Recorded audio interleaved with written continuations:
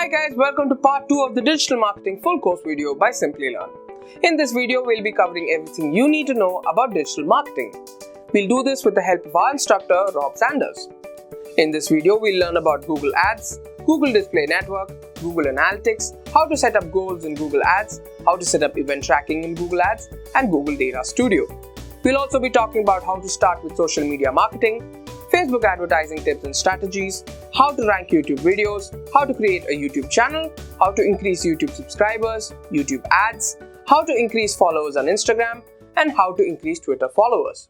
When you're setting up your brand and you need to make sure it reaches the right audience and provide the best results, there's really only one place to turn to. It's one of the largest online advertising platforms really in the world, and that's on Google. And so today we're going to talk about how to advertise on Google. And let's get right to it and talk about Google Ads and its effect with advertising. So we're going to start out with, what are Google Ads? Well, Google Ads used to be called Google AdWords, and it's been around a good while, almost 20 years now. So really, Google has grown at a really rapid pace. It's become one of Google's main sources of revenue. You could say probably in the 90th percentile of its revenue comes from Google Ads. And when we say Google Ads, we mean people who pay for advertising on Google.com. So Google Ads, really what it does is it provides services that fall under the category of PPC, which stands for pay-per-click. You also may hear Google Ads or PPC referred to as cost per click or CPC or sponsored search. Really what it comes down to, it's a model. So when you advertise on Google.com and somebody clicks on your ad, basically you're paying Google for the click. Okay, so it's just really a business model where an advertiser pays Google to have their advertisement on Google.com, but they only pay Google when they get the click. So that's really, in a nutshell, how it works for advertisers. If I want to advertise my business, I can go to Google Ads and say, Google, place my ad on Google.com. And then if my ad does get shown on Google.com, somebody clicks on it, it's just as simple as I pay Google a fee. So Google Ads is just an online advertising platform developed by Google with which advertisers can pay to display ads.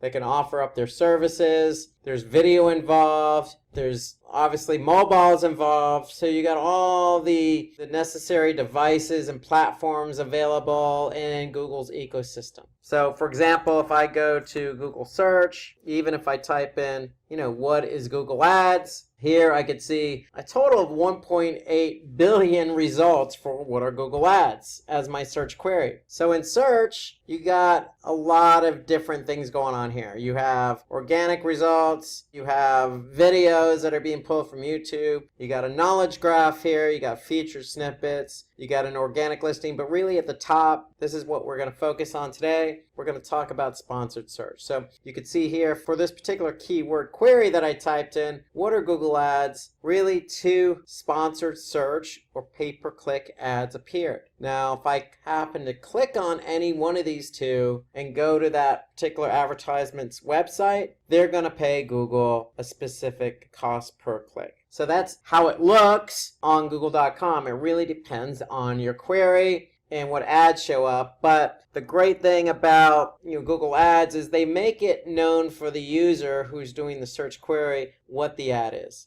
So here I can easily pick out what's an ad, a sponsored search or pay-per-click ad, and what's not. Because if it's a pay-per-click ad or an advertiser advertising on Google.com, I'm going to be able to see this little box here that says ad next to the listing. And so by displaying that little logo, their ad, it's letting the end user know, the person who's searching, know that, hey, this is an advertiser who is advertising their product or service on Google.com. Okay, so that's how you can differentiate between paid search in organic search. Organic search here, or even down here, doesn't have that little ad box next to the listing. So you know, if it doesn't have the little ad box, you know it's a paid search ad. Now, why do we want to advertise on Google Ads? Because it increases visibility to high quality audience. So what I mean by that is, search is really a great place to advertise because you're meeting the consumer halfway, meaning somebody's typing something in and your ad is there to help them find what they're looking for. So Google Ads advertises your product or service to the relevant audience to ensure the users perform the action required of them. So it's really a great way to get quality audience to your website, because if somebody types in something and you happen to offer what they're looking for, basically your ad's going to show up, somebody clicks on it, you pay Google for the click, and you get quality traffic in return. So the other great benefit to being on Google Ads is increases brand awareness. So it's a great way to get your product and brand out there. Google has a vast network, also known as the display network, but even on google.com, the search network itself, the search engine itself, millions of people use it every day. In fact, here in the United States, it's been said or studied that, people over the age of 18 use search at least once a day here in the United States. So you can figure that's millions and millions of people. So it's a great way to get your brand in front of a large captive audience. Okay, so top of mind awareness refers to a brand or product being the first one that comes to a customer's mind when thinking about a particular industry or category. So it really does provide top of mind awareness. Another benefit to being on Google Ads is retargeting. So when we say the word retargeting in marketing, that means showing our ad to somebody who's already been to our website. So we can use Google's display network, or we can run remarketing lists for search ads right on google.com to ensure that we're targeting those folks who have already been to our website and have not performed a function that we want them to perform, such as converting or buying something or downloading something or subscribing to a newsletter or visiting a certain page. Okay, so if somebody doesn't do what we want them to do, it's okay. Maybe they aren't ready to commit to our product or service. And that's why Google offers up retargeting. So it allows us to reach that audience a second time. So they're going to be familiar with our product. They're going to be familiar with our website because they've been there. And so we can offer up a very unique, specific ad to that audience. So that's a really good benefit to being on Google Ads. So some other benefits here: increased intelligence. So we can certainly get data about who is coming to our audience. So we can look at what device, what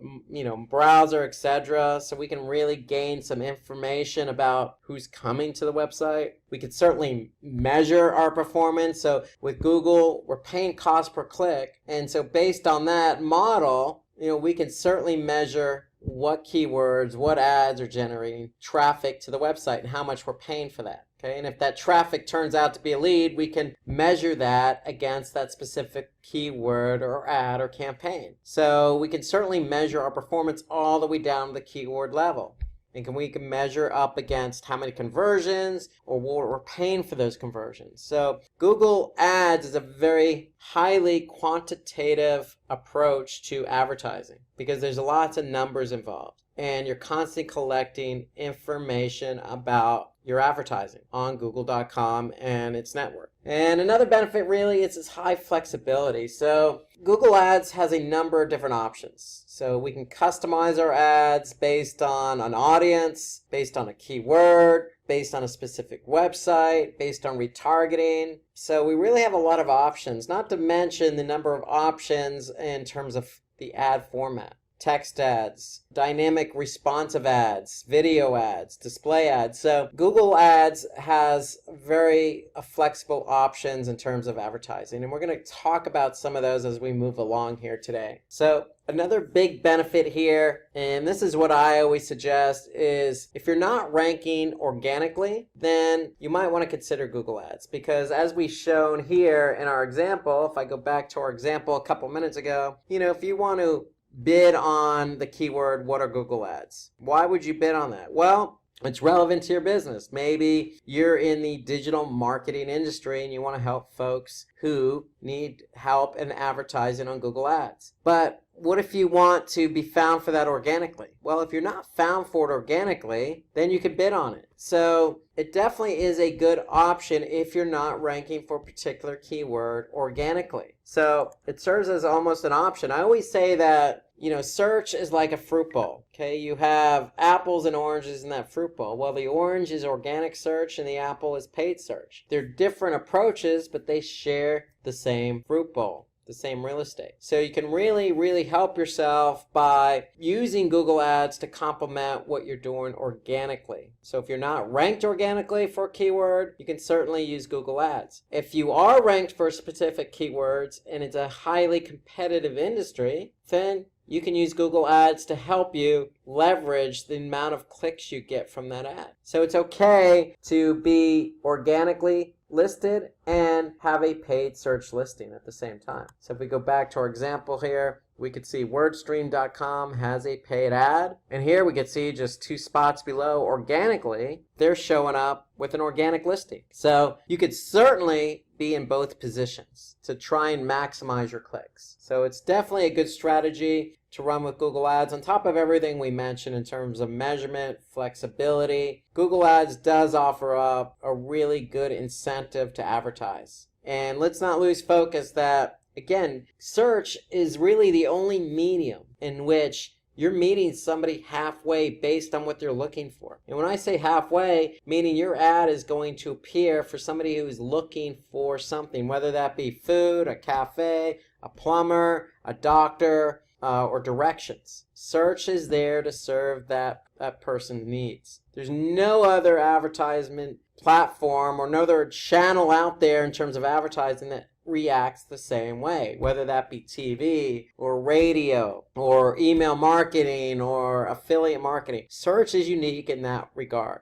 So search engine results pages are the pages that are displayed by search engines in response to an ad. So that's SERP. And so you could certainly, be listed in the SERPs, or also known as organic search. But the great thing is Google Ads is there to help you get your brand or product in front of that user looking for a specific need or service. So let's shift focus now and talk about the various formats in Google Ads. On Google Search, we have text ads. So text ads are the only ad format on Google Search. And so here you can see in this example, you have a headline. So not only do you have one headline, you have 3 headlines in one ad. So JBL headphones, 1 headline. Wide range of headphones, 2nd headline. Amazon.in, 3rd headline. So you have 3 headlines. And the great thing about Google Ads with its text format is that you can have up to 2 descriptions of 90 characters. So the headlines are up to 30 characters, the descriptions are up to 90 characters. And so you can really write some specific information about your ad, about your product, about your service. Okay, and the ad is also going to contain what we call ad extensions. So here you can see shop by category, in-ear headphones, on-ear headphones. Those are all site link extensions, meaning they're going to link to something on your website.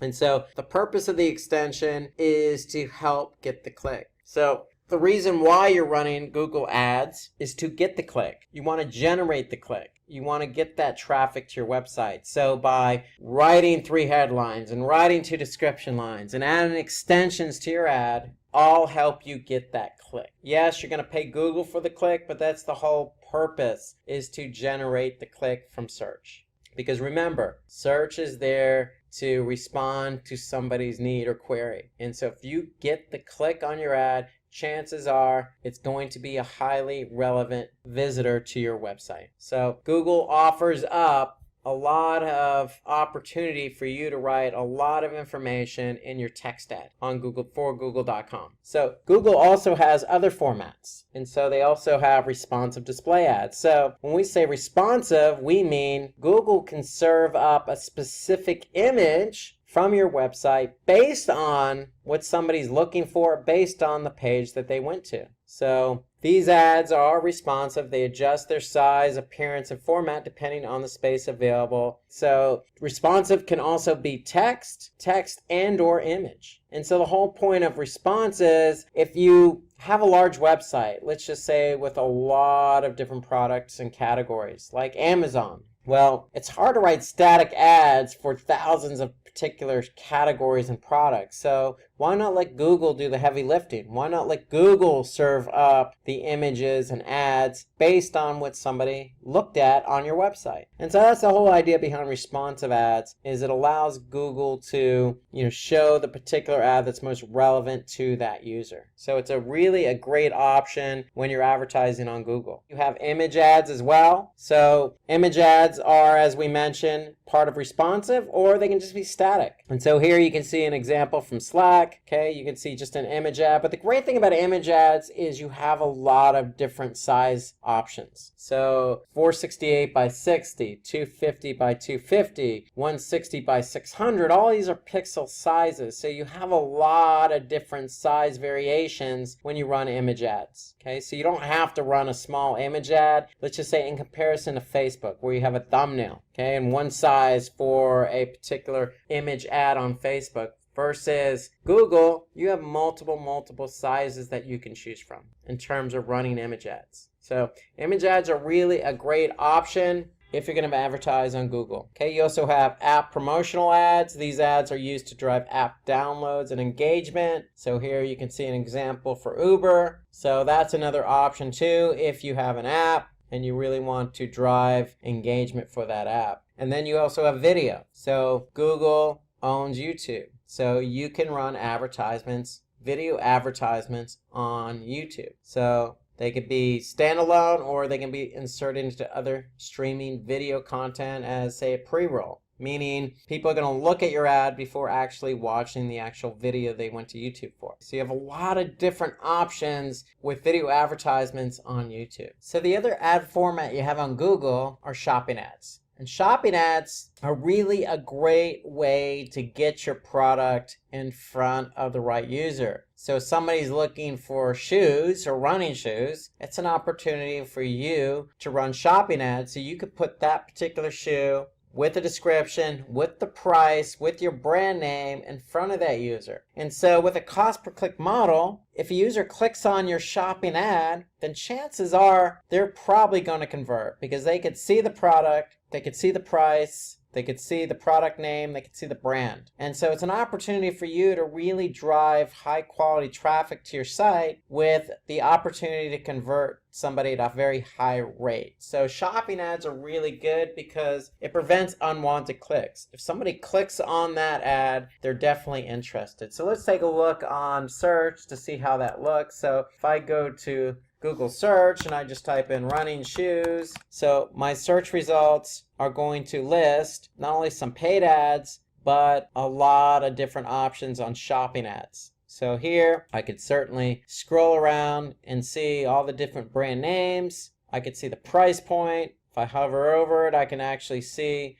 some other information about it like reviews, return policy. So if I actually click on this ad, chances are I'm going to buy it. Otherwise, why would I click on the ad as an end user? And so that's the great thing about shopping ads. It gives you, the advertiser, an opportunity to really get your products in front of people who are looking for your product or service. And given that you're listing the price, if they like the price and they click on your ad, they're probably going to go ahead and follow through with the conversion. So it doesn't necessarily have to be running shoes. It could be anything that you have to offer a user. So running shopping ads on Google is a good strategy if you have products. Okay, so you can showcase these shopping ads on Google search by certainly really giving Google access to your product inventory, connecting in some reviews, connecting in some information, connecting in the pricing points, and voila. It's really fairly easily to set up Google shopping ads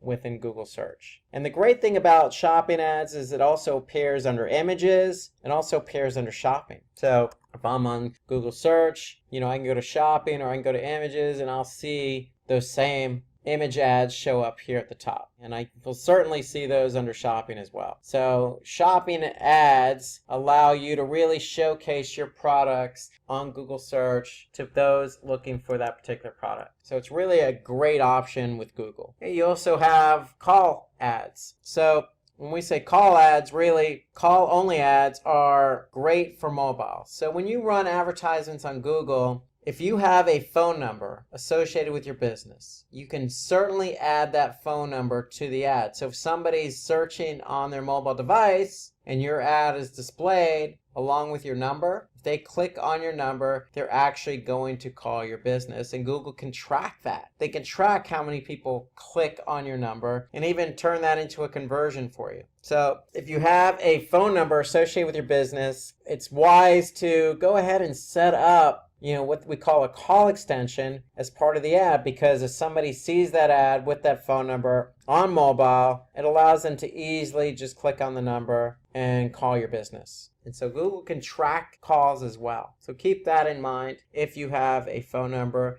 and you want to associate that phone number with an ad. Okay, so let's move over to where is Google showing your ads. I showed you an example of Google search. So we looked at text ads, we looked at shopping ads on Google Search Network. So Google Search Network really allows you to advertise on Google Search. So with Google Search, if I go back to Google Search and I go to all, I typed in running shoes. Okay, here I can see shopping ads. Here I can see a couple of text ads. So you have the opportunity, if you're running only text ads, to show at the top, and if you're not at the top, then Google will place you at the bottom. So it really depends on the keyword that somebody's querying in Google search. So it really depends on how many people are advertising. And so what Google does, if I didn't have any shopping ads here, Google will list a maximum of 4 text ads at the top. And at the bottom, any other ads that weren't shown at the top will get placed at the bottom. So ideally, if you're running text ads on Google, you want to make sure you're always at the top. And I would say between positions 1 and 3. You always want to make sure you're at the top. Okay, so you can certainly measure that. Remember, Google has measured performance. So you can measure everything about your ad. So if you're going to advertise on Google with a text ad, you want to make sure you're always at the top. So let's have a look at the different types of search networks that Google Ads is affiliated with. So the first is Google Search. Okay, so let's focus on Google Search. And so basically when we say Google Search or search sites, we really mean google.com or all Google search engines for that matter.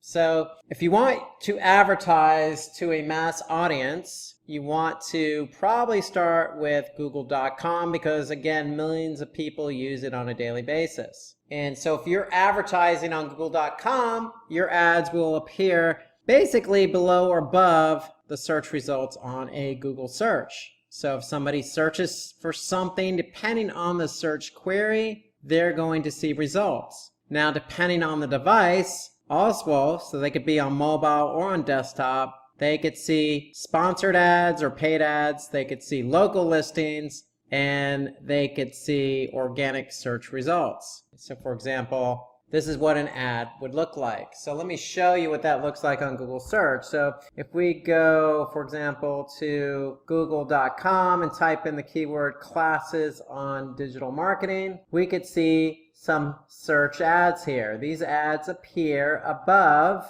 some featured snippets and the organic search results. Okay, so depending on a lot of different factors. Again, I've mentioned this throughout the webinar. There are a lot of factors in showing up in the top position, second position, third position, and so forth. Okay, if I scroll all the way to the bottom, you may even see ads down here, depending on how many people are actually bidding on the keyword phrase, classes on digital marketing. So we could see Simplilearn here in the second position. Why? Because again, I can see the logo ad here. Okay, so I can see Simplilearn using 3 headlines. I can see Simplilearn using their 2 description lines here. And I could see Simplilearn using some other extensions with the ad. Now, all of this is geared towards getting the click. So when you're on Google search, the whole idea is somebody's looking for something, you're offering that up. And so it doesn't even matter if you're in the top position. Ideally, you want to be in these top 3 positions in order to get the click. Okay, so that's the whole idea behind being on Google search. If you're on Google search, you have the opportunity to be at the very top of the search result or in the top 3 above local listings and above organic results. Now, if I change my search query and typed in coffee in San Francisco, my search results are going to be completely different. I'm going to see local listings here. Okay, so this is tied to Google My Business, not Google Ads. Okay, so this is completely different. So don't mix this up with running ads on Google search. So Google My Business is tied to local listings or Google Maps. And again, with desktop, which is what I'm showing you the search result on, you're going to see likely Google local listings above organic results. Okay, and if I go back to my previous query of classes on digital marketing, I'm going to be able to see paid search results above local and organic listings. So in other words, if you're running ads, ads are going to trump any other type of result on Google search if you can be in positions 1 through 3. Now, in addition to Google.com, Google also has something called Google Search Partners. So if you set up an account and you set up a campaign in Google Ads, you have the option to choose Google Search as your network. And then as an alternative or an additional option, you can advertise on Google Search Partners sites. And so some of their search partners can range. So basically, these are sites that have partnered up with Google that's allowing Google to show ads on their site. So the sites can range anywhere between YouTube to Amazon to New York Times. Let's take a look at an example. It could even be another search engine. So if I go to, say, ask.com and type in classes on digital marketing, it's a completely different search engine, but I can see the same ad for Simplilearn. So I could see a different headline here actually, but I could see the description and I could see some site link extensions. And so notice the ad is still at the top. In this case, it's in position 1, and I can see multiple companies running advertisements. Why? Because I could see ad next to it, and I could see those over organic listings. So these are Google Search Partner listings. So you can opt in to be on other partner sites that Google or other sites that Google has partnered up with. So you have options outside of Google search, and that option is the display network. So the display network allows you to advertise elsewhere, which is outside of Google search. And if you're going to advertise on Google's display network, you have more ad formats available to you, including image and including video. For example, your ad can be found on a specific website. If you choose to advertise on the NewYorkTimes.com or WebMD or Marriott.com, you could certainly do that. Okay, you just need to tell Google, hey, this is the site I want to advertise on. So some of the advantages of being on the display network. So if you don't want to advertise on Google search, okay, Google.com, you can certainly go to display, and on the display, if you're running display ads or even video ads, you're going to grab the attention of potential customers because of the format of the ad. Okay, so putting your ads in front of people early on in the buying cycle can have a very positive effect. So you're basically reaching out to a large number of people on Google's display network and giving them an opportunity to see who you are as a brand and giving them an opportunity to see what your product is all about. So for me, the display network is a good opportunity to get your product and service in front of a lot of people. Because the way the display network works is it's millions of websites who want to have advertising on their site. And so you can really pick and choose a specific site where your audience is going to be and get your ad in front of that audience. So you can really retarget to potential customers. So retargeting, as we said earlier, is really reaching out to people who have already been to your website and didn't perform a particular function that you wanted them to perform. Meaning, somebody came to your website from paid search on Google.com and they went to page A and then they left. So you really wanted them to go to page B, add a product to a shopping cart, and check out and purchase that product. However, if they didn't do that, you could certainly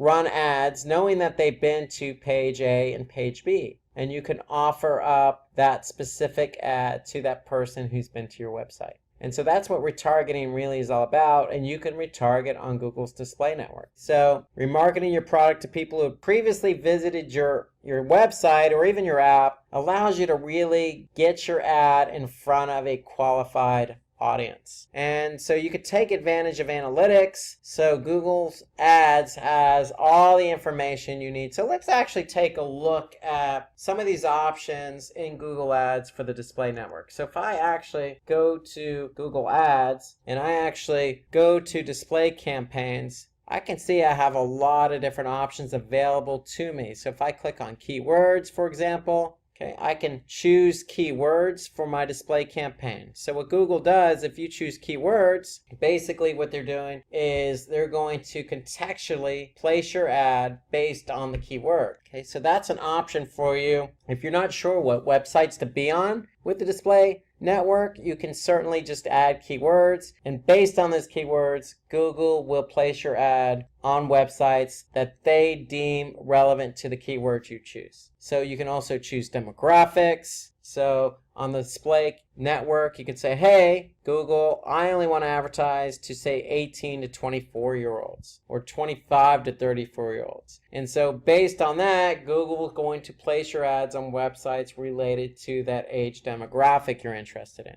On the display network, you can also choose topics. So if there's a specific topic that you want your ad to be associated with, you can certainly do that. So Google has a number of different topics at their disposal. So here, if I just choose a particular ad group, now I have specific topics that I can choose, from arts and entertainment, food and drink, to news, to pets and animals. And so under each one of these topics, I can get really specific. So if I go under science, I can see subcategories under the topic science. I can see chemistry and physics and scientific institutions and equipment. So I can really pick and choose specific topics where I want my ads to be shown. As I mentioned already, you can pick and choose specific placements. Okay, so if you have a specific website that you want your ad to be shown on, you can certainly let Google know. Okay, you can also advertise on Gmail. You can also advertise on YouTube. So you can really pick and choose where you want your ads to be shown. So you have all these different options available to you. To me, one of the best options for advertising on the display network, because when you tell Google you have a specific audience you want to target, and that audience could be somebody who went to a specific page or somebody who went to your website and didn't convert, you can associate that audience with the campaign.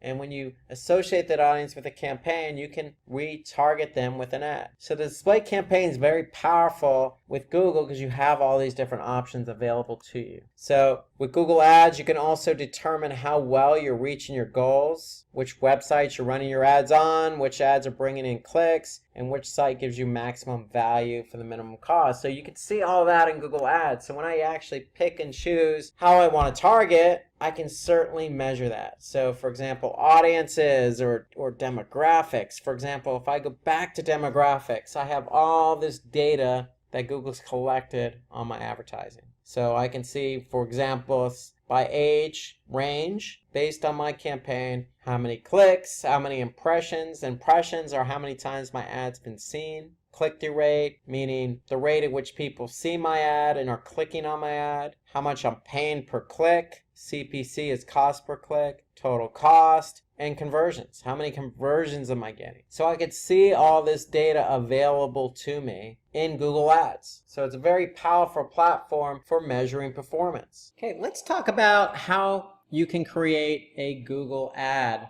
Okay, so first thing you want to do is you want to set up your campaign, and you want to align a goal with that campaign. Just like we talked with ads related to Facebook, you always want to align a goal with your campaign. Just like we talked about there, we want to do the same thing here on Google. So we have a number of different options at our disposal. So when you run a campaign, why are you running the campaign? So if you're in just to drive traffic, or you're trying to generate brand awareness, okay, great. You can still set up that campaign. You're just going to choose the display network. Okay, the display network allows you to get your ad out there on millions of websites so that people can actually see what your brand, product, or service is all about. Now, if you're into direct response, meaning you're in it for sales and leads, then you probably want to choose potentially Google Search Partners as a network. Okay, not display, but Google Search and the partner sites, okay, on Google Search. So by choosing Google Search as your network, it's direct to response. So somebody's typing in a keyword query and you're responding. So that's the whole idea behind Google Search, is we want to meet somebody halfway. We want to be able to offer up the product or service they're looking for. So if sales and leads are what your campaign goal is all about, then you want to go Search Network with the option to choose Google Search Partners. Okay, again, if you're into, driving brand awareness or product and brand consideration, then maybe you should choose the display network. The bottom line is you need to figure out what the goal is of the campaign. That's the very first step and most important step, is to figure out what the goal is of the campaign. And once you've decided that, then it's on to setting up the campaign. And in Google, you're always going to have at least one ad group. And what makes up an ad group? Keywords and ads. So ideally, when you set up a campaign on Google Search Network, you're going to choose keywords. And those keywords should be tightly knitted or tightly themed, or in other words, be all relevant to one another in an ad group. So that's what an ad group is. Keywords that are relevant to one another. Okay, in that ad group, you're also going to have an ad. So when you choose your keywords, you're going to write an ad for those keywords. So step 3 is, after you set up the ad group and choose your keywords, you're going to create an ad. So let's take a look at how that looks in Google Ads. So if I go to Google Ads, I can see I already have an account set up. I have a couple of campaigns. So let's just say I have this campaign set up here. I'm just going to call it industrial campaign. Okay, and if I choose industrial campaign, okay, I'm going to then be asked to set up an ad group. Now, if I set up an ad group already, in that ad group should be keywords and ads. Okay, so remember, when you set up an ad group, you want to choose your keywords first. Okay, and those keywords should be all related to one another. So for example, I could see an ad group here called Fig Concentrate. Well, if I click on this ad group and I look at the keywords, they should all be related to Fig Concentrate. So here we go. We can see a few keywords in this ad group. In fact, I have 10 of them, all related to Fig Concentrate. So it's very, very important from a quality score perspective. If you remember, when we're talking about quality score is based on landing page experience, expected click-through, and the ad relevancy to the keyword. So if you can choose an ad group and have all your keywords related to one another, like I do here with Fig Concentrate, then it's easier to write an ad. Okay, so here I have 10 keywords all related to Fig Concentrate. So now, if I go to ads and extensions in the Google Ads platform, we can see here, I already have a couple of ads going. Okay, so ideally, if I wanted to, I can run more than just 2 ads. As a best practice, you want to have at least 2 ads. Why? Because these 2 ads are going to be served up against each other. And ideally, the whole idea of running more than 1 ad is, what Google can do is start serving up the ad that is performing better in terms of click-through rate or in terms of conversions. Okay, so it doesn't hurt to even add 1 or 2 more ads. So here I'm going to go ahead and add 1 more ad here. Okay, so if I click on that plus button, I have a bunch of options here. I'm going to go ahead and choose text ad because I'm running this campaign on the search network. And my goal is to get sales, not leads, sales. So I want sales. I want somebody to click on my ad, go to my website, and purchase some Fig Concentrate. So that's my goal. And so if I'm on the search network, I can only have text ads. So I'm going to choose text ad. And once I choose text ad, then I have the option now to go through and create a new ad. Okay, so what Google actually does is they populate the ad from previous ads. And so this gives me an opportunity to tweak one of the ads I already have in place. So here you can see I have a final URL, and that's the URL that the traffic is going to go to when they click on your ad.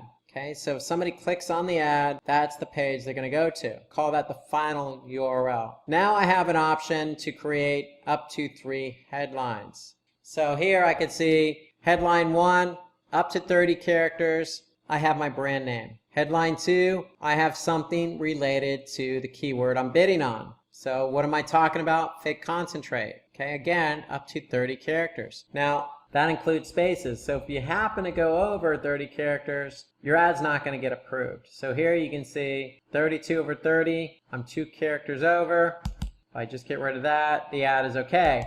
So you got to be careful to stay within the boundaries of the character limits, including spaces. So here I got headline 2 is Fig concentrate. Now I'm going to write headline 3. This is new. So this is recently implemented by Google, and I highly recommend that all the fields available to you, you use. Because the more information you can put in an ad, the better it is for not only your ad, but for the end user. Because if somebody's searching and looking for Fig concentrate, and you provide them with as much information as possible, then the chances of them clicking on your ad are going to be greater. And that's what we want. If we're going to advertise, we want to advertise so that people can see our ad and click on our ad. That's the whole point, isn't it? To get people to click on our ad because they're looking for something that we're offering. In this example, Fig concentrate. So here I have headline 3. I'm going to go ahead and put something in a headline 3, maybe a promotion. Let's just say I'm offering up 20%. So I can say up to 20% off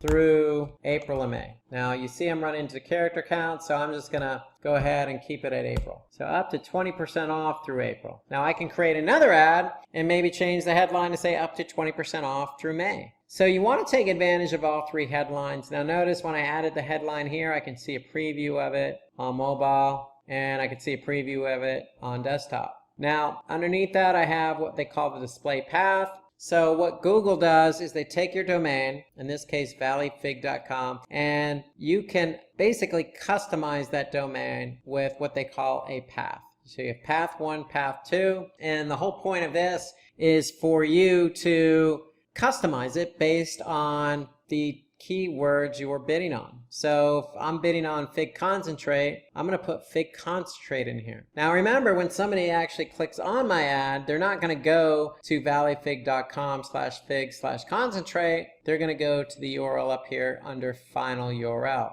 So you want to make sure you put a path in here. Ideally, what I would do is put in something related to the keyword I'm bidding on. In this case, Fig concentrate. Now I have an opportunity to add a new description, a second description. This is new, and I have up to 90 characters. So I can go ahead and add some content. So remember, with description 2, I have up to 90 characters. So I'm just going to go ahead and borrow some copy from the website if I'm not actually sure what to write. And so here you can see Fig concentrate is a natural product containing no preservatives or additives. So that's my second description. So now I can go ahead and save and create extensions. So I'm just going to go ahead and push the button save and create extensions. And when I do that, I'm going to be prompted to go ahead and create some ad extensions. And so ad extensions allow me to add in links, site links underneath the ad, just like you see here. So when you've added your site link extensions and other extensions, you save it, you'll be able to see your new ad here.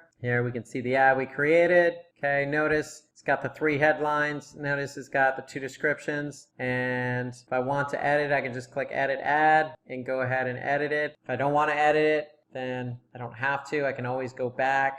So you can always edit an ad after it's been created. Okay, if not, no big deal. Notice when you actually create your ad, in some cases, Google's going to review it to make sure it fits within Google's guidelines and policies. But once it's approved, you'll see it under, you'll see approved under the status column. And that's pretty much how you would go ahead and create a text ad. Okay, so when it does get approved, it's going to be in the rotation with the other 2 ads. And so what Google's going to do is serve up each ad equally, and then eventually the ad that is performing best will get served up more. And that way you're putting your best ad always in front of the user who's looking for the product and service you're offering. So now let's talk about the metrics. So associated with these keywords, these ads, these ad groups and campaigns. So there are a lot of metrics in Google Ads, a lot of metrics. And we're not even going to cover most of these metrics. We're just going to cover what I deem the most common, the most important metrics to get you going. So if you find yourself advertising, whether that be on Google's search network or Google's display network, you're going to have some common metrics. And here are the metrics that we're going to focus on today. So you have impressions, cost, clicks, average CPC, conversions, cost per conversion, CTR or click-through rate, and quality score. So let's go through these metrics here and talk about what they are. So impressions, really it's the number of times your ad's been shown on that particular network, whether it's Google search or display. And so an impression is just how many times somebody actually seen your ad. Okay, whether they actually physically seen it or not, if your ad is showing up on that network, then an impression is going to get counted. So here, if we're looking at ads, we can see we have over a period of time certain amount of impressions. Okay, so that's how many times this particular ad has been shown. So this particular ad here, the first one at the top, has been shown 557 times over this period of time, which is year to date. Okay, so that's an impression, how many times your ad's been shown. So if we talk about cost, cost refers to the amount of money we've spent. So anytime your ad gets clicked, you're going to pay Google X amount. So if I go back to Google Ads, I can see what my total cost is. And not only can I see what my total cost is, I can see what my average cost per click is. And so there's a lot of factors that go into what you actually pay. And some of these factors are who else is advertising, where you're advertising, what network you're advertising on, what time of day, what particular keyword. And so there's a lot of factors. And so here I can see on average, year to date, I've spent $1.80 per click on this particular ad for a total of $32.33. So I can really see how much I've actually spent. And so clicks just refers to how many times somebody clicked on your ad. So if your ad's been shown, you need an impression. And when somebody sees your ad, they're going to click on your ad. So the whole idea is to get the click. Remember, you want to be in positions 1 through 3. So I want to make sure that my average position is between 1 and 3.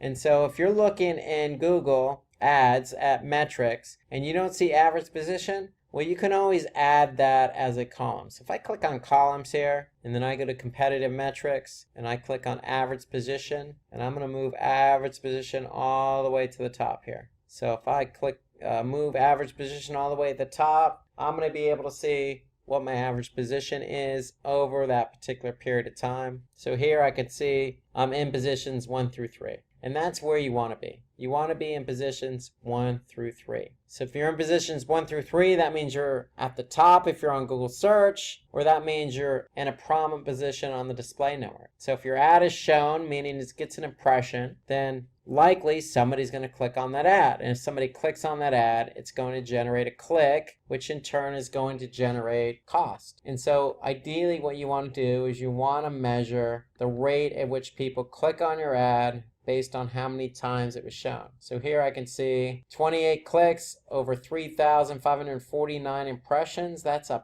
0.79% click-through rate. So ideally, the higher the click-through rate, the better the ad. And the higher the click-through rate, the chances are you're going to get more traffic to your site. So we want to be able to measure clicks, and we want to be able to measure click-through rate, and we also want to measure cost per click, which is really the total cost divided by the number of clicks. So if I go back to Google Ads, here I could see, $17.57 over 28 clicks. That averages out to about 63 cents per click. So that's how I get cost per click. Now your cost per click is going to vary a little bit. Okay, so it's going to vary based on keyword. It's going to be based on where you're advertising, what position, etc. So there's a lot of factors involved with cost per click. But that's how you would actually calculate it. But Google Ads actually does the calculation for you for click-through rate and cost per click. But in case you want to know, you can always divide clicks into cost. Okay, so conversions, probably one of the most important metrics you're going to use in Google Ads because you're paying Google. And if you're paying Google for advertising, you want to make sure you're getting return on your investment. So conversions are added when a user clicks on your ad and performs an action that you've defined, such as purchasing something, downloading something, viewing something, signing up for a newsletter, etc. So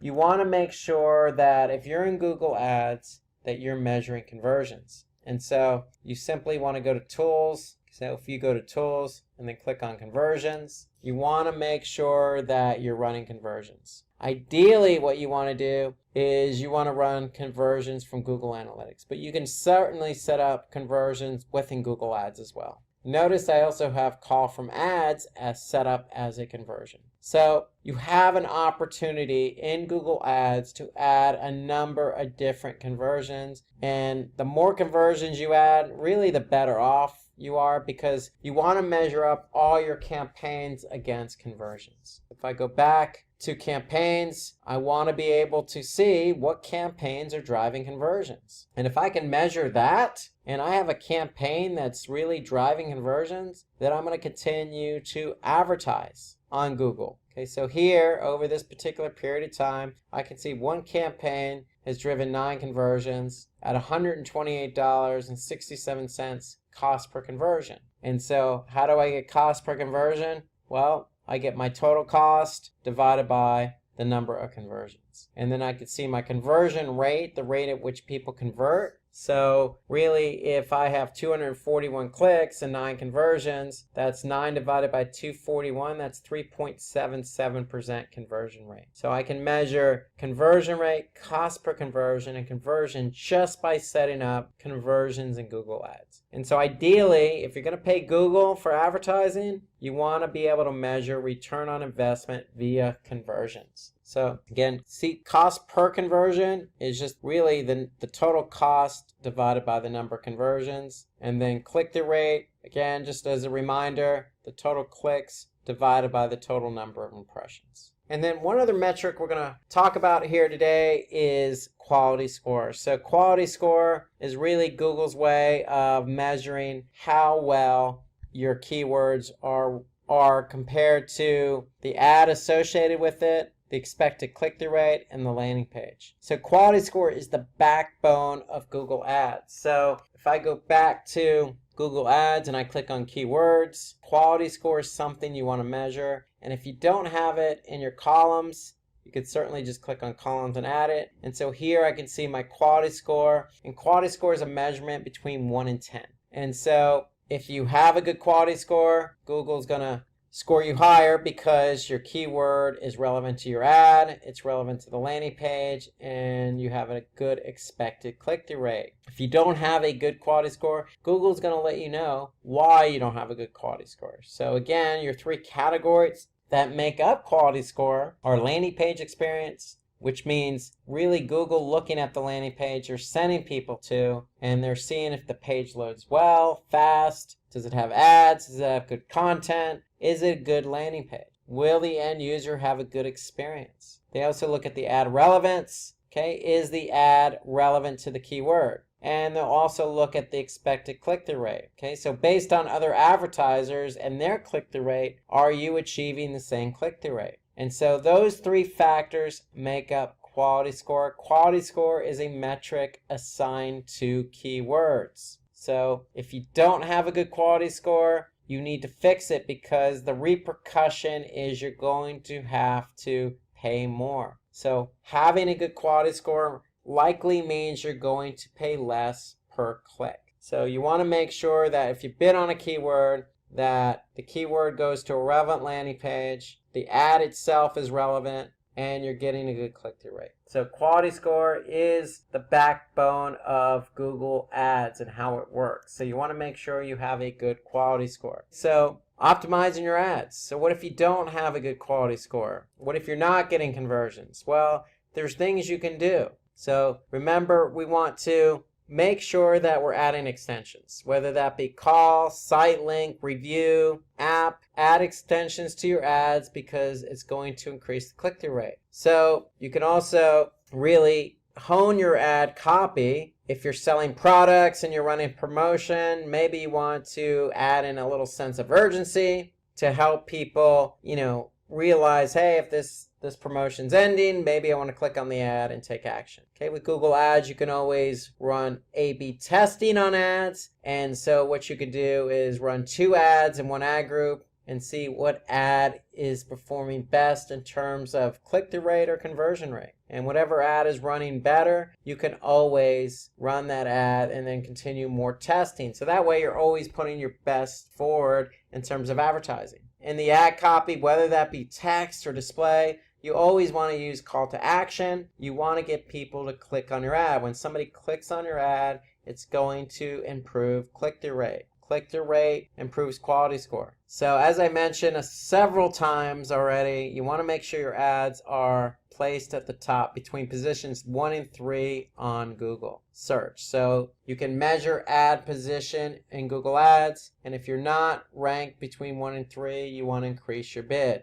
Okay, you can also optimize for local search. So local is an ad extension that you can add to your ad. You can also advertise at a time when your audience is online, or you can advertise during business hours only. So you can adjust when you advertise on Google. Ensure some of your ads, capitalize on some particular events that are related to your industry. So you can capitalize on that. Okay, you can certainly ask Google to accelerate your ads, okay, or you can do standard delivery so Google can spread out your clicks and show your ads throughout the day. Google search is all about keywords, so you want to be able to pick and choose the right keywords first. You can also add negative keywords. So if you're bidding on a specific industry, let's just say you have software and you want somebody to sign up for your particular piece of software, but you don't offer a free trial, then maybe you want to add free as a negative keyword. So if you don't offer anything for free, free should be a negative keyword. So if somebody actually does type in looking for free software, then your ad's not going to show up. So that's the whole idea behind negative keywords. Okay, you can use dynamic keyword insertion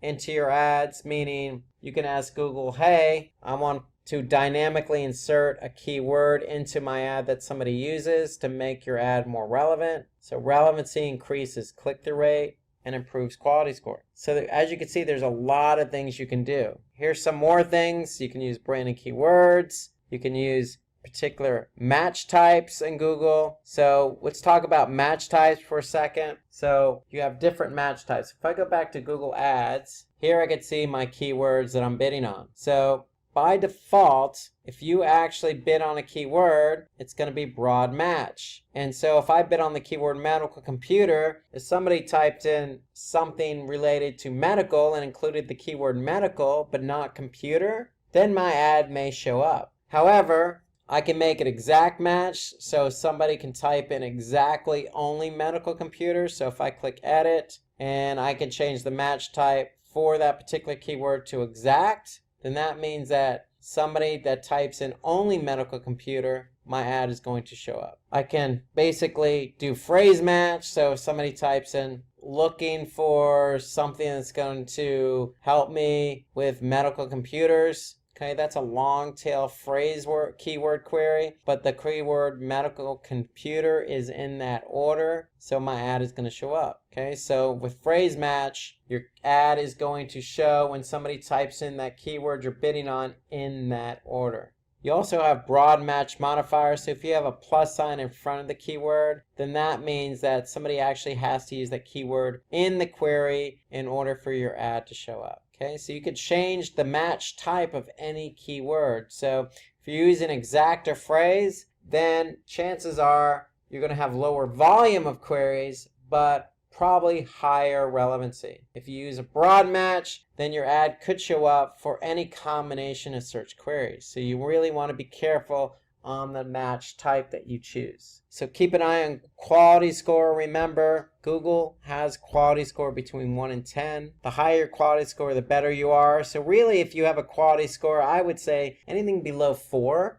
you probably want to pause the keyword. Okay, so you can measure quality score at the keyword level. So if I go back to Google Ads and I have keywords that are, say, 3, chances are I'm going to have to pay more for the click and it might not be worth it. So I may want to end up pausing that keyword and try other keywords that are more relevant, that I can send traffic to a more relevant landing page, or I can have an ad that's more relevant to that keyword in order to help with the quality score. Okay, you can ensure that your landing pages are mobile friendly. So that's another thing you want to keep in mind, that most people start their search on mobile. So you certainly want to make sure that your landing pages are optimized, because if somebody starts the search on mobile, likes your product or service, chances are they're coming back via desktop or even going into the store. Most searches start on mobile, so you want to make sure those pages are optimized. And there's plenty more things you can do to optimize your ads.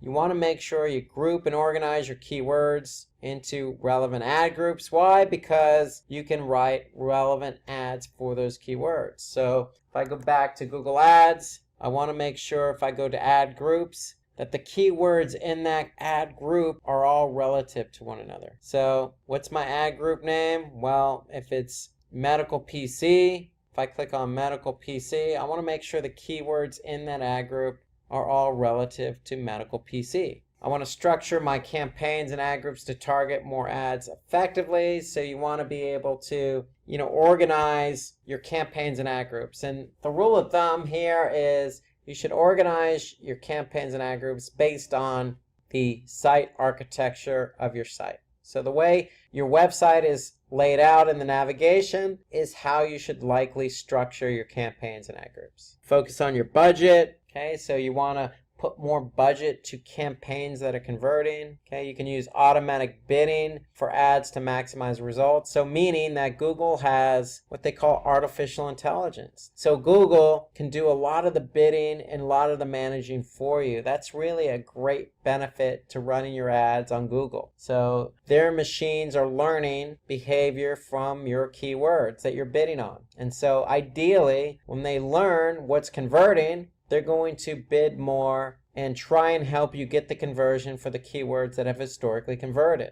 And so ideally, you can use some of the automated bidding features that Google Ads has to offer in order to improve performance. And today we're going to talk about Google Display Network. So thanks for joining, and let's get started. So I want you to imagine having the world at your fingertips, especially when it comes to advertising. Imagine having the entire world at your fingertips for advertising. So just imagine you have the ability to advertise your brand to any website in the world. Can you imagine that? Well, imagine having that entirety at your fingertips, the entire world. So it's not really an imagination. So no need to imagine anymore, because Google Ads has come to the rescue. So no need to imagine, the world is at your fingertips. And why is it at your fingertips? Because of Google, and specifically Google Display Network.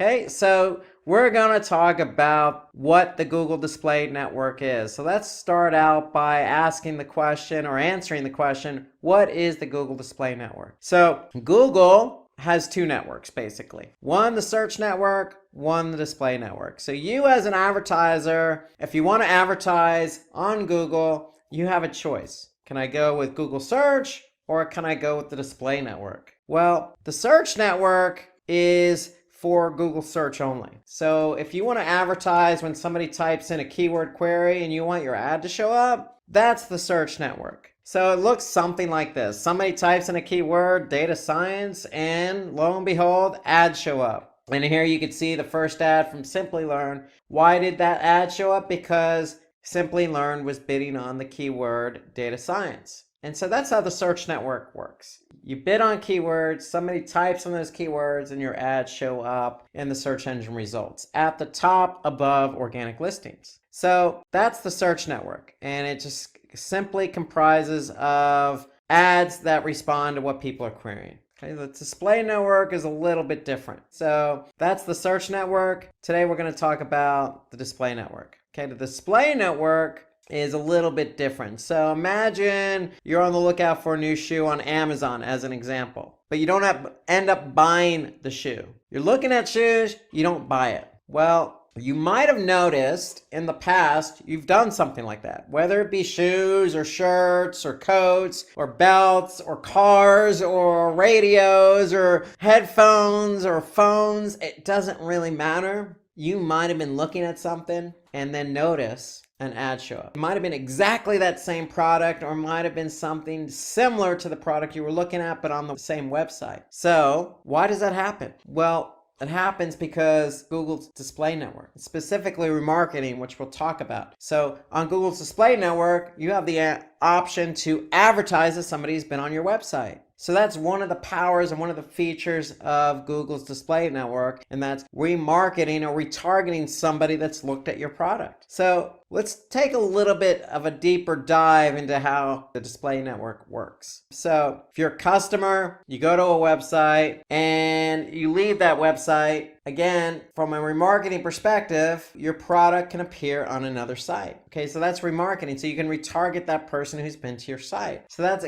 again, one great example of how to use the display network. In Google terms, we call it remarketing. And again, somebody goes to your website, they leave, in this example, not buying something. It could be a technology company where we want somebody to watch a video or download a PDF. Okay, whatever they do that you want them to do, but they don't actually do it, then you can go back and retarget them. So if they actually go to a page and look at your product but don't buy that product, then you have the opportunity to advertise to them again. So the whole idea is if you advertise them again, wow, that person can say, okay, I remember that. I was still interested in that product. Let me go back and purchase that product. So they go back to the site and make the purchase. So that's, again, the power of the display network. You can reach people who have been to your site before. So let's take another look here. So retargeting evolves around adding a piece of code or pixel on your website, which uses browser cookies to add website visitors to your audience. So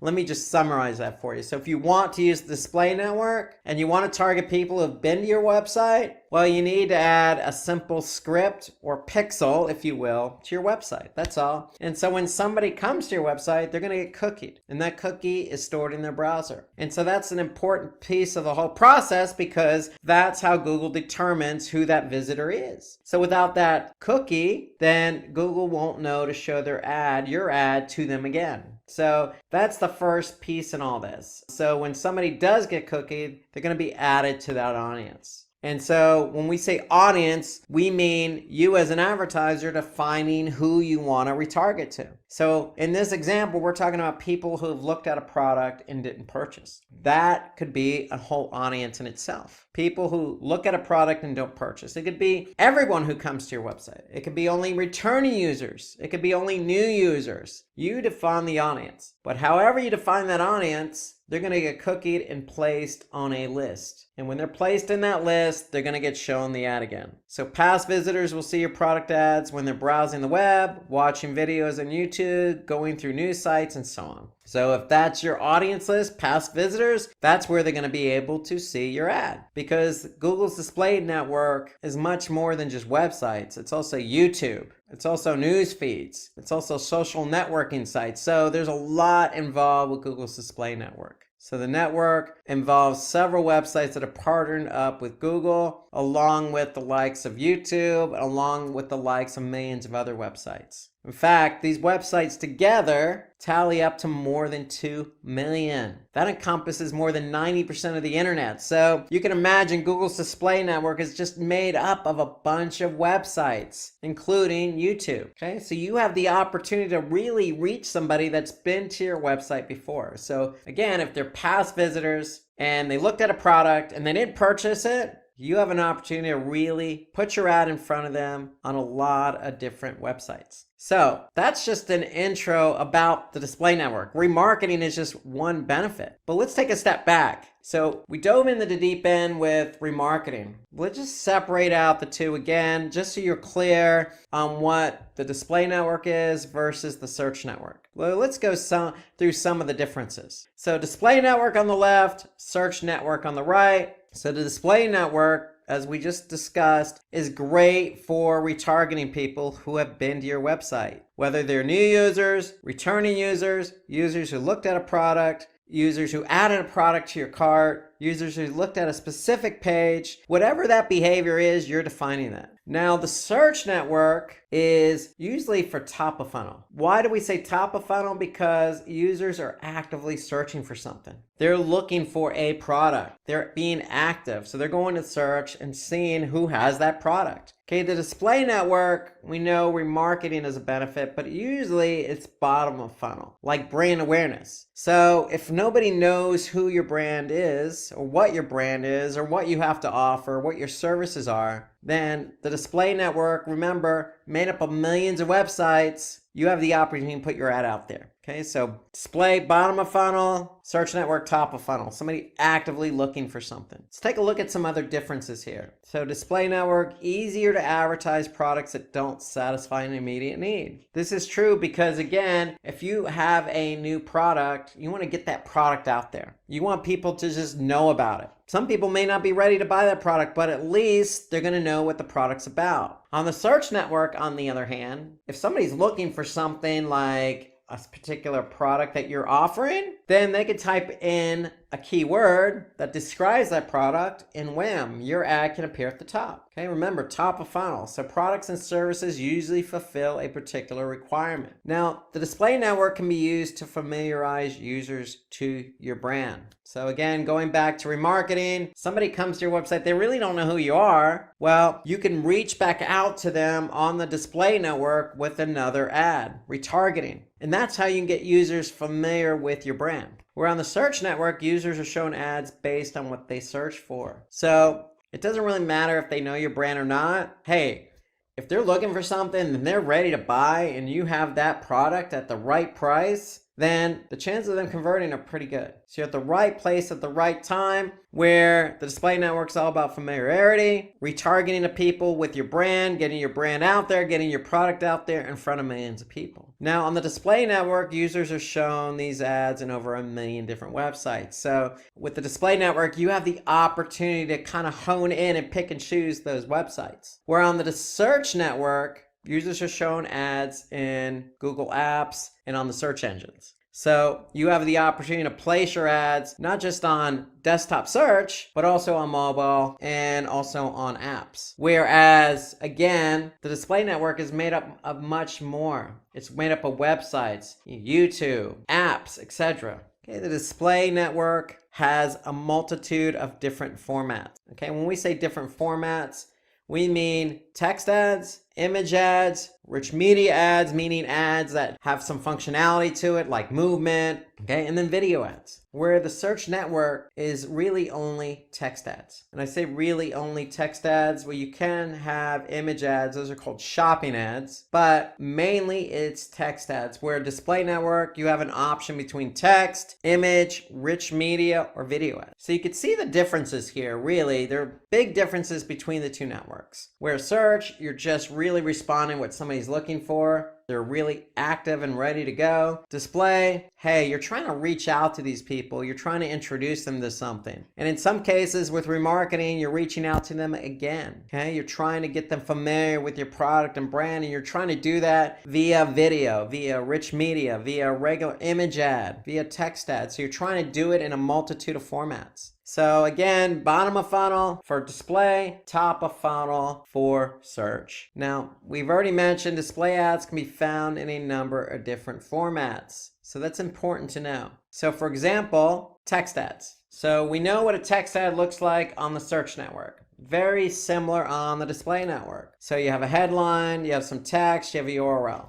So that's a text ad. So text ads on display are very similar to how they look on search. Rich media ads. So these type of ads enable more user engagement with videos, animation, text combinations, and more. So you usually have some movement going on here with rich media ads, some animation, something that you're going to likely engage with. Okay, so with display, you have the opportunity to serve up rich media ads. And the whole idea is you want to really grab somebody's attention because display is bottom of funnel. We're trying to introduce our brand to somebody. So putting something engaging in front of them is going to get them to take notice of your product and brand. Okay, we have regular image ads. So these ads let you use relevant images, layouts, and different backgrounds and colors. So you can use a static image with some messaging with it. Again, there are some best practices involved here with image ads. You're trying to introduce your product and brand to somebody. You want to make it stand out and pop. And then of course, video ads. So video ads are served up on YouTube and across a multitude of websites on Google's display network. Remember, Google's display network is made up of millions of sites. Some sites allow for video advertising. So it's not just limited to YouTube. It can be used for a multitude of sites across the display network. So that's an intro to the display network. Those are the differences between search and display. Now let's go through the steps of how to set up a campaign in Google Ads using the display network as our option. So here I am, I'm in Google Ads, I'm in an account, and I want to set up a campaign on the display network. So you can see here, if I'm in Google Ads, I've selected display campaigns. I can already see I have some display network campaigns set up. In fact, they're all remarketing campaigns. And so remarketing, remember, is targeting somebody who fits a list or description. Okay, so it could be somebody looking at a particular product. They get cookied, meaning that text file is going to sit on their browser, and then they're going to see your ad the next time they're on Google's display network, wherever site they may be. So we're reaching out to somebody who fits a particular description. Okay, so if we're going to set up a display campaign, meaning a campaign on Google's display network, we want to go to campaigns and we want to click on the plus button here. And we're just going to say new campaign. Now, we have the opportunity now to pick and choose what our goal is for that campaign. And so most of the time with display, you're going to choose brand awareness and reach. Okay, so here you can see the campaign types for brand awareness and reach, display and video. Usually when it comes to sales or leads or even just driving traffic, okay, you might go with the search network. But if you're just really trying to just promote your brand, you may go with display because remember, you have the option to get your ad in front of millions of websites. We're going to choose brand awareness and reach, okay, and we're going to choose the campaign type. So here you have display. We want to run different kinds of ads, or we can run just video. Okay, we want to run, if we're running video, we can reach and engage viewers on YouTube and across the web, meaning other websites. Okay, let's choose display here. So we're going to go ahead and just put our website in there. So our business's website.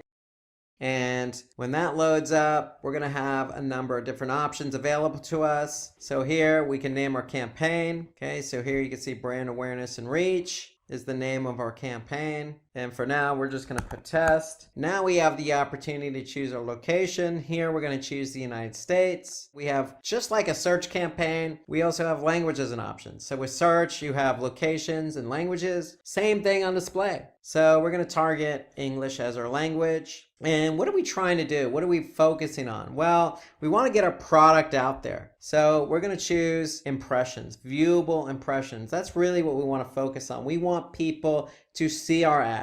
Okay, so an impression is the number of times somebody sees your ad. Okay, so we have viewable impressions. That's what we want people to do. We want them to see our ad. And if you take a peek over here on the right side, you can see your targeting's reach. So we can reach over 10 billion plus in impressions, meaning that's a lot of eyeballs. The number of people looking at our ad right now is over 10 billion plus. Okay, so that's just gives you the scope and some idea of how big Google's display network is. So just like search, we could set a budget. I'm just going to choose $100 for now, and I can choose how to deliver that budget. Just like on search, I have standard accelerated. I can ask Google to speed up the spend, or I could just do regular standard, which means they're going to spend my budget evenly over a period of time, over the course of the day. Now, remember with display network, we have different options on ad types. We have text ads, rich media ads, regular image ads, and video. So we can rotate our ads how we like. So we could say, hey, look, I want to run my best performing ads. Okay, so that means I want Google to optimize for me.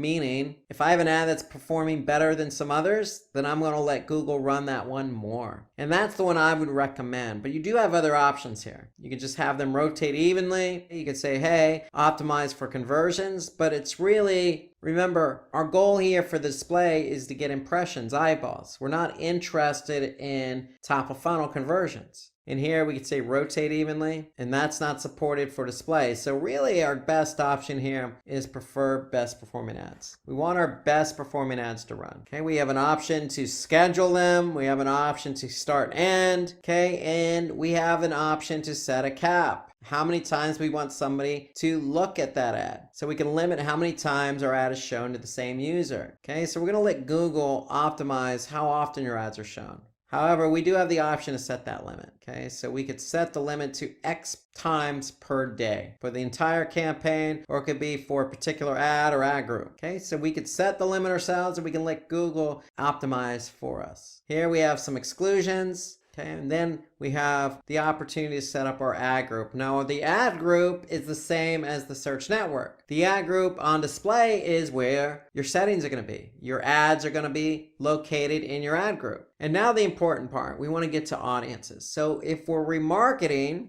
we're going to choose our audience. And if we're not remarketing, we still have the opportunity to choose our audience. So if I'm a tech company and I just type in tech, then Google's going to give me some options here. So here I can choose some tech companies, technology products, new inventions, etc. Or I can choose some ideas that Google has in mind for audiences, like they have an in-market audience. So this is based on network systems and services, network management. So the bottom line is Google is giving me suggestions on who I can target my ad to. Okay, that's what this is. Choosing your audience. Now, you don't have to choose anything here. In fact, you can just clear all and be done with it. Now you can go down to demographics. Now I can pick and choose based on gender. I can pick and choose based on age, parental status, and household income. Really depending on who you're advertising to. That's really what it comes down to it. Okay, so you have demographics and you have audiences. Audiences are really for remarketing. So again, you can go with some of Google's recommended audiences, or you can create your own audience. Okay, and we're going to talk about that here in a minute. But this is all part of the setup for the campaign. So I'm saying, hey, these are the demographics and these are the audiences. But if you're not remarketing, you don't necessarily have to go with an audience. Okay, once that's done, you can set up a bid just like you would on the search network, and then you have the option to choose your ad. So that's part of the campaign setup. So when you actually choose your ad, again, you have different options. Image ad, okay, rich media ad, video, or text. Once you choose your ad, then you pretty much have your campaign set up. Now we're going to tweak it after we set it up, but that's pretty much the steps in terms of setting up a display campaign. Very similar to search. In fact, minor differences really are choosing your audience and choosing the ad type. That's really the main differences between setting up a campaign on display and setting up a campaign on search. The main differences. Now there are other subtle differences, but those are the main ones. So we talked about remarketing to people who have been on our website. So going and showing our ad to somebody who fits a particular description, meaning they looked at a product or they looked at a particular page. So if you're going to retarget to people, then as a best practice, I would set up the audience in Google Analytics. So Google Analytics talks to Google Ads. In fact, you can link up it to in analytics. So regardless of whether you're creating a display campaign or search campaign, you want to link up analytics with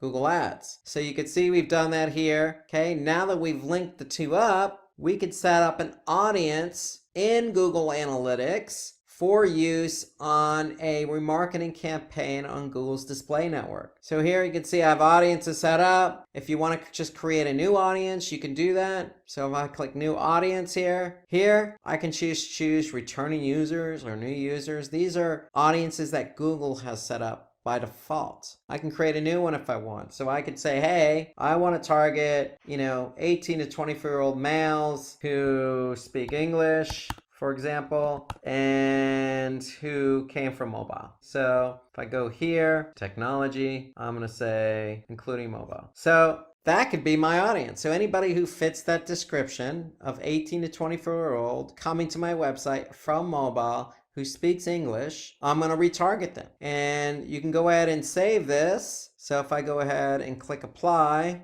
I'm going to name my audience 18, 24-year-old male, English, mobile. One thing about remarketing on the display network is you can choose how long somebody stays on your list, meaning how long is that cookie going to live. So depending on your funnel, if they're buying a car, the funnel may be 6 months long. If they're buying a pair of shoes, then the funnel may be 7 days long, maybe even shorter. So it really depends on your business. The default is 30 days. So if you go with 30 days, then that means any 18 to 24-year-old male who speaks English and comes from mobile is going to get cookied, and that cookie is going to live for 30 days. So if I click next step, I can go ahead and publish it. I can say I want this to be available in my Google Ads account. So I'm going to go ahead and pick my account, and it'll be available in that account. So I'll choose my account and then go ahead and click publish. So now this audience list is going to be available for me to use in my display campaign when I go to choose my audience. So if I go back to Google Ads, so Google Ads and Google Analytics talk to one another. Why? Because they're linked. And so now when I go to actually set up my ad group and I'm choosing remarketing, I can go ahead and choose that audience list. So for example, this campaign that's already set up, I can go ahead and choose to set up another ad group with that particular audience list. So if I choose new ad group, and now I'm going to search for the audience I just set up. So here you go. I just did a search and here's my audience. I'm going to select my audience and I'm going to now use this audience in my ad group for my remarketing campaign. So now all I need to do is align the right ad with this audience. So that's how remarketing works. You choose your audience list. You set up your ads. Remember, you have different ad formats: video, rich media, image, and text. And the whole idea beyond remarketing is you know who your audience is, you know what you want to say to them, so your ad should really encompass that message, the message of what you want to say to that particular group. In this case, 18 to 24-year-old male who speak English, who came to your site from mobile. So if you don't really want to retarget somebody who's been to your website, you could certainly still use the display network to your advantage. Remember, bottom of the funnel, the goal of our campaign is just get our ad out there so that people recognize our brand, our services, our product. So when you actually go to set up an ad group, you don't have to choose an audience to retarget to. You do have other options. So if I look at this ad group here, you can see I have image ads already set up. So where do I want these image ads to appear? So I do have options available to me in the display network. So if I choose keywords, then that means if I go ahead and add a keyword, then what Google's going to do is contextually place my image ad on a website that fits the description or matches that keyword. So if I add 1 or 2 or 3 keywords, then what Google's going to do is going to look at that keyword and it's going to map a website on the display network using those keywords. So that's keywords. Now, you got to be careful here because it's a broad way of advertising, meaning your ads could appear on sites that you don't necessarily deem relevant to those keywords. So you're allowing Google to match the website with the keywords you choose. So that's choosing keywords. Audiences, again, audiences are there if you want to retarget. So if you're retargeting, you can set up your audience in analytics. In fact, that's the best practice. So again, if I go back to analytics and I go back to admin, under my property audiences, I can go ahead and choose my audience to be used in Google Ads. So that's using audiences on a display campaign on Google's display network. When we're setting up our campaign, we had an option to choose demographics. So we can exclude a demographic if we wanted to. We can always go back and exclude a demographic just by removing them from the ad group. Notice if we choose all demographics, we can actually then see over a period of time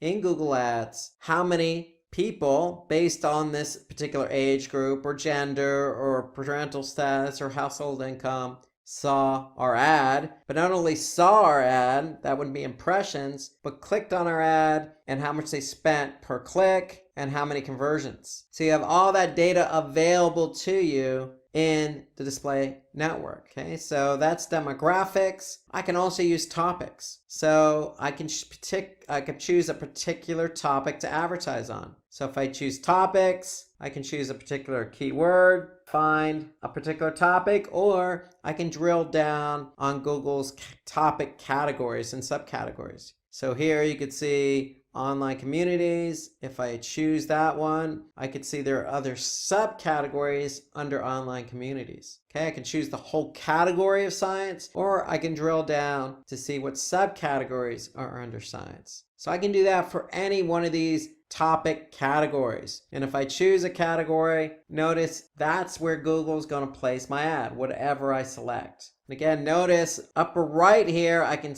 take a sneak peek at how many eyeballs Google is expecting to see my ad. So here, by choosing astronomy and science, I have 310 million impressions. That's how many potential eyeballs can look at my ad. So if you're setting up a display network campaign, you can choose keywords, you can choose demographics, or you can choose topics. Now, if you decide not to go with a topic, then your last option here is placements. So I can pick and choose a specific placement. If there's a particular website that I want to advertise on, let's just say NewYorkTimes.com or LATimes.com or WebMD.com.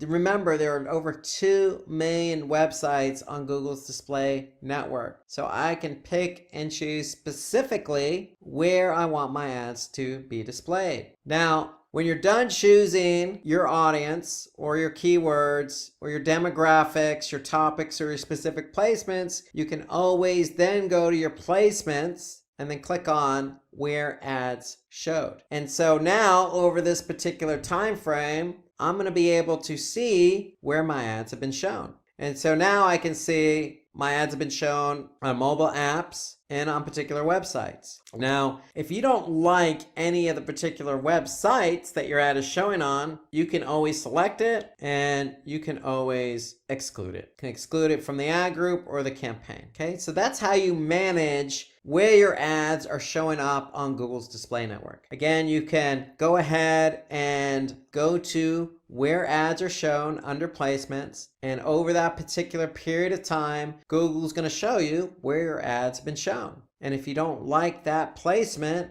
then you can always just exclude it. Or if you don't like the performance, meaning you're not getting many impressions or you're not getting many clicks or the click-through rate's very low, you can go ahead and exclude it. So this is an opportunity for you, the advertiser, to take control over where your ads are shown. So in summary, when you set up a display campaign on Google's display network, you have options. If you're remarketing, you're going to choose your audience. You're going to choose your audience using a list you created in Google Analytics. If you're on the display network, not remarketing, you have the option. You can choose a keyword and have Google place your ad on a website that fits the description of that keyword. You could choose specific demographics. You could choose a topic or subtopic category, or you could choose a specific placement. Okay, those are all the options available to you when you run your ad on Google's display network. Now, let's go back and take a look at some of the advantages of the Google display network. So I just went over with you how to actually create a campaign in an ad group. I actually went over how to set up a remarketing campaign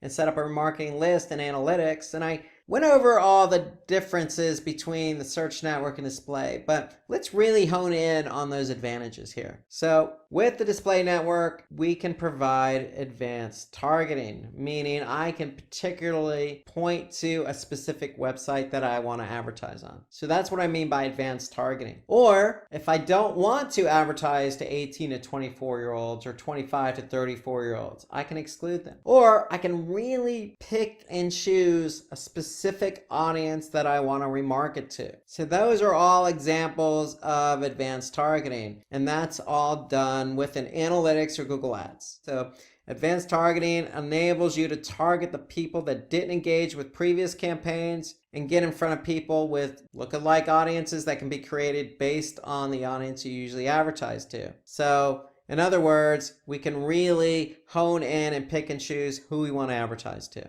Another advantage is relatively low starting cost. So what we mean by low starting cost is normally on the search network, you're bidding on keywords, and some keywords can be very competitive. Whereas on the display network, you could pick and choose who you want to advertise to and pick and choose where you want to advertise. So you can really advertise on websites that get a lot of traffic, may not have a lot of competition, and therefore may not cost as much. So if you compare it to traditional forms of advertising like TV or radio, display advertising, reaching a large, broader audience is a lot cheaper. Okay, you can do advanced tracking, meaning when we talk about perform advanced tracking, we're talking about, again, remarketing. We can really pick and choose who we want to remarket to and cookie them and pick and choose how long they are going to be cookied. So when we talk about advanced tracking, that's what we're really talking about. So we can also talk about how many times our ad is shown to somebody. We really can pick and choose how many times we want somebody to actually see our ad on a site based on performance. Okay, let's take a look at some other advantages. The ability to advertise your brand to a broader audience. Okay, Google has over 2 million websites. So we can pick and choose where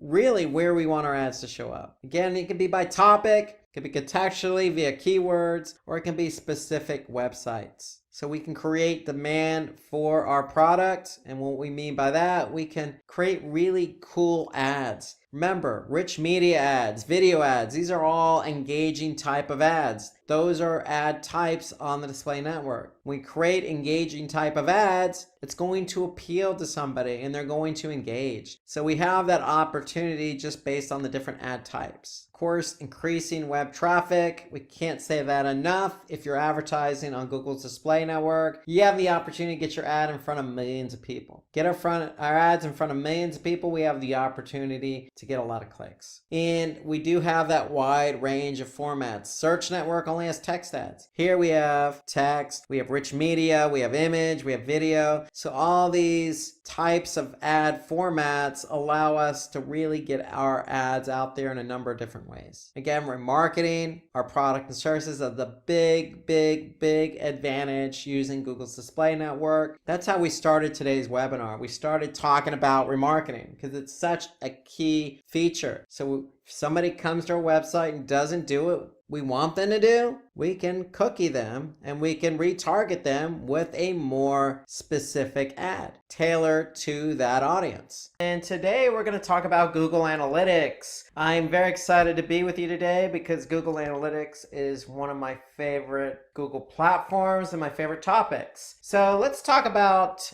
what we're going to cover today. And we're going to start out with how to set up a Google Analytics account. And so we're going to talk about everything that entails, including creating your Google Analytics account. We're going to talk about setting up a property in your account and what a property is. We're going to talk about setting up a reporting view in your property, and we're going to talk about installing the tracking code. So those are the series of steps we're going to go through today in terms of setting up a Google Analytics account. So let's get right to it. And so really the one prerequisite here when it comes to setting up a Google Analytics account is to have a Google login and ID. So when you actually go to Google Analytics, you need to be able to sign up or sign in. And so once you actually sign in, then you're going to go walk through a series of steps. But really, that's really all you need to get the account going is a Google ID and login. So if you have a Gmail account or another email account that you use for other Google products, then you're good to go. That's all you need to do. So when you actually go to sign up for Google Analytics, you're going to be asked to set up a new account. And these are the series of steps you're going to walk through or go through to set up a new Google Analytics account. So you're going to choose an account name. and then you're going to choose a property name. Okay, so the account name can be anything you want it to be, the name of your company, your name, whatever you want to name it. The property name is really the website name. So what website are we talking about? So here I'm going to set up a fictitious website name for now. It's called Demo Simplilearn. So the URL for this website, Demo Simplilearn, is going to be demo.simplilearn.com. So that's the property. When we talk about properties in analytics, we're really talking about what websites we want to measure. And then you're going to be asked to choose an industry category. And so for Simplilearn, we're in jobs and education. But you have a number of different industries that you could choose from. It's as important. Go ahead and choose the most relevant industry that your particular business is associated with. Okay, and I'm going to talk about why that's important here in a minute. And then you're going to choose your time zone. And the time zone is also important because that's when the day starts in analytics and the day ends based on that time zone. So the data that Google Analytics collects starts and ends with that time zone. So very important to choose the time zone your business is located in. Okay, and then you have some additional options here. Okay, so you have some settings. And so the first setting is to allow Google products and services. So if you opt into this, then basically what Google's going to do is share some products and services with you via email. I would go ahead and opt into that. That's of course recommended by Google. It doesn't hurt to hear from Google on related products and services that may enhance your business. The second is benchmarking. So benchmarking to me is something you should opt into. So going back to that industry and category, we chose jobs and education. So by opting into benchmarking, basically what Google's going to do is share your data that it collects on your website, in this case demo.simplilearn.com. It's going to share that data anonymously with others in the industry, in this case jobs and education. And because you've opted in, it's going to do the same exact thing for you. It's going to share anonymous data on other websites in the same industry. And the benefit of that is we get to see what other websites or how other websites are performing compared to ours. What's the benchmark in our industry? And so the benchmarking to me is important, and I'm going to go over that in a few minutes when we go over the different reports. But to me, I would always opt into benchmarking because this is the only report Google provides in analytics about how others in your industry is performing versus your website. Okay, so it's a way to compare your website performance against others in the same industry. The other options here, technical support and account specialist, I would also recommend you opt into those because then it allows you to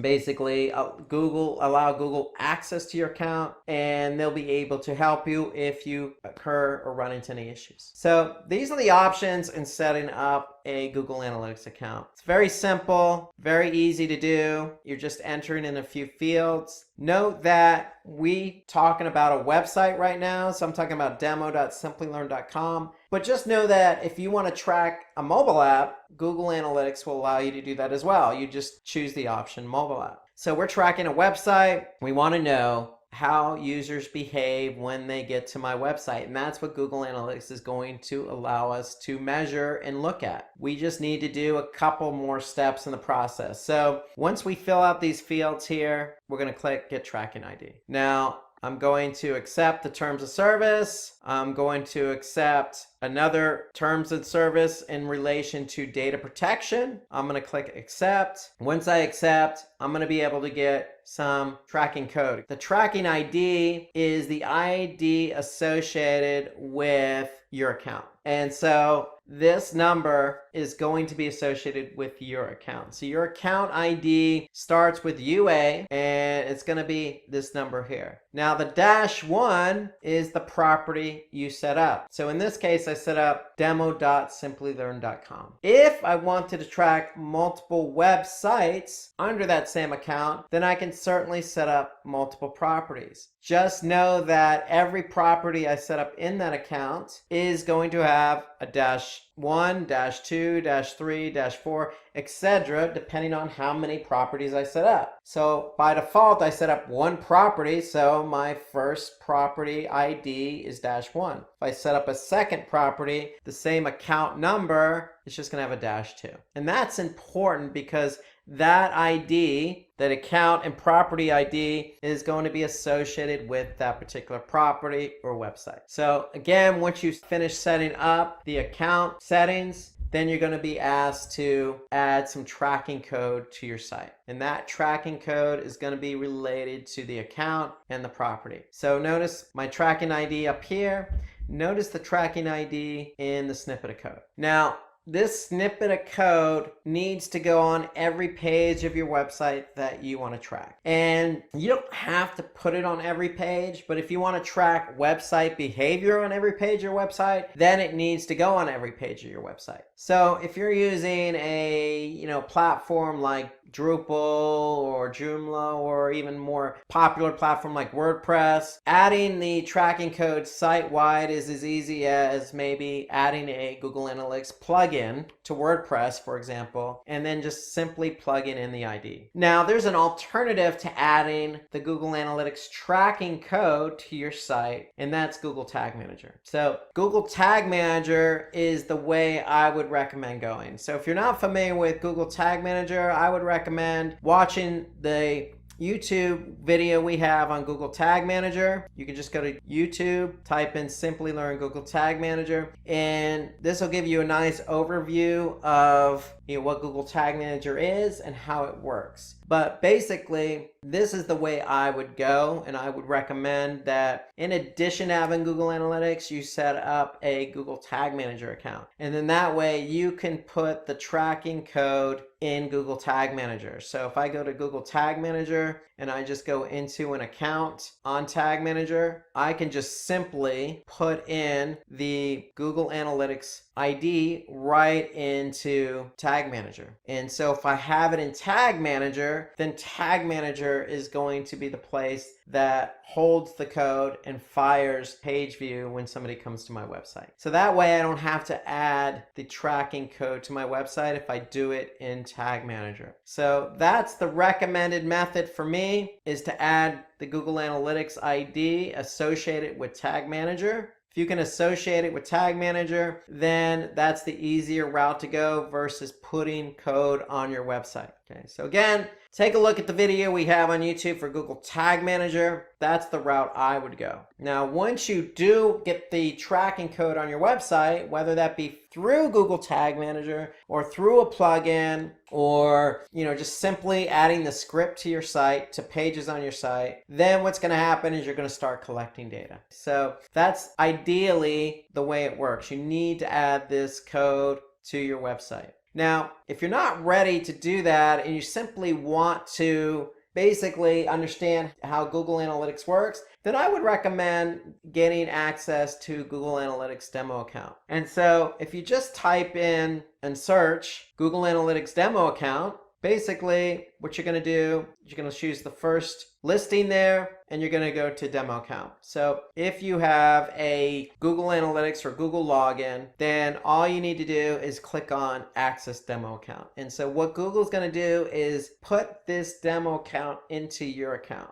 And so it's going to look something like this. So if I click on demo account here, it's going to add to my Google Analytics account. So I'm going to have then access to the demo account from Google in Google Analytics. So I would recommend going this route here if you're not familiar, you're not sure what you're getting yourself into. So think of the demo account as kind of a test drive. You're test driving Google Analytics before you even add any code to your website. So again, all you need is a Google account. And if you have a Google account and you add the demo account to your Google Analytics account, you're going to be able to see how analytics works. Okay? And so that's what I would also recommend. So if you're not ready to start adding code to your website, then what you can do is just simply add the demo account. And then once you add the demo account, you're free to peruse around Google Analytics to see the different types of reports it has to offer. Now, when you do actually set up a Google Analytics account,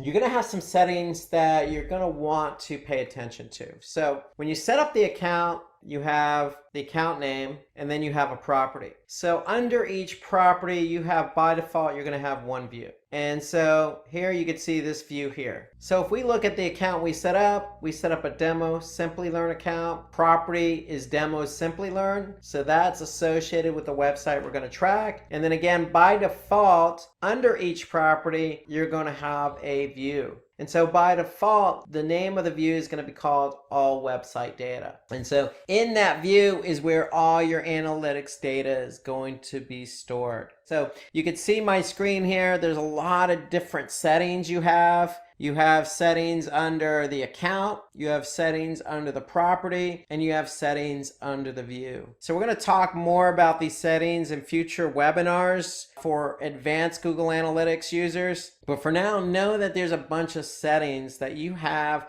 that you can play around with when it comes to Google Analytics. Anything from adding users to your Google Analytics account, your Google Analytics property or view. You can actually set up goals, you can set up filters, you can set up segments, you can link up Google Ads, you can, set up remarketing list. There's a lot you can do in terms of the settings as it relates to Google Analytics.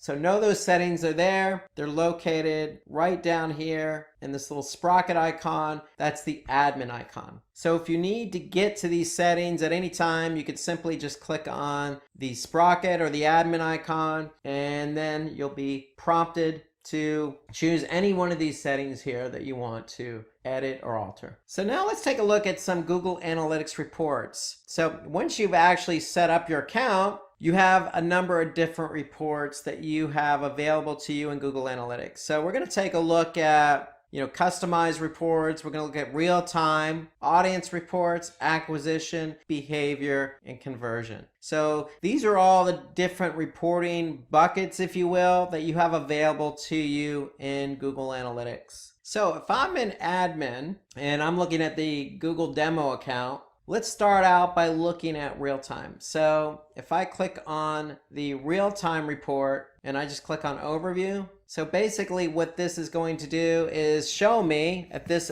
point in time how many users I actually have active on the website. Okay, so that's why they call it real-time reporting, because it allows you to see the behavior of users who are currently on your website. And so this is the overview report under real-time. And you can see here, I can see that 79% of my users are coming from desktop, 18%, 20% are coming from mobile, and then approximately 3% are coming from tablet. Here I can see how they actually came to the website. So this is the referring source. If they came from, say, search or social, I can see the source there, and I can see what pages they're active on. And then here I can see what locations, where they're located. And so if I want to see a breakdown of everything in the overview, I can certainly do that. If I go to locations under real time, I can see a majority of my users are coming from the United States. Okay, where are they coming from? I'll just click on traffic sources. And here I could see the different sources and mediums. Medium is the means in which the traffic was driven. So if it's Google, it's either paid search or organic search. So I can see here it's organic. Then I can actually see what content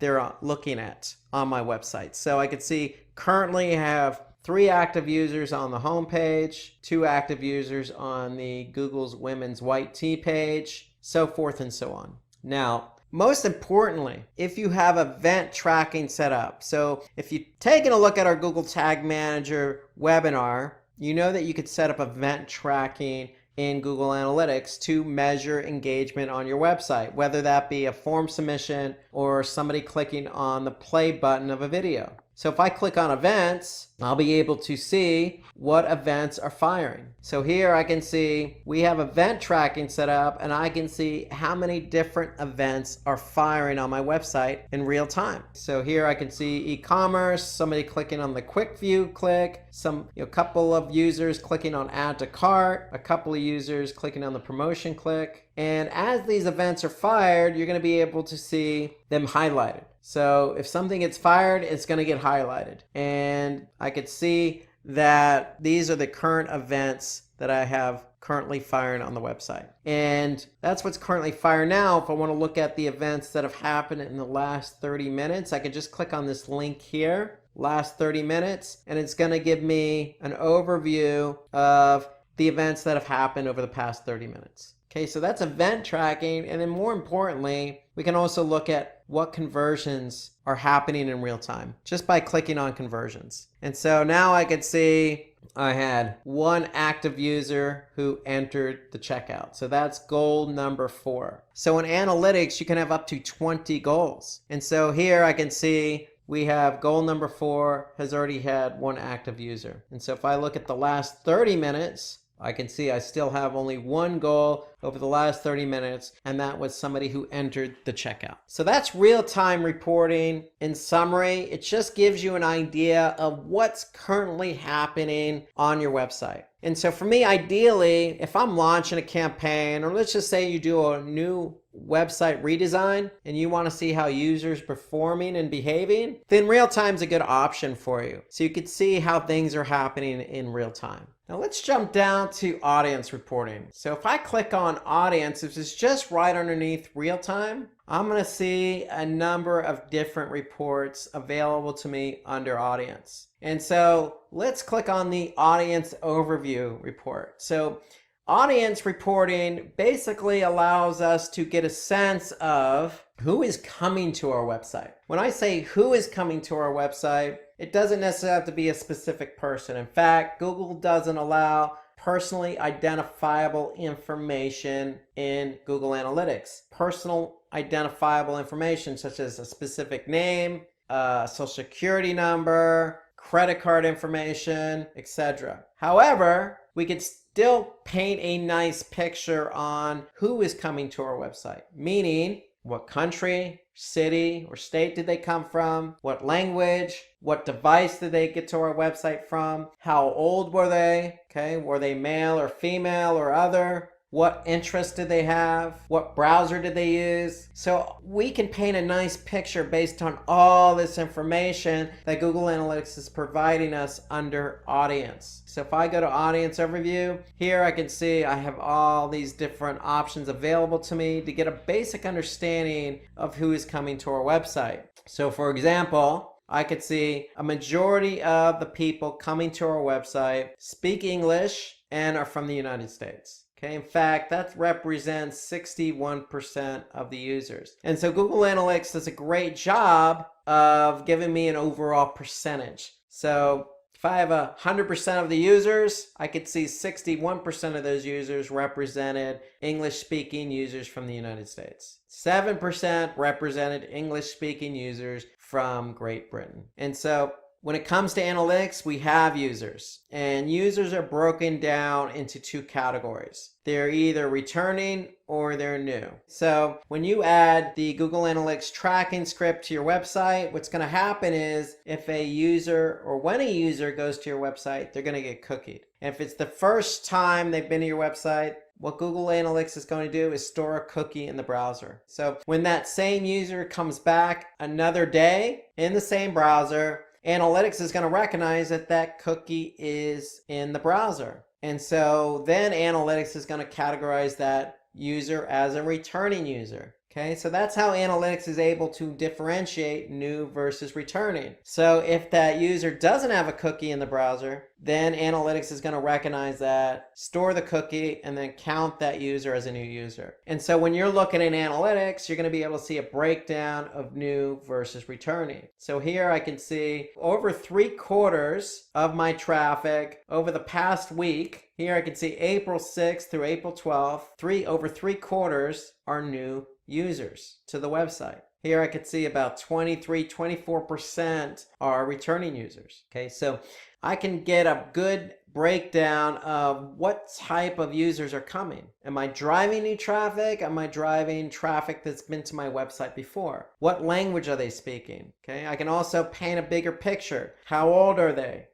What gender are they? Do they come from mobile? So let's take a look at some of these different reports under audience. And so if I skip down now to demographics, I can click on overview And when that report loads, I can see now under demographics overview, I can see the breakout of age ranges. And so here I can see the majority of the traffic coming to my site again over the past week. Now, if I want to change this date range, I could simply do that. I can change the date range just by clicking on the date range and then maybe going, say, the last 30 days. And I can even compare it to the previous period or the previous year. I'm going to choose the last 30 days. I'm going to click apply. Now I'm looking at data over the last 30 days. And again, you can change the date range to any range you want. You can only go back as far as when you actually created the Google Analytics account. You can't go prior to that. So here I'm looking at the last 30 days and I can see almost 47% of my users were in the age range of 25 to 34. Now, when it comes to gender, I can see 66% represent males. So I can get a breakout of gender and age as well as interest. I can click on interest and look at the overview there and see what the interest is of the users who are coming to my site based on in-market segments or affinity. I can also choose language and location. So if I want to know exactly where my users are located when they're coming to my website, I can click on location. And here I can get a breakout. 43% of the users of the last 30 days were from the United States. More importantly, I can align my audience with goals. And we'll talk about goals here in a minute, but here I can see if I have an e-commerce website, I can see of those 43%, 0.29% of those converted or purchased something. And that equates to 94 transactions. So I can get a good sense of not only how many users are coming from a specific country, but are those users converting? If I click on mobile, and mobile to me is one of those reports I tend to spend a bit of time on because I want to know what devices users are coming to my website. And so for my website here, or this is the Google demo website, I can see mobile represents approximately 27% of the traffic. So desktop still represents a majority of the traffic. So for you, you want to keep an eye on mobile because mobile is definitely a majority of what people use nowadays. That's how people start their day. That's how they transact via mobile, whether that's purchasing something, communicating, or searching. It all starts with mobile. So you want to keep an eye on mobile, and more importantly, you want to keep an eye on behavior. So Google Analytics is telling me that, yes, I have approximately 27% of my traffic of the last 30 days came from mobile. How are they interacting with my website? So if I look across this report, I'm going to be able to see different metrics. So if I'm measuring specific metrics against my dimension, in this case, the dimension is what we're measuring. And in this example, we're measuring mobile. I can see that the bounce rate is approximately 48%. And bounce rate means that if a user, in this case for mobile, landed on a page, they left the site without going any further. So they consider it a bounce. If they don't go to another page, if they leave the site from the page they landed on and they don't go any further, that's considered a bounce. So a bounce rate is the percentage of people who come to the site and leave the site without going any further. So in this case, we have 48% bounce rate. That's almost half of our users who come from mobile leave the website from the page they landed on. So is that good? Is that bad? Well, it's open to interpretation. It's definitely subjective. But you want to keep the bounce rate as low as possible. You want to keep people on your site,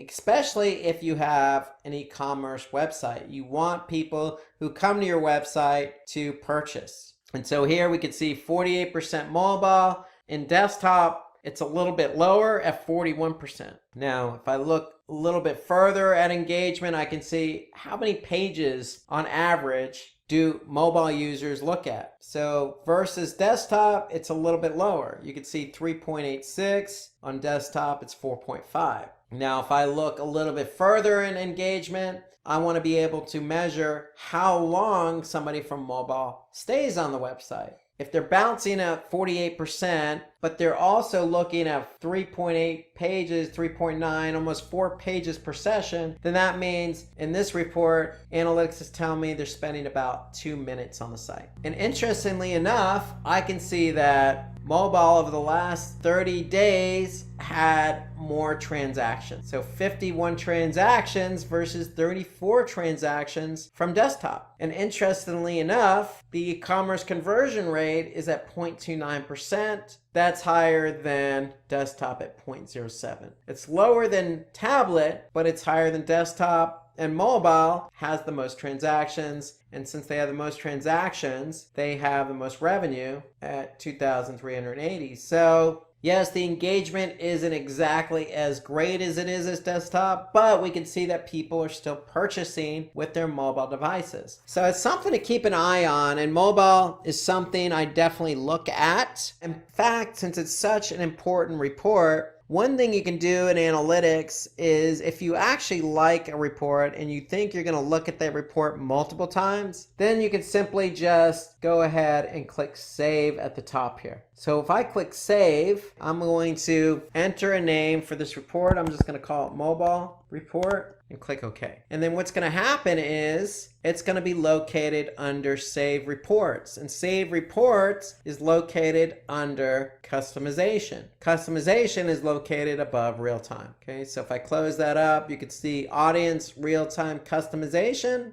If I click on Customization, if I click on Save Reports, I should be able to see my Save Report here, and I do. So here I can see Mobile Report. If I click on it, I can simply go to the report I was looking at before I saved it. So Save Reports to me is a good feature in analytics because it allows you to quickly access a report that you've saved in the past. So let's take a look at one more report under Audience. And let's go to benchmarking. So remember when we were setting up our analytics account, we had the option to opt into benchmarking, and I recommended you do so. And so if you did actually opt into benchmarking, then you're going to be able to see how your site compares to others in the same industry. So if I click on benchmarking and then click on channels, what I'm actually able to do now is compare my website with others in the same industry. So if I go back to say jobs and education,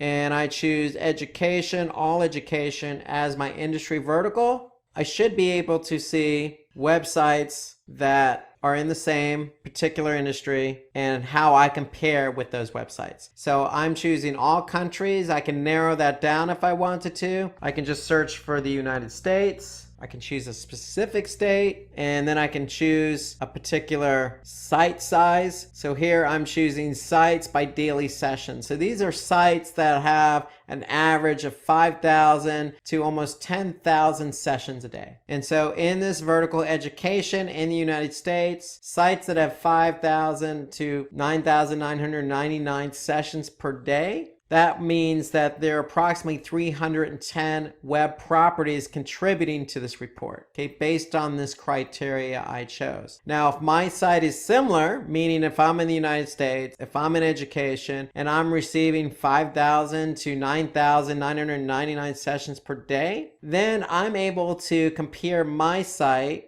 against 310 other websites. Now, Google's sharing this data anonymously from the other websites, and they're doing the same with your website to those particular websites' benchmarking reports. Okay, so it's shared data anonymously in particular industries and verticals. And so now I'm looking at a channel report. So if I want to see how I compare to others in my industry, then I can go ahead and see by channel. For example, am I driving as much traffic as others in my industry? And you can see I'm not. In fact, I'm 76, 77% worse in terms of the amount of traffic being driven from organic search. So anything in red is going to show as a negative result, a negative comparison, whereas something in green is a positive comparison. So if I look at engagement, I can see that I might not be driving as much traffic, but I can see that the pages per session are better than the site average or the industry average. I can see if I go over again, looking just at organic search, I can see the bounce rate is better than the industry average. So the channel report under benchmarking allows you to measure how you compare to others in your industry. And you could do so by looking at location and devices. So if you opted into benchmarking when you set up your account,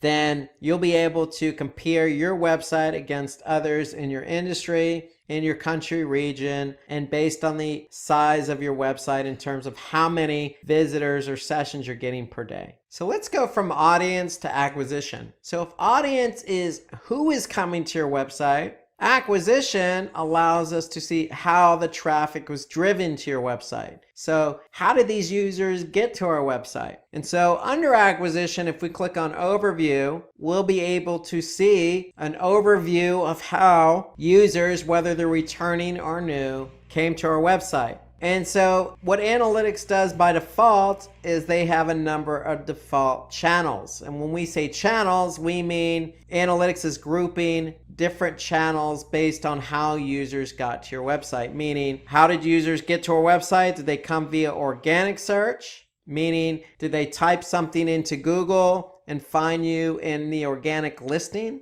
Analytics also groups users based on whether they came to your site directly, meaning did they type in the URL directly into the browser, or did they bookmark your website and come back via the bookmark? So they're grouping users under direct. They also group users under referral, meaning did they come from another website? They group users by social. Did they come from a social media platform like Twitter or Facebook? If you're running paid search, meaning if you're running paid search on, say, Google, then do they come from paid search ads? Now, if you're running display ads on, say, Google's network, Google's display network, that's a default channel. So analytics will group users there. So if they don't recognize a channel, then they're going to group it as others. So by default, Google Analytics groups users on how they came to your website via these default channels. And so I could see how many users came to the site from each channel. Now, if I want to drill down on this report, I can click on all traffic. And then if I click on all traffic, I can go to channels. I can look specifically at the channels report. And so now I can see organic search, again, over the last 30 days, is the #1 channel driving traffic. And they represent approximately, again, you can see this number here in parentheses next to the raw number of users. I can see that number is about 56%. So 56% of my traffic over the last 30 days came from organic search. And so those are the number of users. Again, as a metric, you're also going to have sessions. And you'll see sessions a lot as a metric. So users are broken down between new and returning. So every time a new or returning user comes to the website, basically what they're doing is initiating a session. So you can have a user who can come back multiple times. Every time they come back to the website, it's a session. So session is simply the start of somebody coming to your website, and the session ends when they leave the website. And so just like we looked at with the audience reports when it came to mobile, we can also look at engagement by channel. So just like mobile, we looked at bounce rate, pages per session, average session duration. We can do the same thing here with our channel report. More importantly, in addition to behavior, we can see conversions. And since we're running an e-commerce platform, we could see what the conversion rate is by channel. So organic search did drive the most traffic, and they did have the most transactions over the last 30 days. And the conversion rate in this case is 0.17. Okay, so how Google determines the conversion rate? They basically take the number of transactions and divide that by sessions. So that means that over the last 30 days, organic search drove 38,123 sessions. And of those 38,123, 64 actually turned into a transaction, which equates to 0.17, which also equates to $3,000 in revenue. So I'm able to determine not only how users are getting to my website by looking at the channel report, I can actually see if they're engaging and if they are converting. And notice when you look at a report in analytics, you can look at it by channel. You'll also get a summary. So here I can see a summary or a total based on my date range. So I can see over the last 30 days, I've had 54,000 users. 49,000 of them were new. Okay, that meant that out of those 54,000 users, I had 70,000 sessions. I could see my average bounce rate was 43%. The pages per session were just over 4. And the average session duration, how long did somebody stay on my website on average? About 2 minutes and 55 seconds. The average conversion rate was 0.14, and I had a total of 97 transactions totaling $5,500. Okay, and that's all over the last 30 days. So any report you look at in analytics is going to have a summary. And note that any report you look at in analytics is going to allow you to save it. So if it's a report you think you're going to go back and look at a future date, then you simply just have to click on the save button. Conversely, if you don't want to save it, you can simply just export it. So you can export it as a PDF. If I click on PDF, it's going to allow me to export that as a PDF. Now you have other options available to you as well. You can do a Google Sheet. You can export it as an Excel, or you can export it as a comma delimited file. So here you can see I can save it as a PDF if I want to. And if I click OK, it's going to save to my desktop or location of my choosing. And then I can go back and look at it in that format at a later time. So that's the export feature available to you in analytics. Again, if you could save it as well, or you can export it. Okay, some other reports under acquisition. If you're running Google Ads, note that you can connect Google Ads to analytics. And this is key because now I can see how many people are coming from Google Ads to my website and are they converting. Now this is important because with Google Ads, I'm actually paying for the click. So you can see here, I'm running a report based on campaign data. So I could see what campaigns are driving traffic, how much I'm paying per click, and you can see on average I'm paying 34 cents per click. And then more importantly, I want to be able to see if they're converting. So you can see I've spent $810 over the last 30 days and received $858 in revenue. So you want to make sure that you link up your Google Ads account to your Google Analytics account. For this very reason, you want to be able to see how your Google Ads campaigns perform once the users get to your website. And so I want to see if they're engaging and I want to see if they're converting. So there are all sorts of reports under Google Ads. So you can look at it by keywords, by search queries, by hour of the day. If you're running display campaigns, you can look at display targeting. So there's all sorts of reports under Google Ads. You just have to link it up, and you link it up under the admin. Now there are other reports that you can look at. So if I go to campaigns, I can look at all campaigns. So if you're running all sorts of different types of campaigns, whether that be on Facebook, whether that be email, whether that be, other types of advertising, let's just say Twitter or Instagram, you're going to be able to see those campaigns here. And that's under all campaigns. And again, you'll be able to see the campaign name, and you'll be able to see metrics associated with those campaigns. And more importantly, you'll be able to see your e-commerce if you're running an e-commerce platform, or if you have goals set up. So you'll be able to look at how your campaigns are not only driving traffic, but two, are they converting? Let's go from acquisition reporting to behavior. So behavior reports are going to actually show you how users behaved once they got to your website. Once they landed on a page on your website, how did they behave? So when we looked at audience, we got a sense of who is coming. With acquisition, we get a sense of how the traffic got to our website. Did they come from organic, direct, social, etc.? The behavior reports allow us to actually measure how that traffic behaved once they landed on a page on our website. And so if I go to overview under behavior, now I'm looking at this graph here, it's showing me how many page views I've had. And a page view is simply, once a page is viewed, it's counted as a page view. So if a user comes to my site, they're initiating a session. And if they look at a page, then that page is going to have a page view.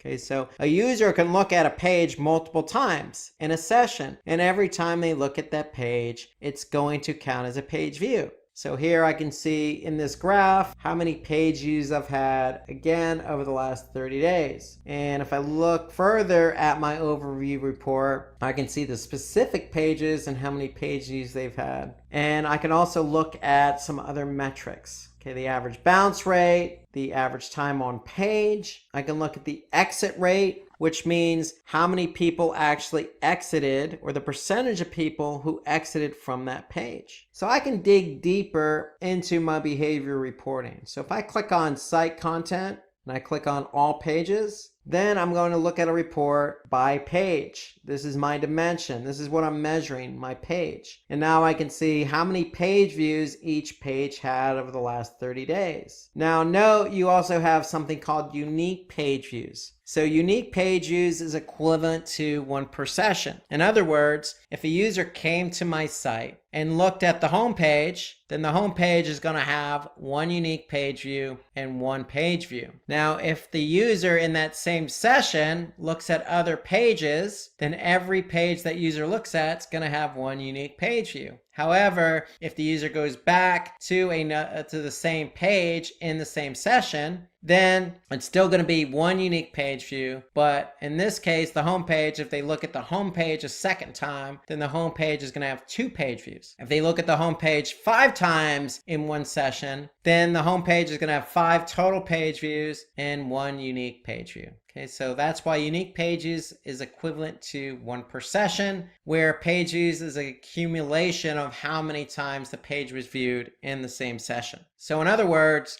you're always going to have more page views than unique page views. Okay, so this gives me a sense of how my pages performed. So again, I can look at total page views and then engagement. So ideally what you want to do with a report like this is, if a user is not engaging on the page, then that should tell you something about the page itself. If they're not engaging, if the bounce rate's high, if the time on page is low, if the percentage of exit rate is high, then you probably want to do something with that page. Now, these are all pages, but if I jump down to landing pages, my landing page report is showing me how many people actually landed on that page. And so here I can see under my landing page report, I can see the home page had 36,017 sessions in the last 30 days. That's how many people landed on the home page. So here I can see 71% were new sessions, meaning that I had a lot of new users who landed on the homepage. In fact, 25,000 or 52% of the people who landed on the homepage were new. I could see the bounce rates about 42%, but of those who didn't bounce, they went on to look at about 4.5 pages per session and spent about 3 minutes on the site. And the one thing I like about the landing page report is I can also see whether that particular page, in this case, the home page, did it help contribute to a goal or conversion. And in this case, I can see of those 36,000 sessions, I had 22 transactions, totaling $1,200 in revenue, and that's an e-commerce conversion rate of 0.06%. So the home page over the last 30 days contributed to 0.06% of the revenue. So this gives you an idea of when somebody lands on your website and they land on a page, is that page helping to move that person along? Meaning, are they not bouncing? And is that page helping to move people towards converting? And so that's what the landing page in effect allows us to measure, is the engagement. And in this case, we're measuring transactions. Okay, so analytics also gives us some other reports under behavior, including site speed. So site speed to me is an important report to look at, just like the mobile report. To me, site speed's important because what Google Analytics does is they take a sampling of pages. And in this case, you can see over the last 30 days, they sampled 2,835 page views. And of that sample, they came back and said the average page load time is about 4 seconds. Now, ideally, you want to keep it as quick as possible. I would say even under 3 seconds. Okay, now there are other factors involved with page load time. The browser you're using, the country that you're actually browsing that page from might not have the best infrastructure. You may not even be on the best internet network, meaning you're on a cell network or the Wi-Fi is not that great. Or you can be on a page that just has a lot of images or a lot of code that may slow it down. So there are other factors involved.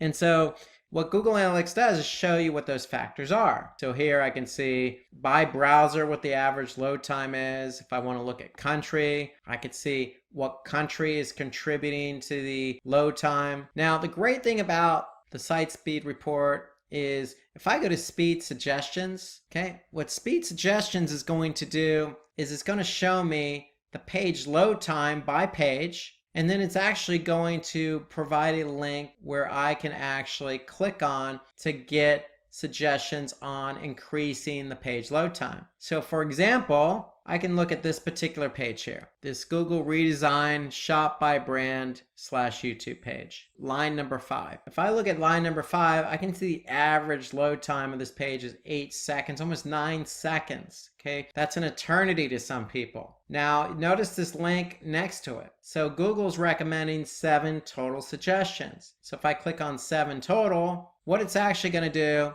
it's going to open up a new window and it's going to open up another Google report called PageSpeed Insights. And PageSpeed Insights is going to give me some information about what I can do to correct the page load of that particular page. So look at the site speed report. It's important because there is a correlation between site speed or page load time and user behavior of that page. And there's also a correlation between page load time and a page ranking organically on search. So page load time is very important. It's so important that I'm even going to save it. So I'm going to click save and click on site speed suggestions as my name and click OK. And now that report is going to be saved under customization under save reports. Let's jump from behavior to conversions. Now, conversion reporting is arguably the most important section in Google Analytics, because what the conversions reporting allows us to do is see how people are converting, or if they're not converting, on our website. And so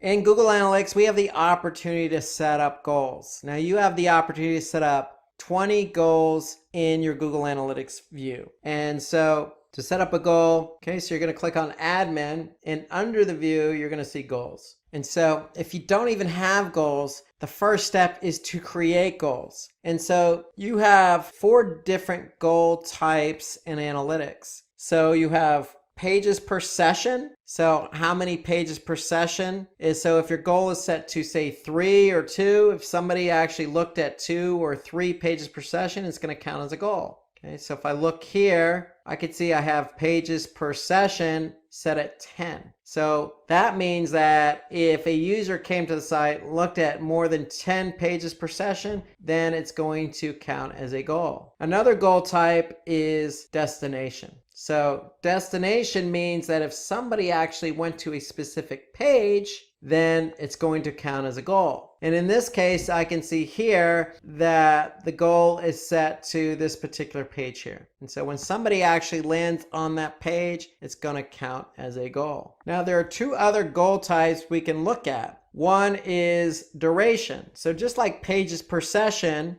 in our previous example, if somebody looked at 10 pages per session, it's going to count as a goal. With duration, it's based on time. So in this particular case, if you set up a duration goal, and the duration is set to say 1 minute and 30 seconds, then that means if a user comes to my website and they spend at least 1 minute and 30 seconds, then it's going to count as a goal. Okay, and then the 4th type of goal in Google Analytics is an event-based goal. So when you set up event tracking, you could turn that event into a goal. So if somebody clicks on, say, the submit button of a form, you can turn that event into a goal. So here you could see the category equals contact form. So you can always verify if a goal works just by clicking on verify this goal. And in this case, this event is turned into a goal. So anytime somebody fires this event, it's going to count as a goal. So you have 4 different goal types in Google Analytics. You have pages per session, destination, event, and duration.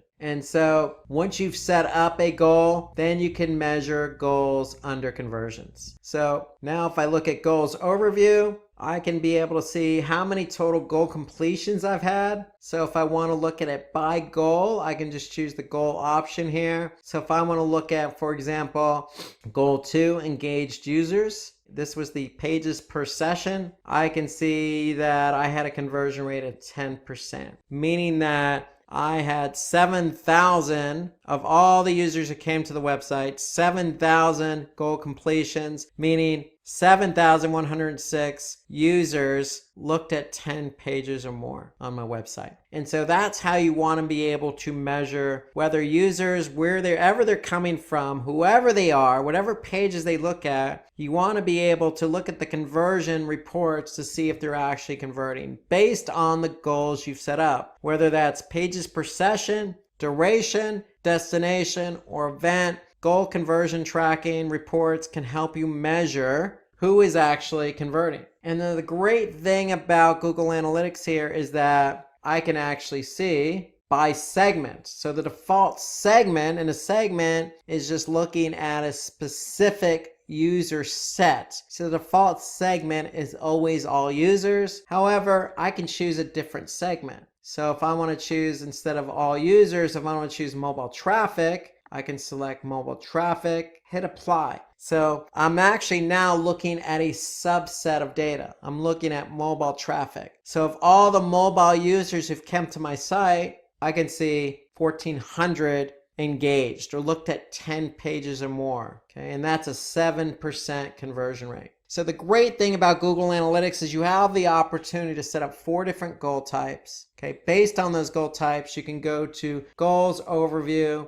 and look at the conversion rate of each goal, but you can also change the segment of that particular goal to see who exactly converted. Okay, another report I like under conversions is the multi-channel funnel report. So if I click on multi-channel funnel, basically what this allows me to do is see how different channels work together to convert. So remember the channel reporting we looked at under acquisition? Here I can see now how different channels work together to drive the conversion. So if I look at 3 channels, direct, organic, and referral, I can see all 3 together drive 2% of the conversions. If I look at direct and referral, 12.5%. If I look at direct and organic, 12.24%. So I can see how different channels work together. And so if I look at top conversion paths as an example, I can actually see how channels work together to drive the conversion. So in this example, I can see over the last 30 days that my top channel grouping was direct times 2, meaning that somebody came to the website directly, meaning they typed in the URL in the browser, or they bookmarked it and came to the site. Okay, they came the first time but didn't convert. But then they came back a second time via direct and then converted. So that combination is my top conversion combination of the last 30 days. My second best conversion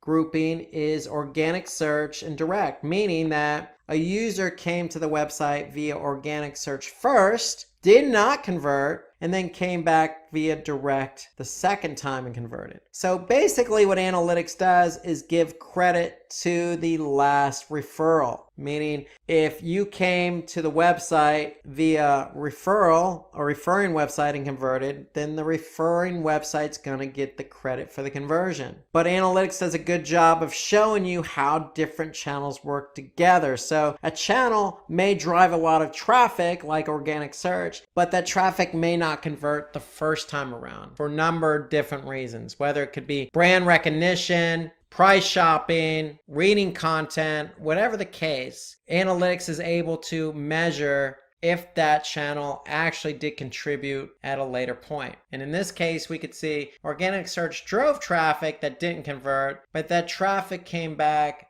a second time via direct and did convert. So that's our second best channel grouping. And so the multi-channel funneling report, top conversion paths, to me is a good report to look at. So you can actually see not only how channels work together, but you can see sources and mediums and campaigns and how all those different campaigns and different sources work together to convert. So that's just a good report to look at. There are so many different reports available in analytics. There's so many that we haven't even gotten to yet. So my advice, if you look at the demo report, you can get a feel for each of these reports under each section, whether that be audience, acquisition, behavior, or conversions. Take a look at these reports, see what makes sense to you, see what you can use to improve your website performance. Now, if you have any comments or questions about any of the reports we covered, feel free to comment underneath this video. We're definitely going to have more webinars in the future about specific analytics settings that we didn't get to today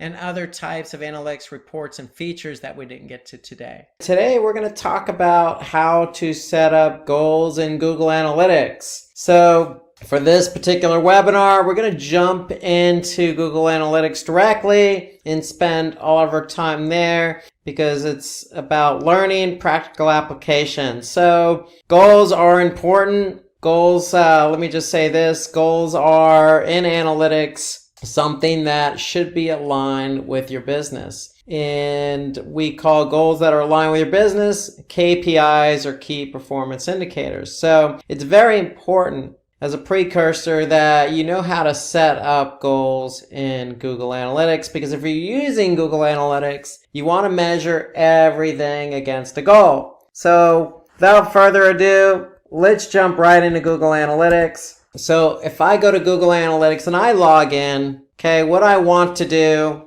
is go down to admin, click on admin here, and admin will take you to basically a screen that looks like this, where you have an account column, you have your property column, and then you have your view column. Now, the view column is where you're going to go to set up goals. Okay, so every view in every property has up to 20 goals. Okay, so by default in analytics, you're going to have at least one view for your property. So if I have a property, I'm going to have at least one view. But if I happen to set up multiple views like you see here, then I know for every view I set up, I have 20 goals to work with. So where are those goals? So under the view, I'm going to click on goals. And now I can see I have 20 at my disposal. Now you can see here, by clicking on the recording column, I can see I have, in this particular property, this particular view, I have 5 goals that are active. So you can use up to 20, but you don't have to have 20 active, okay? You can have 1 active, 2 active. My recommendation is at least have 1 goal. Again, when you set up a goal, you're going to measure everything in analytics against that goal.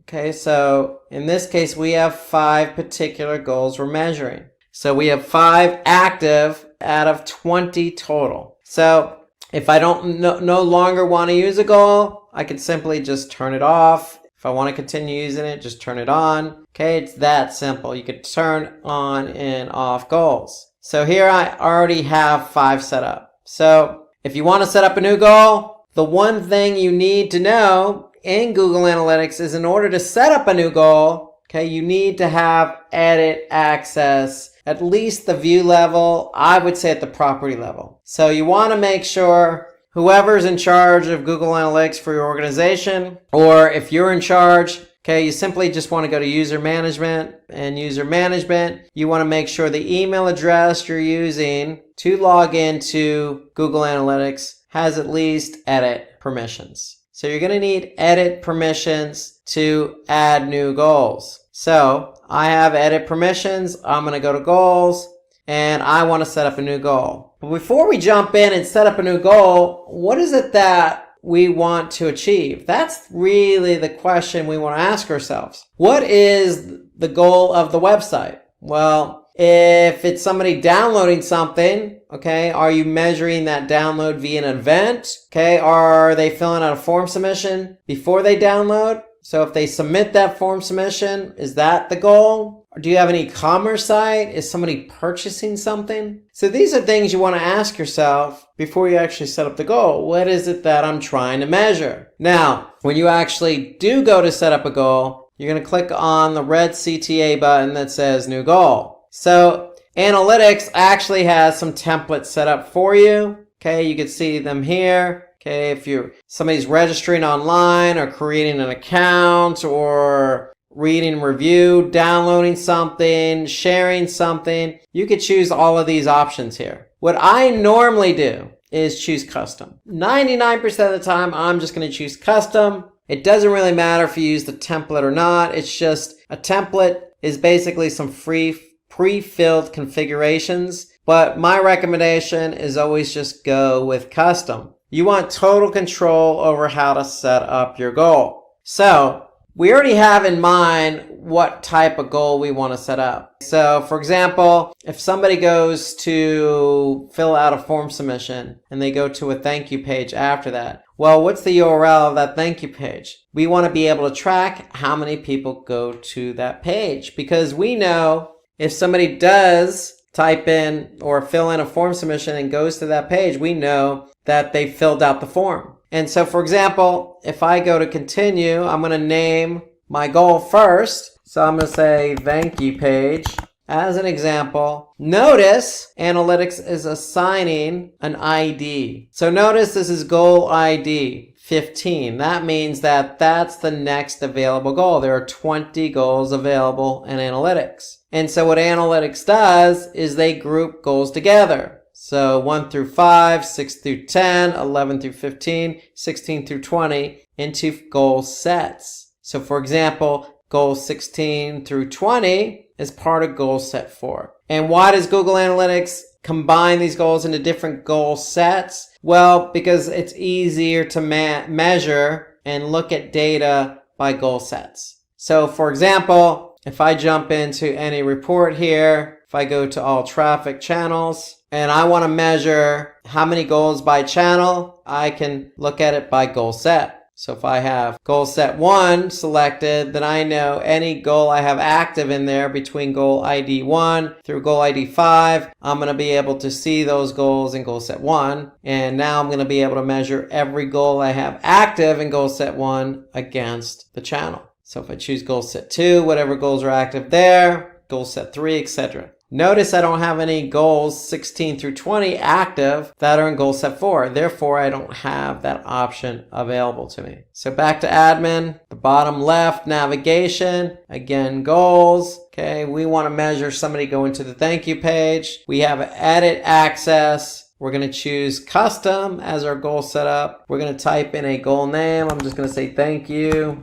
Okay, this is goal 15. Now, this is the important part. Google Analytics has 4 different goal types: destination, duration, pages per session, or screens per session. So screens per session is related to mobile because Google Analytics measures mobile app activity. And then you have an event. So we're going to cover all 4 of these, but for the sake of this simple example, I'm going to choose destination. Why? Because if somebody goes to that thank you page, we're going to go ahead and put in the thank you page as the goal URL. So for example, destination is my choice. I'm going to click continue. Now, this is where I'm going to put the URL. So if my URL is just simply thankyou.html, I can just go ahead and put thankyou.html. Or if it's just thank you, then I can just do thank you. Depends on the website, depends on the URI structure. So whatever that URL is, that's what you're going to put in. And when you're done, you can verify it. So what Google Analytics does is actually will verify over the last 7 days if anybody's actually gone to that particular page.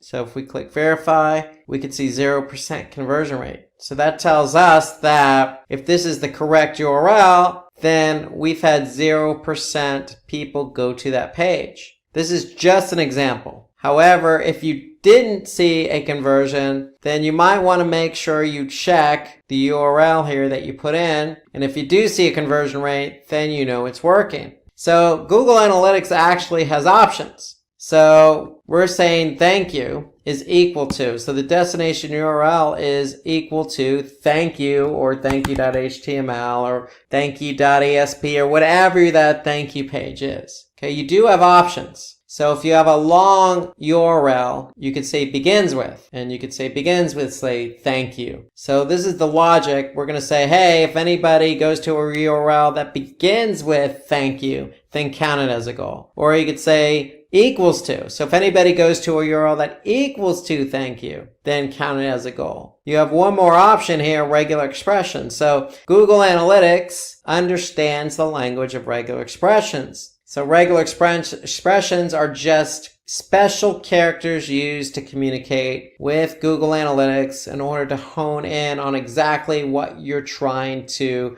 track. So we can always say, starts with or ends with. So we can, use characters like the $, ends with or begins with. So we can always do that. So you can use regular expressions as well if you're familiar with regular expressions. If you're not, then you don't have to use them, but there are special characters that you can insert in that are used as regular expression. So if you're not familiar with regular expression, don't choose that option. You could choose the other option of equals to or begins with. Now note that on all three of these options, I didn't put the domain. So if my domain is ama-foundation.org/ and then thank you, I don't need to put the domain because Analytics already knows what domain we're tracking. So you don't have to put in the domain here when you're entering in this case, the goal URL. So you can omit the domain. So when you put in that URL, you know that you have three options to work with. And then you always want to verify that goal URL. You always want to verify it because if you see 0% conversion, and in this case over the last 7 days, then that should tell you something. Either your goal is not set up correctly or you just don't have any conversion. Either way, you want to double check that. Now, when it comes to the destination URL goal, you do have an option here for funnel. So if I turn on funnel, then that means I have the ability to track how people went through my funnel. So if I have a cart and I want to be able to track how many people go in and out of the cart, then I have the option of adding specific pages as part of the cart. So we could say, step 1, which is basically cart. We could say step 2 is billing information. That could be /billing. We could say step 3 is shipping information /shipping. And then step 4 could be, confirm. And that could be /confirmation. So whatever your URL structure is for your cart, and it doesn't necessarily have to be a cart. Basically, all I'm doing is putting in a series of steps with URLs as each step. And why do I want to do that? Because I can then track how many people go through my funnel that I've created. Okay, so here I could see this is my funnel that I've created for this particular goal. Okay, and the funnel is only available for the destination URL. So the funnel is available if you want to see traffic through the goal. Okay, and how people go through the funnel and where they drop off. Now you have an option here to make the first step required. So if you make that first step required, then that means you're measuring the funnel through the first step only. Now, if I turn that off, then I'm measuring the funnel through each step, meaning that I can measure people as they drop in and out of the funnel. Where if it's required, the first step, then I'm only measuring traffic as it enters in the top of the funnel. So you have that option available to you, the funnel. And then for all goals, you do have a value. So if somebody did actually convert, okay, Google Analytics is going to count it as a conversion. And you can assign a value. So if you're not an e-commerce website,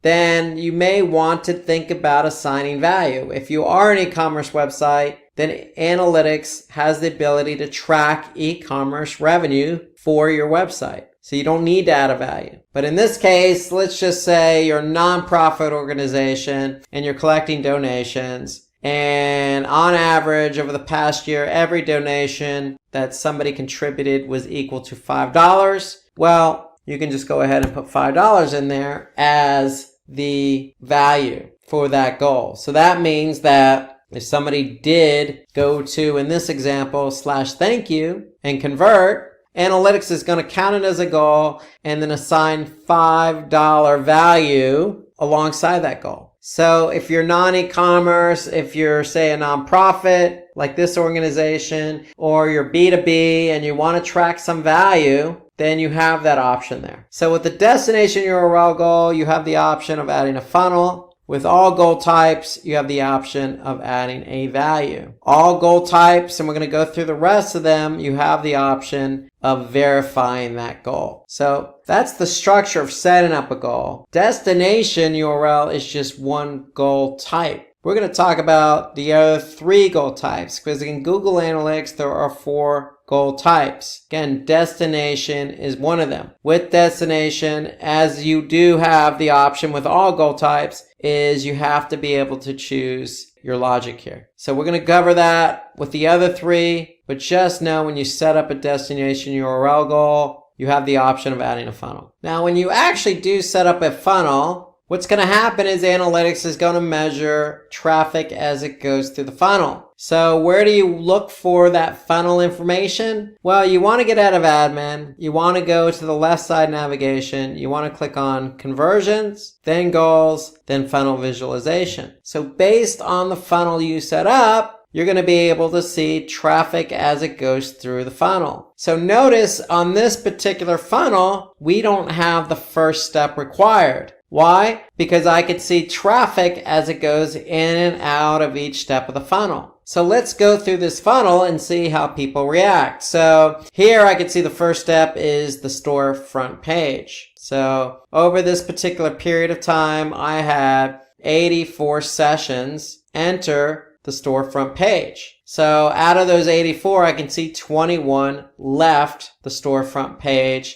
63 went on to the next step in the funnel, which is the cart page. I can then see 24 people went on to the cart page directly and 5 exited the site altogether. Okay, so that gave me 87 total. And from 87, I saw that 82 went on to the next page with the next step. What analytics does is they give you a percentage. So in the first step, we had 63 move on to the cart page. Out of 84, that's 75%. So from the cart page to the create your account page, we had 94% move on. So we didn't have anybody enter in the create your account page. We didn't have anybody leave the create your account page. So we have 82%, 82, create your account, and then we have 82 move on to the payment page. So that's 100%. Okay, we have 1 exit. So we have 81 that proceeded to be on the payment page, which was purchase. So 81 of 82 is 98%. And we started with 84. So that gave us, plus the 24 that we accumulated along the way, so that gave us a 75% funnel conversion rate. So 75% of the people who entered in the funnel went on to purchase. Okay, so don't be confused with the overall e-commerce conversion rate. So 75% is the funnel conversion rate. The overall conversion rate for this particular goal is 18.45% over this particular period of time. Why? Because that takes into account all sessions that have gone to the website. So 18% of all traffic went on to convert, but those that did go into the funnel, 75% converted. So that's a look at the funnel. So if you set up a funnel, that's what it's going to look like. You have the option to measure everything from step 1 and beyond, or measure as traffic goes in and out of the funnel. So the purpose of this is we're going to be able to see where traffic drops off, how effective our funnel is, what pages we need to address in that funnel. Okay, so that's the whole point of the funnel, and the funnel is available with the destination URL goal. So if I go back to admin, if I go back to goals under the view, I can actually see what that funnel looks like. So here we chose regular expression. So this is what the URL is. Okay, you can see our funnel and each of the steps we have set up. Notice we're using regular expressions here. And then if we verify this goal, we could see over the past 7 days, 19% conversion rate. So that tells me something's working in with this particular goal because we do have a conversion rate. Okay, so that's the destination URL goals. So let's now talk about the other 3 types of goals. So the next goal type we're going to talk about is pages per session. So if you're not sure what type of goal to set up for your website, at the very least, you should try and set up either duration related goal or pages per session related goal. So let's talk about the pages per session. So basically what this goal is going to allow us to measure is, for example, if we set the goal to 3 pages per session, then we're going to be able to measure how many people went to the site and looked at 3 pages per session. So let's take a look at that goal. So if I open up the goal, here I can see 3 pages per session is what we're naming it. So basically what we're asking analytics to do is anything greater than 2 pages, which would be 3 and beyond, count as a goal. So if anybody comes to the site, looks at more than 2 pages, 3 pages or more, then it's going to count as a goal. And so here we can verify it. So if we verify it over the last 7 days, we could see a 4.12% conversion rate. And that tells me that 4% of my traffic over the last 7 days looked at least 3 pages or more. So you're probably asking yourself, well, what number should I put in for the actual variable? So in this case, we see 2. Well, what you want to do is you want to look at, on average, let's just say year to date, you want to make sure you have statistical significance. So you want to look at a period of time. So if you go to analytics, go to audience, okay, and then if you go to overview, and if I change my date range to year to date, I could see on average right now, I have 1.21 pages per session. So that's on average. So we don't want to make our goal 1 page. We don't want to make our goal 2 pages. We want to make it 3. So we want to be able to basically measure at a higher rate. Okay, why do we want to measure at a higher rate? Because if 1.21 is the average, then 2 pages per session really isn't moving the needle. So what we really want to do is get people to stay on the site longer, look at pages more during their session. So look at more pages. And so we want to be able to see what segment of the audience is looking at more pages, what channels driving traffic that's looking at more pages, what pages are contributing to more pages per session. So the whole idea is you want to hone in on what your goal is and see what's working and then see what's not working so you can make adjustments. The whole idea behind Google Analytics is to improve website performance. And so if our average is 1.2, then if we change it to just 2, it may not be good enough. So in this case, we want to up the bar a little bit. So we're going to choose 3. Now you can choose 4 or 5. That's perfectly fine. Just know if your average is 1.2, I wouldn't choose 1 page per session as my goal. And I probably wouldn't choose 2. So I'd set the bar a little bit higher. Now, the third goal type available in Google Analytics is also engagement related, and that's duration. So just like pages per session, we can measure how long somebody stays on the website, and we could set up a goal for that. So in this case, I have a goal set for 1 minute 30 seconds. So my goal type is duration. So if I click continue, then basically I'm asking analytics, in this case, anybody who stays more than 1 minute and 30 seconds on the website, count it as a goal. And so before you actually put in the number of hours, minutes, and seconds, you want to look at that average. So if you go back to audience overview, here I can see 1 minute and 7. So do we want 1 minute and 30? Maybe we could do that. Maybe we can go with 2 minutes. So again, the whole point is you want to set the bar a little bit higher than what the average is. And so here I can see over the last 7 days, if I verify this particular goal, I can see 8% of my traffic over the last 7 days stayed on the site at least 1 minute and 31 seconds. Okay, they stayed greater than 1 minute and 30. And so the whole point is you can hone in because this is a goal. I can go in, this is goal. Okay, this is a goal here. And so I could see that this is goal 13. So now I can go to acquisition as an example. I can go to channels as an example. Since this is a goal, this is goal 13. So that would be in goal set 3. So I can actually see what channel is basically driving that goal. Okay, in other words, what channel is driving traffic that is staying on the site at least 1 minute and 30 seconds. And so that's the whole idea behind goals. So likewise for pages per session, we can go into channels. And here I can see we have over this period of time, year to date, pages per session, we have 3% conversion rate.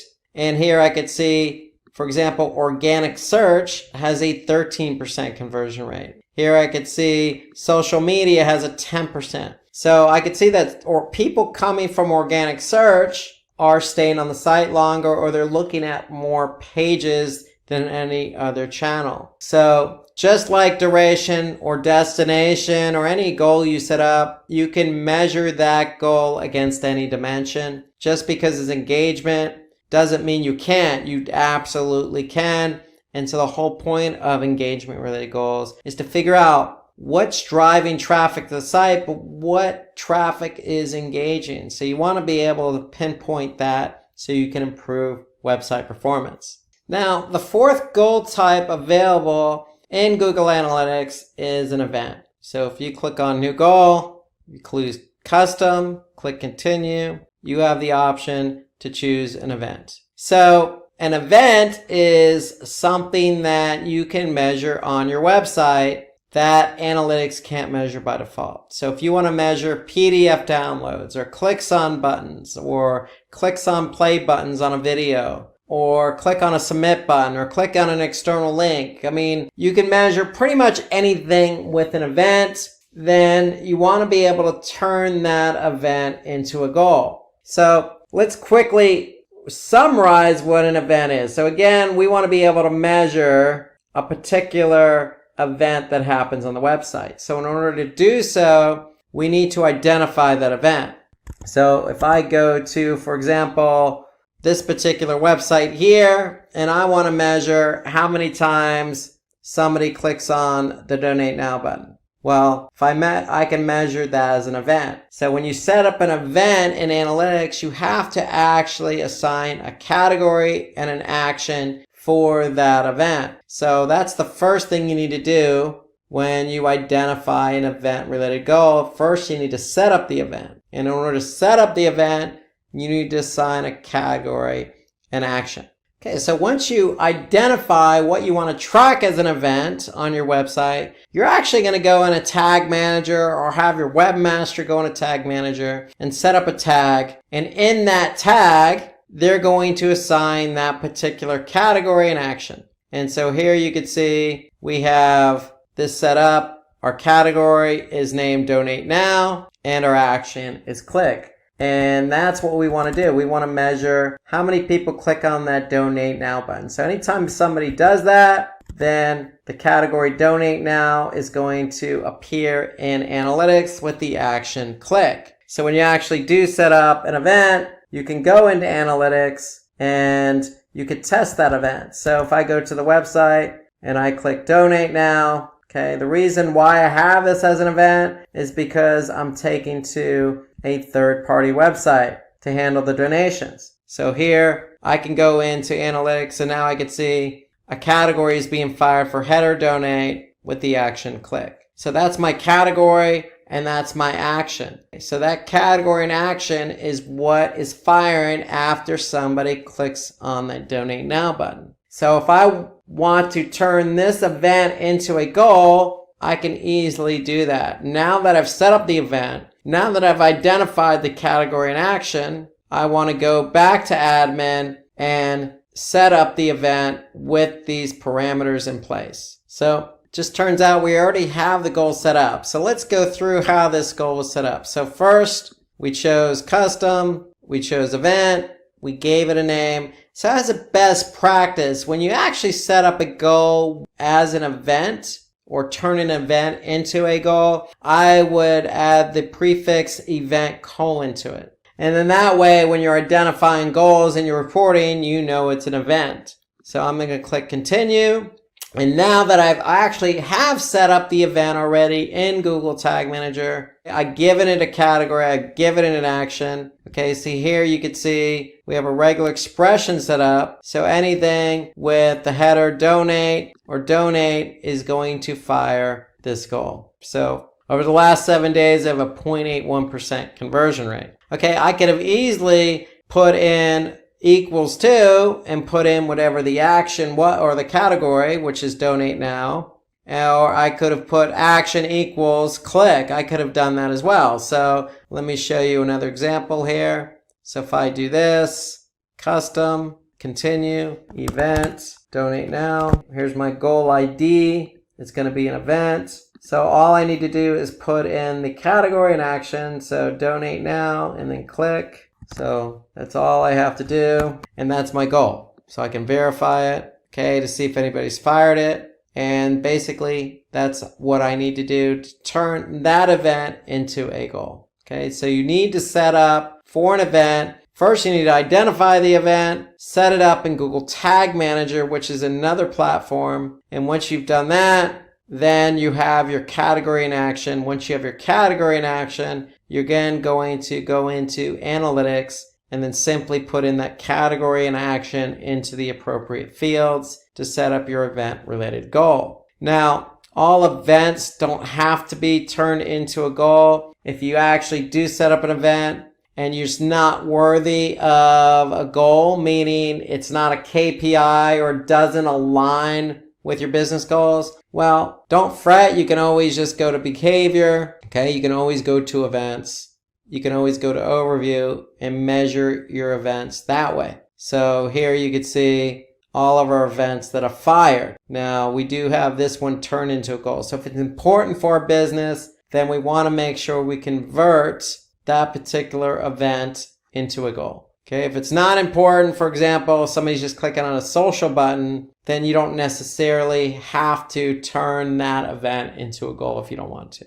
Know that it's sitting here under events, under behavior. So the point I'm trying to make here, if it's important to your business and you're already tracking it as an event via Google Tag Manager, then feel free to turn it into a goal. All you need is that category. All you need is that action. And so one final note on that event related goal, just like any other goal, you can add a value. Okay, so if I have an event set up, I can choose to add a value here. Or in Google Tag Manager, if I've assigned a value to that event, so if I go back to the actual event in Google Tag Manager, you can see I have a value set up for $1. Then I could just go into analytics and say, you know what? I already have the value added. So go ahead and use the value added in Google Tag Manager. Okay, so I'm going to choose yes. Now if I choose no, I have the option to add the value here, just like I would with any other goal. So just keep that in mind. You can add a value to any goal type. With an event related goal, you can add the value right into the tag in Google Tag Manager, just as I've done here. So remember, when you actually set up your goals, whether it's a destination, pages per session, duration, or an event, you can just go ahead and choose that goal set that it's in and measure any dimension against that particular goal. So here I can see e-newsletter signups by channel. I can go into another goal set. Here I can see contact form submissions. Okay, I can see what particular channel is driving contact form submissions. Okay, so just know that you can align a goal against any dimension. So if you have e-commerce, you don't have to set up for goal for that. That's separate. But if you want to take a look at your goals in analytics on its own, you can just go to conversions, goals, overview. Here, I can actually get a good sense of how my goals are performing over a period of time. So again, if I choose, for example, year to date, now I can see based on the goals I've set up, how many total goal completions, value, which takes into account the value we've added into these goals, okay, the total conversion rate. And here I can see it broken down by the goal I actually have set up. And I can see it by page, or I could see it by source and medium. So I could see Google Organic is driving the most goal completions, then Google CPC, direct, and then I could see some others in here as well, contributing to goals. Now, I do want to point your attention to another report in Google Analytics that does take into account goals, and that's multi-channel funneling. So again, under conversion goals, multi-channel funnels, if I go to assisted conversions, I can actually see what channel in this example is assisting with the conversions I've set up. And so what do we mean by assisted conversions? Well, that means that if a channel, let's just say organic search, drove traffic to the website, and that traffic didn't convert when it arrived at the website and left, but it came back a week later via another channel, let's just say email. And when they came back via email, they did convert during that session. Well, what analytics does is they give an assist to organic search because they help drive the traffic to the website. So it's similar to the game of basketball. If I have the ball and I pass it to my colleague, and my colleague's the one who scores because they had the ball last, well, they get the credit for the point, i.e. the conversion, but I get an assist. And so analytics works the same way. They're always going to give credit to the last click or direct conversion, but they will give credits to the channel in this case that assisted with the conversion. So that's under assisted conversion, and that's based on the goals you have set up. You can highlight any particular goal here.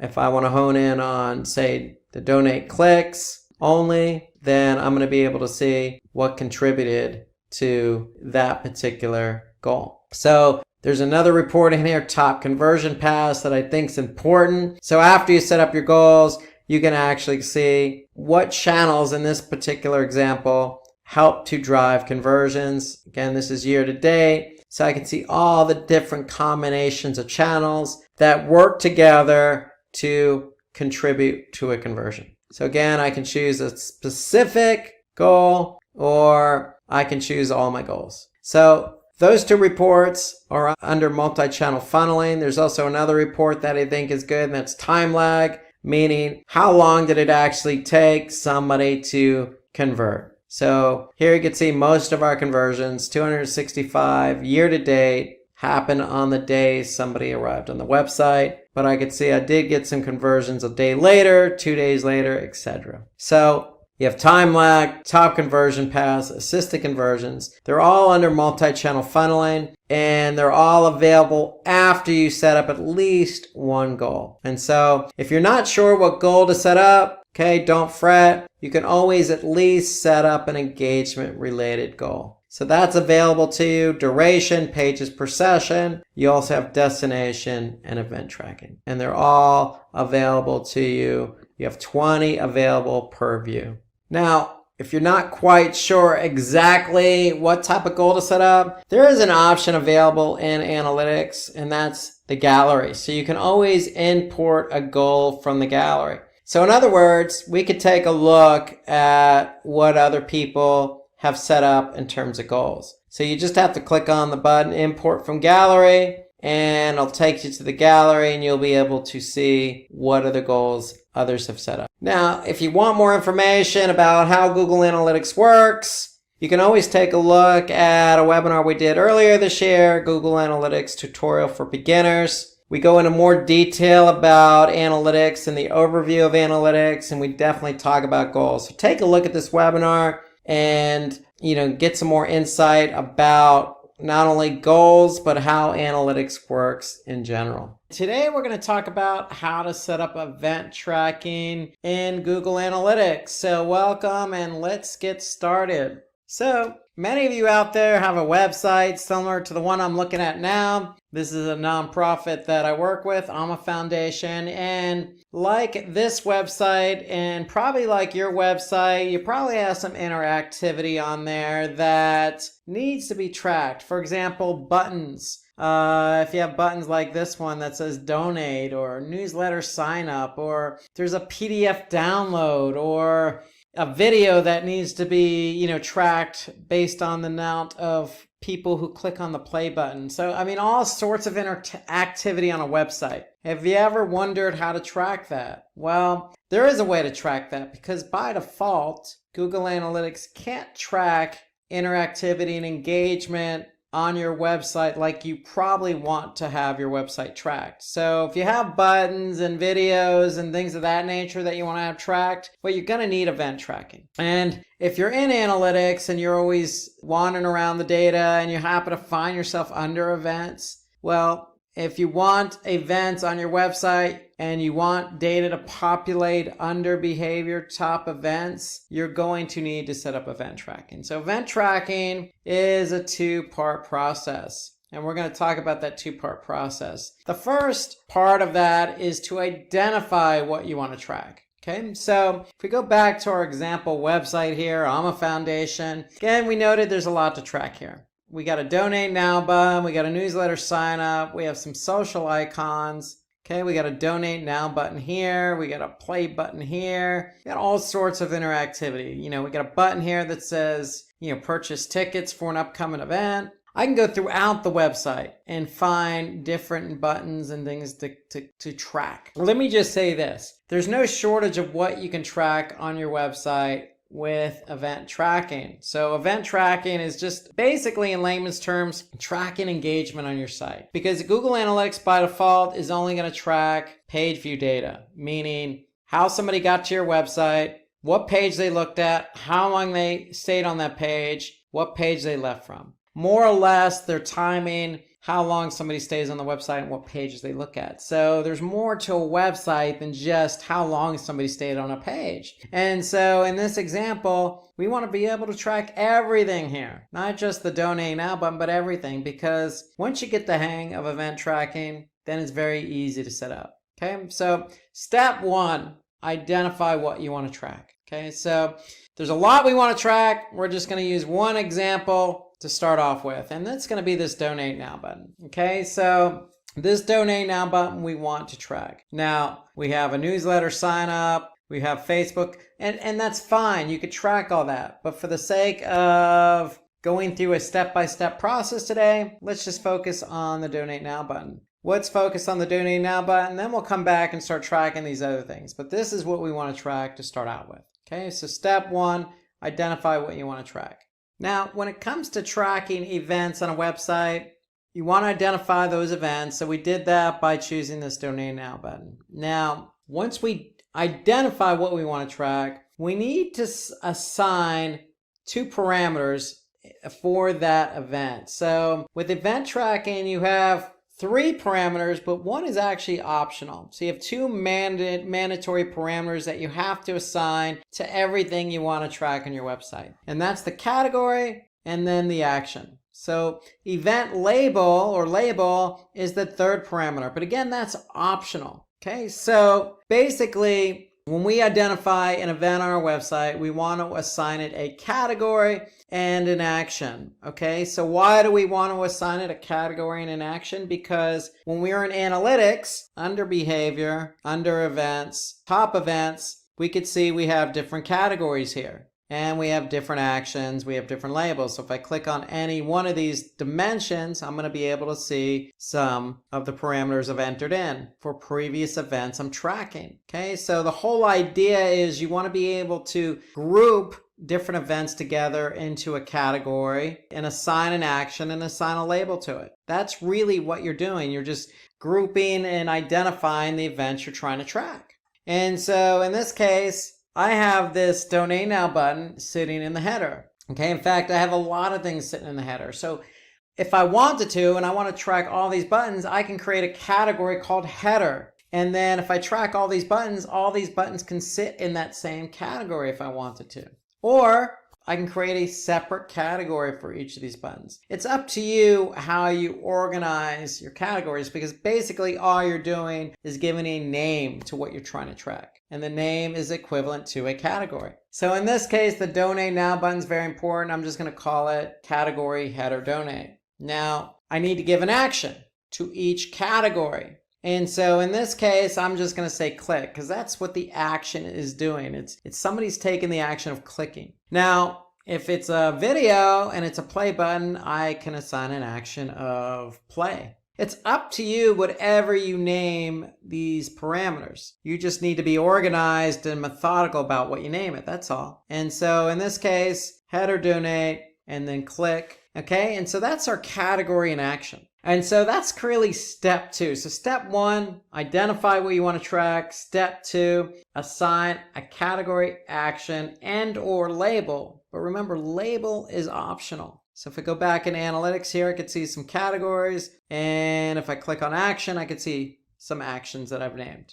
Now, step 3. So we've identified in step 1 what we want to track. We've assigned a category and action. So step 3 is going into Google Tag Manager to set up the event. Okay, so if you're not familiar with Google Tag Manager, then you can easily just do a Google search for Google Tag Manager, and basically you'll have all sorts of information on it. There's a good video overview of Tag Manager here that you can watch. So Tag Manager basically is what we want to use to set up event tracking. Now, Tag Manager is used for a lot of different things, but the main thing we're doing here is setting up an event for our website. And so I'm logged in to the same email address I'm using for analytics. Okay, so now I'm in Tag Manager and I want to set up my event for this Donate Now button. So what do I need to do? Well, for every event I want to set up, I need to set up a tag.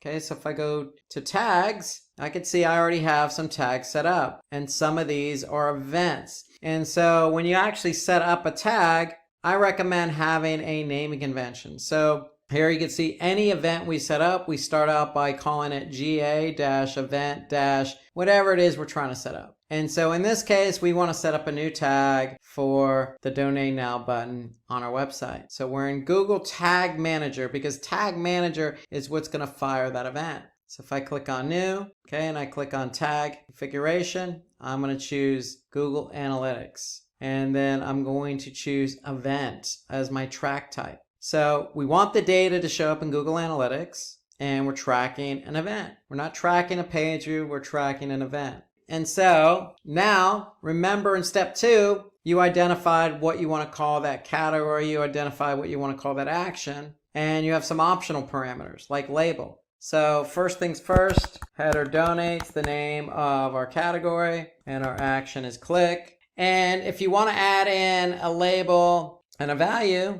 so if you want to assign a value, you can. If you want to add in a label, you can. Okay, those are optional. So you just need to focus on category and action. And then the last setting here that's probably worth mentioning is a non-interaction hit. Okay, so this is automatically set to false. And why is it set to false? Because it's a non-interaction. No, that's false. We want this event, if somebody clicks on the header donate, to be an interaction. So for example, if I land on this page here and I click on that Donate Now button that I'm tracking as an event, and I actually leave the site, because I have my settings set to false, I want that click to be an interaction, then analytics is not going to count a bounce. If I change it to true, so from false to true, then that means it is going to be a non-interaction if somebody lands on the page and if somebody clicks on the button. So I don't want it to be a bounce. I want it to be an interaction. So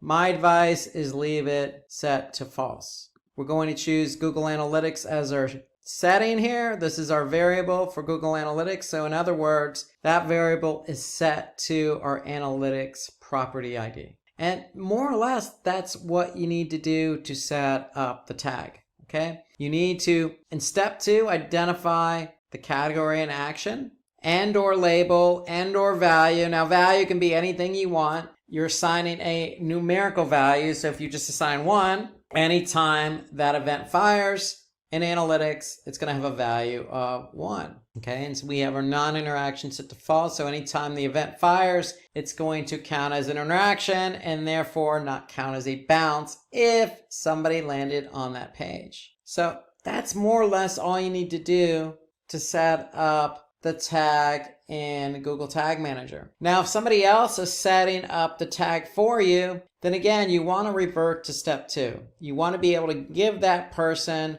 the appropriate category, action, and or label, and or value. Why? Because you're the one that's going to be going into Google Analytics, and you're the one that's going to have to go to behavior, events, top events, and look for the particular category and action and or label. So you need to be able to communicate that information to whomever is setting up the tag. Now, if it's you, great. You already know what it is because you're entering that information into Tag Manager. So in this case, I'm going to go ahead and choose a variable for my label parameter. And why do I want to do that? Because in Tag Manager, I have something at my disposal called variables. And variables allow you to see specifically things that are being tracked. So in this case, I chose page path. Okay, so page path is a URL. And why did I choose page path as my variable for the parameter label? Because if somebody does click on the header donate button, and the header donate button on our website is on every page. So if I go to the children's page, I'm still going to see that header donate button.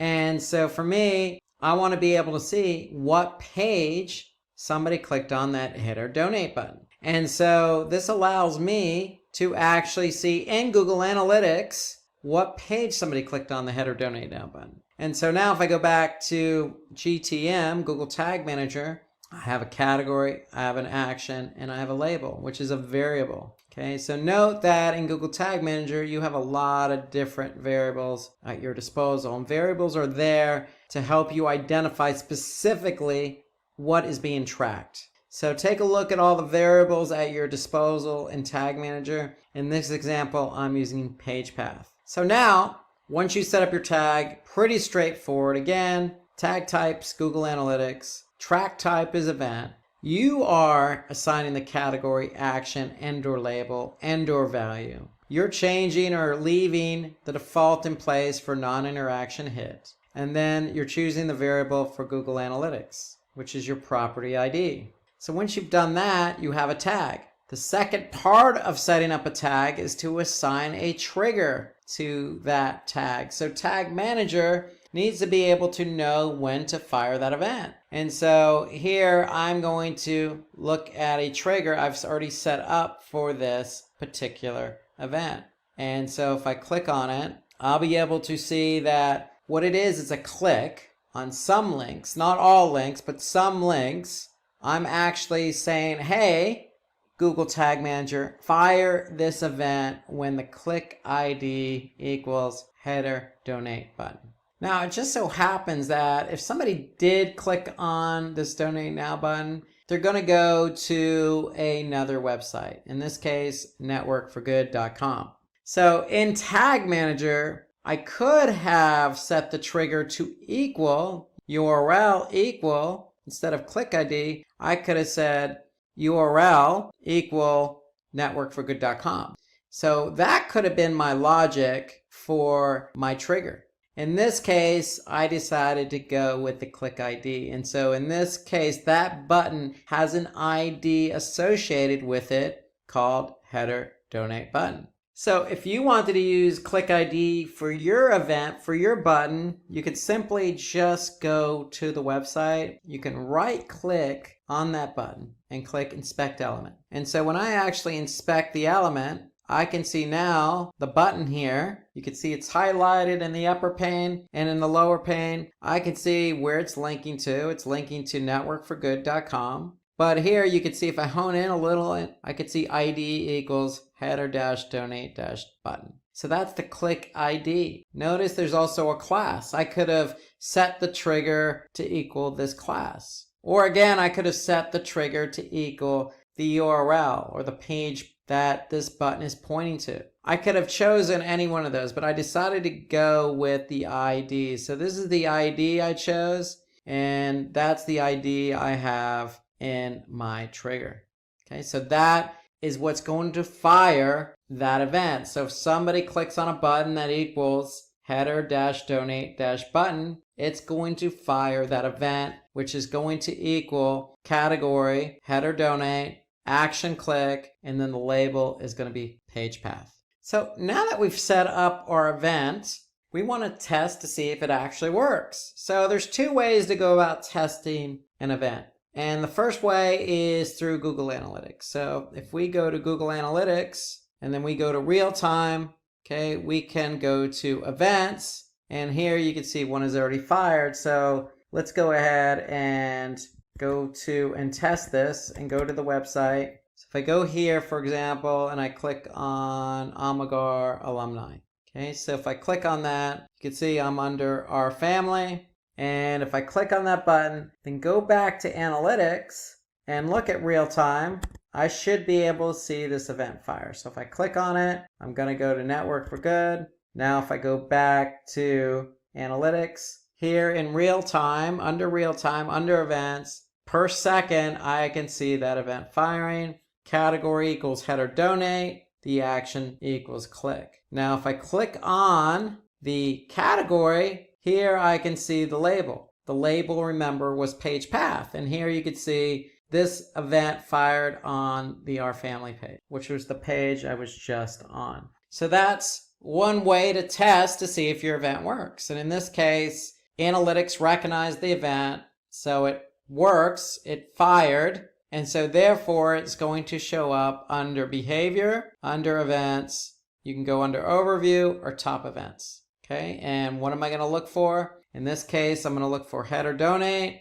Okay, if I click on header donate as my category, I'm going to be able to see my action. And if I click on action, I'll be able to see my label. In this case, homepage. And then later on, when the data propagates in analytics, I'll be able to see under label the page that I clicked on that header donate button, which is /our-family. Okay, the second way in which you can test to see if an event fires is if you preview. So if I click on preview in Tag Manager, okay, I'm going to go into preview mode. Okay, and preview mode allows you to see in analytics, in Tag Manager, and on the website what tags are firing. So here I could see I'm in preview mode now. So I'm going to go to the website and I'm going to refresh, and in my browser, same browser I'm using for Tag Manager, I can see the tags that are being fired on this page already. Okay, because I'm in preview mode. So here I could see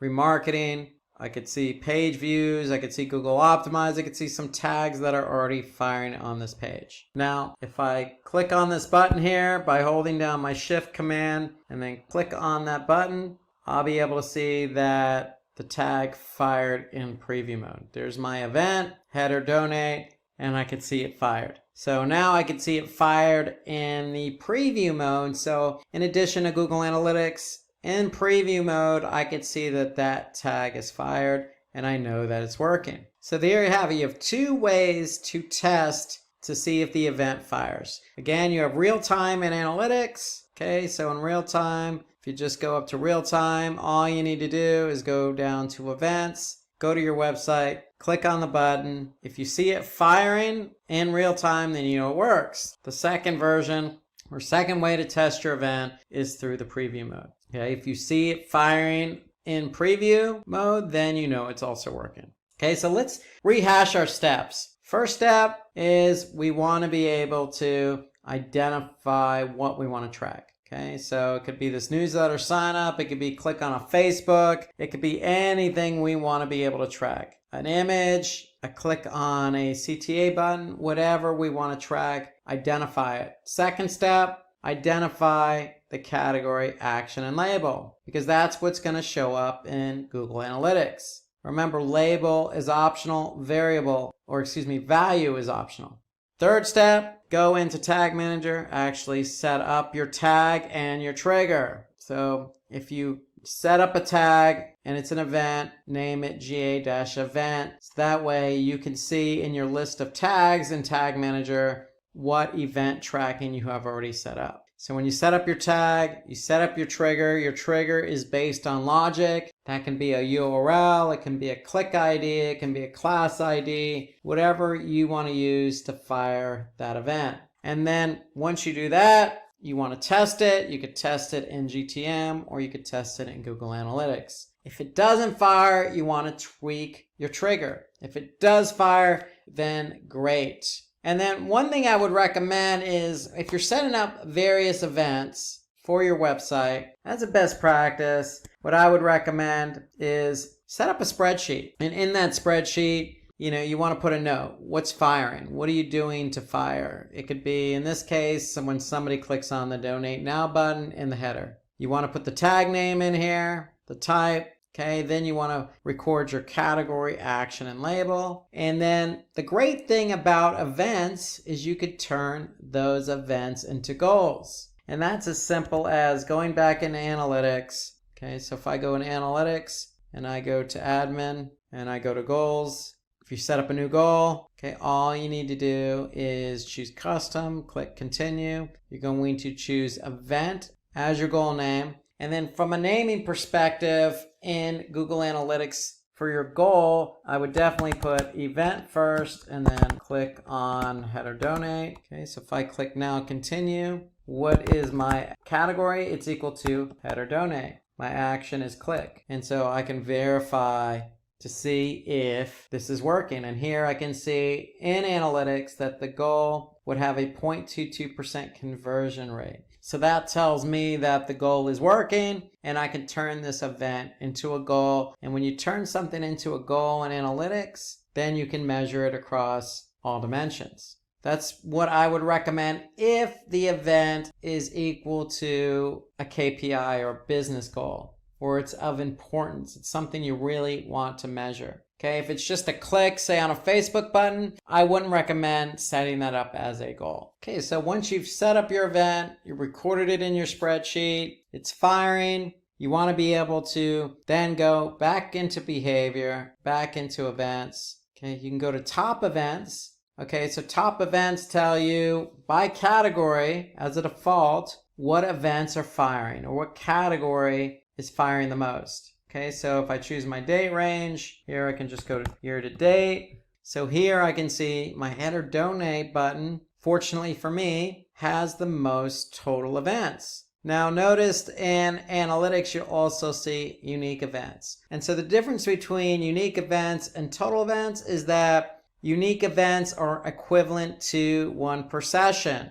where total events means that somebody can come to your website, initiate a session, and click on that button multiple times in the same session. So if I go to the Alma Foundation website, okay, I can click on that Donate Now button 3 or 4 or 5 different times in the same session.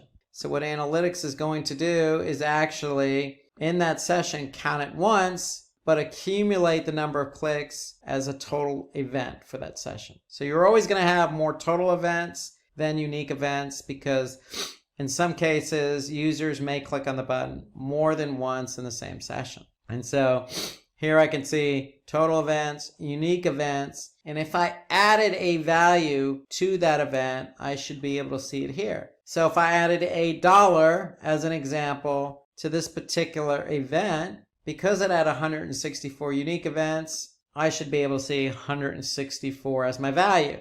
But since I see 0, that means that I did not assign value. And so average value basically is just giving me how much average I have per event. So it's taking into account the number of, or the value, the total value divided by the total number of unique page views or sessions. And so because I don't have value, I'm not going to have average value. But here you could see, because value is optional, here I can at least see how many events or how many clicks I receive for a particular button. Again, it could be a video. If I clicked on this video as an example, I can see how many people actually started it. I can see the unique and the total events. And if I click on label, if I have a label assigned, then I'll be able to see what page triggered that event. So if we go back again to our header donate button, back to category, if we click on label as our primary dimension, here we can see the home page had the most unique events, then followed by the children's page, the contact form, etc. So what you can do in analytics, you can also look at the pages that have driven events. So here I could see the home page has accumulated the most total events, followed by the contact us. So that's how you would look at the data in Google Analytics under behavior, under events, and then under top events or overview is where you can start analyzing your event tracking. So first you need to do, identify it, assign a category, action, and or label, set up that tag and trigger. Once you do that, once you test that it's working, this is where you're going to go to analyze the data. So if you need more information on Google Tag Manager, I just briefly showed you how to set up an event and how to look for an event in Google Analytics. So if you need more information, check out this YouTube video we have on Google Tag Manager. It'll give you all the direct insights into what Tag Manager is all about. It even talks a little bit more about event tracking. This is Rob Sanders from Simplilearn, and today we're going to go over Data Studio. So buckle up and let's get going with some Data Studio from Google. And so the first thing you'll need is a Google account. Okay, so if you have a Google account, if you're able to get into Analytics or Google Ads, then you should be able to use that same email address to get into Data Studio. And all you really have to do is just go to datastudio.google.com, or you could just Google Data Studio and get the link. But if you're using your same email address, you should be able to get into Data Studio. And when you're in Data Studio, you'll be able to see some templates at the top that you can work with when you're setting up a report, or you'll be able to see some existing reports that you have either set up or somebody has shared with you. Okay, so here if you just click on shared with me, I'll be able to see all the different reports that have been shared with me in the past.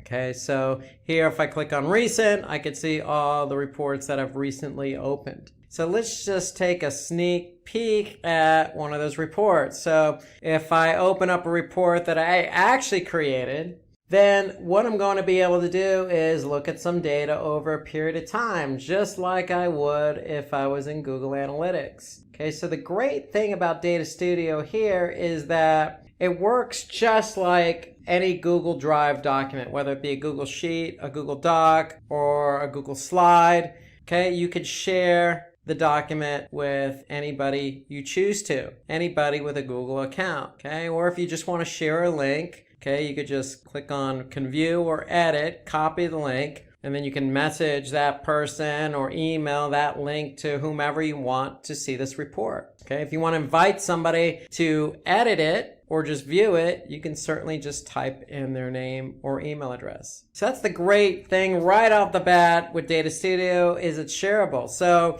if multiple people have added access to the same report, then multiple people can go ahead and edit that report even at the same time. So that's the great thing about Data Studio. We're going to cover a lot of different benefits to Data Studio. I definitely like using Data Studio over Analytics. And since we're talking about comparing the two, this, in my opinion, replaces, if I go to Analytics and I go to, say, customization, and I go to dashboards, this replaces the old dashboard reports. And if you see here at the top, Google's even persuading you to move over to Data Studio because dashboards and custom reports are very limited in nature, whereas Data Studio, not limited at all. Okay, you basically are creating reports that suit your needs. So just continuing on with some of the top level benefits to Data Studio is if we like a report we see, we can easily just make a copy of it. So all I have to do is click on that copy, and I'm just going to copy over everything over. So I'm going to copy the data sources, or I can change the data source.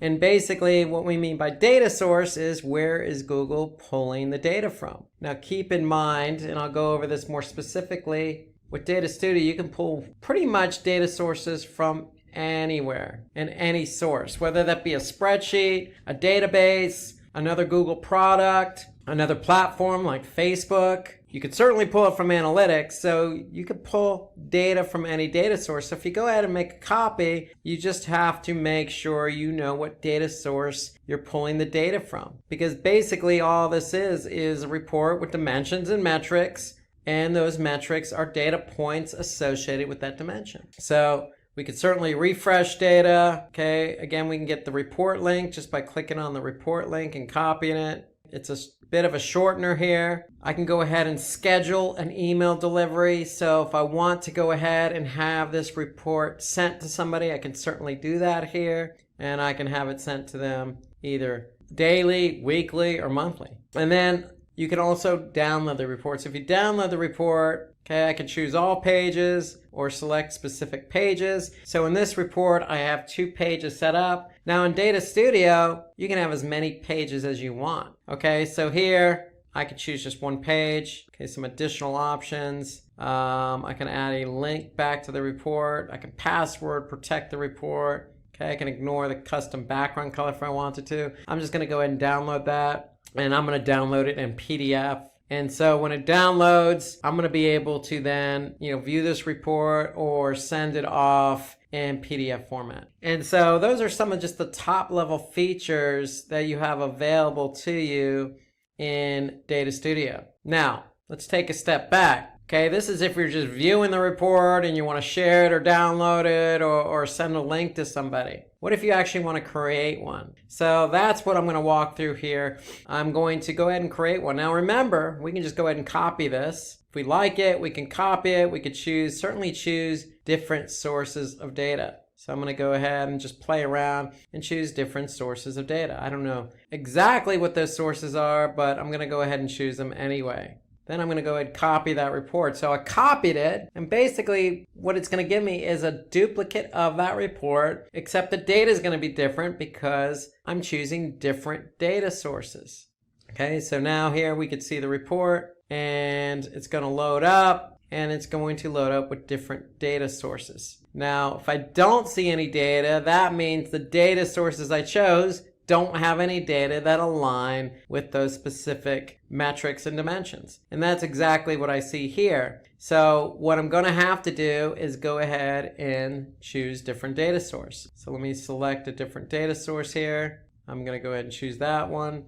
Or I can go ahead and create a new data source. So let me just do that. So I'm going to click Create New Data Source. And now, if I don't want to use one that I've used in the past, I can go ahead and choose from all these different data sources available to me. So there's no limit on what we can connect. So you see BigQuery, SQL, okay? You could see data from Google's marketing platform, Display and Video 360, Google Analytics, Google Sheets, Google Search Console, okay? Keep scrolling down. Basically what Data Studio does is partner with third-party products like Supermetrics, for example. So that Supermetrics is the intermediary program that pulls in, for example, Facebook ads or Google My Business, pulls it into Data Studio for you.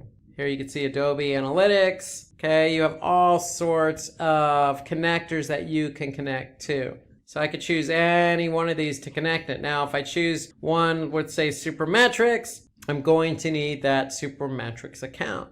Now, if you choose any one of these direct Google connectors, like I'm going to choose Google Analytics, then you don't need a third-party intermediary like Supermetrics. You can go ahead and based on the login that you have set up or that you're using to log into Data Studio, you're going to be able to see all the other Google Analytics accounts you have access to.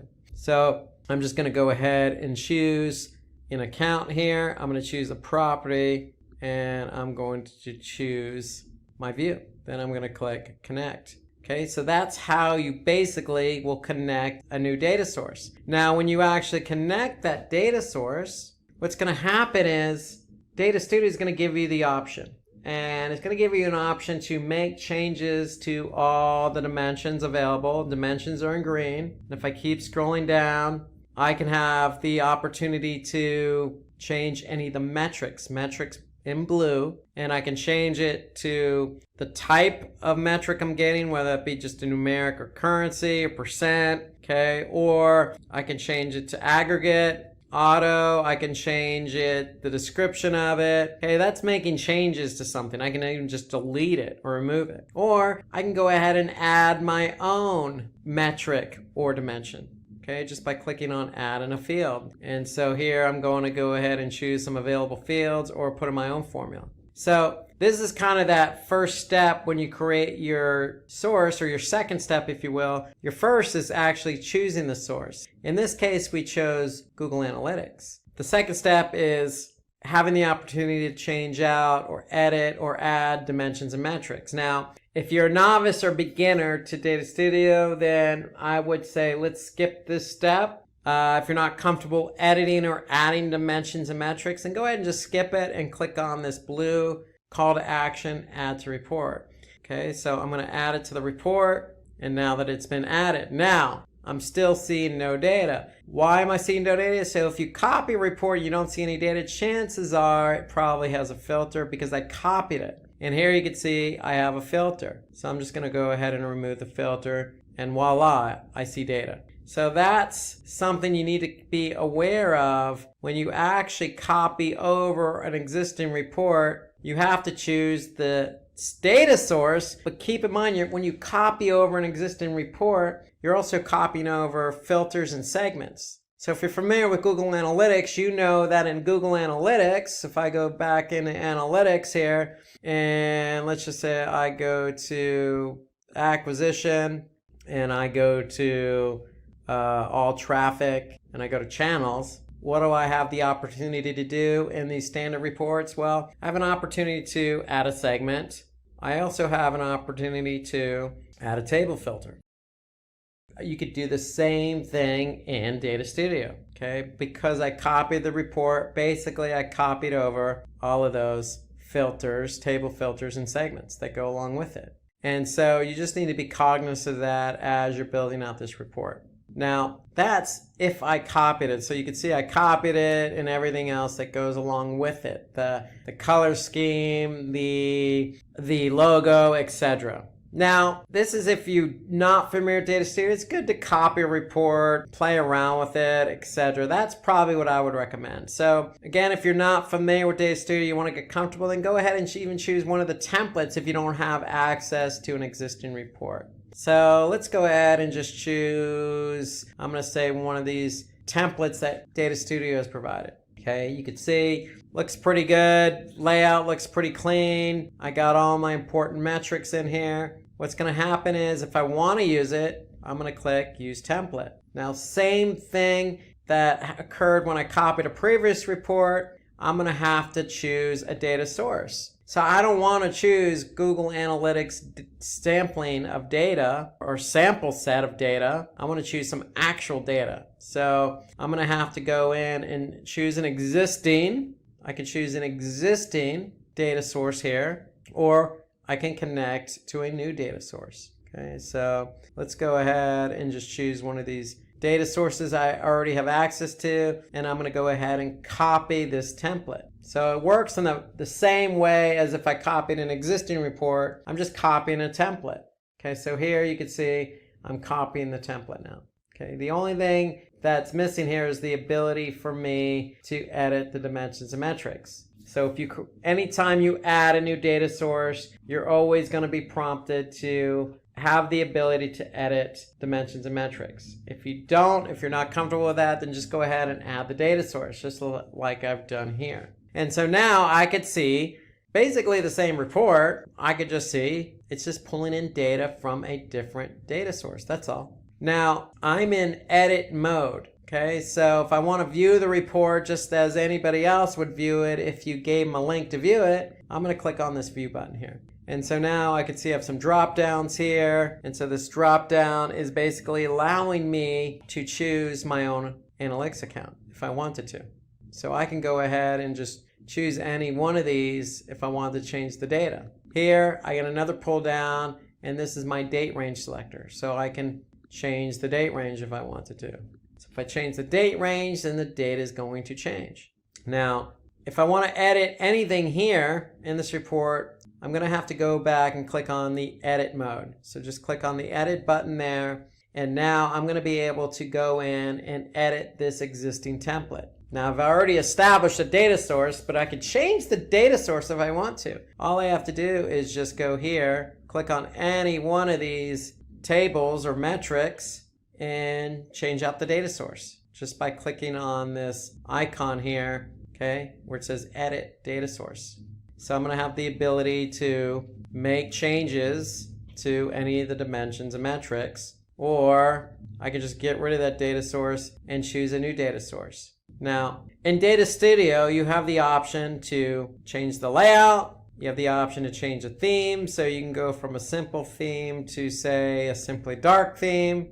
You could change any aspect of the report if you want to. So just know that anytime you click on any of the data points, you have the same options available. You have a chance to edit the data, or you have a chance to style it. So when we talk about styling, you can basically add labels, you can hide labels, you can compact the numbers, you can style it any way you want based on the particular table. And so that's the great thing about Data Studio, is really, really customized to what you need. So for example here, what are the top countries by sessions? Well, I don't have to show legend if I don't want, so I'm just going to get rid of the legend. I can change the font, okay, I can change the color scheme on it. I can go ahead and do a lot of different things here. So once I've made changes, after I view it, I'll be able to see those changes in full effect. Okay, so just know that in Data Studio, whatever report you're looking at that you have edit access to, you have the ability to make changes to anything in that report. Now, here you can see I see a lot of different data. Great. What I can actually do too is add a page. And so let's go ahead and click on add a page, and now we have 2 pages to our report. And now I have a blank canvas on page 2. So now what do I want to put on page 2? Well, the best practice to me is organizing your data. Okay, so just like in analytics organizes their data between audience, acquisition, behavior, and conversions. As a best practice, that's probably what I would do here. Maybe stick all your mobile on one page, or your acquisition on one page, or maybe your organic search on one page. Now, it's okay to have a summary page, just like we have on page 1, but if you're going to have multiple pages, then perhaps think about organizing it based on the multiple pages that you add. So here, let's go to page 2, blank canvas. So the great thing about Data Studio, again, it's just very easy to start populating. Okay, so I'm going to go ahead and click add a chart. Okay, what type of chart do I want to add? Well, in the spirit of visualization, you probably always want to choose something visual. Start with an easy pie chart here. I'm going to go ahead and select the pie chart, and I'm going to place it to where I want. Okay, no, I can go ahead and increase the size if I want to, make it smaller, make it bigger, etc. Voila, I have a pie chart. Now, if I want to edit this pie chart, again, I have my options available. I have my data and I have my style. So I know it's pulling from this data source here. Okay, I want to change my dimension. Dimension is what we're measuring. So let's just maybe change it to source.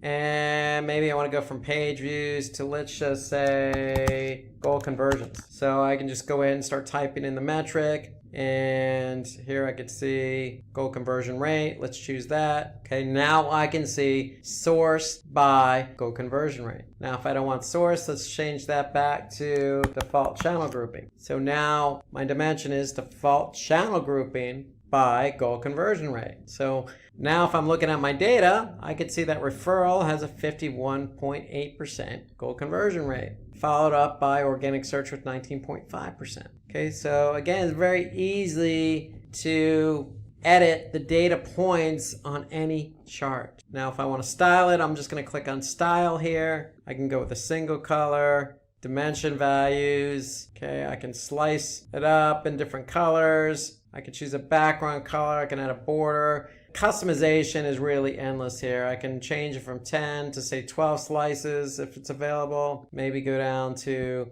the top 3. It's as easy as it gets. I mean, it really is fairly intuitive to use. You just got to learn what dimensions and metrics you want to use. Now, I have my pie chart. The great thing about Data Studio, just like PowerPoint, for example, I can go ahead and just copy this pie chart, Command C, then Command V, and voila, I now have a copy of it. Okay, well, maybe I don't want 2 pie charts, so let me go ahead and change one. So I can go ahead, my upper right here, and go from, say, a pie chart to, let's just say, a trend line, if it makes sense, or maybe a combo chart. So I have my sessions along with my goal conversion rate. Now I can again go ahead and change that. I don't want sessions, maybe I want, goal completions or something. So let's go ahead and add that in there, goal completions. So now I can see goal completions and then goal conversion rate by my default channel grouping. So again, I could style it.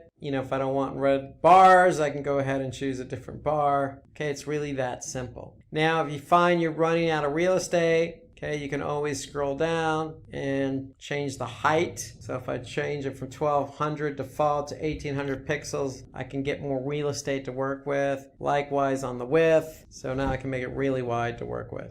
Now, when you make those changes to the page, you're probably going to see the same effect happen on page 1. In fact, you will. So back to page 2. Okay, so if we go to page 2 here, what we could do is go ahead and add more charts, or we can copy and paste existing charts and go ahead and change them up, okay, just by Command C and Command V. Now, what you want to do if you create more pages here is maybe add in your date range. So if I go click on my date range symbol here, I'm just going to drag and drop that, enlarge it a bit. Now I can make a default date range. I can say I want to show data for this month. So anytime somebody goes to the page, the data that shows is going to be for the month to date. Now again, if you want to customize it, what you can do is you can just copy and paste. So Control C or Command C, go back to page 2, Command V. So this gives you the ability to just start customizing. Now, the one drawback to Data Studio being a little bit nitpicky is in PowerPoint, if you're copying from slide to slide, it tends to paste it in the same exact location. I know it sounds a little bit nitpicky, but in Data Studio, when you copy and paste something, it doesn't necessarily always paste it in the exact location. So I've noticed that being the issue, but it's a small issue nonetheless. So you have the ability to copy an existing report. You have the ability to go ahead and choose an existing template. And like I said, going back to Data Studio, you have the ability to just start with a blank canvas. So again, just walking you through the steps here, blank report, brand new canvas. I need to choose a data source. So you can see existing data sources. If you don't have existing data sources to choose from, you can always just click Create New Data Source. Okay, when you create new data source, you're going to choose from a list. If you're new to Data Studio, start with something easy like Google Analytics. If you choose Google Sheets, then great, you're going to be asked to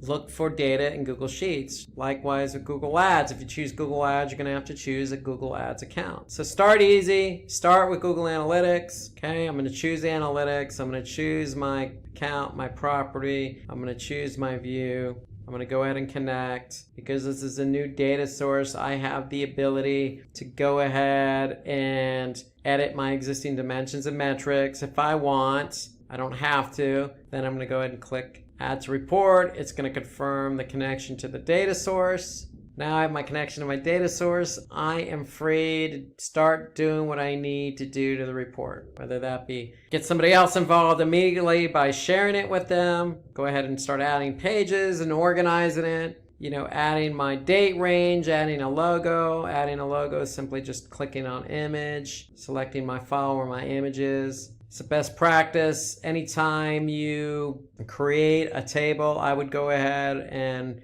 put a text box above it, maybe put a title. So you could say channel, in this case, channel by conversion rate. Okay, so let's make that a little bit bigger. As a best practice, that's what I would do. Now, you're free to do whatever you want in Data Studio. The whole point of Data Studio is really to customize the report any way you want. And what I mean by customize is adding the dimensions and metrics that are important to you. And so Data Studio gives you the opportunity to copy an existing report, or again, you can use an existing template or start with a blank report. The options are all there for you. Data Studio is fairly easy to use. Again, you could share it. Okay, you can download it, you can schedule emails, you can send a link to people. Okay, there's really no limit to what you can do with Data Studio. Okay, again, you can rearrange things, add pages, organize them, add filters, add segments. I mean, basically anything you can do in analytics,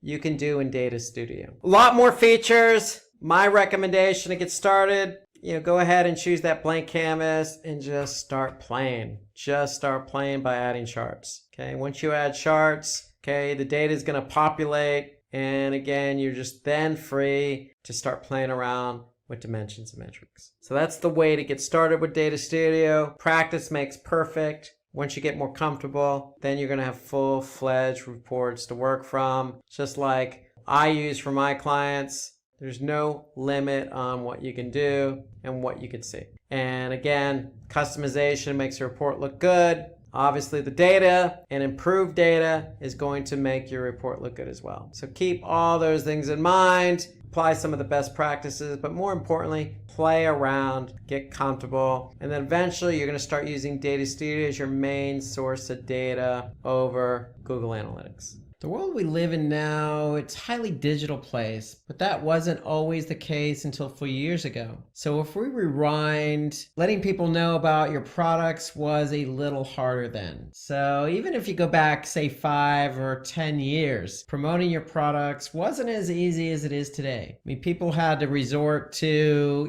good old-fashioned newspapers, putting in an ad, or those big thick books called the Yellow Pages that usually sat in your closet and weighed a ton. I mean, those were the ways to get your product and message out there. A lot of advertising in those Yellow Pages. Then you have billboards, driving down the highway. You see that billboard on the side of the road. You wonder, who are those people that are actually advertising this stuff? Of course, you have television that's been around for decades. A good source of advertising, but costly. And then fax ads, uncommonly known way to advertise. By the way, who has faxes now? But people did advertise via fax just a few decades ago. So these were all the ways in which people had to get their product and service out there. It seems like so archaic looking at it now, but back then, that was legitimate. That was the way to do it. And then one thing made our lives a lot easier. So if you're a marketer, you're thinking to yourself, man, I'm glad I'm a marketer in today's day and age because it's social media marketing. Social media marketing has made everyone's lives better, from the company that's selling the product or service to the marketer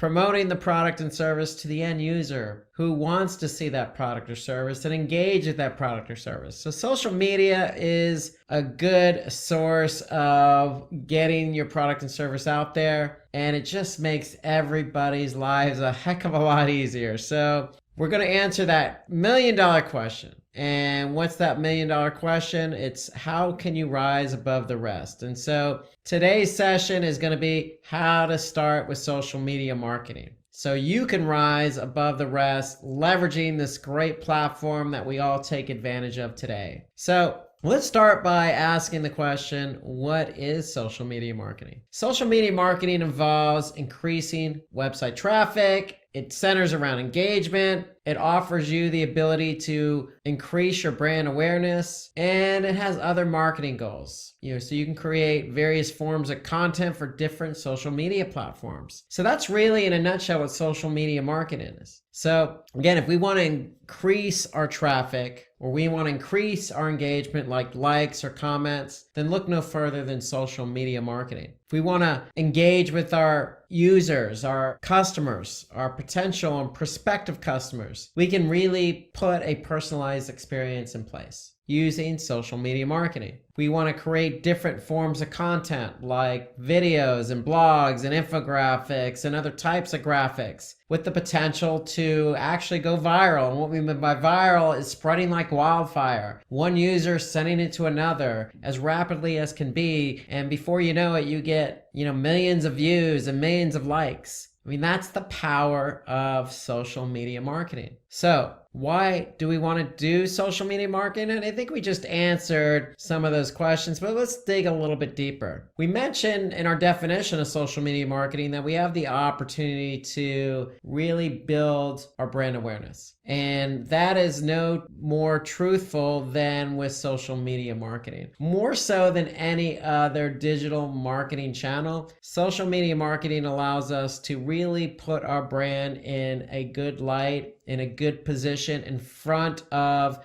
the right eyeballs. So it allows us to really improve our brand by pushing out the appropriate content in front of the appropriate people. Social media is a great channel for that. We can look to conversion rates. So if we are pushing a product and service in front of the right eyeballs, and we are building up a funnel of prospective customers who then turn into customers, who then turn into loyal customers, who then turn into lifetime customers, we can see at every step in the process that our conversion rates may increase. We can certainly leverage social media marketing for SEO, for search engine rankings. It's about off-page SEO. It's about posting content on social media platforms to build up some link juice. Okay, so there is some inherent benefits to working SEO and social media side by side. It's cost effective. Well, if you're posting content on Twitter or Facebook, it doesn't cost you anything. It just takes a little bit of time and creativity. Now, if you want to go ahead and do some advertising on these platforms, yes, it's going to cost you, but you'd be surprised. It's not going to be as costly as, say, other search platforms like, say, Google or Bing, where you're actually paying for keywords and paying per click for those keywords. So social media marketing can be very cost effective. And then increase top funnel traffic. So it goes all the way back to brand experience and brand awareness. If you're putting yourself in position to get seen by your target audience, okay, your target audience goes from seeing your brand for the first time to getting to know your brand a little bit more, to maybe buying a product or service from your brand, then returning to buy another product and service, and then continuing to buy that product or service. I mean, that's increasing the top funnel traffic, and not just the traffic, but the conversions. So at every step in the process, social media allows you to build that funnel, depending on where somebody is, whether they're seeing your brand for the first time or actually returning to purchase the product or service again. So that's the inherent benefit. These are the inherent benefits of social media marketing. Now, we talk about social media marketing. What are the channels used for social media marketing and how can we use them? It's really, social media marketing is a channel in itself. So let's take a look at the platforms involved with social media marketing. Now, there are some really popular platforms. So if you can't tell just by these logos, then you probably have not used social media marketing or social media platforms before, or taken part in social media at all. But, one would like to think that the majority of you users out there today know what Facebook is, what the logo looks like, what it does. Same with Instagram, which is owned by Facebook, LinkedIn, B2B platform, YouTube, great, very popular video sharing platform, and then Twitter, which is considered microblogging, but still social media. So these are the most popular platforms out there, but there are hundreds of social media platforms. In fact, when we talk about social media marketing, it can be anything from microblogging to video sharing like YouTube, to B2B networks like LinkedIn, to, say, bookmarking sites like StumbledUpon, content sharing sites like Reddit, Q&A sites like Quora. So there's plenty of different types of social media platforms out there. In fact, if you folks have any popular or you think valid social media platforms that these listeners here should really get to know and understand and use, then go ahead and put that in the comment section underneath this video. I'm always interested in knowing what social media platforms are out there and what people are using, how platforms are trending, what's popular, what's not, and ideally, as a digital marketer, where my target audience is. So these are the most common, but there are hundreds out there, hundreds. So let's talk about the most popular social media platform. and that's Facebook. So Facebook has an average of 2.27 billion monthly active users. Now that number is fluctuating because we're talking about billions of monthly active users, and that number is probably trending up. 88% of all users are on mobile. So what does that tell you? That tells you that Facebook has an app, and the app is very popular. In fact, I tend to use the app more than I use the web page for Facebook. Okay, so I don't necessarily log on via the internet on my laptop. I go right to the app. It's just easier to disseminate information, easier to add friends, comment, respond, etc. So it's no surprise that 88% of all users use mobile. Now, 66% of mobile monthly users use Facebook daily. So a lot of recurring users going back on a day-to-day basis, 2/3. So it's an addiction more than it is anything else, because what Facebook is really you're getting information from the people you trust, care about, like, work with, share a group with, share common interest with, partake in the same organization, maybe have the same running group, same passions. I mean, that's what Facebook is. It's a commonality amongst people. And if you build up a network of that commonality, it's going to be addicting to take part in that. You know, the closest network you can ever get to is your family. So if your family's on Facebook, then likely you're going to be on Facebook communicating with your family via this platform, especially if you don't live close to your family, or especially if you don't live close to your friends. I know in the United States, people move a lot for work, or people travel a lot for work. And so Facebook bridges that gap between distance. And you do feel like you're part of somebody's life on a daily basis being on Facebook. So that's what makes it the addictive part. So if you think about it from an end user's perspective, it makes total sense. Now, if you wear your digital marketing hat and you're thinking, hey, 2/3 of monthly users are using it daily, and there's billions of active users, then whoever I'm targeting has to be on Facebook. Now, if we look closer at the demographics, we could see that a lot more seniors age 65 plus are using Facebook. So 60+% of seniors are using Facebook. So Facebook is trending older. However, 35% of the audience is below the age of 25. So it's not just trending up, it's also trending down. So a lot of young people are still using Facebook. And then Facebook, is pretty evenly matched between males and females. Now, if I'm either skewing older or skewing younger on my target audience, and half female, half is male, then I know somewhere in there, whoever I'm targeting is going to be on Facebook, just based on these numbers here. So your demographic is likely going to be on Facebook, again, depending on your industry, depending on your product or service, but considering the number of people and how it's skewing older and younger and everybody in between, Facebook has something for everyone. Now, Facebook allows for video content. So you could post videos all day long. So if you have YouTube videos, you can share those YouTube videos on Facebook. In fact, video, just like on most platforms, tends to provide better engagement. And the industries that can really capitalize on Facebook tend to be food and beverage, news and media, and e-commerce, meaning you're selling a product. Facebook has, plugins that allow you to really accentuate what you're trying to sell. And when I say that, accentuate, I mean really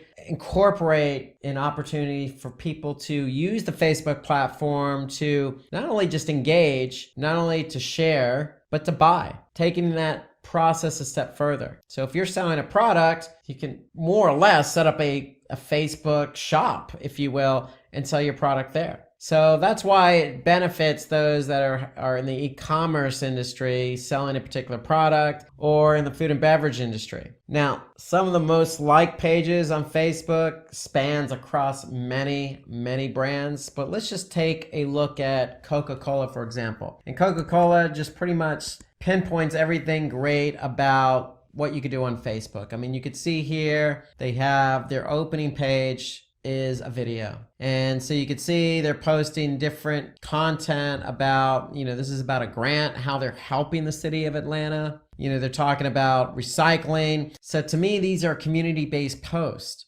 So they're not necessarily just pushing out their product per se. They're trying to use Facebook to build up brand awareness. So a huge Fortune 500 company like Coca-Cola is not necessarily just using Facebook just to push e-commerce, to push a product. They're out there, pushing what they're doing for the community. So this is a good example of, how you can really leverage Facebook, taking advantage of everything Facebook has to offer. And that means brand awareness, community building, sharing, updated information, not only about the company, but in this case, Coca-Cola is situated in Atlanta, Georgia, in the United States. So, what are they doing with the community? Okay, so this is a good example. Of course, it's a big example because Coca-Cola is a big company, they're worldwide, but the great thing about Facebook is you can always take a peek at what other companies are doing. Whether you have 1 million plus people liking your page or 100 plus people liking your page, you can always get ideas as to how they're leveraging Facebook. Now, if you do have a company, you can create a Facebook page for your business, just like Coca-Cola. So you want to be able to separate out your business from your personal page. And like everything you do, whether that's writing a blog or creating a video, you want to have original content that's relevant to your audience. You want to use Facebook for some promotion, but every post doesn't necessarily need to be promoting your product or service. You saw what we just witnessed on the Coca-Cola page. It was about what they were doing to, benefit the earth with recycling, or what they're doing in conjunction with the city of Atlanta. So they're more community-based posts. And so to me, that's original content, positive content that isn't necessarily pushing their product per se. Now, you could argue, hey, it's Coca-Cola. They have the biggest brand in the world, and that's true. But just think about your product and service. Think about your brand. If you're trying to build brand awareness, what does your brand stand for? And if your brand stands for, say, the globe, the ecosystem, the environment, then you probably want to be pushing out posts in that direction. If that's what you stand for as a brand, then you want people to know that, because like-minded people are on Facebook, and those like-minded people are going to be the ones who like your page, who engage with your content, and tell other people about it. So you always want to go original. You always want to be true to yourself and true to your brand. And then you could take advantage of user-generated content, like sharing a user's experience of using your product. So in other words, if somebody's engaging with you, or they've posted something about your brand and product, you can reciprocate. Okay, you can certainly post something that is similar to what somebody's doing with your product or brand. So that's a good way to create some original content by taking advantage of what the users have generated. So these are just some examples of how to take advantage of Facebook. I mean, there's lots of things you can do on Facebook, plenty of things. If we float back to Coca-Cola page, you can see they have,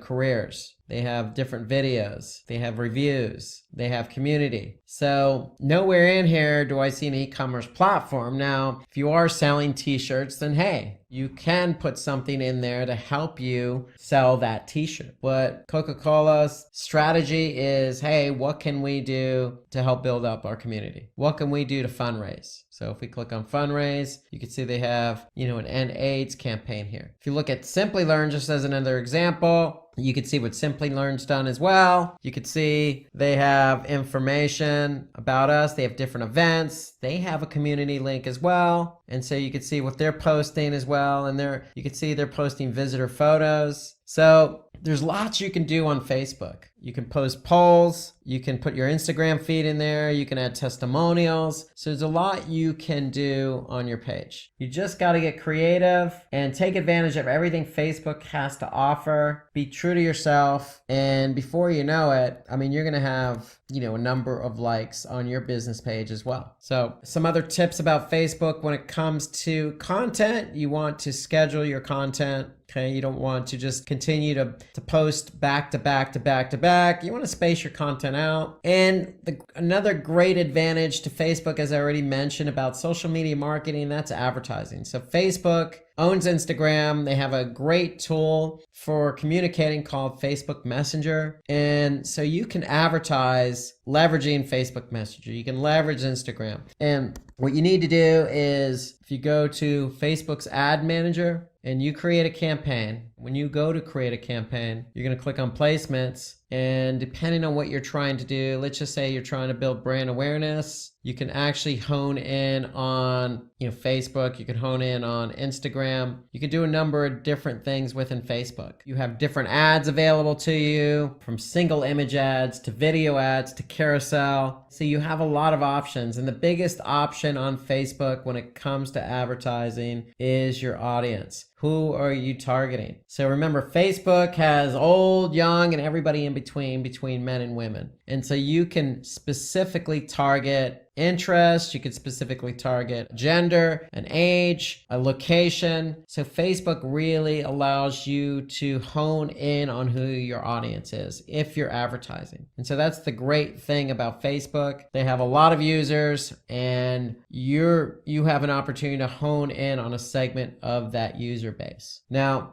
Facebook also has metrics that you can look at to really understand how people are interacting with your ads, how people are interacting with your post. So let's take a look at that. So if we go to Facebook, when you go to your page, you can click on Insights, and you can actually see some insights on posts that have been posted on your page. You can get insights into how many people viewed it, how many people liked it, how many people engaged, how many people you reached with your post. Okay, you have information about videos, followers. Facebook provides recommendations. So this is all part of Facebook Insights. So if you're posting on Facebook, Facebook will give you feedback as to how your posts are performing. Now, if you're running ads on Facebook, you can simply just view metrics related to how your ads are performing. So you could see how many people clicked on an ad, how many people the ad reached, how much you've spent. Okay, you can look at it by demographic. You can even see cost per result. So you can get a lot of good insights into how your ads are performing as well. So if you're running a campaign targeting a specific audience on Facebook, you can look at the stats and metrics surrounding that campaign. And again, for your Facebook page, you have Facebook Insights. So if you have any questions, feel free. We have a video called Facebook Advertising Tips and Tricks. So feel free to, take a look at this video on Simplilearn's YouTube channel for more information about Facebook. And if you have any comments to share about Facebook, feel free to put them under the comment section. Okay, let's turn our attention to one of the platforms Facebook actually owns, Instagram. So Instagram is a place where you can actually promote your brand, product, or service through the power of imagery or video. And so the average number of monthly users on Instagram reaches 1 billion. And 32% of all internet users are on Instagram. So a lot of users using it. It's very easy platform to use. The only prerequisite, you need your mobile phone. So you open up that app. It's as simple as just uploading an image. That's why Instagram is so popular, because it's just a simple tool to use to go ahead and just post an image with some hashtags. So 68% of all Instagram users are women. So unlike Facebook, it does tend to slant more on the female side. And 59% of the audience is a bit younger, between age 18 to 29. So slants more women and slants more younger. And so if these particular demographic and age groups tend to fit your target audience, then Instagram is a place you probably want to be for social media marketing. So as I mentioned, content that works best are photos or videos. I would always slant towards videos if you have them available, but photos, the rule of thumb is photos always tell 1,000 words, 1,000 stories, 1,000 interpretations. Images are just always the best way to go as well. I mean, if you don't have the videos, hey, nothing to be sad about if you fall back on imagery. So you can really put your brand in a good perspective and a good light by posting images. And as you can imagine, if 18 to 29-year-old women are on Instagram, that's skewing towards a certain demographic, but in terms of industry, it is open to most industries. But the ones that tend to be most successful are beauty, food and beverage, and e-commerce. Now, food and beverage always tends to work well when you have video and imagery. Likewise, beauty beauty. But e-commerce, if you're selling that t-shirt or shoe, Instagram allows the platform to work in a way where people can purchase that product right within the platform. So that's why it tends to work well with e-commerce. Okay, there are lots of channels, just like on Facebook, lots of channels on Instagram. I mean, some of the most followed brands are Chanel, Starbucks, Nike. I mean, if you have a product or service that you want to push out there, then Instagram is the way to go. Just for brand awareness. If you're selling shoes, then why not take images of and photos of those shoes and get them posted on Instagram? Like I said, it's very simple to use. All you need is some hashtags to go along with that photo of a shoe or photo of that cup of coffee. And Instagram kind of takes care of itself. I mean, photos do accentuate the product if you have them. So leverage Instagram if you're really trying to build up some brand awareness for a particular product. Some best practices here on Instagram is, have a compelling bio, a good profile picture, add a link to a landing page, and, leverage emojis if you have to. So set yourself up nicely on Instagram. If you're in a particular industry like food and beverage, follow other food and beverage brands like Coca-Cola, like Starbucks. Depends on what it is you really want to be related to. So just make sure they're relevant. Get hashtags. Can't stress that enough. When you post a photo, throw some hashtags in there. You can see what other people are hashtagging on Instagram, and you can ride that wave of what's trending, or you can create your own unique hashtag. I'd probably have 2 to 3 hashtags per photo. And don't be afraid to use both photos and videos. Videos do tend to work well on pretty much any platform. They tend to work well on websites and blogs, so why not use them on social media where people can engage? Okay, so videos and imageries both work well on Instagram. Okay, you can also get shout outs from other influencers. Plenty of influencers on Instagram, especially in beauty, especially in food and beverage. Fashion tends to be another industry that has a lot of influencers. So feel free to reach out to them, reciprocate. See how you can work together where they can actually, give you a shout out on your particular product. You want to keep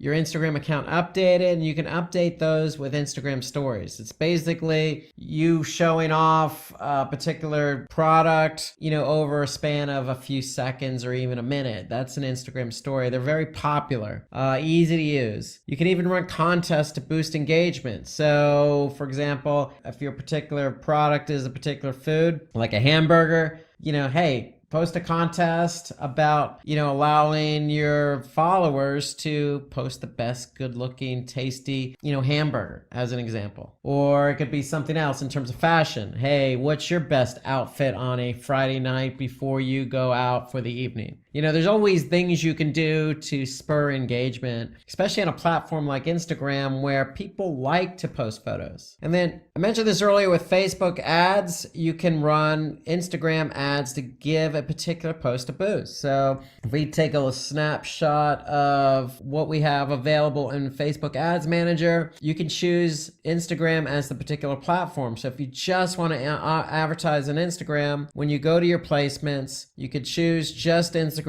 either the feed or the stories. Okay, so you can choose one of these 2 options if you want to boost your posts, get some more eyeballs on that. Okay, it's a cost per click platform, so anytime somebody clicks, it's going to cost you. But, just like Facebook, the cost per click tends to slant a little bit lower. It really depends on what you're trying to post, when you're trying to post it, and who else is posting. But hey, the Instagram feed and the stories could be a good option if you're really trying to draw attention to a particular product. Okay, let's turn our attention now to the B2B platform called LinkedIn. LinkedIn's a very powerful, popular business-to-business platform. Okay, it has 260 million active users monthly, and unlike Instagram, where Instagram slants more towards women, LinkedIn slants more towards men, 57%. So a majority of the users are men, but still you have a lot of women involved in on LinkedIn. So a nice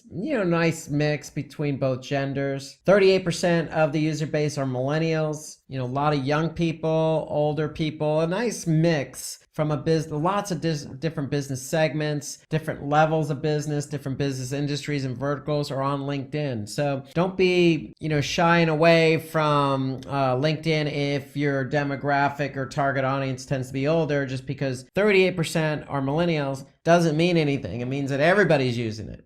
That means that, hey, more than 1/3 of the users are millennials, are younger. Now, LinkedIn is a B2B platform. So if you're in the business of generating business leads, then LinkedIn is the place for you to go. There's opportunities for you to advertise on LinkedIn. Okay, there's also opportunities for you to post lots of different content on LinkedIn. So content that works on LinkedIn could be a blog, it could be, particular news article, tips and best practices. I've posted videos on LinkedIn. It's good for jobs. So there's a lot of content on LinkedIn. So if we take a sneak peek at LinkedIn, if I just go to LinkedIn here, and I just go to my home, the start news page, I could see the types of content that's been posted. So somebody just posted something with an image, then you got an article down here. Okay, you got, an influencer like Richard Branson posting. So you got a lot of different types of posts that you'll be able to see and, leverage if you want to. Meaning, when I say leverage, if you see somebody like Richard Branson posting something, hey, stay fit and healthy, that's an image. That's something not about business per se, but, something interesting and unique. So you can see all sorts of different types of content based on who you're following on LinkedIn and who you're connected to. Some things about LinkedIn, you always want to create an engaging profile. When I say engaging, well, first things first, make sure it's complete. There's lots of opportunities. So if you sneak over to my profile here, you want to be able to post a lot of information about yourself. So about what you're affiliated with, what jobs you've held, what groups you're associated with, what your interests are, what certifications you have. So you want to be able to, complete your total profile. You can create a company page for your business. So if we go back to LinkedIn, we can just do a search for, say, Simplilearn, and let's take a look at, their business page. So if I just do a search for Simplilearn here, so if I select their page, you can see, just like your profile page, if you have a business page set up on LinkedIn, you want to make sure it's complete. You want to put information about the company, what jobs are available, and you want your company to associate with that business page. Anybody who does, follow that particular business page, part of the organization is going to be listed under people. So, and you want to be able to post, just like on your personal profile, if you have a business page, you want to be able to post unique content. You can see here, Simplilearn is posting, some of the accolades that they have, but they're taking that a step further. They're also posting, information about, upcoming events and webinars. So they're posting a mix of different content. And that's ideally what you want to do on any social media platform, is mix it up. And just like you can on Facebook, just like you can on Instagram, you can, boost a post per se. Okay, so you can get that post in front of some additional eyeballs. Now, of course, you want to optimize your company page for searches. So it really does come down to how many people are following you. But when we say optimize your company page, just make sure it's complete with some compelling content, and then increase the number of followers you have. So the great thing about LinkedIn that I like the most is that, you can, simply look at other people. If I go back to, say, the homepage, you can actually see who's following what. And, LinkedIn does give you opportunities to connect with people. Okay, so if you go to your profile, you'll be able to see other people that have viewed your particular page, and you can connect with them, okay? Or connect with people who are like-minded or similar, or connected to people that you know. So LinkedIn does a good job of presenting other people you can connect with. So it makes it easier for you to increase the number of followers. So having an engaging profile, personal profile, having an engaging company page, making sure both your personal and the company page have all the content necessary, have all of it completed, and then increasing followers. posting unique content, I mean, that's really the key to LinkedIn. Now, again, with LinkedIn, you can use different media, you can use videos, slideshare presentation, images, and you can boost content. As I mentioned before, you can boost content on LinkedIn. So if you want to get that content in front of eyeballs, you can do that. So let's take a look at an example of a campaign and what you could do on LinkedIn in terms of sponsored content. So if you go to LinkedIn's campaign manager, I mean, you have an opportunity to put your ad in front of a particular audience. So it really depends, again, on who you're trying to target. Just like Facebook, which slants more towards personal, LinkedIn's going to slant more towards business. So with LinkedIn, you have an opportunity to target a particular industry, a particular company, a particular job title. Okay, so you could target everything business related on LinkedIn. So you can go ahead and create an ad. The ads have imagery to support the ad. And so basically when you set up your ad, you set up your target, you could choose your placement. You're going to be able to see, who it is you're actually targeting. And you can go ahead, and the great thing about LinkedIn is you have different ad formats. And again, you can get really creative with who you want to target. And just like Facebook, LinkedIn has, some metrics that you can measure and figure out how your particular campaign performed by impressions, by click-through rate, even conversions, cost per conversions, and how many leads. So LinkedIn has built-in platform for measuring campaign success. And so the differentiation between Facebook and LinkedIn is really just the type of demographics that you have to choose from. With LinkedIn, you do have, different options available based on business, like, job title or job level or industry or vertical. So you have a lot of examples available, or a lot of options available to you on LinkedIn in terms of advertising. Okay, let's talk about YouTube now. So YouTube has 1.9 billion active users. If it was a search engine, it'd be the second most popular search engine. The highest number of monthly active users in decreasing order starts with the United States, Brazil, Russia, Japan, and India. All big markets, all like to use YouTube, but YouTube's popular across the world. Just like Facebook, where the app is popular, the app for YouTube is very popular. So 70% of all views are generated from mobile. So with YouTube being a video platform, you definitely need videos. Now, there's a lot of industries on YouTube, a lot of industries. And some of the most successful brands on YouTube, range from logo to Coca-Cola,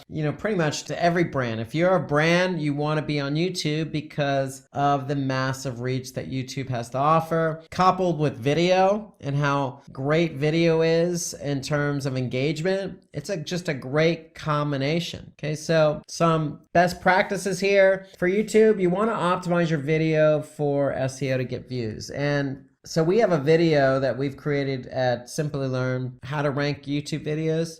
So if you watch that video, you'll get some really good tips and strategies about how to, optimize your video for YouTube. At the very least, you want to make sure that you're using the right keywords in the title, description, and hashtags. So that's a start when we talk about optimizing your videos. You want to upload regularly and fix the schedule for your videos, because if you're starting to get followers on YouTube or subscribers, they're going to expect you to produce more video, especially if you're producing engaging, unique, relevant content for that target audience. So we're not saying you have to have a video once a day or once a week. Start small and build up and get on a regular schedule. Okay, then you can organize your videos into playlist. So, if we look at Simplilearn, Simplilearn does a good job of organizing their videos into a playlist. So all you have to do is go to I'm a founder and CEO of Simplilearn's YouTube channel, and you can see how it's broken down into playlist. Now, YouTube also has the ability, because it is global, you do have the ability to provide translations. So if your target audience is from another country, it probably wouldn't be a bad idea. Like Facebook and Instagram or like LinkedIn, you can advertise on YouTube. You would just need to do that through Google Ads. So with Google Ads, you're going to say, Google, I want to advertise on YouTube, and you have plenty of available options available to you. Anything from,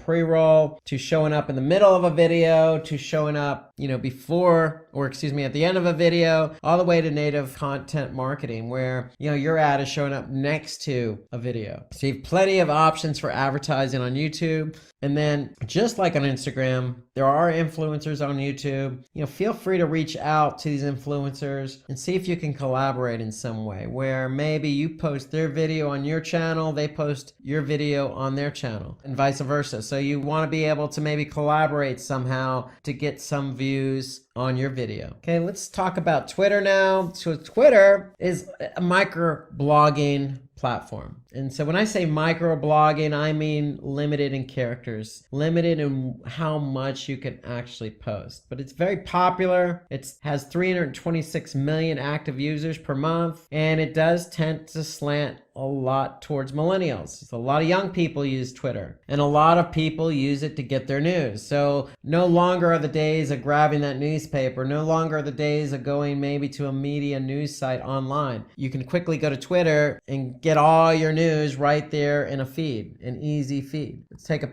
peek at Twitter here. I can get everything from, somebody posting something specific about their dog, all the way to a particular job, all the way to industry news, all the way to basically an advertisement, all the way to a specific news article. So it's all here on Twitter in your feed. So Twitter does offer videos, so videos do work well. So if I go back here, you could see, here's a video of Antonio Brown. He's posting a video of his news conference and another promotional video. So industries that capitalize on Twitter, as you can guess, if a lot of people go there for their news, you'll probably see a lot of news and media and entertainment on Twitter. So that doesn't necessarily mean that you can't use Twitter for your brand. It really comes down to target audience. Some of the most influential brands are slanted more towards, news and media, but you got cosmetics, you got gaming companies, you got everybody's on Twitter. Okay, it just comes down to, does this platform have your target audience?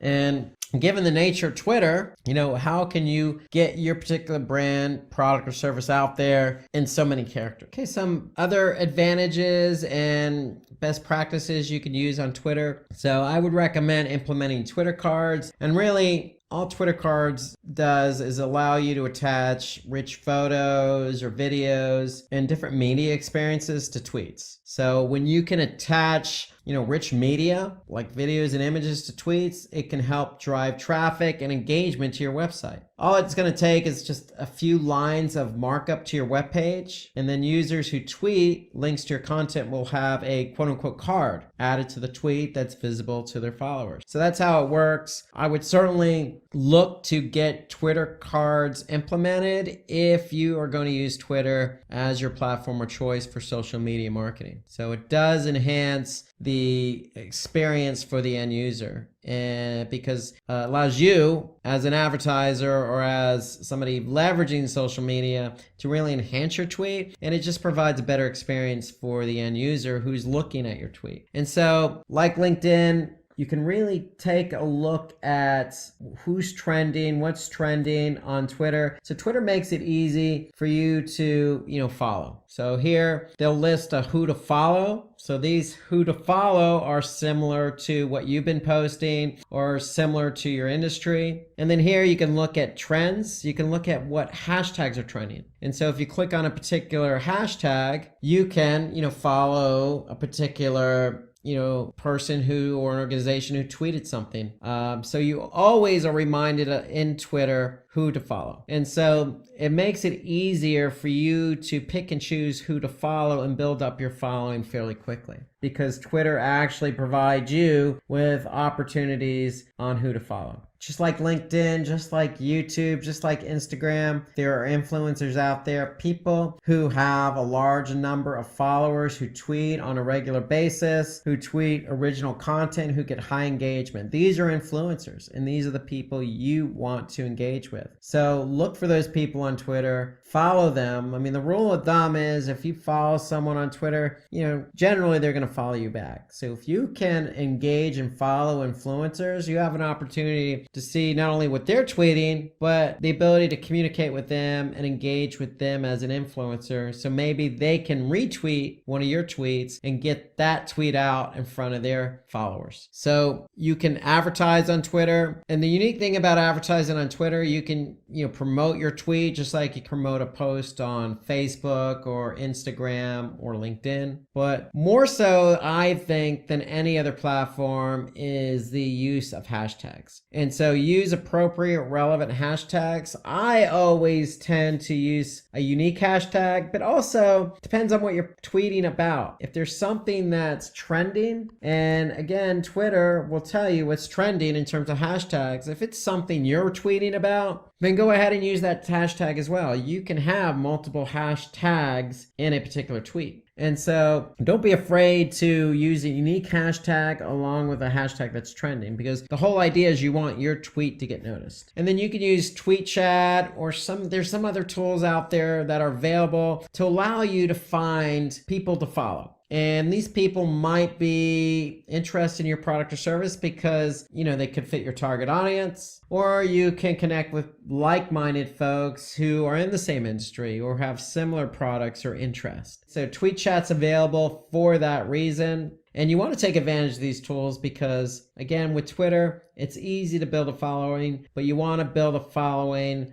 that is going to engage with your tweets. So let's talk about what tools are available for social media marketing. So when we talk about all these platforms available to us, okay, we talk about Facebook and Instagram, and we talked about LinkedIn and Twitter and YouTube. I mean, those are popular platforms, but at the beginning of the session, I mentioned there's hundreds of social media platforms out there. And if you're posting content on a number of them, you want to be able to organize that content. You want to be able to organize it and schedule it, where it makes sense and when it makes sense. You want to stay organized. And so there are tools available to help you stay organized. Tools like Hootsuite, Buffer, or Sprout Social. Okay, some of these tools are available, at a cost of a free trial or at a low cost per month. So regardless of whether you're using a free version of one of these tools or another tool not listed, or you're actually paying for it, it's worth the investment. If you're going to partake in social media marketing, and even if you're on one platform, it's still worth it to have a social media tool available to help you schedule. And not only do these social media tools help you schedule, they do a lot of other things too. For example, they help you measure the engagement of your posts. So let's take an example of one of them, like Sprout Social. So if I go to Sprout Social, here I can see for a particular company, I'm able to see,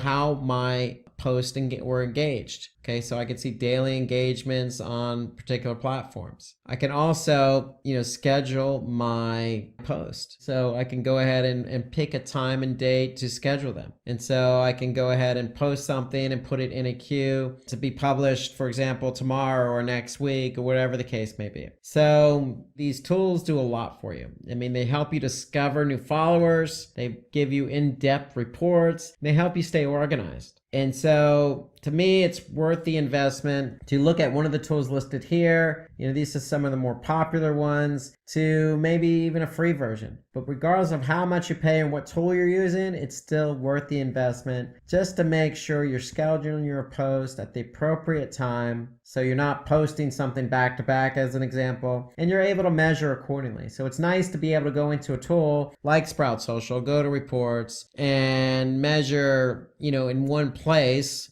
how Twitter's performing or how Facebook's performing or how LinkedIn's performing. And so that's what a lot of these tools provide, is nice reporting options and nice scheduling options. So you can find more content you can create by using these tools. Again, you can schedule efficiently, analyze them. You can use insights to improve your campaign. So a lot of these tools give you nice insights to how the post was actually engaged, and you want to be able to leverage that. And some of these tools, if not all of them, have social listening. And social listening is monitoring what's being posted out there. So what else is posted, you can take a look at, and if it's something interesting or relevant, you can go ahead and follow or take part in that conversation. Okay, so that's what social listening allows you to do, and a lot of these platforms have that as a feature. So let's take a look at tips to be a good social media marketer. So some of the important things you should take care of are set up a social media marketing plan. When I say set up a social media marketing plan, there's some questions you want to be able to ask. Okay, what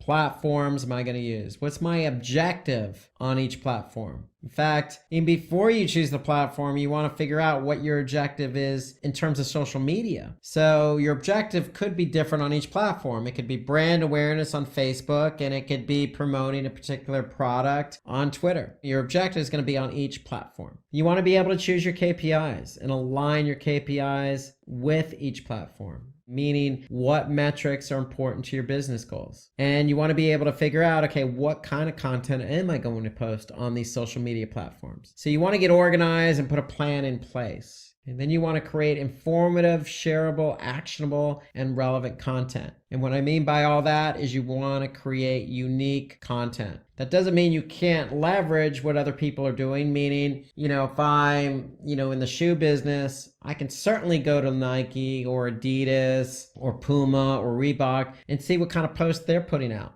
And then I could take their cue and do something similar, but I want it to be unique to me, and I want it to be unique to my brand. And I want to be able to keep my content visual, meaning I want to be able to use as many photos and videos as I can that's available to me. Because remember, videos generate better engagement. I want to be active and responsive with my customer base, meaning the whole point of social media is to engage. And people are going to respond, they're going to comment, they're going to take part in what you post. And so whatever they do, you want to be able to respond accordingly, whether that's positive or negative. And then you want to measure metrics like conversion rates and click-through rates. So that goes back to putting a plan in place, figure out what your metrics are, and then when you're posting on a particular platform, you want to be able to lean on those metrics to make sure you're achieving your goals. So you want to have those metrics in place beforehand, and then you want to be able to use those metrics moving forward as you post. The whole idea is if you're measuring what you post, you're obviously going to want to lean more towards what's working versus what's not working.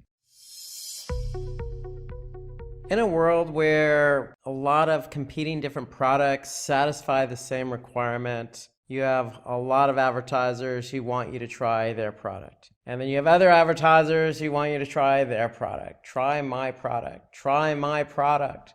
Try my product. Try my product. My product's the best. No. My product's the best. Try my product. Well, I want you to forget all that and try my product. Forget about those other advertisers. Try my product. Well, there's only one way you can prove your product is better than the rest, and that's with powerful advertising. And one of the best ways to advertise on the internet is via social media and through the largest social media platform in the world, and that's Facebook. And today we are going to talk about all the different ads that Facebook has to offer. So, introduced back in 2007, the Facebook ads platform has grown tremendously over the last few years. Almost $4 billion of revenue in 1 year. So what does that mean? That means there's a lot of advertisers. Why is there a lot of advertisers? Because a lot of people use Facebook. It's a popular platform.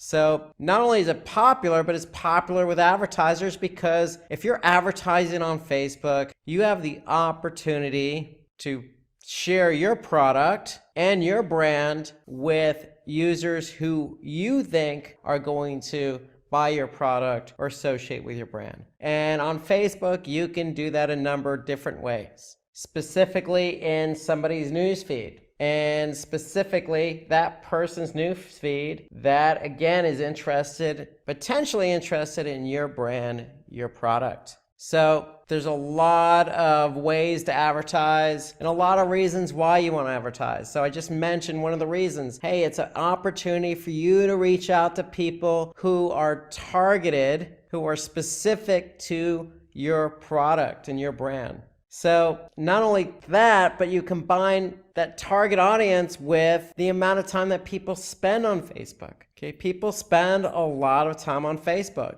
In fact, not only do people spend a lot of time on Facebook, there's a lot of people on Facebook. In fact, 2.27 billion in the third quarter of 2018. And so when we say spend a lot of time, we mean going to that Facebook profile at least once a day. Okay, so a lot of eyeballs throughout the day checking their newsfeed on Facebook.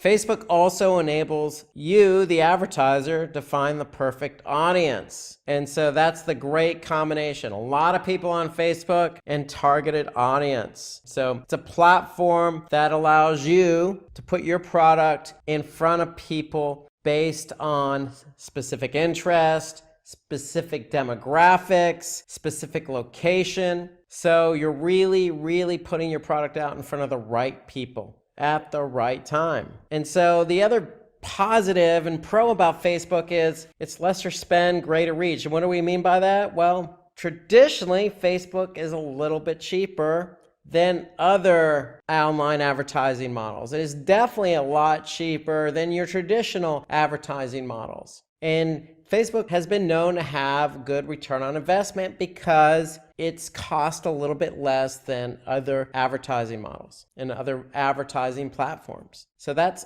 the other benefit to being on Facebook. So if you're into building a brand, you want to be on Facebook. Why? Because it helps you increase your brand awareness. It's going to help you allow users to know what your brand is all about. Because remember, you're putting your brand in front of like-minded people or people you think that are going to associate with your brand, that are going to associate with your product. So you put your brand out there, you incorporate your advertisement in somebody's newsfeed, it's going to add value. It's going to establish trust and credibility, especially if that person's friend is associated with that brand. So instant credibility if friends and family members of a person on Facebook are associated with your brand. So it has the opportunity to really lend a lot of credence to somebody who is on Facebook, active on Facebook, and is your targeted demographic. And the great thing about Facebook is it also has other features, other advertising features such as retargeting. So you could target people who've already expressed an interest in your service or product. But if they didn't go through the conversion process, meaning they didn't go all the way through and buy your product, you can certainly reach out to them again. Just like your traditional retargeting options on, say, Google or some other advertising platform, Facebook works the same way.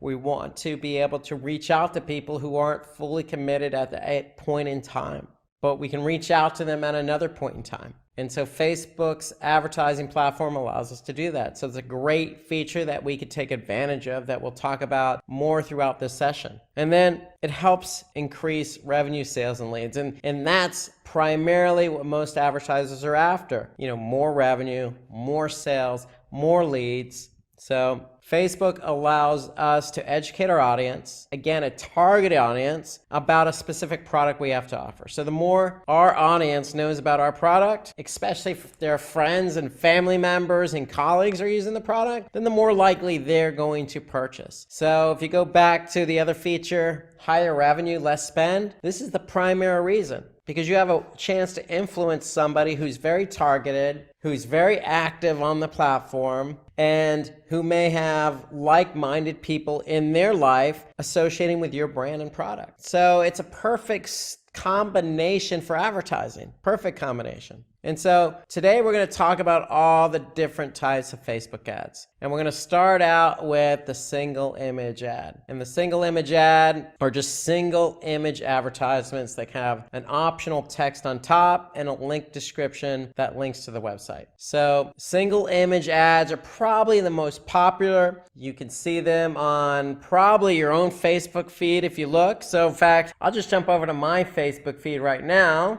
And if I go there, what do I see? I see a single image ad here, and it's from Shopify Partners. So become a Shopify partner at e-commerce to your list of qualifications. So Shopify must be, a brand that is trying to woo my business. Okay, so they know that somebody that I'm associated with, or maybe I fit their demographic, so they're targeting my newsfeed with a single image ad. So that's what a single image ad looks like. It's simply just one single image with some description. And the great thing about this single image, if you haven't noticed, is the pixels are pretty large. It's 1200 by 628, so it kind of stands out a little bit. It's not your traditional thumbnail. It really pops when you look at the newsfeed. So again, if I go back to my newsfeed here, you can see it just really stands out within the newsfeed. So I can't miss it. If I'm a targeted part of their targeted audience, it's hard for me to, not see this ad interact in some way, especially, again, if I know somebody in my network on Facebook, or either that be a friend or family member, is associated with that product. Okay, in addition to the single image ads, Facebook also has multi-product ads, or also known as carousel ads. And so what the carousel ads do is allow you, in carousel form, allow you to rotate different ads with different messaging and different call to action. And so here you can see Simplilearn has a example of a carousel ad where they're showcasing their different courses. So this allows users to view a range of all your different products and services. If you have multiple products and services to offer, then the carousel ads would be a good option for you. So in addition to the carousel ads and single image ads, it gets a little bit more sophisticated in terms of technology, where Facebook allows us to offer up video ads. And so video ads are interactive. It's a good way to really showcase your product, your brand, your service. And the great thing about the video ads is they can go from just a few seconds all the way up to 2 minutes, or all the way up to 120 minutes. And so you can really put a lot of time and effort into the video ads to really put your brand out there. And so the one thing about video is it is interactive. Most people engage with video, and they tend to get about 10 to 30% more views than other forms of ads. So the video ads are really a popular way for you as an advertiser to put your brand or product out there. So you can put your brand and product out there in not just a few seconds, but really tell a nice complete story to get the engagement, to get the person to take the action you want them to do. So that's why video ads have become very popular, because they tend to get more engagement, more interaction than your traditional single image ad or say your carousel ad. So Facebook also allows us to advertise something called lead ads. And what lead ads allow us to do is obtain user details. Okay, so we can acquire or get an email address or phone number from somebody who's interested in our product or service, and that person doesn't even have to leave Facebook. So if you look here in the example, here we have the ad, somebody clicks on sign up, and they get this form submission. And the great thing about the lead ad is that it can sync up with any CRM, or most of your popular CRMs. I should say, for example, Salesforce is a good example of a CRM where somebody fills that out, the information goes directly to Salesforce. And so lead ads are really good if you're trying to generate, leads for your business. And the form itself, the interaction stays right in Facebook. And so that's the great thing about it. They don't really have to leave the platform. Another form of advertising on Facebook are slideshows. Okay, so unlike the carousel ads, which rotate, and the carousel ads, remember, rotate and showcase different products or services, these ads are interactive, but they're rotating different imagery.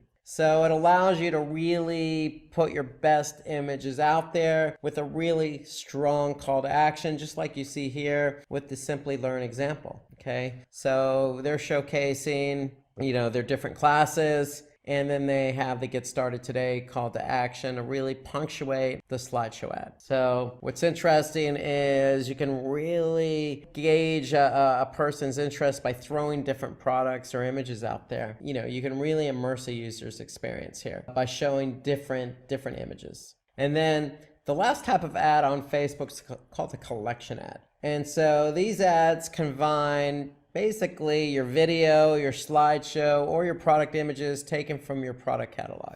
Okay, so if you're an advertiser who wants to advertise several products at once, then this could be a great option for you, the collection ad. So here you could see the Simplilearn example. Here they're showing, not only, some good slideshows and imagery with some good messaging below that. So before we get into the steps for creating an ad on Facebook, let's talk about some of the important changes that have happened on Facebook recently in light of data sharing. So really what Facebook's done is they've made an important change on how user data is being used for advertising. And so what Facebook's done is they removed something called a partner category, and that was an ad targeting program which the targeting option was based on data provided by a third-party partner. So if you're an advertiser and you had a third-party partner that provided some targeted options to you, that was known as a partner category. And in summary, Facebook has removed that program. And so now the only way you can gain user information is if they provide that voluntarily, like the lead ad, for example. Now, you have to get the data directly from the third party now. So you can't have that third party give you that targeting option anymore. You could certainly, again, capture the data yourself by relying on lead capture landing pages, as an example, or the lead ads. And you can certainly still outsource your advertising to lead gen agencies and media buying companies. Okay, but the partner category has more or less gone away. Okay, so now let's get into how to create a Facebook ad. So what are the steps? So the first thing you'll have to do is set up a campaign. So when you're setting up a campaign, you have to select what kind of spending you want to do for your advertisement and what you want to achieve.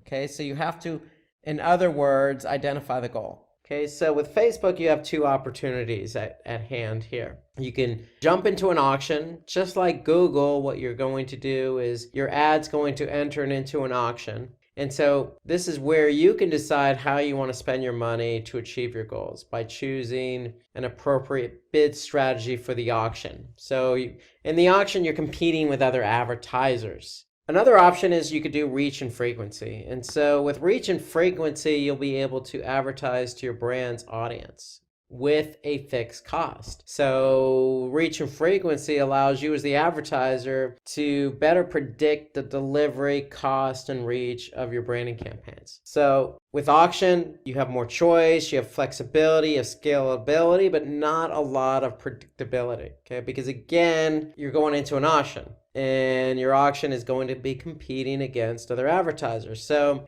this option is available to all advertisers, and you can have pricing that you can change during the auction price process. So that's the unpredictability part, is the pricing. So pricing can fluctuate during the auction because you have different advertisers who are trying to achieve the most prominence for their ad. With reach and frequency, you'll be able to plan and set up your campaigns and actually set it up so it's more predictable on how the delivery is going to be done with reach and frequency. So more predictability with reach and frequency because you could set everything up in your campaign. Okay. So again, with the reach and frequency, you'll be able to advertise with a fixed cost. Auction, you're not necessarily going with a fixed cost, you're going with more scalability, flexibility on cost. That can change. Okay, so once you choose your objective for your advertisement, then you need to choose the type of advertisement you want to do, and it's based on your objectives. So what's your objective? Is it awareness, to drive awareness? Is it to drive consideration? Or is it to drive a conversion? So these are the three objectives available to you for your advertising. You want to choose one of those objectives. So let's take a look at each of these objectives available to you. Okay, so let's start out with awareness. So awareness can help with creating an interest for your product or your service. So when we say awareness, we're thinking maybe brand awareness or product awareness to get out there in front of people. Okay, so with consideration, it's a little bit different than awareness, but not so different in that we're really aiming to get people to think more about our product and service and have them take the next step. So with awareness, you're introducing your product and service. With consideration, you're getting people to take the next step and start looking for information about the product or service you're advertising. And then conversion is kind of that final step. If you're really after conversion, you really want that person to make the decision. Okay, so they're either going to buy or use your product or service. Okay, and so that's the conversion objective. So you have to choose one of these three objectives here. Is it going to be awareness? Is it going to be consideration? Or is it going to be conversion?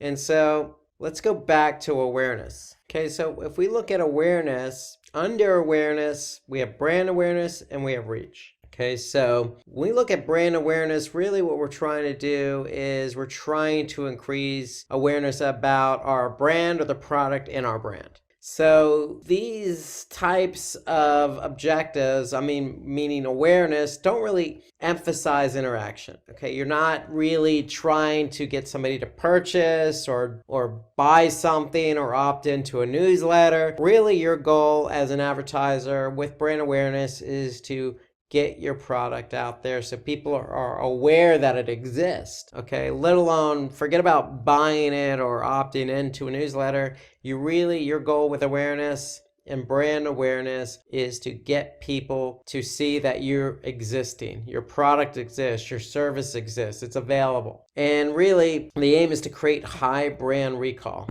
amongst users rather than focusing on generating revenue. So when we say, high brand recall, what we mean is, hey, if your brand is out there and you are really pushing it out there amongst a large targeted demographic audience, then the next time that audience sees your brand, they're going to be able to associate with it. Okay, it's not going to be foreign to them or the first time they ever seen it. You really want them to recall, hey, I know that brand. I've seen that brand before. Okay, that's kind of the reaction you want to get from a brand awareness. Hey, that's a cool looking logo. Or, man, that product looked interesting. Now I'm going to take the next step. So that's what brand awareness really needs to do. It needs to create that recall for your audience. Okay, so let's take a look now at reach. So with reach ensures that our advertisement is seen by the maximum number of people within our target audience and budget. So with reach, we're really trying to reach or get our ad out there to as many people as possible, given who we're trying to target and given the amount of money we have to spend. So it helps to target a smaller audience to visit your website, watch your video, or even convert on your website. Okay, so that's with reach, we're just really trying to get it out there. Okay, so let's move on to consideration. So we talked about awareness, we talked about brand awareness and reach. With consideration, we have, people who are willing to take that next step. Okay, so if we're targeting a specific demographic and we're looking at consideration, we really want them to do something with our ad. We don't want them just to recall it or see it for the first time. We want them to take that next step. And so with consideration, we have traffic. So if we have an ad, the least we want somebody to do who's seen our brand before is at least click on our ad. Okay, so we want people to, click on our ad and go to our website. Really, that's a goal of consideration is, hey, I know that brand. I've seen that brand before. Let me click on this and see what they have to offer. So this might involve them listening to a podcast or reading an article or being introduced to an app. So really you're setting the stage for further down the funnel by further introducing them to something that's on your website. So you really want them to take that next baby step. The next baby step is clicking on the ad, going to your site, and further educating themselves about your particular product or service. So Facebook shows these advertisements to people within your target audience based on their past behavior. Okay, so that's a great thing about Facebook. You can really get targeted here with your audience. Okay, so engagement. So we talk about traffic, we're going to talk about engagement. So these types of ads are useful when we want users to engage more with our ad. For example, we can, really have an advertisement or a post that will allow people to like it, they can respond, or even take advantage of an offer. So that's what we mean by engagement. We really want people to react positively within Facebook about our ad or our post. Okay, so it can help with building an engagement audience for your Facebook page that can be used for future advertising campaigns. So we're really getting people to take that next step. And what's that next step? If they don't go to our website, they can like what we have to say. And then we can have app installs. So that's another option to us for consideration. So app installs are great if we want to send users to an app store, for example, so they can download our app. So if we're really pushing an app that we just developed, then an app install could be a good opportunity under consideration to allow that user to take that next step and download your app so that at a later stage they can go and interact with the app. We have video views. So video views are good advertisements when you're promoting your product or service and you really want a high number of views. So remember, early on we were talking about the types of ads available on Facebook. We talked about video views, how they get 10 to 30% more engagement. Well, that's really what we want videos to do. Under consideration, we really want people to understand what we're trying to do and really engage with our product. And so they could turn around and like it. They could turn around and push it out to their friends. So video, we know, is high engaging with an audience. And so having a video allows you to really allow that video to potentially go viral. Okay, so video views help users engage and enables the creation of an audience which can be used for future advertisements. Okay, so highly engageable, interactive, allows people to, really take that next step with your product or service by really getting to know what you're all about. Okay, then we have lead generation. So lead generation is interesting because remember those leads ads we mentioned when we were talking about the type of ads that Facebook has to offer? Well, lead ads, or if you have a lead generation type ad, really what you could do is you can just collect the information. So if really somebody's interested in your product or service right away, then you can generate a lead ad and allow them to say, hey, you know what, I'm interested. I'm going to sign up for your newsletter. Or yes, I'm interested in your product or any future giveaway or promotion you have to offer. Here's my email address, here's my name, here's my phone number. So lead ads are great for consideration because somebody knows your ad, they've likely engaged with you, they like what you have to say, and they're willing to take that next step. And you can integrate your lead ads with third-party apps that's tied to your CRM. So, for example, Salesforce. Lead ads can sync up right with Salesforce, and then you can then follow up with that user at a later point. So that's consideration. So we have a lot of good options available to us under consideration. We could drive traffic, video views, app installs, just regular engagement, and then we got lead gen. So we got a lot of opportunities for consideration if you're really trying to target people who are already familiar with your brand or product or service. And then last but certainly not least, we have messaging. So with messages, these ads aim to convert a user's interest in a product to a successful sale or conversion. So it targets people who are more likely to respond through Messenger. So Facebook Messenger is a service that is integrated nicely in with Facebook. And so with Facebook Messenger, you can communicate with that person directly just through Messenger. Okay, so it could be a chatbot or it can be a rep who can act as customer support or provide more information about the product or service. So you can use Messenger to your advantage. You can talk right away to somebody who is really interested in considering your product or service. So this is kind of the capstone of consideration because it takes into account one of Facebook's most popular features, which is Messenger, and allows you as an advertiser to use that feature to engage with your targeted audience directly.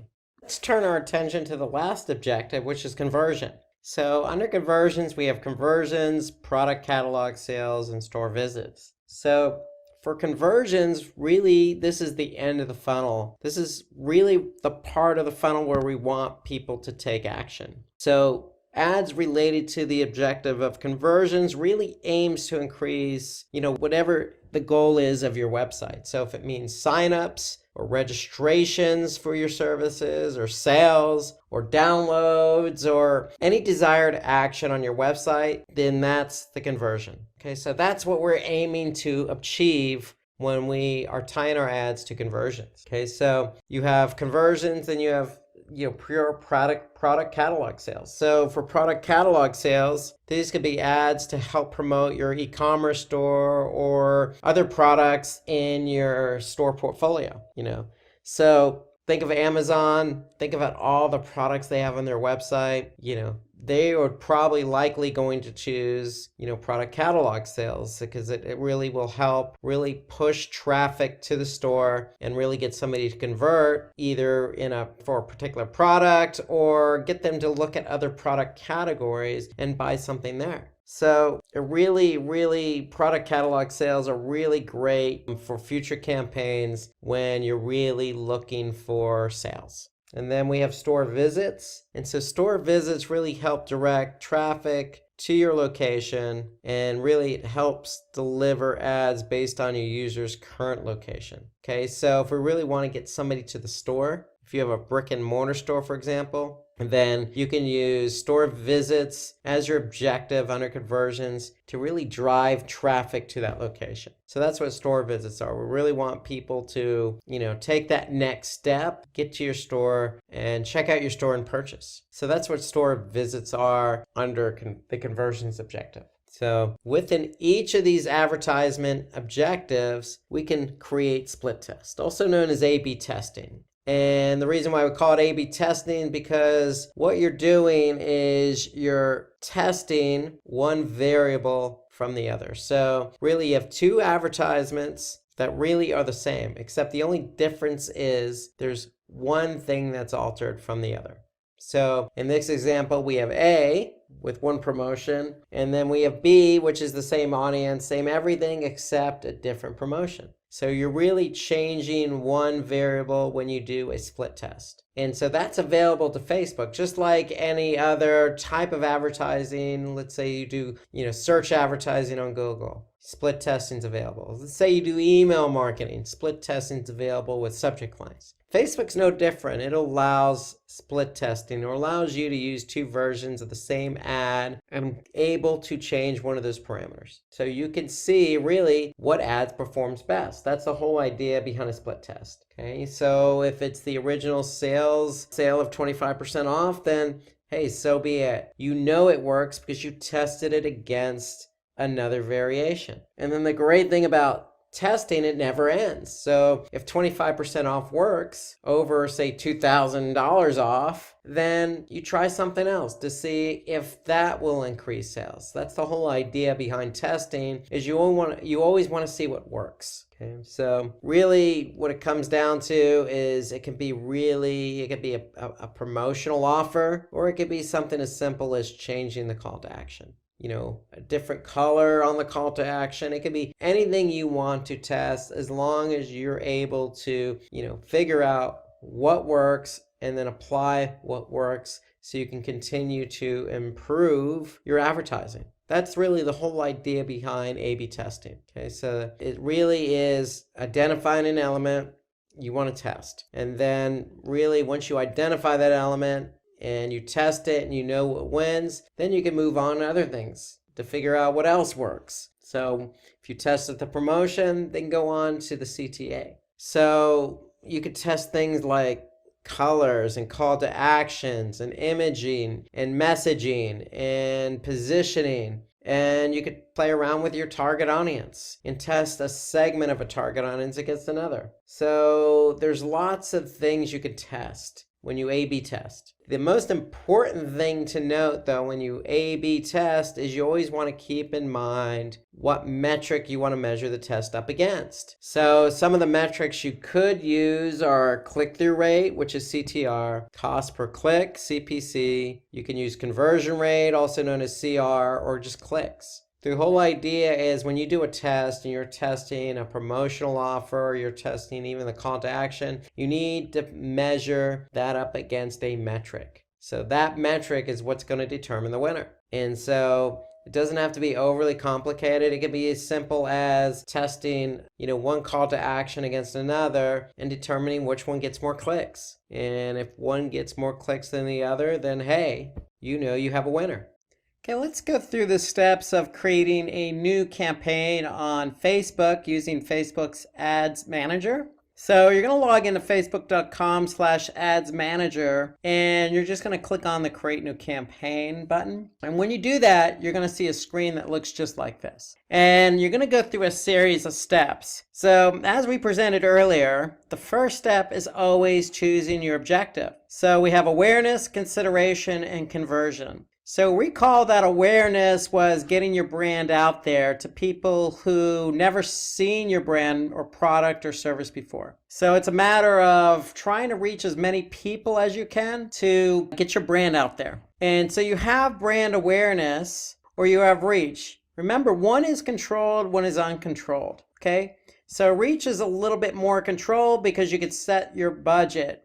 Okay, and you can control your budget a little bit better. So brand awareness is just getting it out there, having Facebook plop it in front of the ad in front of as many people as possible. With reach, you are trying to maximize how many people you show your ad to, but it is a little bit more controlled against the budget. Okay, either way, choosing awareness is going to set the objective of trying to maximize your exposure for your brand, your product, or your service. Okay, if somebody has already seen your brand or somebody's already familiar with your product or your services, then you may want to choose the objective of consideration.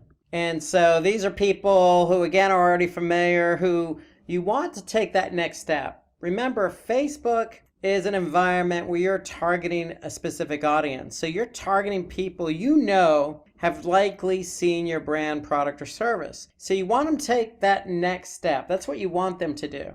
Okay, so here, under consideration, we have traffic, engagement, app installs, video views, lead gen, or messages. All of these choices are getting somebody to do something for you. For example, app installs. You want them to install your app. Or engagement, you want them to like or share your post. Video views, watching your video or messaging.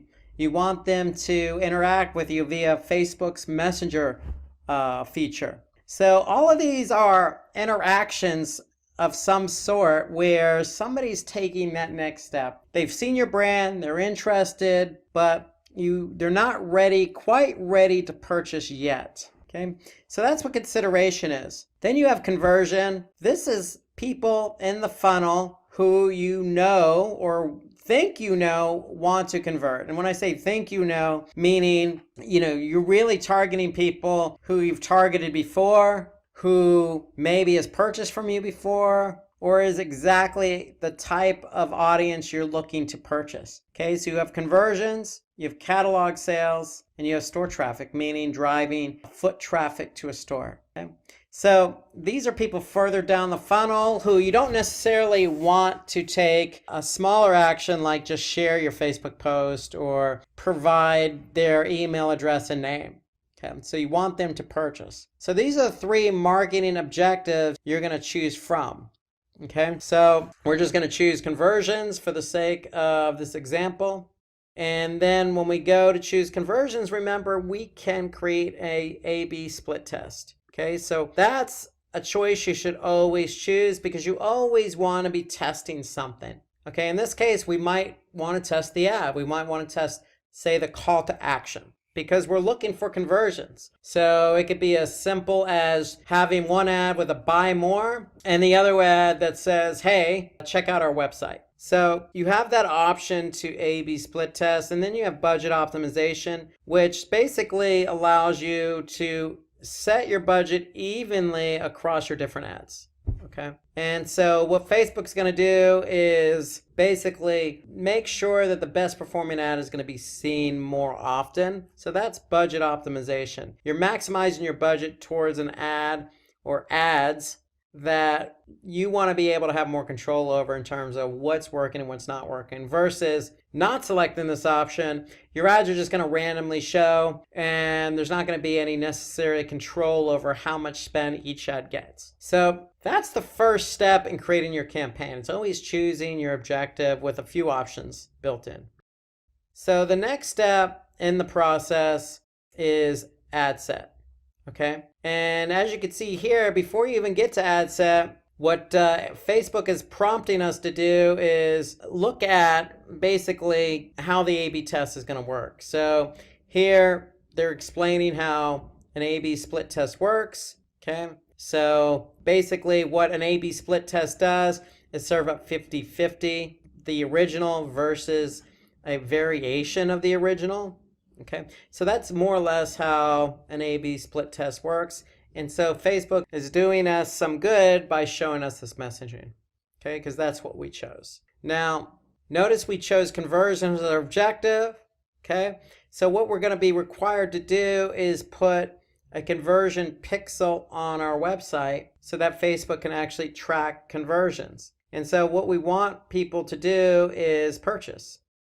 And so what we need to do then is add a Facebook pixel to our website so that Facebook can actually track how many people purchase from your campaign.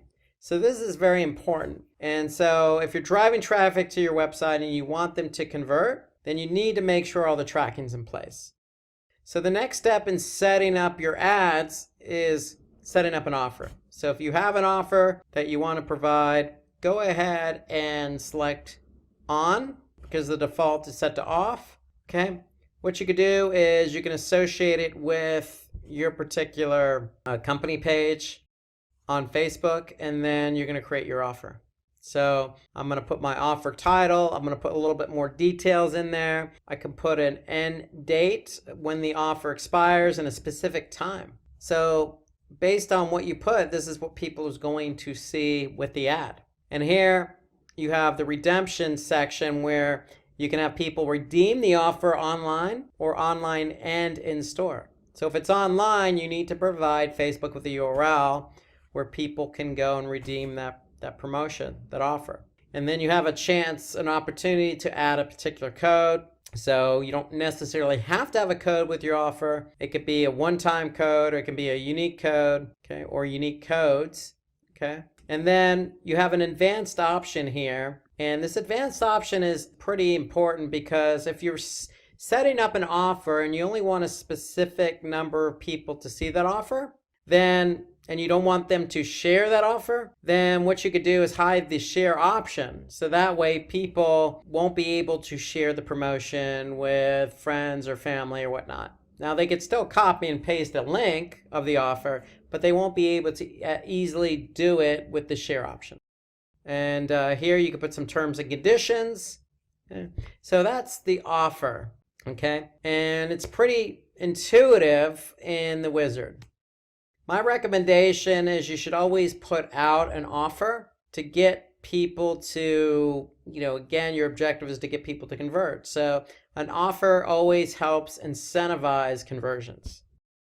Okay, here we have our variable because we're testing, we're split testing, okay? So here we're choosing what we want to split test. So if we choose creative, basically what we're doing is we're telling Facebook we want to test our creative, our ad. And so now what we're going to do is we're going to select the audience. And so we could choose a custom audience, a lookalike, or all. So here you can see we have a lookalike, and a lookalike basically what Facebook does is they're trying to find people who are very similar to your customers. Okay, so that's who you want to target, people who look like your customers on Facebook. Okay, so you could choose a lookalike audience, or you could choose a custom audience if you already have one. So we're going to create a new custom audience here, and basically what we want them to do is website traffic, and we're just going to call it website traffic, and basically it's going to be all website visitors. Okay, so we're going to create this audience here. So we've done that, and basically now what we're trying to do is we're trying to tell Facebook, okay, If our audience is all website visitors, where are those visitors going to come from? So we want to choose a location. So it could be everyone in a particular location, everyone who lives in a particular location or recently in the location or traveling in a location. Okay, so here you can see we have it set to United States, but we can always change that. So you can really pick and choose areas or cities and even exclude areas. You can even upload locations in bulk. So if you have a specific set of locations, you can upload that. After you choose your location, you're then going to choose your age. So here you have, if you look all the way down to 13 years of age, and then your range goes all the way up to 65 years of age. Then we have our gender. We can choose both men and women or just men and just women. And then we can target a specific language. If we want to target Spanish people or people who speak Spanish, then we can choose Spanish. Notice we can add multiple languages.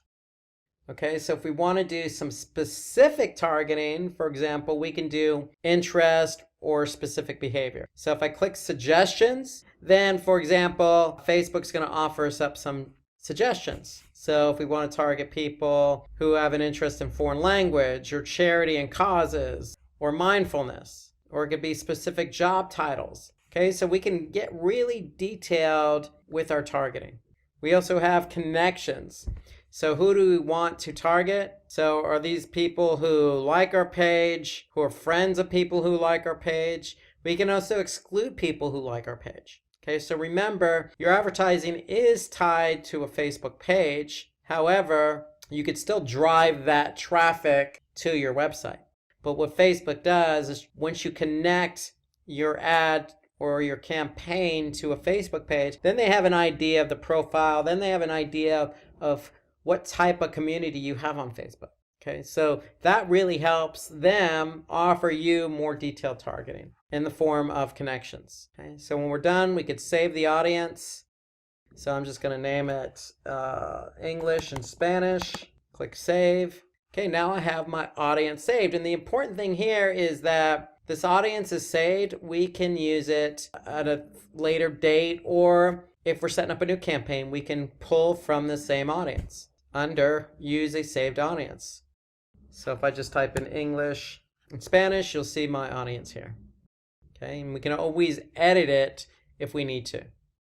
Okay, so next is the placements section. So here, placements is where we want to show our ads.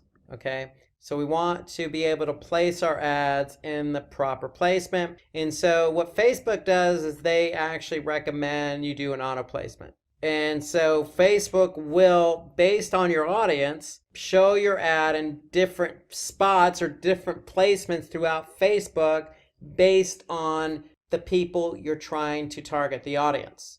Okay, so in this case, we're targeting both Spanish and English, okay? And we're targeting 13 to 65-year-olds who live in the United States.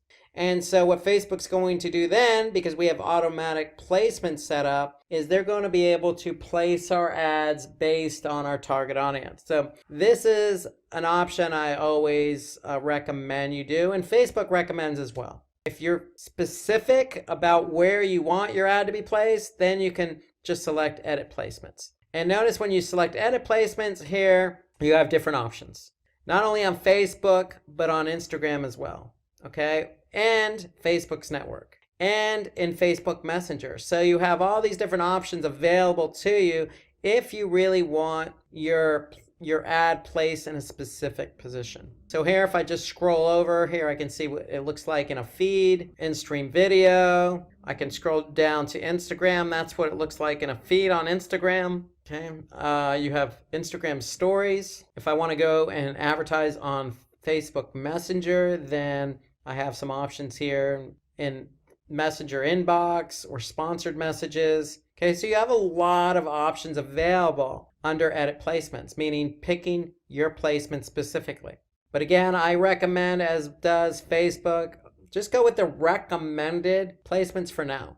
Unless you're really clear and you really understand how Facebook works and where these placements are actually going to be. But remember, if you choose edit placements and place it in a specific position, let's just say on Messenger inbox, remember your audience may not be there. So going with the automatic placements, is a way for Facebook to help you get your ad in front of the right audience.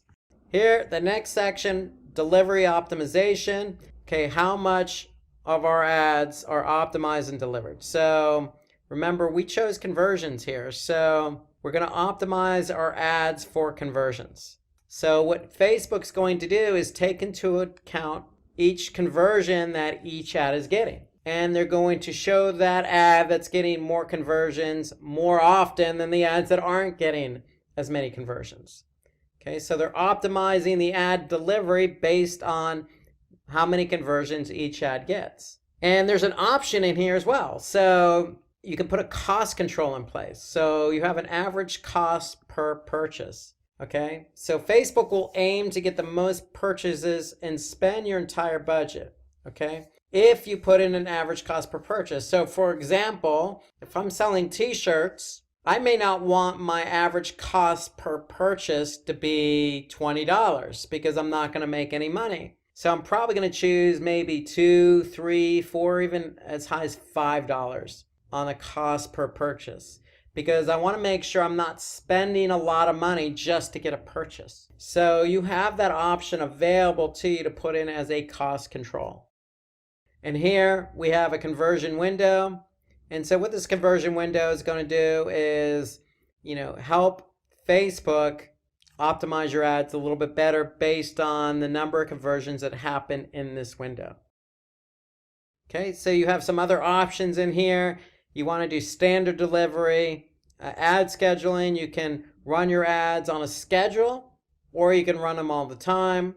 Okay, and then moving down to the next option in our ad set is we have split test budget and schedule. So we have the opportunity to put a budget in place for our ads, okay, and we can schedule the A/B test to start running immediately if we want to, or we can have the A/B test run at a specific date, and we can have it run for a specific period of time. So this goes all the way back to the first option where we chose A/B split test on step 1. So we have a series of options available to us for the split test. Okay, once we have all our options in place, okay, we're going to click continue. And then the final step is actually setting up our ads. Okay, so what we're going to do is we're going to name our ad, in this case, ad A. Okay, it's going to be tied to a Facebook page. It's going to be tied to an Instagram account. And then we could choose the format of our ad. So remember, we have a lot of different options available to us on Facebook. We have the carousel, which allows us to have multiple images scrolling horizontally. We can have that single image ad. We can have a video. We can have a collection of images. So we have a lot of options available to us. And then what we could do is we can link up our ad to a specific page. Okay. Now, before we do that, we want to be able to upload our images. Okay, so we're going to manually choose images, videos, and links. Okay, and then we're going to add some text to support that image. Okay, and so when we add text in for our ad, we have the option of setting up a headline. Actually, it's not an option, it's actually mandatory. The description is actually optional. Okay, but my recommendation is you want to add a headline that's going to grab attention, and you want to add a description to support that headline. So I always recommend putting in a description. And then once you do that, you're going to add your destination URL, and then you're going to be able to preview your ad. Okay, so if we have an image here, okay, we can just say, hey, come check out our new product. And so as I add this information, I'll be able to view it on the right side. Okay, so it looks like Facebook at this point is not able to view the image, but normally you're able to see a preview. In this case, it's on the mobile news feed. So if we drop down, we can see desktop right column. Okay, so we need to really choose our images. So we're going to change an image here. Let's see if I can choose another image. Okay, I'm going to choose an image here. And so now I can see the image. Now I can see the headline. And then I can see what it looks like just by changing the placement. Okay, so if I want to choose Facebook stories, whoops, that's not available. If I go to, for example, instant articles, okay, here I can see what my ad looks like on instant articles. So it wasn't available on certain placements because of the type of ad we chose. But the point being, when you set up your ad, you choose your image and you write your headline and put your destination URL in, then you'll be able to preview it on certain placements, depending on what type of ad you chose. Okay, once you're set up, and remember, we're setting up A/B testing. So that was ad 1. Now we want to test the second ad or the variation. And so basically what we want to do is choose the same type of format. Then what we want to do is pick a variation. What is that variation going to be? It could be maybe just a different headline, okay? Or it could be a different URL. You need to decide what it is you're going to test, okay? Once you decide what you test, you're going to add that to variation B. Once you add that to variation B, then you have both ads set up.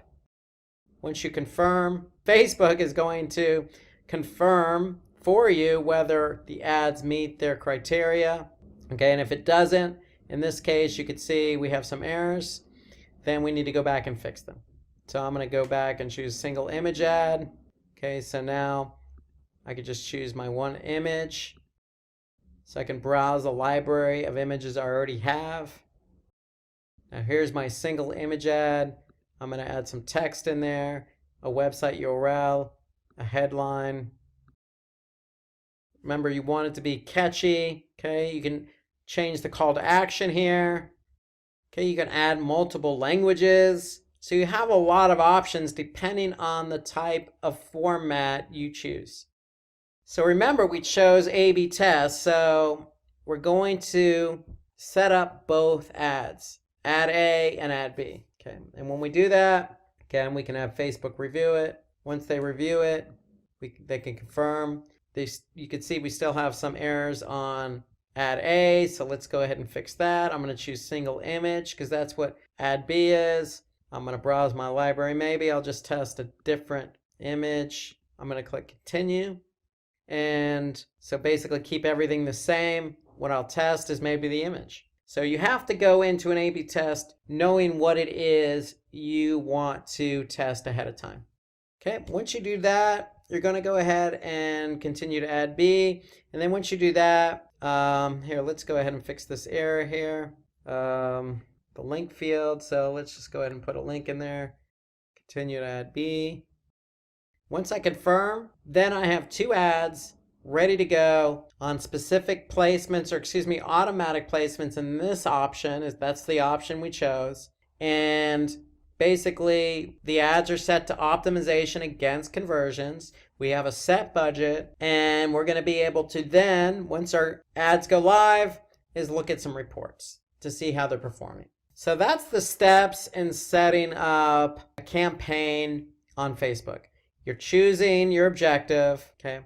Then you're setting up your ad set, okay? And then once you set up your ad set with your target audience, then you're actually going through the motions. In this case, we set up 2 ads because we chose A/B testing, okay?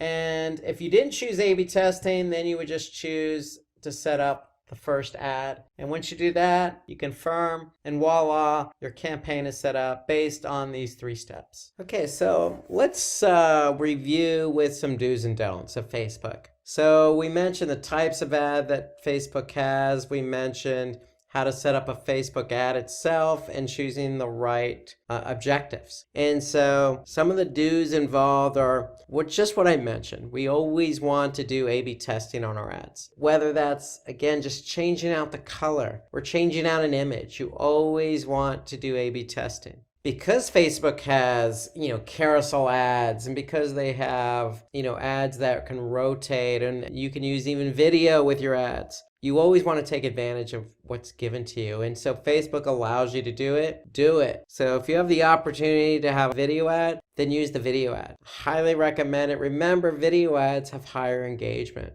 So definite do is use engaging videos and imagery. So you don't necessarily have to use a static ad or image ad. You can use the carousel, for example, or the presentation mode, where you could show multiple images to really showcase your product and service. So with all the advertising that you do, you always want to align your messaging. So use a message that will stay with the audience. Okay, so use something that's going to be able to trigger. Remember, it depends on the funnel and where you're at. So if you're awareness or consideration or conversion, that has to align with your messaging. So if you're, targeting ads, and you want people to convert, then your message is going to be as such. You're going to talk to people as if you want them to convert, as if they're ready to convert. And you want to keep your message consistent and simple. So remember, the ads are available to you, and you have so many different features available to you within those ads, but that doesn't mean you got to convolute it with messaging. So keep your message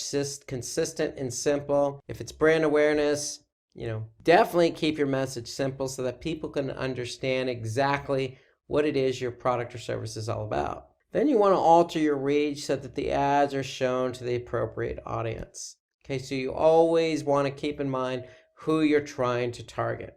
Okay, so you don't want to target somebody who's not in your demographic. So alter your reach so that the ads are shown to the appropriate audience. Remember, you have, reach available to you, and reach allows you to really pick and choose exactly who you're targeting to and how often. Remember, you want to reach as many people as possible, but you don't want to reach the wrong people. Okay, some of the don'ts some things you want to stay away from is you don't want to put all your money on one campaign. So you want to separate out your budget, allocate your budget across different campaigns. And I would even take that a step further and, put different types of ads in different campaigns just to see what works. So again, it depends on where you're at in the funnel. If it's just brand awareness, okay, maybe create a campaign for that. If it's consideration, create a campaign for that, because in consideration, you might have lead ads in there. Say with the awareness campaign, you may just have a single image ad, okay, just to introduce your product to somebody with a simple message. So you want to, definitely think about how you want to separate out your campaigns, but don't be afraid to separate your campaigns by the type of ads.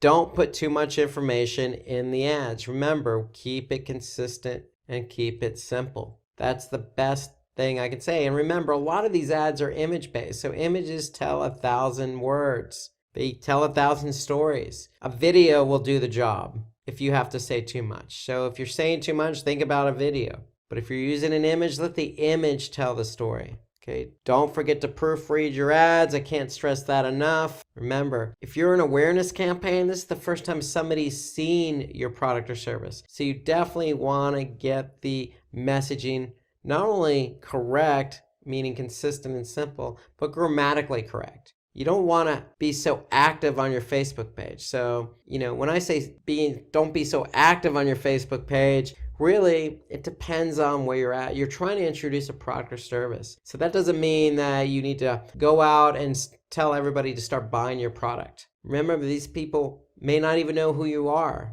what product and service you offer. So you want to be able to approach your audience on your Facebook page in a manner which is suitable for your audience. And then have an image that doesn't correspond to the product being advertised. So you want to be able to, have an image that does correspond. So if you're targeting a specific audience with a specific product, then make sure the image on your Facebook page aligns with that. Okay, don't be inconsistent. Don't confuse the audience. Be consistent with your imagery as well as your messaging. Okay, so those are some of the don'ts, things you want to stay away from when you're advertising. Today we're going to cover a number of tips to help you gain a better advantage on advertising on Facebook. So let's get right to it with tip number 1. And with tip number 1, not all advertisements need to sell something. So remember, you have different objectives on Facebook. You can advertise an event, you can promote a customer story, you can send traffic to your website, or you can get them to download an app. So it all goes back to your objective. So if we go to Facebook and I want to create an ad, remember, my first option is to create an objective. So you have awareness, you have consideration, and you have conversion. So depending on what you want somebody to do, that's the objective you're going to choose. So just keep that in mind when you're setting up your campaign on Facebook. You need to align your objective with what you want people to do. So tip number 2, we want to use Facebook Messenger for advertising. So Facebook Messenger is a feature that can be used with advertising on Facebook. And it's a good tool, it's a good practice because it allows you to, as the advertiser, to commute with individuals directly. So it's a feature that you should take advantage of because it allows you to quickly engage with your target audience. So that's the beauty of leveraging Facebook Messenger with your advertising. The communication tool is available and for you to engage with your target audience. So it's great for not only interacting, but taking care of any other objections that they have as an audience or prospective client. So you can answer any concerns they have right away. So it's a lot more personal and interactive than other forms of advertising because you're directly communicating with your audience. Tip 3, use video advertisements. I can't stress this enough. Video is very engaging. In fact, it's not only engaging, but it's very easy to use. So if we go to Facebook, really, Facebook is telling us for video, all we need to do is have basically a phone handy and an app and just to be able to upload it. So with Facebook video, you can really drive awareness and you can really drive sales. I mean, you can really make some really splashy videos on Facebook. All you need is a mobile camera. So with Facebook videos, it's really very easy to create. You just got to be creative. That's really the key to videos. You know they're going to be engaging to the end user. Say something, do something that's going to really grab their attention and get them to do what you want them to do. So these are just some of the examples you can see on Facebook, and you can see how creative advertisers are getting. You know, clear call to action, great video or great imagery, good promotional use. So there's a lot you can do with video and really make it interactive. So I can't stress video enough as an option for Facebook. It really is one of the better features with Facebook advertising and really very limited use of resources. All you need is that web camera, an app, and the ability to upload that video. That's really it for video advertisements. So keep in mind, and the reason why I'm harping on those video ads is they tend to outperform your traditional Facebook image ads and other formats like the carousel or the presentation mode. So there's other types of formats on Facebook. Video tends to give it that extra edge because it's very interactive. And in the form of interactivity comes engagement. So in this example,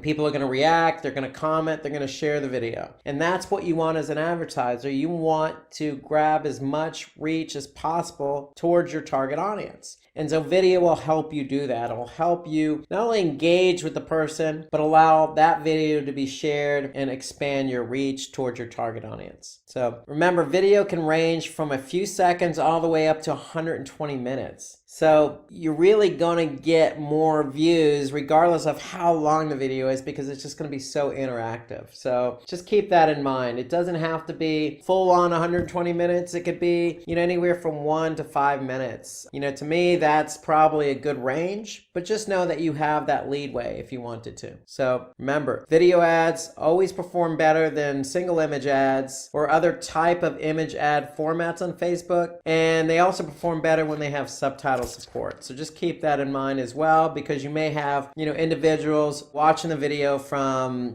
different countries speaking different languages. So tip 4, when you're placing your advertisement, where you place your advertisement will play an important role in deciding how many people come across it. So Facebook offers a number of different options to choose from. So remember, you got the news feed, you got instant articles, right column, you got suggested videos. So you got a lot of options at your disposal. model. There's lots of other options too. So you can have Facebook actually automatically place your ads, or you can specifically tell Facebook where you want to place your ads. And that's all part of the Facebook setup. So if we go to Facebook and then we go to create your campaign. So if we choose ad set, here is where we're going to be able to choose our placement. If we click on choose placement, we'll be able to, allow Facebook to place it, or we can edit the placement specifically. So just keep that in mind. You have a lot of different options here. Again, feeds, instant articles, in-stream videos, you got Rycom, you even have Instagram. So you have a lot of options available to you. So my recommendation and Facebook's recommendation is always go with the auto placement, but you could specifically choose your placement if you want to when you're setting up your campaign. So start the advertising on the newsfeed could be recommended. The newsfeed is where you're probably going to get your most eyeballs. Most users spend most of their time there, and it has the highest chance of grabbing their attention. So the newsfeed could be a good place to start. Again, you can have it at auto placement, and your ads may be there as well, or you could specifically choose just the newsfeed or other placements. So tip 4, just be careful where you place your ad. It's really important. You want to place your ad where you're going to get eyeballs. So tip 5, Facebook ads also offer you the option to advertise on Instagram. So you have that option available to you. As I mentioned in tip 4, you have the option to advertise through stories, carousel ads, photo ads, and video ads. So again, that's all part of the ad setup. When you go to choose your placements, here you got Instagram feed, you get Instagram stories. And again, with both of those placements on Instagram, you can work with several different types of ads, including that carousel ad, including that video ad. So just keep that in mind that Instagram is an option for you. Take advantage of it. There's a lot more eyeballs on Instagram these days, and it plays off nicely with what you're trying to do with Facebook. So go ahead and give it a try. Okay, so let's take a quick break from the first few tips we went over, and let's take a look at an ad. So it's an ad break time. So let's take a look at this ad. This is by New Scientist. And so what makes this ad so great? Well, there's been a lot of shakeup in the world today about fake news. What is fake news? So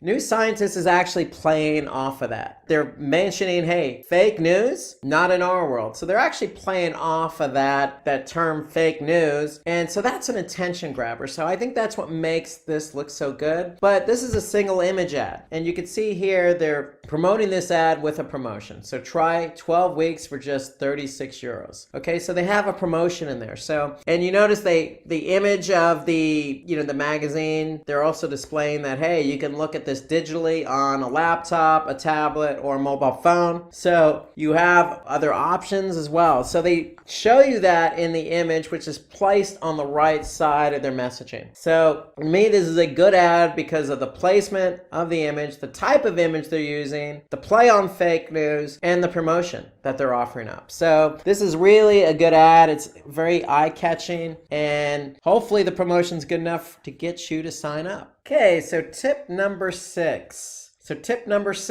We want to continuously do A/B testing. You want to always have this option going for you. You want to be able to test variation A versus variation B, because you want to be able to find out what works and what doesn't work with your audience. And on top of that, it helps you really put your best foot forward by showing your best ad. So by doing A/B testing, you're getting feedback from the audience and turning that feedback into positive returns. So you're then turning your ad that does work well in front of an audience, and you're going to continue to do that. So A/B testing is always a good option. So remember, when you're setting up your ad in Facebook, go ahead and choose to have your A/B test set up. And when you do that, you choose that option, you're going to be able to then go in and choose what it is you want to test with ad A and then with ad B. So you're going to, again, align your test with a Facebook page. You're going to choose an ad format. Once you choose your ad format, then you're going to be able to go ahead and,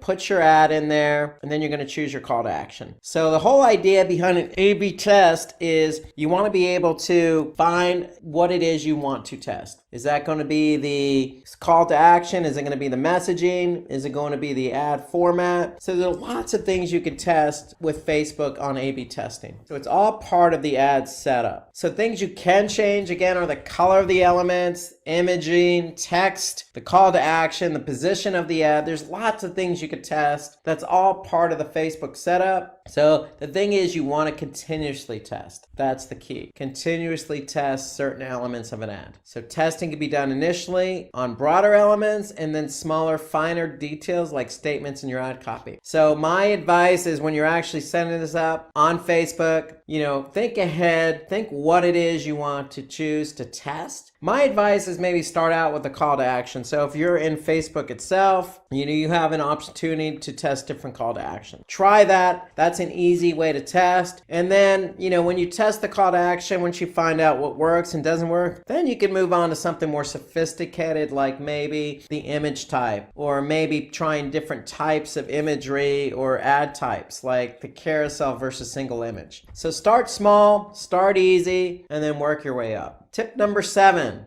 So we want to choose an appropriate call to action in your advertisements that will attract potential customers. So what do we mean? Well, you have different call to actions available to you. You want to choose one that aligns with your ad. So, for example, the Simplilearn ad about, hey, learn how SEO works, search engine optimization. So if you're trying to get somebody to, learn or take one of your courses, you're not asking them to actually shop now. You really want them to sign up. So that's the key. We want them to sign up. So use a call to action that makes sense. Tip number 8, choose the right audience for your advertisement. Okay, so what do we mean? So for this, you can consider, website visits, interests. It all depends on your objective. Okay, what is it you want people to do? If it's, customers in the buying process, then that's our objectives to get conversions. Then we want to move somebody over to a product page and get them to purchase. If it's focusing on just website visits, then maybe it's the objective of consideration. Maybe you just want to get people to your website to learn more about your product.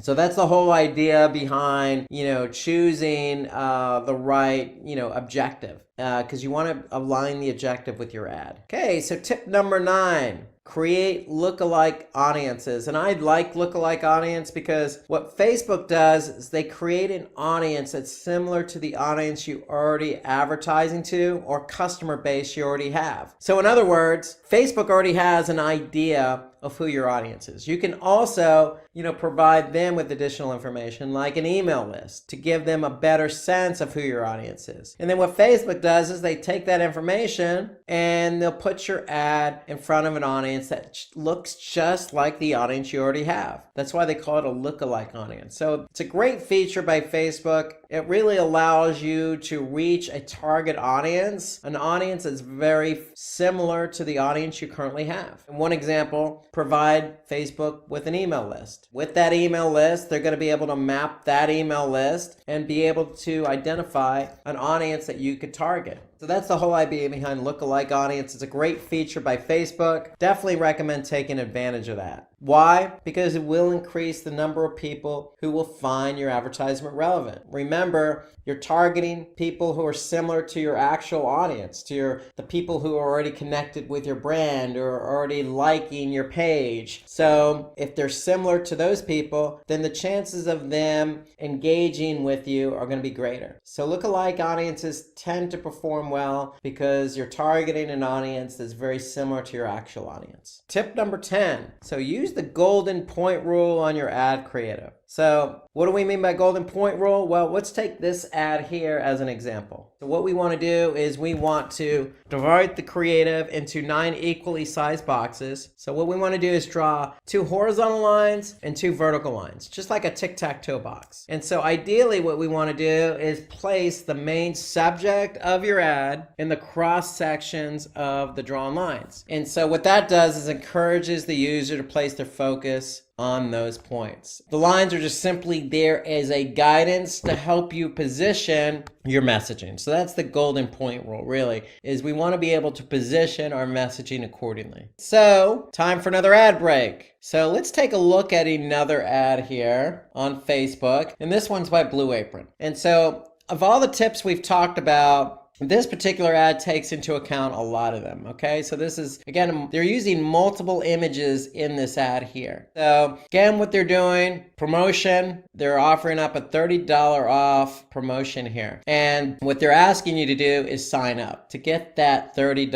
off. So you could see the call to action. We already mentioned that on one of our tips. The call to action matches the ad, so they're asking you to sign up. They're using really good imagery here, and they're supporting that with some good copy and text. So this is what makes this ad so good. I mean, who doesn't like good looking food or tasty food and healthy food? Okay, so they're definitely taking advantage of the imagery with a promotion and with a good call to action. And so remember, we want to A/B test. So Blue Apron is likely testing this ad. So what they could do with this is test different imagery, or they could test a different promotion. So there's a lot they can do here on the A/B testing side. So for me, if I were to test this, I would probably be testing the imageries, because we want to be able to see what images get people to sign up. Alternatively, we can also test the offer as well. What offer is going to get somebody to click on that sign up button? So ideally, there's a lot to do here from the A/B test standpoint, and the way they've structured this ad, it makes it very easy to test. So that's what makes this ad really good, is it shows good imagery, has a good promotion, and aligns the CTA. Tip number 11. So we want to place the product in the right hand of your creative. So the right side should contain our product imagery. So why is that? Why? Because there's been a study called the Perceived Product Heaviness and Package Evaluation, and that states that depending on where a product is placed, users would react differently to it. And so the study found that users tend to react more positively when the product is placed on the right side of the ad creative. So here you can see countdown to Black Friday. This is an Amazon related ad, and you can see the product is basically a litter box, which is placed on the right side. So it's a Black Friday ad. They didn't place the image on the left side, they placed it on the right side, because people tend to react positively when the product image is on the right side. So keep that in mind when you're placing your imagery. Try to place it on the right side.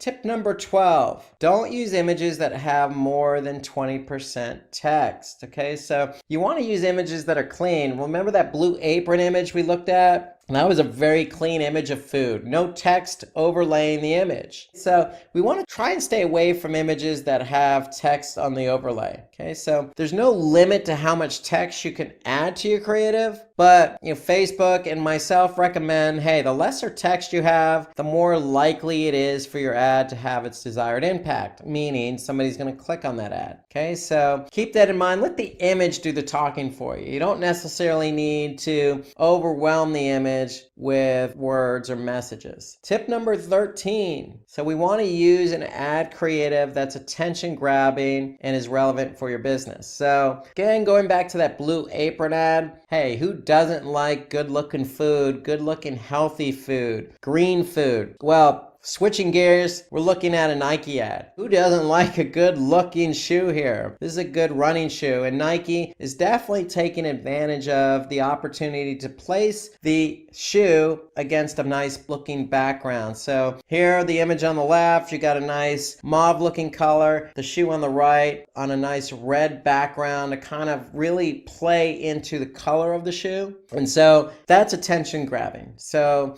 the colors kind of match and go with one another, and it tends to grab your attention. So Nike's doing a good job here of just not showing an image of a shoe. Really what they're doing is put the shoe as the central focal point and supporting that with additional color, and they're really putting the messaging kind of as the background behind the shoe. So they're making it as attention grabbing as possible here. So Nike's done a good job with this ad. Me personally, I'm not the biggest Nike fan when it comes to shoes, but hey, this ad definitely grabbed my attention because now I could see, this shoe is really popping to me. We don't want to use clip art in your ad creative, okay? And don't use low resolution pixelated images as well. We want to use high quality imagery. And use images that are well lit. Natural lighting lighting always tends to work well as well. So when you're doing a placement for a product, whether that be food or shoe, you can see here in this plated example, they're putting it on the right image, they're putting it in a natural environment, on a table, on a plate with some paper next to it, and then you could see the one on the left, it's of a person holding a box with the image of plated on it. And so to me, that's not stock imagery or clip art. That's an actual person holding the product. So it's real life. You want to make it as real life as possible and as clear and quality as possible. So when you create attention grabbing ads, show images of people benefiting from your product instead of just having the product itself. So that's always a good idea. In the case of Coca-Cola, these people are enjoying their bottle of Coca-Cola. Well, going back to the Nike ad, they could have had a person wearing that shoe or, running with that shoe. That could have been an alternative for them as well. So the whole idea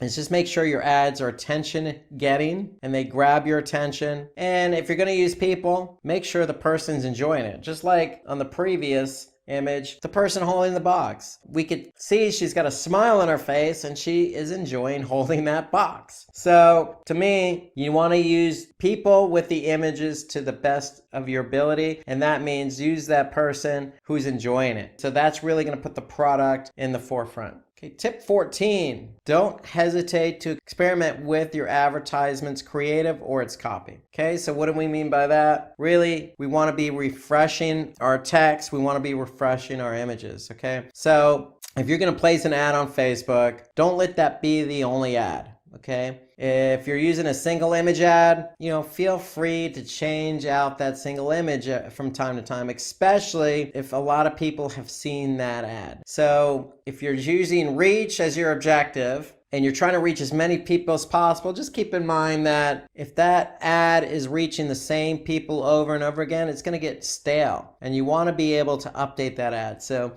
feel free to change out the imagery. Changing out the text is just as easy. Okay, so feel free to play around with the text. Even if you're not doing A/B testing, you can always change out the text just to see, hey, if changing out the text actually gets you better engagement or meets your goals. Tip 15, plan your campaigns for the holiday season. Okay, so can't state this enough, towards October, November, December, there tends to be a lot of holidays, across multiple religions. Okay, so it's really the time of year where people are in full ad mode and audiences are in full watch mode. So advertisers are really pushing ads that time of year, especially Christmas, and people are accepting of that because they're used to it. So you want to be able to plan accordingly. So if you're doing your ads, you can easily engage with your audience if you're aligning your ad with that time of year. So during Christmas, most people are in the mood for shopping. So it's a time of year where you can really take advantage of increasing your sales, increasing your conversions. So you want to plan accordingly. And so if you're planning, months in advance, you don't have to do a full year. But, for me, if I'm thinking I'm going to do a lot of advertising during the holiday season, I'm probably going to go out maybe once summer ends, probably August, beginning of September. Beginning of September, seasons change a little. I might start thinking about the holiday season. And when you can plan appropriately, you can come out with really good ads. You can think about what you want to say. And so in this case, Target, this particular ad is really promoting Black Friday. So Black Friday is the day after Thanksgiving in the United States. And so here, they're letting you know Black Friday's here and there's deals to be had. So planning in advance gives you an opportunity to really tweak your messaging and come up with some good creative ideas. So let's take another break and let's look at another good looking ad. This example, we're going to look at Dell. Okay, so Dell, I've seen their ads all over Facebook. They do a lot of different advertising types between videos, carousels.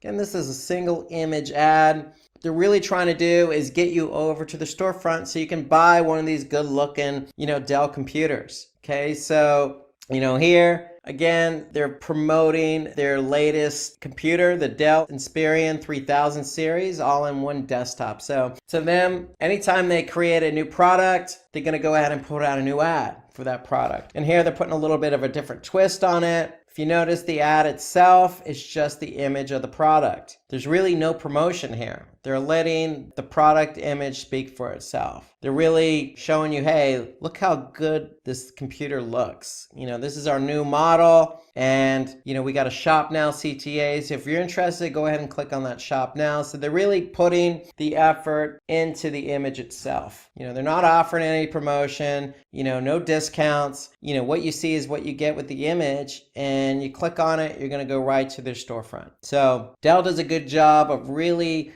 cranking out their new products whenever they go to market. So tip 16, shorten the amount of time between retargeting your audience. So target people who have visited your website within the span of a month or 2 weeks. So retargeting is reaching out to people who you've already engaged with. So if somebody's seen your ad, or somebody's went to your website, somebody's even purchased from you before, you have the opportunity to reach back out to that person. So how often you reach out to that person, or how long between their initial engagement and when you retarget them, really does depend on what it is you're selling. So if you're selling a pair of shoes, if you're Nike, then chances are somebody's looking for a pair of shoes. It's not going to be a long purchase window, meaning they're not going to wait 2-3 months. So if I'm Nike and somebody's seen my ad, I'm probably going to target that person in a short period of time for retargeting. So it really depends on your product, but you don't want to wait too long between the time they've initially engaged and the time you retarget. So it really depends on your product. Again, if you're selling merchandise, retail, it's probably going to be a smaller time frame. If you're Dell computers, that's a bigger purchase. Somebody's going to take their time. So, you want to target people, for their Dell computer, probably,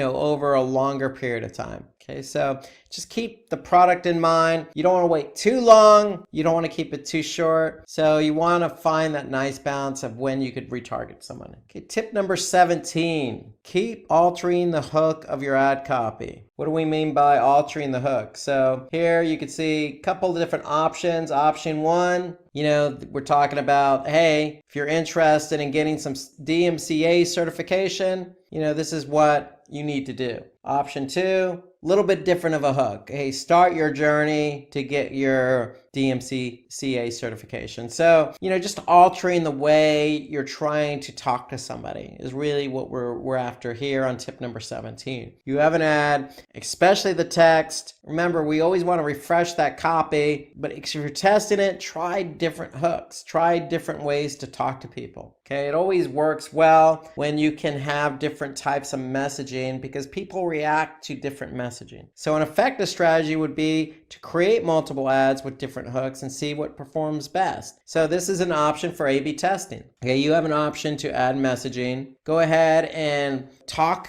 one way in one option, and then tweak that messaging, tweak that hook a bit in option B, and see what resonates with people. So that's a good option for A/B testing, is always look at the way you're going to try and get somebody to convert. Tip number 18, okay, respond to lead ad responses as soon as possible. So remember, one of your ad formats is a lead ad. Okay, so if you have a lead ad, basically what you're asking somebody to do is add their name, their phone number, and their email. If you get that information, don't sit on it, react to it. Just like the messaging, the Facebook Messenger, how it's almost instantaneous. Think of the lead ads the same way. Okay, you have somebody who's engaging with your ad by providing information. You don't want to sit on it. You want to respond as soon as possible. In fact, when you do engage with that person, let them know you're available on Facebook Messenger so they can actually then reach out to you via Facebook Messenger just to expedite the communication. But when you get that valuable information from the customer, respond as soon as possible. It's good customer service. Because the longer you take to respond, the less likely the customer will want to continue interacting with you.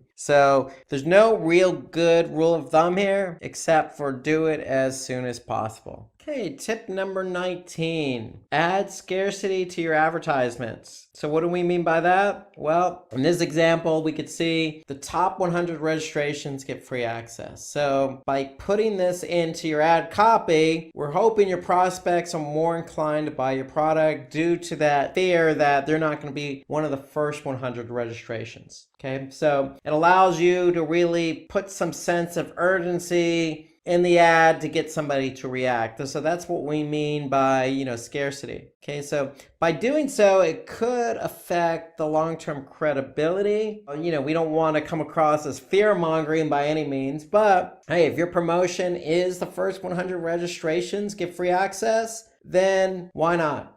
Go ahead and put it in there. Some other examples could be, only 3 days left to register, or first 50 get 50% off, or, hurry now, there's only 2 days left. So there's other language you can put. So play around with the language. But if you only have certain slots available or a certain amount of days left, there's nothing wrong with putting that in the ad copy to get people to react. And so that's the whole idea behind, the scarcity, is you want to be able to let people know, hey, there's a limited edition going on here. If you're interested, go ahead and take advantage. Tip number 20, keep track of your ad relevance scores. So your ads do get scored. So the score ranges from 1 to 10. Okay, so what that score does is it's an indicator to signify the quality and engagement levels. So, if your score is between 1 and 6, then the ad isn't reaching the relevant audience and your audience isn't reacting to it. However, if your relevance score is between 7 and 10, then your ads are reaching the appropriate audience and you're getting a lot of interaction. So keep an eye on that. The lower the number, that means, hey, our ad's not getting to the right audience. And if it's not getting to the right audience, our audience isn't going to react to it. So it all starts with making sure you're reaching your audience with your ad. When your ad is reaching your audience and you're doing A/B testing, your audience is going to react to one of those two ads. So that's always going to help your relevance score. So keep an eye on that relevance score. Okay, so let's take another break here and let's take a look at an ad here by Blue Bottle Coffee. Okay, so I'm a big coffee drinker myself. I frequent Blue Bottle in San Francisco a lot. And so here, this is a nice image, a nice close-up image of coffee, and I really like this. Notice there's really no call to action here. Okay, so they're putting their website URL, the domain, bluebottlecoffee.com. They're saying, hey, we source great coffees, we roast them to perfection, and get them to you fresh. So I can vouch for that. Really putting their brand out there. Okay, so this is more of a brand awareness type ad. That's their objective. Their objective is, if you're going to drink coffee at some other location or with some other brand, hey, take a look at ours. We got good coffee too. We roast them pretty good. And we make sure that you get them fresh. That's what they're trying to do. They're trying to introduce their brand to you. So this is a good example of a brand awareness ad, single image ad. They're definitely making use of the ad, the image itself, with a nice close-up shot of that roasted coffee. So that's what makes this ad so special. Brand awareness. The image is telling us, hey, this coffee looks pretty good. It looks nice and roasted. It looks pretty fresh, and maybe I'll give Blue Bottle Coffee a try. So that's why they're putting their domain there. Okay, so it's a good brand awareness ad, and the hope is to convert some people over to their brand. Okay, so tip number 21, include emojis in your ad copy. Okay, so emojis, we know are popular. You use them in text. You use them on social media. There's hundreds of emojis nowadays that you could pick and choose from. They are really specific. And so here you can see in the case of Simplilearn, hey, if you're taking a digital marketing course with Simplilearn, it doesn't hurt to have some emojis support that message. So you always got the thumbs up, it's a good emoji. The image of the graduation, that's a good emoji. So, you always want to align, really fun, relevant emojis with your messaging. It kind of just helps it stick out a bit, and people resonate with emojis. And so it doesn't hurt to add those emojis in your ad copy. And especially if your competition competition is not using emojis, you want every advantage you can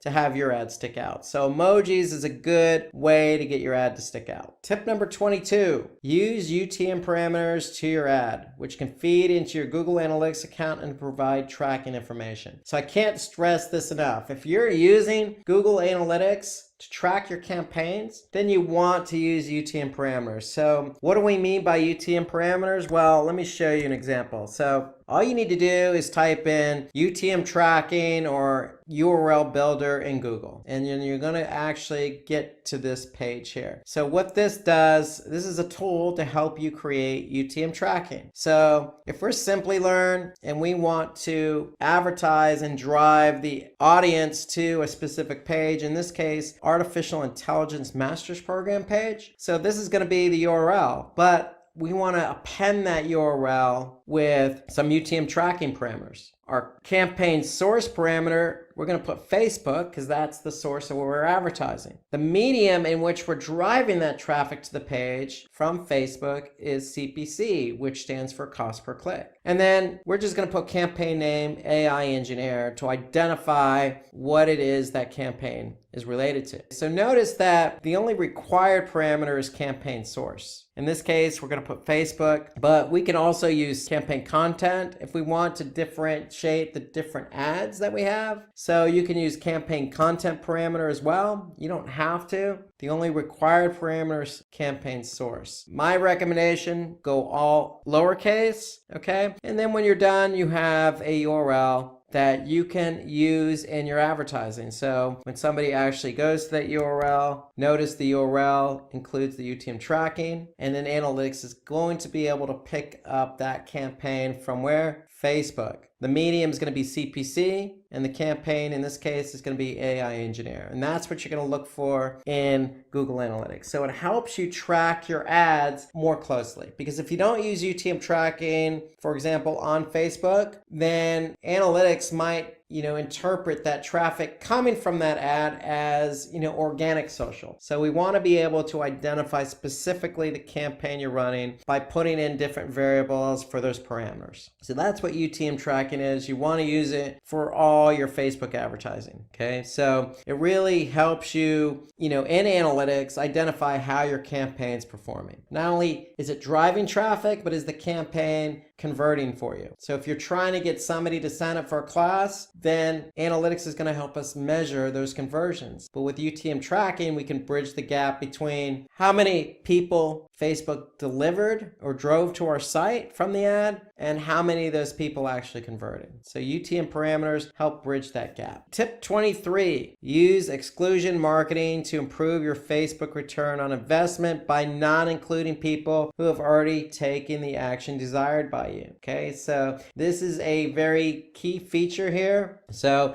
if we've already advertised and people have reacted to our ad and they have subscribed, then we don't want to target that person again. So that's what exclusion marketing is. We want to be able to, target people that we're really after. So if, somebody's looked at our ad and did not convert or did not go to our website or did not download something or whatever it is we wanted them to do, then those are the people we want to focus in on. Okay, so in this case, exclusion marketing, we're going to exclude people who have subscribed. In this case, we're going to retarget people, meaning advertise again to people who have not subscribed. So that's what the exclusion marketing feature does. It helps you really hone in on where you're targeting and retargeting. So that way you're not hitting the same people over again. And that's only going to lead to poor performance. Tip 24. Track the right metrics for your business. So keep your eye on important metrics. What are those metrics? Those are going to be KPIs. KPIs are key performance indicators, and KPIs differentiate from metrics because KPIs are related to business goals. So track the right metrics for your business. What are the right metrics for your business? More than likely, it's going to be conversions or conversion rate, but you could be running a brand awareness campaign, just like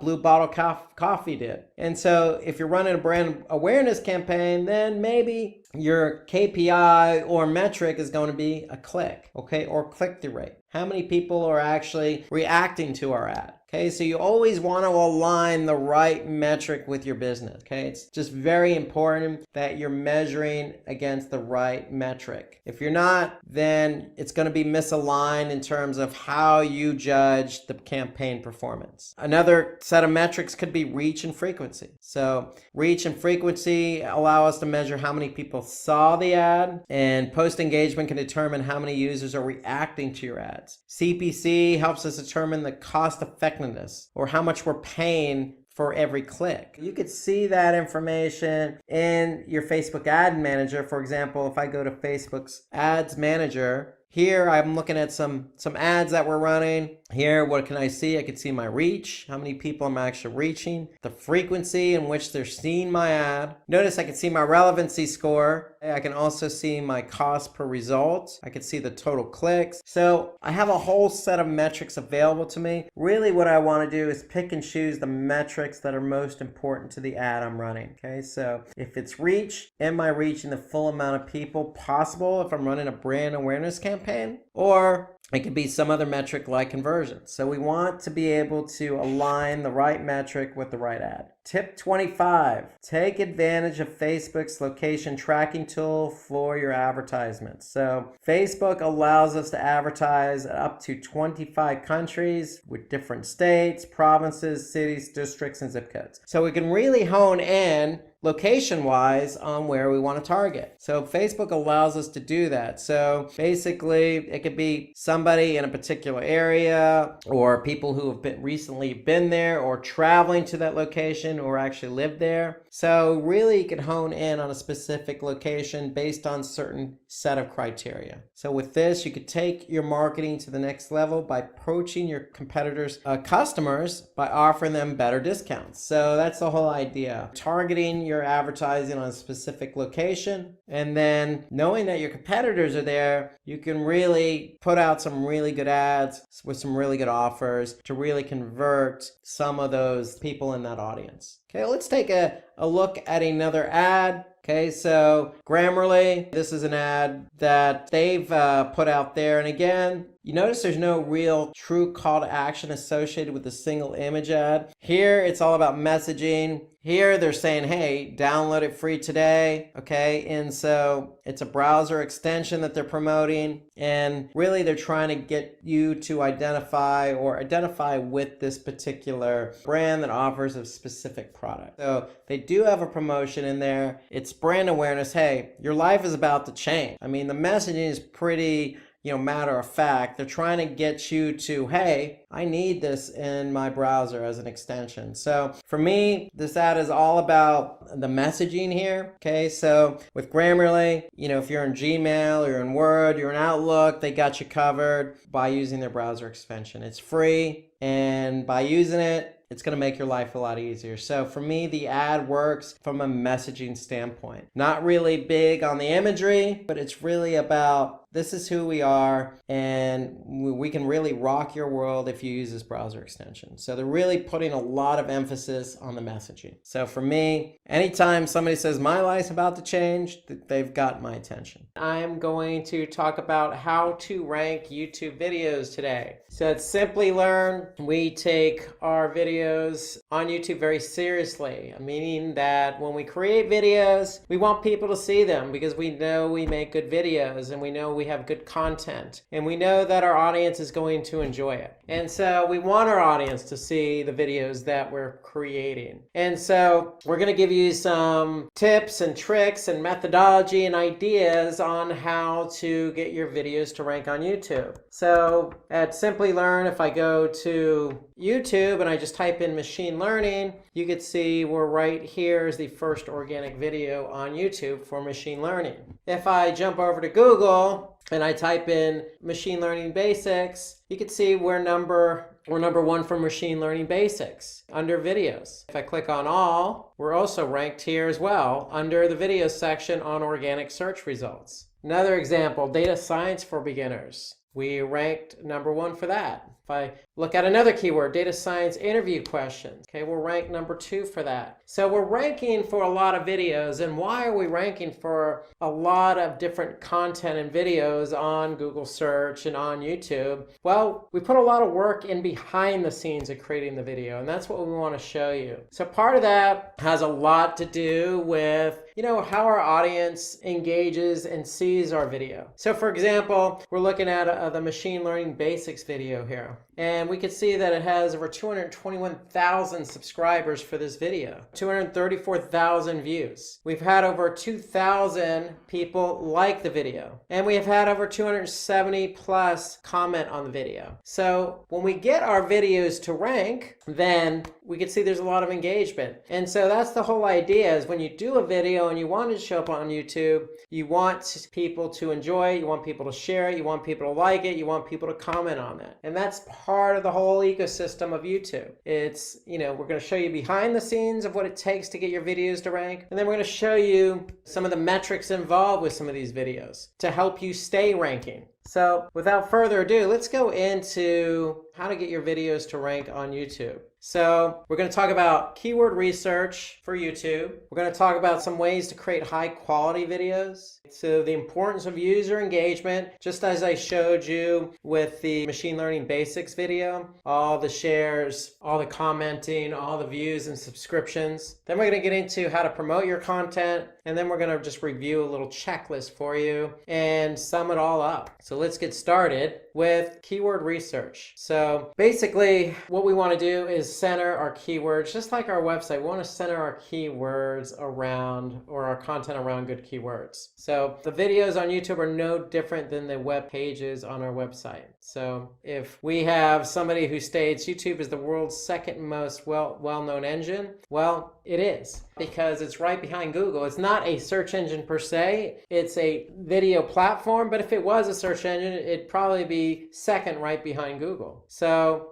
YouTube is pretty popular. Majority of people use YouTube search every day to watch videos on a number of different topics. So they can find these videos in Google, but because YouTube's so powerful and so popular, people go directly right into YouTube for their searches. And so the whole idea behind YouTube being the second most well-known search engine is centered around keywords. So if you have the right keywords for your video, then the chances of you ranking higher increases on YouTube. So we're going to share with you a few easy ways to do keyword research. This is the most important step in getting your videos to rank on YouTube. Just like for those of you who watched any of the SEO videos we produced at Simplilearn, you know that keyword research is so essential to getting your web pages to rank on Google. Well, it's no different. Keyword research and choosing the right keywords is just as important for your videos as it is for your web pages. So we're going to go into a few things to do here to find the right keywords. So we have the search suggestion. You can look at your competitors. We have different tools we can use, some other factors involved in Google itself. So let's start talking about some of these ways to really hone in and do some good research on your keywords to align them with your videos. So first thing is search suggest. So YouTube has a feature called autocomplete. So if you've done any searches on Google, it's very similar. If you're typing something into YouTube search, then YouTube is going to suggest other related popular keywords. So let's take a look at that. If we go back to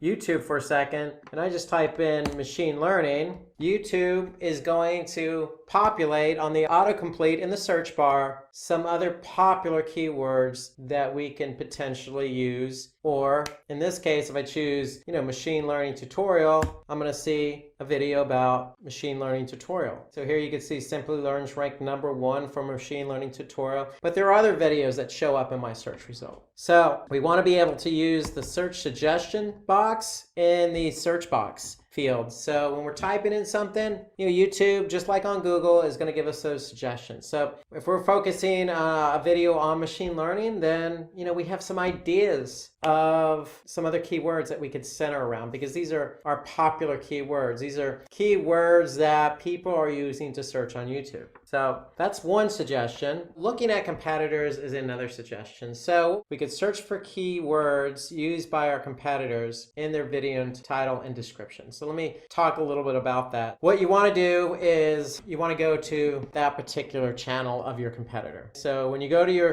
particular competitor's YouTube channel, you want to be able to click on the videos tab. When you click on the videos tab, then you're going to sort by most popular, and then what you could do is see a list of videos, and then when you look at a list of videos, you're going to choose a video, and then what you're going to do then is take a look at the keywords used in the title and description. And then once you do that, you're going to have a list of keywords that you can use yourself for that video. So for example, let's go back to YouTube. So if I go to type in Simplilearn, here's their channel page just by clicking on Simplilearn. If I click on videos. Ever wonder if there's So now I can see all the videos. Ever wonder if there's an easier way? Go back. So here I can see all the videos, sort by most popular. Once I do that, then I could choose a video. This is the most popular video right now for Simplilearn. If I click on that video, it's automatically going to start playing. But what I could do is simply just look at, the content and description. So just by clicking show more, I can see all the content that align with this video. That's one way to do it, is simply by looking at your competitors. Now, what you could also do is look at the tags associated with the particular video. And so what you want to do is you want to look at the HTML. And so that means looking at the page source. So just like web pages, what YouTube does is they look at meta tags. So if you call from SEO, in order to get your pages to rank, you need to have a title tag and a meta tag description. So videos are no different. What we're doing for YouTube is aligning certain keywords with the video. So if you take a look and do a search for keywords by viewing the page source, you're going to see all the keywords associated with a particular video. So for example, if I go back to YouTube and I look at the page source of a video, let's just say this video here, Facebook's ad tutorial, I'm going to pull up the page source. And all I need to do is Control F and type in keywords. And now for that Facebook video, I can see all the keywords associated with the video. So you can see there's a lot of different keywords we're aligning with this video. And so why do we want to do that? Because we want, our video to show up for keywords that people may type in. And so if you use that YouTube autocomplete, it's going to give you those ideas, those most popular keywords. So if they're related, align those keywords with the video. So here you can see Facebook marketing, Facebook ad strategy, Facebook ads for beginners, so forth and so on. So there's a lot of keywords we've aligned here with that particular video. And again, all you need to do is look at the page source. So right-clicking, view page source, do a Control F for keywords, and you'll be able to see the keywords aligned. So you could do that for your competitors' videos as well. So you could see what keywords your competitor's using for a video that's most popular for their channel and is also ranking on YouTube and on Google. So using the autocomplete gives you those keyword ideas. Looking at your competitors' videos also gives you some other ideas for keywords that you can align with a video that's relevant that you want to rank for. So let's look at some other ideas here. So you can install plugins, and there are plenty of plugins available on the Chrome browser that will help you see the video tags associated with a particular video. So a couple of examples are vidIQ and TubeBuddy. Those are extensions that work in Chrome, and what they do is they give you the exact tags that a particular video is using. So for example, if I go back here and I look at a video on YouTube, let's just say the Machine Learning Basics video, I have vidIQ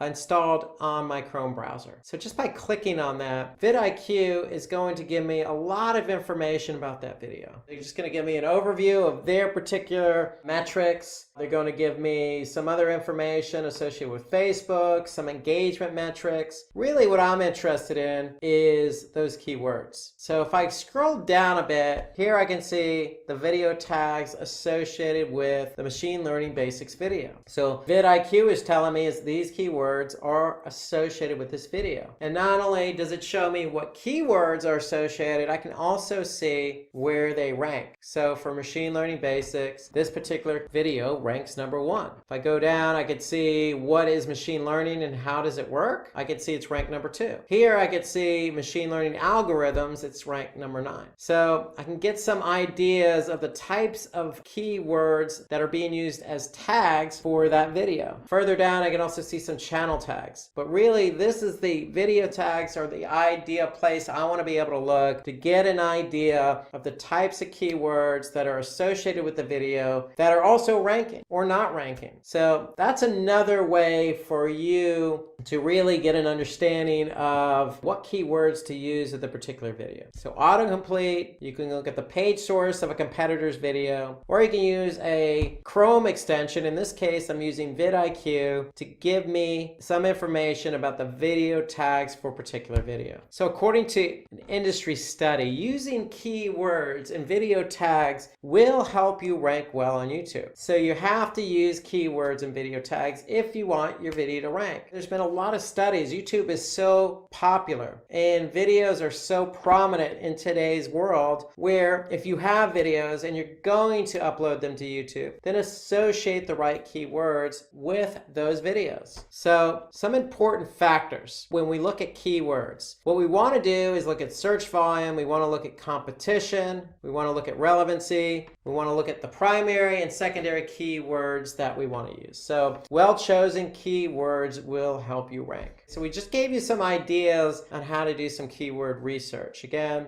those ideas were really to use the autocomplete on YouTube or Google. They're going to give you some popular keywords. You can look what your competitors are doing by looking at the page source and just looking at the keywords that are aligned with that video. Or you can use a third-party extension in Chrome. In my example, I used vidIQ that gave me the keywords associated with that video. So you have ways to get the keywords. So what we want to do is we want to make sure we choose keywords with high search volume. They're going to drive more traffic to your video. However, we want to balance it out with keywords that have low difficulty and are easier to rank for. So you don't want to choose something very broad that's just going to be very difficult to rank for. And of course, we always want to go with relevancy. So if we're talking about machine learning basics, then we want to choose keywords associated with that. And that's where that autocomplete comes in handy, because what Google's going to do and YouTube's going to do is give us keywords that are very closely related to the video that we're trying to optimize for. And so we have a number of different keywords at our disposal that are relevant that we can look to see if they have good volume and low competition. And so the whole idea is we want to choose a keyword that defines the nature of the content. And then what we want to do is support that with secondary keywords. So we want keywords that are highly relevant to the primary keyword. So that's the way to go about aligning your keywords. You want keywords that are high volume, low competition, are relevant,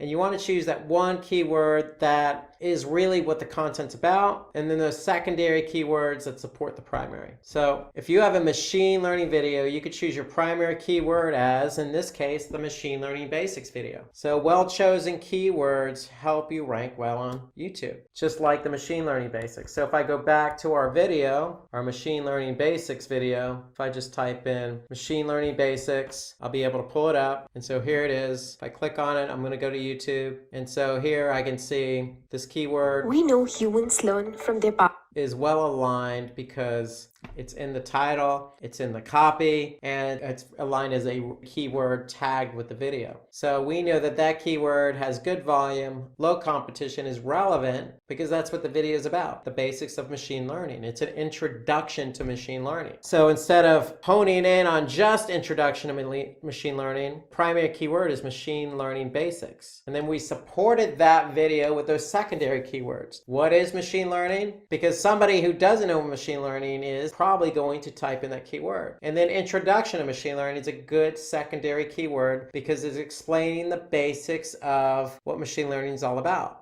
So primary keyword, machine learning basic, secondary keywords, what is machine learning, and introduction to machine learning. So that's the whole idea behind choosing keywords. You want that keyword that really is going to define the content and then support that with those secondary keywords. So remember, when you're performing your keyword research, choose keywords for your videos that Google shows on the video results page. So what I mean by that is your video can get more views if you rank on Google as well. So the whole idea is not necessarily to be found on YouTube, it's also to be found on Google. So if I go back to Google and I just type in data science for beginners and I type in videos, then you could see we're ranked #1. So even if you're not looking at the videos, clicking on the videos link on Google search, you can always just, when you do a search, what Google's going to do is also put in the videos here as part of the search results. So what they're going to show you is the top videos that are ranking for that particular keyword. And so we may not rank overall for data science for beginners, but we're ranked #1 in the videos category. And so if somebody's looking for a video, that's important. And you can see here that these first two are ads. So what Google is doing is they're saying, hey, this is so relevant, this particular video, for the keyword query data science for beginners, that we're going to show it above the organic listings, even though it's a video. So the whole idea is to be found on YouTube and Google because you're increasing your visibility. You're increasing your chances of getting found on both search platforms. So according to Backlinko, Google ranks videos with keywords like how-to, tutorials. So, a lot of the videos that you find on YouTube are going to be instructional based. And so what Google's doing is they're saying, hey, if somebody types in how to or tutorial or an introduction to, anything that's going to signal to Google that it's instructional, it's going to help you rank. So when you search for machine learning tutorial or how to become a machine learning engineer, you're going to get results related to that. Because if you look at these examples, we have machine learning tutorial in our title, or how to become a machine learning engineer. So keep that in mind. If you're creating a video and it's educational in nature, use those key terms like how to and tutorials in the video title, because that will help you rank. So let's move over now to video title. So we want to use our target keyword in the title of the video. And again, we want to make sure if it's educational to include that keyword tutorial or how to. So for every video title, YouTube has a limit of 100 characters. So we really have to pick and choose really wisely. So if we look at the video that we were focusing on a couple of minutes ago, so machine learning basics, here we could see under 100 characters, we have machine learning basics, what is machine learning, introduction to machine learning, and then the brand name. So that is the title of this particular video. So it takes into account the primary keyword, the secondary keywords in the title, and it also includes that key term that really Google and YouTube like, and that's what is machine learning. So it's helping us rank by having our keywords in the title with that key phrase, what is. Okay, so that's a good tidbit on creating a good video title, is to align it with the right keywords, your primary and your secondary. And so we want to use those catchy words and numbers to gain high click-through rates. Just like you would on the title tag of your web page, we want to do the same with our video title, because the video title is what's going to show up in search. So if I go back to, search, here we could see, data science tutorial, data science for beginners. So we want to make sure, in this case, you can see data science in 5 minutes. So that was purposely done so that, hey, I don't have time to watch a video. I only have a couple minutes. Data science in 5 minutes. Okay, great. I'm going to click on the video, and now I have an opportunity to watch something and learn something under 5 minutes. So choosing the right words in your video title is going to help you get that click-through rate up. Remember, click-through rate is clicks divided by impressions, and an impression is how many times your video shows up in the search results on YouTube or Google. So we want to keep our click-through rate high, and in order to do that, we want to be able to write some really good title tags for our video. So use catchy words like a number or how to or what is, because that's going to resonate with people when they're searching. Now for the description, what we want to do is we want to use the target word at the beginning of the description, the title, and the tags itself. So if I go back to my video here, Machine Learning Basics, we know it's in the video title. And right off the bat, if I look at the description of the video here, I can see this Machine Learning Basics video will help you understand what is machine learning. So our primary keyword is in the first sentence, right in the introductory of the description. And so that's going to bode well for optimizing our video. The description length is 5,000 characters, so we have a lot of characters to work with. So if I go back to my video, I click show more, we have a lot of characters to really describe what the video is about. Okay, there's no shortage of including keywords into the content. So you have 5,000 characters. Go ahead and see if you can work in naturally your keywords. But one of the key tips here is just make sure that first sentence starts out with that keyword. That's a good tip. Of course, you always want to make it sound natural as possible. You don't want to stuff it with keywords. At the same time, work them in naturally. Work in your keywords naturally. And then include hashtags in your description to help the audience find your video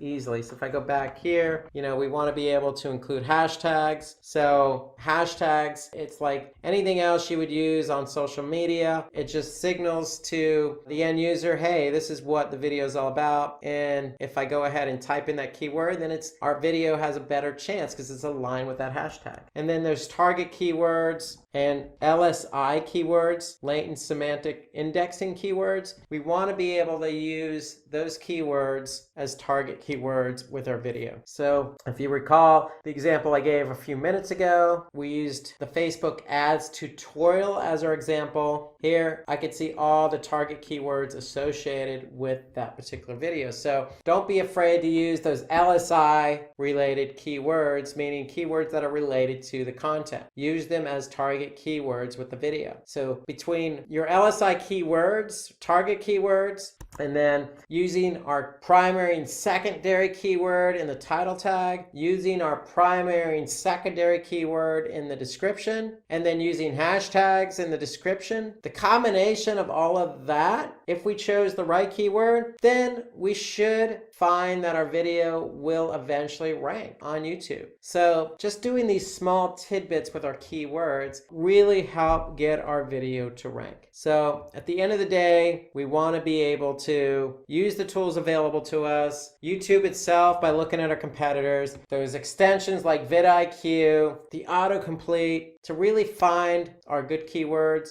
and then incorporating those keywords into, the title tag, the description as target keywords, hashtags. We should really be off and running with our video on YouTube. Let's turn our attention to creating high quality videos and some of the best practices around that. So along with everything we mentioned about choosing the right keywords, we always need to keep in mind that the videos we create need to be of high quality. So the content itself, in addition to the keywords, is a primary factor in ranking. So in order to have keywords, we need to have content. And in order to rank, we need to have good content. So let's talk a little bit about creating content and what's involved with that and what we really mean by high quality videos. So if you have a video content that is not informative or relevant to the topic, it won't rank. So that's just common sense. So you need to create content that's aligned with the topic, obviously, and then that way you have keywords that are aligned with the content. So, but if you have content that really isn't aligned with the topic, then you're not going to rank, no matter how much you've optimized that video. So just keep that in mind. So there's a couple of things we want to look at here. So high quality content is determined by really two metrics. So if we're not sure about how good our content is and how good of high quality video we created, we want to look at audience retention and user engagement. So audience retention is simply the percentage length of your video that the audience has watched. It's the percentage your audience has watched. So focusing on audience retention is important for people who want their videos to rank high. So if you want to rank, you need to optimize for the keywords, but got to keep in mind content. So content is related to audience retention and user engagement. So audience retention, percentage length, your video that the audience has watched. And for example, it can be both absolute in minutes or percentages. So audience retention can be the average view duration or percentage of the audience that watched. Then we have user engagement.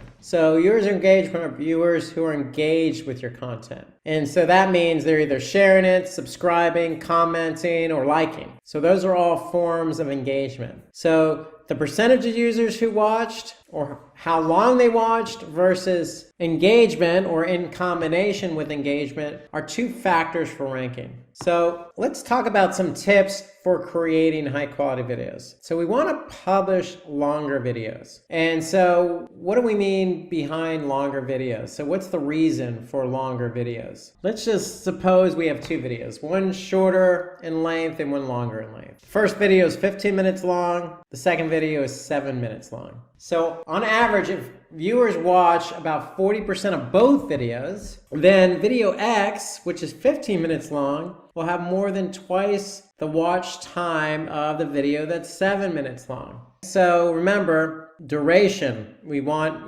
people to watch our videos longer. So if the video is longer in length, if it's 40%, then it's going to have a longer audience engagement, audience retention. So that's one of the reasons, from a metric standpoint. So even when viewers watch, both videos, the time is going to differ. So we want to take into account longer videos for primarily that reason, is because, it gives an end user an opportunity to watch the video longer, and then it's going to help us rank our videos longer. So when we talk about watch time, so if one video has higher watch time than the other, watch time is just the number of views times the average view duration. So another tip is we want to plan our video script. So we want to keep the content organized. My recommendation is, create an outline first. And once you create an outline of how the video is going to flow, then start populating with content. And so to me, that's how you can keep the flow organized,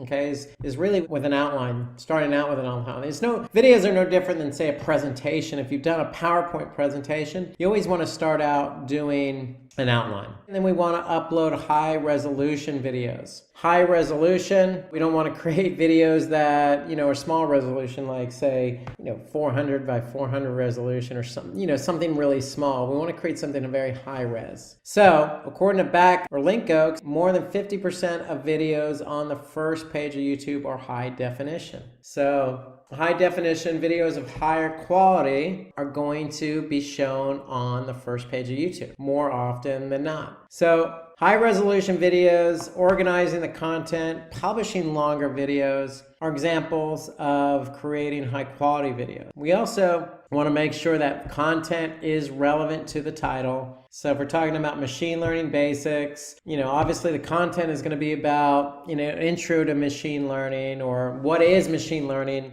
and then the title should reflect that content. So aligning the title sets the expectation for the end user. So when they see a title, what is machine learning? Then when they watch the video, they're expecting to learn about machine learning and what it is. So if it meets expectations, then the chances are that person who's watching the video is going to watch it longer. And that means it's going to fulfill the viewer's requirements. And when you align everything accordingly, keywords, titles, content, then at the end of the day, the user is going to watch it. And the more they watch it, the higher the engagement. The higher the engagement, the better chance you have to rank. Some other tips that you could use to create high quality videos. So we want to be able to use examples to clarify our content. So don't be afraid to go into another screen like I am. If I'm talking about videos, jump into the machine learning basics video, which I've done throughout this session. I can simply do that by keeping the user engaged. Here, this video is about machine learning basics. Well, the titles align with the video. We made sure that we have a nice description about what the video is about, and we're aligning the expectations. So not only that, I'm showing you an example within the video itself. So we want to use examples throughout your video to keep the user engaged. It will also help clarify what you're trying to express in the video itself. So we want to make it visually appealing. So visually appealing means imagery or examples in the video. And then when we talk about imagery, you want to use good images in your video. So use public domain sites that are available to you, like Shutterstock or Flat Icon. There are plenty of those sites out there. So feel free to use any one of those sites to use high quality images in your video. Give more information to your audience. Giving maximum relevant information can help gain more views. And so when we talk about more information, again, it goes back to the examples you use. Should be no shortage of examples. Here, description. Use all 5,000 characters at your disposal. Imagery. We want to build up as much information as you can in the video itself to keep the end user, the viewer, engaged. We also want to create original content. So always create original content. You could certainly get ideas from YouTube. If you want to create a video about machine learning, see what else has already been done. Do searches on YouTube itself. But, when you're going to create a video, you can create another video about what is machine learning, but just make sure it has your own take on it. You're the subject matter expert when creating the video. Create it with your own original content. Have high audio quality and video effects. So just like you see here on this video, we have effects in it, and the audio is of high quality, meaning no background noise, no distortion, and we want to be able to speak clearly in the video. So you want to speak clearly, loudly, concise, just as I'm trying to do now, so that you can understand what I'm trying to say, or what the viewer's trying to understand when they're watching the video. So watching and listening are two of the components, and you want to make sure both of are high quality. Avoid distractions. We don't want to pause. You don't want to ramble on a particular point too long. We want to keep users engaged. So you always want to move from one point to the other. Intermix it with examples. Those are ways to keep the users engaged. We want to include transcripts or subtitles for your video. So transcripts is just more content that's aligned with the video, and the search engines will be able to pick up that content and help your video rank. So to me, that's a key component to creating a good video, is having the necessary content that go along with the video. That outline I referenced earlier in terms of organization, you always want to have a content outline. So what topics are you going to cover in the video? That's why you need the outline, to point that out, confirm that before you actually start creating the video. Okay, focus on the initial 15 seconds. So that's key. Somebody's going to click the play button of your video, and if you don't catch them in the first 15 seconds, then they're likely going to pause the video or just go ahead and close it out altogether. So you want to be able to capture somebody's attention right off the bat. And even before they click on that play button, you want to make sure, again, you're exceeding expectations. That title is aligned with the content. So in your first 15 seconds, it basically needs to be catchy, but also setting the expectation of what the user's expecting. So in this example here, we want to pay close attention to the first 15 seconds. That's when viewers are most likely to drop off. So we can look at audience retention in YouTube. So use the options above the graph to view absolute audience retention or relative audience retention. So audience retention is basically how many views a video received and the percentage of the total number of video views. And that includes every moment of the video as a percentage. So we'll show you an example example of what that looks like. So here, if we go to the machine learning basics video, we can look at the audience retention report. And this is, since it's been uploaded, the lifetime audience retention. So here we can see a nice graph, the percentage of people who viewed it and how long they viewed it. So in percentage. So here, for example, I can see, 43, 44% watch the video for at least 2 minutes. Here I can see 28.6% watch it for 6 minutes plus. So that's the audience retention. It gives us an idea in terms of percentage,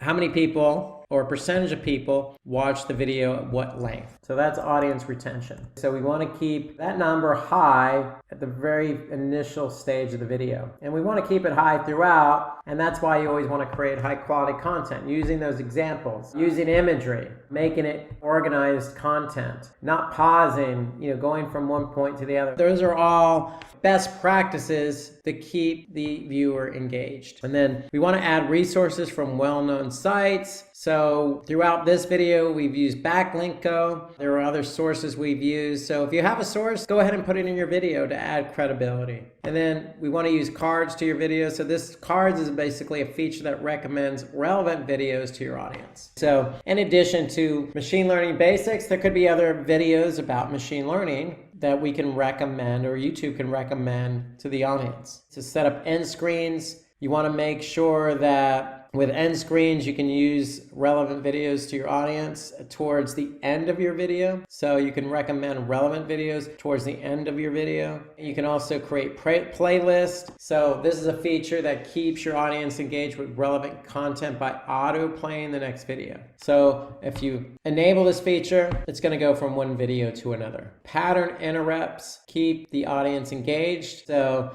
basically, it allows your audience to stay within one video without having any interruptions involved. And so going back to the Did You Know, audience retention report helps you analyze how well your videos are engaging to the audience. So what do we mean by that? Well, if I go back again to my audience retention report, how engaging was it? Well, I could see 42%, 43% watched it on average of 3 minutes and 21 seconds. So to me, that's pretty good. Of course, we always want 100% of the video. If the video is 7 minutes long, if almost half of our audience saw over half of the video, then I would say that's pretty good. People were engaged. So audience retention just is a good report to start looking at to help you understand how engaging is my video. And if your video is not engaging, you can always go back and edit it or fix it or tweak it. So remember, the average view duration for all videos and top performing videos listed by all time, we can look at that information as well. In addition, we can look at demographics, so we can get an overview of the age, gender, and location.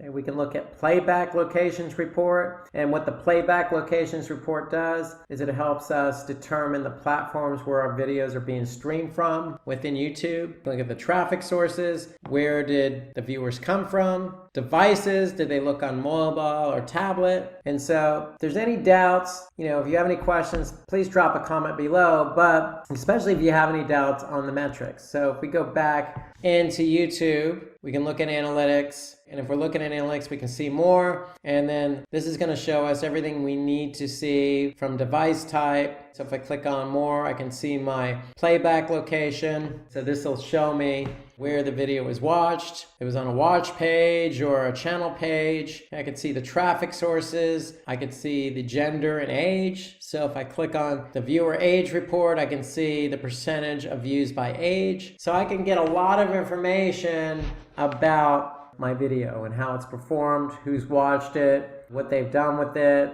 where they come from, all the information they need to know. Okay, so it's all within YouTube Analytics. So again, if you have any questions about that, just drop a comment below. Especially if you're new to YouTube, you may have some questions, but just know that every video you publish to YouTube, high quality, aligned with your keywords, you're going to be able to view the metrics by looking at YouTube Analytics. So let's talk about the importance of user engagement. So engagement is, as we mentioned, important because because basically we can't rank without engagement. Our videos won't rank unless we have engagement. So that's why it's important. So engagement is somebody liking the video, commenting, sharing it, or subscribing. Each one of these is important to ranking. So yes, you need to align keywords. Yes, you need to have high quality content. So when you do both of those, and you upload your video, then it's up to the viewer. And so the hard work that you put out for the video is hopefully going to pay dividends with engagement. So you want people to do one of these four. Okay, so let's talk about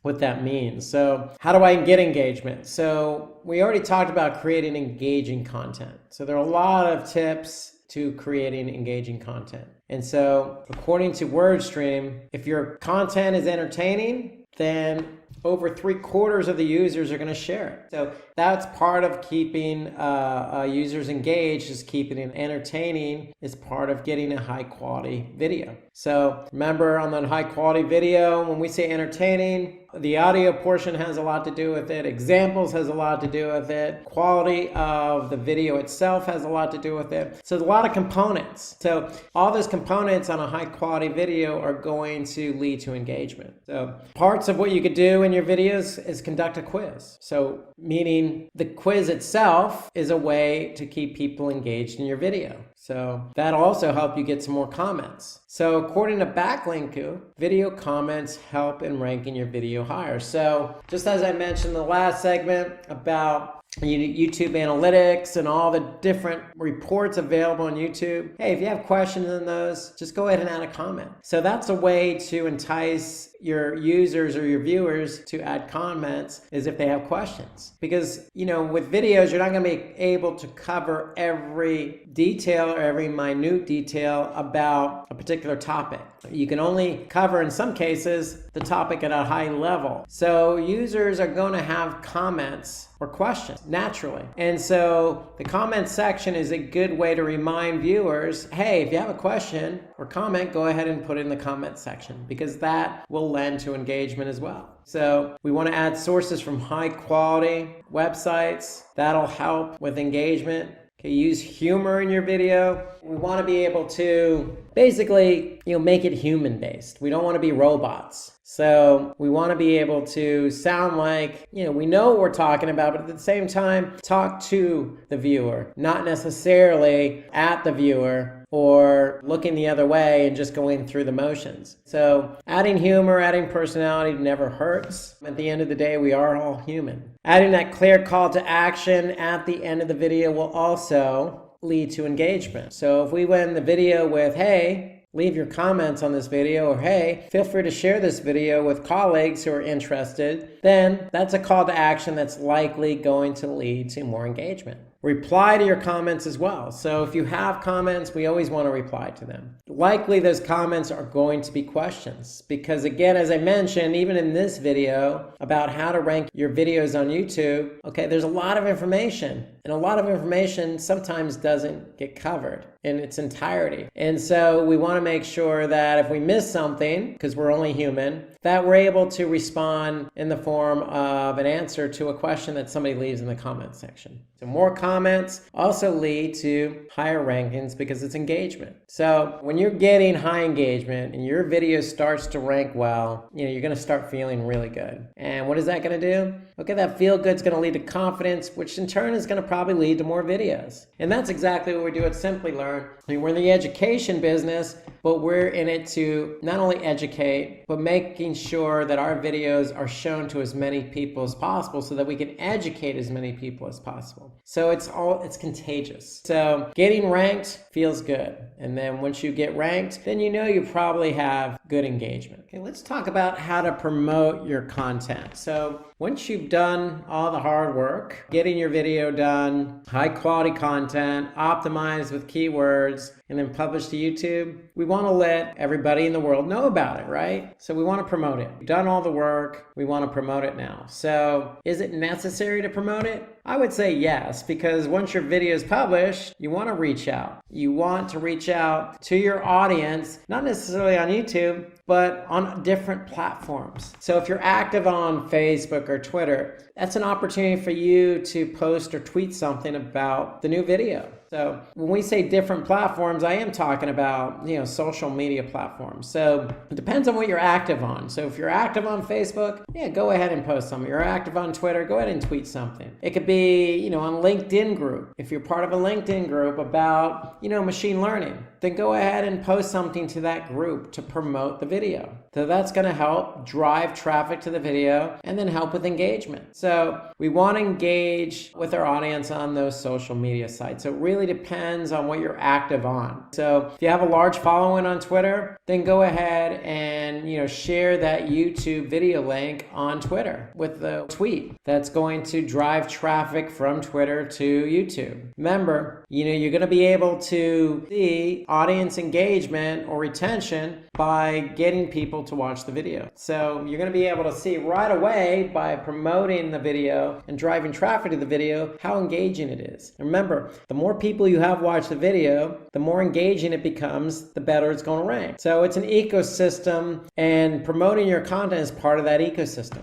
So it all starts with social media. If you're active on whatever platform that is, go ahead and promote it. So you can also look at, content-based social media sites or social media content-based platforms like Reddit or Flickr, for example. So you can participate in a forum discussion on Reddit. So in this example here, it's about machine learning. So we want to be able to post something about machine learning with the link to our video. So we can also go to content-based sites that are Q&A related, like Quora, for example. Quora is a really good site where, if you go there, post information about machine learning or the basics of machine learning with the link back to the video, it's going to help, because not only is it going to drive traffic, but it's going to signal to Google, hey, you get a lot of traffic coming from Quora. This is going to bode well for this video in terms of ranking. So here's an example. If you find a question that you can post on Quora, then you're going to get people to click on your video and respond accordingly on Quora. Or you can act as the person responding to a question that's already there. So if somebody already asked a question about what is machine learning, you can respond with your video as the answer. So you can just simply embed your video URL as part of your answer. That'll help drive traffic. So you can also create your own blog and embed your video. So in the case of machine learning,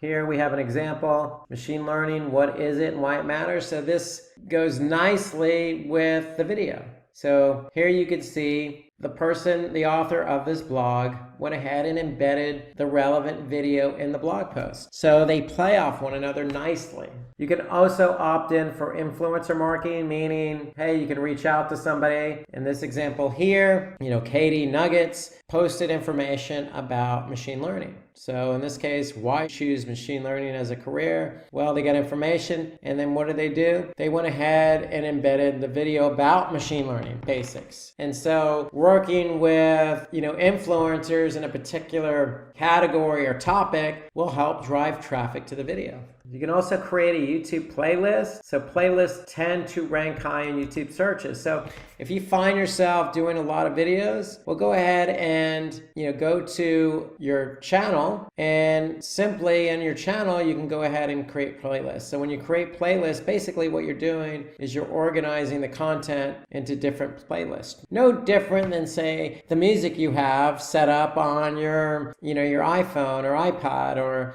iPod, whatever it is you're using. So you're just creating different videos in a particular category. And YouTube likes it, it's organized, it's going to help you get your videos found quicker and easier on YouTube itself by putting your videos in a playlist. So here you could see we have an entire playlist on machine learning, trending technologies, cloud computing, big data, digital marketing, project management, so a lot of different playlists. Very organized. If somebody goes to the channel, they're going to be able to go to the playlist that's interesting to them and see all the videos there. So it allows not only the end user to find what they're looking for, but it's good for YouTube because YouTube likes those playlists. So we want to engage our audience by posting your video link on a community page. So you could do that within YouTube, and you can prefer to link your YouTube channel in your email. So you can also do that. So for example, if I go back to YouTube and I'm looking at a YouTube video, I can always click share So here I'm going to get a particular URL that's associated with the video, and I can just embed that. So I can embed the whole thing in my email. I can embed it on a web page or a blog post. So just by clicking share, I can also immediately share it onto the social media platforms that we mentioned: Facebook, LinkedIn, Reddit,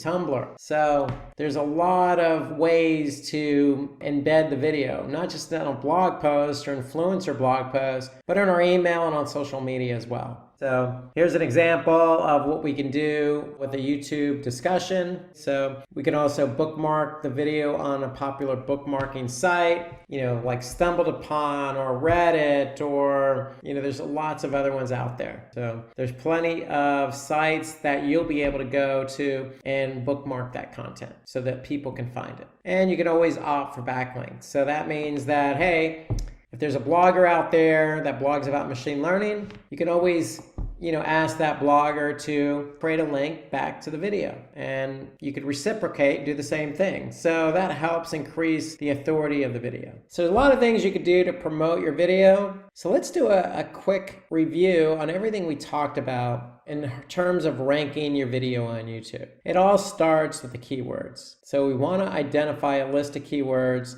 that are relevant to the video. So we can use tools to choose our keywords, but remember, we want to choose keywords that have high volume and low competition. And so where can we go to choose those keywords? Well, we can use the autocomplete on YouTube. We could check out our own competitors' videos, or we could use vidIQ or TubeBuddy or any of these extensions in Chrome to help us look at the keywords that are tagged with a particular video. So remember, we want to have a primary keyword that's aligned with the content, then we want to choose LSI keywords as our secondary keyword, or keywords that are related to the primary keyword. So we want to create high retention videos, meaning that first 15 seconds are the most important, but throughout the video, we want to use examples. We want to keep it interacting by adding quizzes, imagery, good audio, good video quality. So we want to focus on the user experience. And we also want to optimize our video content. What does that mean? Well, those keywords that we chose, we want to use them in the title. We want to use them in the description. We want to use them as hashtags. We want to use them and tag them with the video themselves. So we can add keywords to our meta tag. Okay, we don't want to overdo it, but we want to add a handful of keywords that are associated with the video. So we want to be able to write eye-catchy video titles and descriptions. So remember, use some of those key phrases like a number or a question like, what is machine learning? So we want to use relevant meta tags for the videos, and we want to use popular YouTube tags. So we want to be able to tag our videos appropriately. So watch the length of your meta tags. So there are lengths involved. Remember, keywords at the beginning of the title, target keywords in the title, description, and tags. We want to use interesting thumbnails to increase our click-through rate. Ensure that thumbnails are relevant, meaning when I say thumbnails, I mean the actual title tag itself or the meta description. We want to use high-res videos. We want to create, videos with good high audio quality. Don't be afraid to put in video effects like some animation. Don't be afraid to use examples. And then, obviously look at the draft of the video before you publish it. So does your video follow an outline? Is it organized? So these are all the things to take into account. And there's plenty more you can do.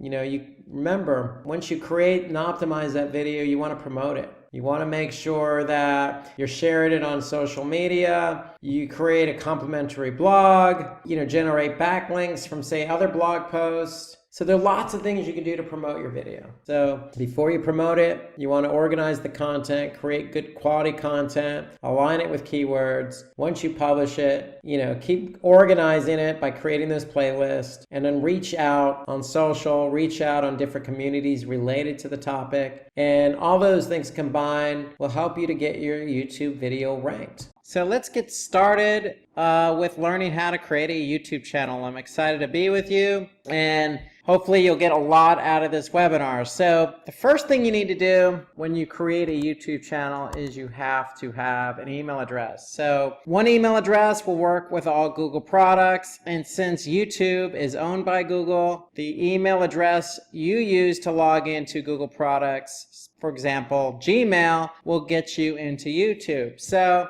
I would recommend setting up a new email address if you don't want to use an older email address. So you just want to make sure the email address you use is the one you're going to use with YouTube. And so it probably will be easier just to go ahead and set up a new Gmail account. And so you can see here for today's webinar, I'm going to use my email address, robsanders.simplylearn@gmail. So that's the email address I'm going to use. And once you're logged in to Google, so when you're logged into one product, technically you're logged into all Google products if you're in the same browser. So you can see I'm in Firefox. So if I went over to Google and did a search, I'm going to be logged in as robsanders.simplylearn. So generally that's how it works. So when you're logged into one, you're logged into all. And so once you set up that Gmail address, then you want to go and log into YouTube with the same email address. So note that in all Google products, you can have multiple logins. So you can see here, I can log into multiple accounts in the same browser. So here you can see I'm logged in as robsanders.simplylearn, and that's the email address I'm using to log into YouTube. So I'm logged into YouTube. Now what do I want to do? I want to create a channel. That's what this whole webinar is about. So we want to learn how to create a YouTube channel. And so the first thing we're going to do here is click on our name. And you can see that in the upper right hand corner, I have an R for Rob. I'm going to click my channel. Since I've never created a channel for this email address, now I have the opportunity to create one. So I'm just going to use digital marketing as my example here. Okay, so by clicking on this, I agree to the terms of service of YouTube. So I'm going to go ahead and agree to those terms by clicking on the call to action, create channel. And once I click on create channel, voila, I have a YouTube channel. So now that I have a channel, I want to go ahead and optimize my channel page. So here you can see I have a button that says customize channel. So I'm going to go ahead and click customize channel. And this will get me into customizing my channel. So what's the first thing I want to do? Well, with YouTube, as a best practice, you want to be able to customize the channel as much as you can. And what do I mean by customize the channel? Well, you want to add some channel art. You also want to go ahead and put information about yourself. You want to go ahead and obviously upload videos and create playlists. So we're going to be covering throughout this webinar some of these best practices. And if you haven't had a chance, go ahead and take a look at the videos we put together regarding how to rank your YouTube videos and also how to increase YouTube subscribers. So both of these videos actually complement today's video, and we do talk about some of the best practices in setting up your YouTube channel. So these are good videos to complement what we're doing on YouTube. So you definitely want to go ahead and customize the channel. So the first thing we're going to do is spruce up our channel a bit and add some artwork. And so I'm just going to go ahead and click on add channel art, and I'm going to upload some photos here. So I'm going to select a photo from my computer. So if I go to my desktop, have it sitting in a nice folder here, ready to go. And so here I'm going to go ahead and choose this particular piece of art. It's a PNG file, so I'm just going to go ahead and click open. So notice it says the photo you uploaded is too small. It must be at least 2048 pixels wide and 1158 pixels tall. So you got to make sure you have a nice big photo that's going to fit this particular requirement. So because this image was a little bit small, what I went ahead and did was adjusted the size. So I just opened up the file and adjusted the size. So now if I look at my original size, I can go to tools here, adjust size. So I adjusted it so basically it fits within the scope of what YouTube is asking for in terms of pixel dimensions. So now I went ahead and re-uploaded it, and now I can see what it looks like on a TV, on a desktop, and on a mobile device. So I can adjust a crop if I wanted to. If I wanted to, I'm going to go ahead and leave it as is because we don't want to crop anything out of it. So I'm going to go ahead and select, saved, and there you go. There's my image. Still a little bit pixelated, but that's okay. I can go in and upload another image if I want to. Now, once I've uploaded my channel art, I'm going to go ahead and upload my channel icon. So I'm going to go ahead and click on edit, and I'm going to go ahead and edit my channel icon. And so now I'm going to go ahead and upload a photo. So you see I went ahead and put all these images ahead of time in a folder. So that's what you want to do. You want to have everything prepared and ready to go, just like your email address. Go ahead and think about what particular images you're going to use with your channel. So you want to have those ready to go. And so I'm going to go ahead and pick my channel icon and click open. Here's my channel icon. So I'm going to click done, and it should upload my channel icon, and there you go. So now I have a nice channel icon, which is the logo of my company, to go along with the artwork I have for my channel. So now I refresh my channel page, and here is my channel icon ready to go along with my channel artwork. Okay, now that I have my artwork in place, I'm ready to upload a video. So just like the artwork, just like the email address, you want to have that video ready to go. So to me, you want to make sure you're choosing a good quality video, because when you upload that video, you could make it available to everybody on YouTube to view. So if this is your first video, you really want to make a good impression. And so by making a good impression is make sure that first video is of good quality. Now, you can always upload a video and remove it later. For just testing purposes, that's fine. But if you're going to upload a video and keep it there, make sure that video is of good quality. And when I say good quality, I mean good video and audio quality. You know, make sure you have a theme. Make sure it fits what your channel is all about, because if somebody is looking on YouTube and they're looking for something related to what you're offering, that video needs to come across as professional, and you want to have a good impression. So that's my disclaimer on uploading a video. So now let's just go ahead and upload a video. So we're going to go ahead and we can go choose videos, or you could see here under uploads, it says you don't have any recent uploads, so this will not appear in your channel. So we want to add a video. So let's go ahead and just click on the link upload a video. Okay, so now here's what I was referring to a minute ago. You have the option to make this public. You can make it private, unlisted. You could schedule it. Let's just go ahead and make this private for now. Okay, so now let's go ahead and select a file. I have that video ready to go, so it's in my folder here. And so now I'm just gonna select my video and click open, and now it's going to upload the video. Here I can see the status of my upload. Of course, videos, depending on your bandwidth, may take a few minutes, may take a few seconds. So let's go ahead and wait for this to finish processing, and then we're gonna take the next step. Okay, so once your video has been uploaded, it's gonna say processing's done. Now you have the opportunity to go ahead and fill in some basic information. So here you can see you have 3 fields that you should fill out with every video you upload. You have a title, you have a description, and we have some tags here. So the title is the title of the video. So this is Digital Marketing Certified Associate Training, DMCA Training, Simplilearn. So you can basically customize it anything and have it say anything you want it to say. I mean, it's your video. So you want to make the title relevant to the video, because that's what people are going to see. Now I'm going to go ahead and put in some information here about the video. What is the video about? So here you can see I prepared some content. So you can add a lot of characters here under the description. You can see a lot of characters. And so you want to put as much information about the video as possible. Of course, you don't have to add all this content, so we could just scale it down. You just want to have a basic description of what the video is about. That's really what you want to do.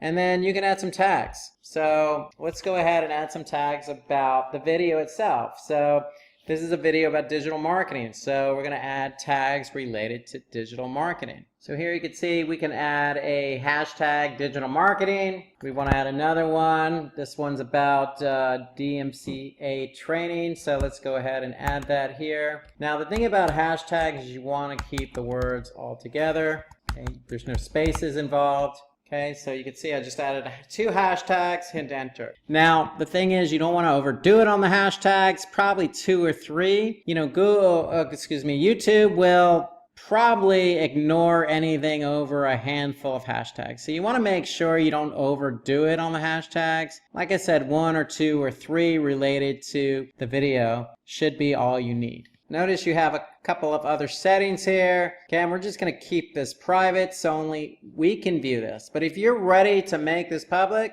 then go ahead and, make it public. Just change the setting from private to public. Now, if you have a playlist, if you've already set up a playlist, you can add it to that playlist. If you don't, well, you can create a playlist. And here's a good opportunity for you to set up a playlist with your first video. Now, if you're not ready to set up a playlist, and playlists really are there to help you organize videos. So if you know you're going to upload more videos in the future, then go ahead and set up these playlists to organize your videos. So we can go ahead and create a playlist, and we're just going to call it DMCA. So anything related to DMCA, we're going to go ahead and put the video there. We're going to make this playlist public. Here you can see we can keep it unlisted or private. So we're just going to go ahead and create it. And just by checking on this box, this video will now be in the playlist DMCA. So you have the opportunity to really organize your videos any way you want by creating multiple playlists. In fact, I would recommend that. And so again, these are the steps you need to take when you upload a video. You need to make sure that the title tag,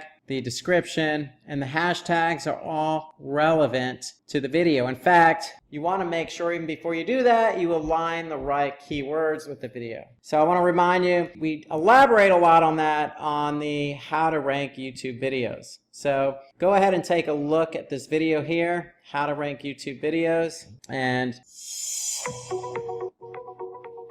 this will get you going with ranking your video. I would recommend for now, if you're not sure how to do that and you're not ready to watch the video, how to rank YouTube videos, then just go ahead and make sure you're aligning the right title tag or title, description, and hashtags with the video. And when you're done and you're ready to go, you can click done. And now you have a video with a specific link. So if I click on that link, I should be able to watch the video I just uploaded. So once we've uploaded that video, we do have the option to go back and edit the video. So here you can see I'm still in my channel. I clicked on videos. If I just click on the video itself, I can see what the video is. And right underneath that, there's going to be a blue call to action button that says edit video. And so I'm going to go ahead and click edit video. And so remember, we edited the video with title tags, the description, and some hashtags. But there are a lot of other features that we can use or take advantage of to edit the video. So let's take a look at what that is and what that looks like. So again,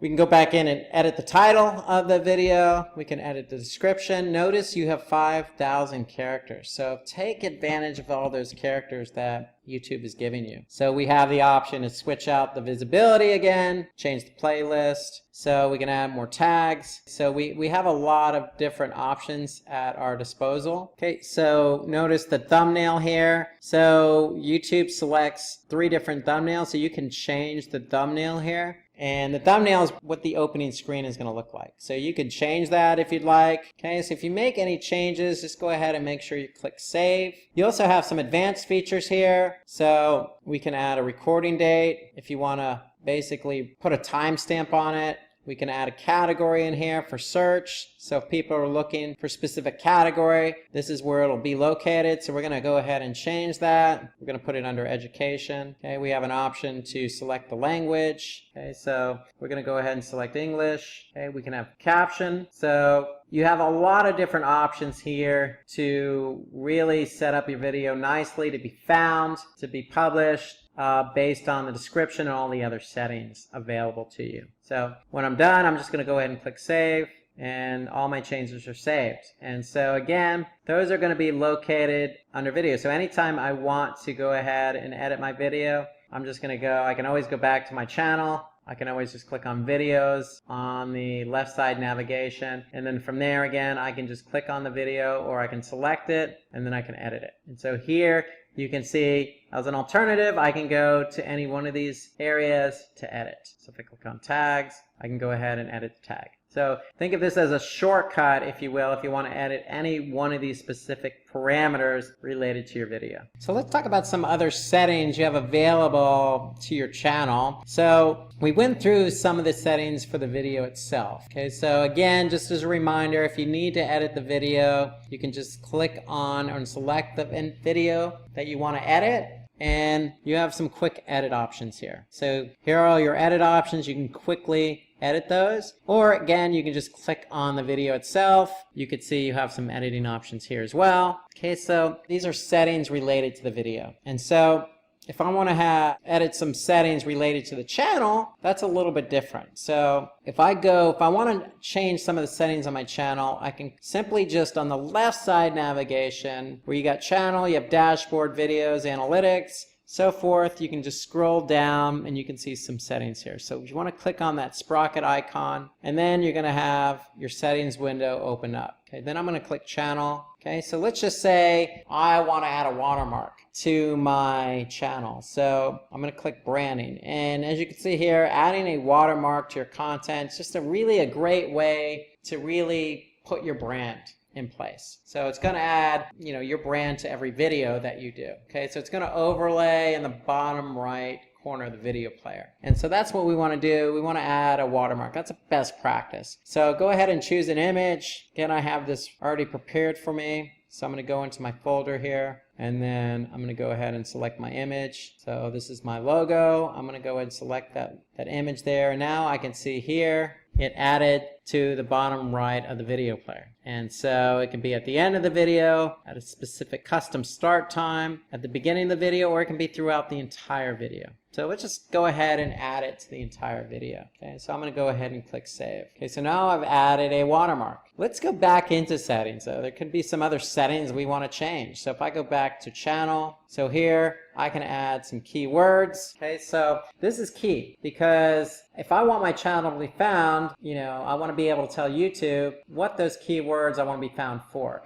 Just like in search with Google, YouTube, in all intents and purposes, is a search engine. It's just a video platform where you can search for videos. And so my channel is all about digital marketing. So I'm going to go ahead and put digital marketing. I can also go ahead and put search engine optimization. Okay, I can or SEO just to be shorter. I can go ahead and put SEM for search engine marketing. So these are just some keywords here. Here I can choose my country. So I can choose my country and choose like United States just to hone in specifically on the country. So let's see here. I'm going to scroll down. I'm going to choose United States as my country. Here I get some advanced settings as well. I can link my Google Ads account to this. So this is key. So if you're running Google Ads campaigns, then you want to be able to link it up. So linking your channel to your ads account basically will allow you to get some information about how this particular channel is performing. So basically it lets the Google Ads account run ads based on interactions with your channel's videos and access insights from your channel's videos. So basically when you link the two, they're going to be communicating. They're going to be passing data back and forth. So if you have a Google Ads account, I would go ahead and link it up. Okay, so remember, it's based on email address. So make sure the same email address you're using for YouTube is the same email address you're using for Google Ads. So I can go ahead and choose this option to show my subscriber count. I can also disable interest-based ads. So if I select this option, personalized ads will not be shown on videos on your channel, such as ads based on viewers' interest or remarketing. So if you want to go ahead and disable any interest-based ads, any ads, again, that are based on a specific interest or remarketing, then you can disable that. So let's go back to branding. Here's my watermark under branding. Again, advanced based on advertising, and just some basic options, specifically keywords. So go ahead and make sure you go ahead and choose settings and go ahead and add those keywords. Go ahead and add that watermark. It's important to the channel. It's important you be found. It's important that your channel's set up the way you want it to be set up. Branded with some certain keywords in a specific industry, targeting a specific country. So you want to set that up. That's why settings here are so important for the channel. Okay, so once you created your channel, once you've uploaded a video, once you set up all your settings for the channel, congratulations. So you're really on your way now to uploading more videos and really having a successful YouTube channel. So congratulations. Now let's move on and get a little bit more complex here with the YouTube channel. So we're going to move on to the next step, and we're going to run through the Creator Studio and the Beta Studio. Okay, so I'm going to go ahead and show you what the Creator Studio and Beta Studio are. So let's focus first on the Creator Studio. And so basically with the Creator Studio, we have some tools at our disposal. Okay, so we have a dashboard where we could see certain analytics. We have a video manager where we can actually edit the video. We have an opportunity to live stream, work with our community, and we have some channel settings. We can play with the audio. Again, we can, manipulate and look at some analytics and react to the analytics. So you have a lot of options here in Creator Studio. So let's go into YouTube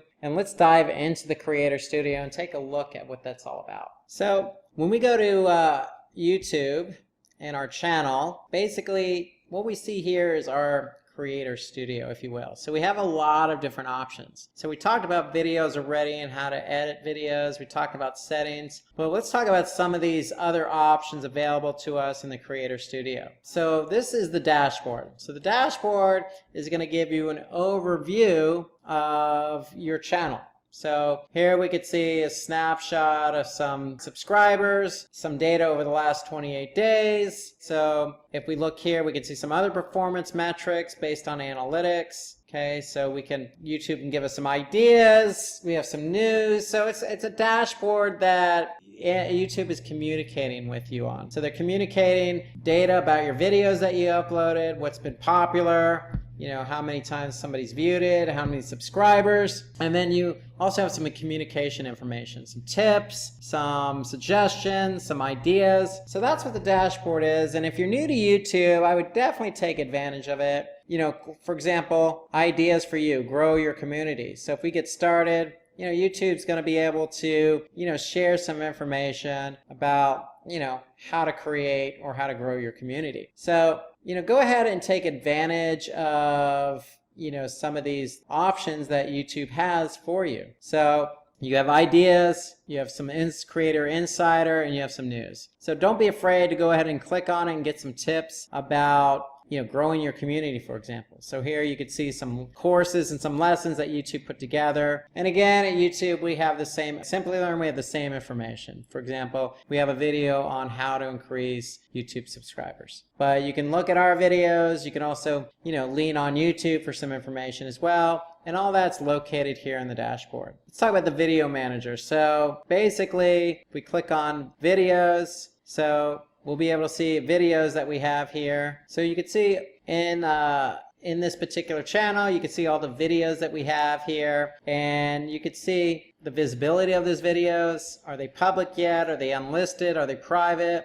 We have a stamp of when they've been uploaded, the date at which they've been uploaded, and then you can kind of get a sense of how many views, how many comments, how many likes versus dislikes by video. Okay, so if we want, we can always just click on one of the videos here, and again, we can edit it. So we have an opportunity to, make some edits and changes to the video itself, especially if we're not getting comments, if we're not getting views. If we're not getting views, then you probably should go forward and think about editing, say, the title or description, or making sure you align the right keywords or tags with the video. Okay, so that's the video manager. If we go to analytics in our Creator Studio, then we'll be able to get some really deep insights about how our videos are performing. So there's a lot of information here under analytics about, your entire channel broken down by each video. So if you wanted to really hone in on what the top videos were in terms of watch time, you can specifically choose that particular report.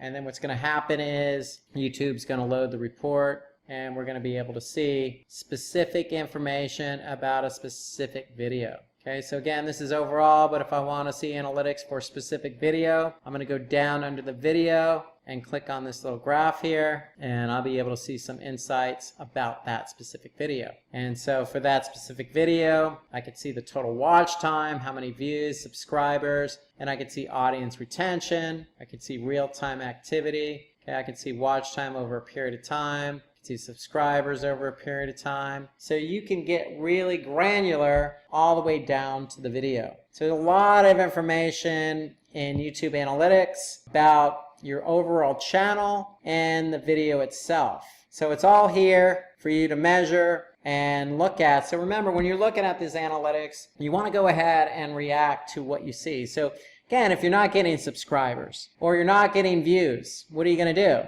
Well, if you're not getting views, you got to look at the settings. You got to look at the keywords. You got to look at, did you actually update and edit the title and the description and add hashtags that are relevant? Okay, so if they are relevant, are you getting found? Okay, so that's the whole idea, is to make sure you're optimizing these videos so you can get the views. And again, is the quality of the content good? So if the quality of the content's good, you're probably going to get subscribers. And so if you're not getting subscribers, you want to take away that learning. Okay, you want to be able to understand what people like and what they don't like. And that's the whole point of YouTube Analytics. YouTube Analytics allows us to really adjust and hone in on what people are liking and what they don't like, so that way you can move your future videos in that direction. So let's go back to the Creator Studio and let's look at some of the other features available here. So if we actually go from analytics to comments, okay, so we can look at all the comments. So right now there's no comments available for the video I just uploaded, but if there were,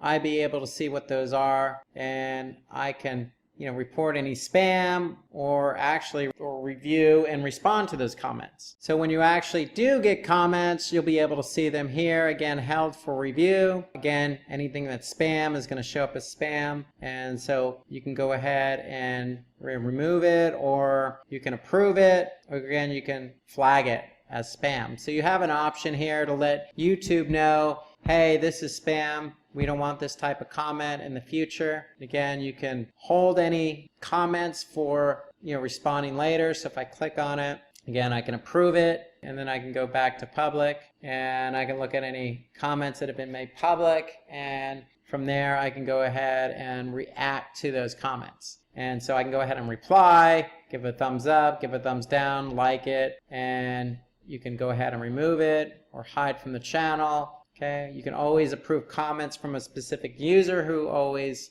responds or comments. Okay, or you can add a particular user as a comment moderator. So you have a lot of options available to you under comments. And comments they're part of the YouTube ecosystem. So it's important that if somebody's watching your video just as you are now, you comment. So if there's anything that I'm missing here, then go ahead and comment right below this video, right on the channel. And comments are important because it allows people to engage and interact with the person who created the video.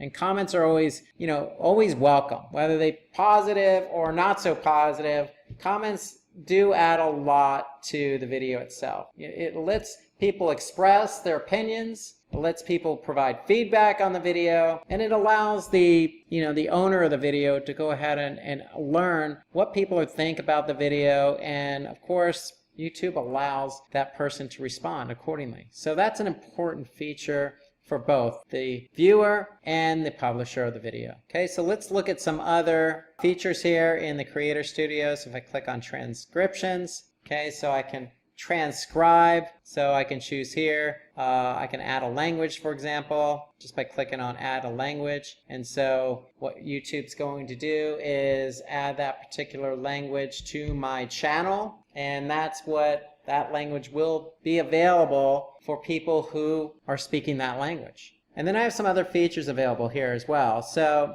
if I go here, I got translation and transcription. So if I click on that, again, this is a little bit different than adding a language as a setting. So now, if I really want to go ahead and select a different language for my video, I have 190 other languages. So if I just choose Spanish and choose Spanish here, so what YouTube can do is make sure this video is available in Spanish. So if I go back to my translation, I can add the language Spanish, and then if I look on a particular video, then I can go ahead and switch the language from English to Spanish. Here I can go ahead and edit the video, any particular part of the video I can go ahead and add subtitles and make this more Spanish friendly, so to speak. So you have this option available to you. Again, this is under other features, translation and transcription. Again, transcriptions here allow you to make your videos available in that language. If I go to translation and transcription, I actually have the opportunity to add subtitles to parts of my video in that particular language. Then when I'm done, I can go ahead and submit my contribution. So let's take a look at some other features available to us under other features. So if I want to go ahead and manage my different playlists, I can go ahead and select playlist, and YouTube's going to open up a new window. And here I can see my one video that I uploaded earlier is in this playlist here. So I have the opportunity to go ahead and edit that one video. Okay, I can go ahead and move it to a different playlist, go ahead and make some other changes. Okay, so I can go playlist settings, and I can go ahead and order the types of videos that are in that playlist in terms of when they were added, the most popular, when they were published. So I have some options available to me for the playlist, this particular playlist that I created. However, if I go back, I can go ahead and add more playlists if I wanted to. So here I can go ahead and just say test. Okay, I can again just make this private to me or make it public. And I just created a new playlist. So now I can add videos to the playlist or go ahead and make some setting changes to that playlist. So that's what playlists are. It's a chance for you to organize all your videos into different playlists. Now, some other features available to us, live stream. So if we click on live stream, YouTube's going to open up a new window.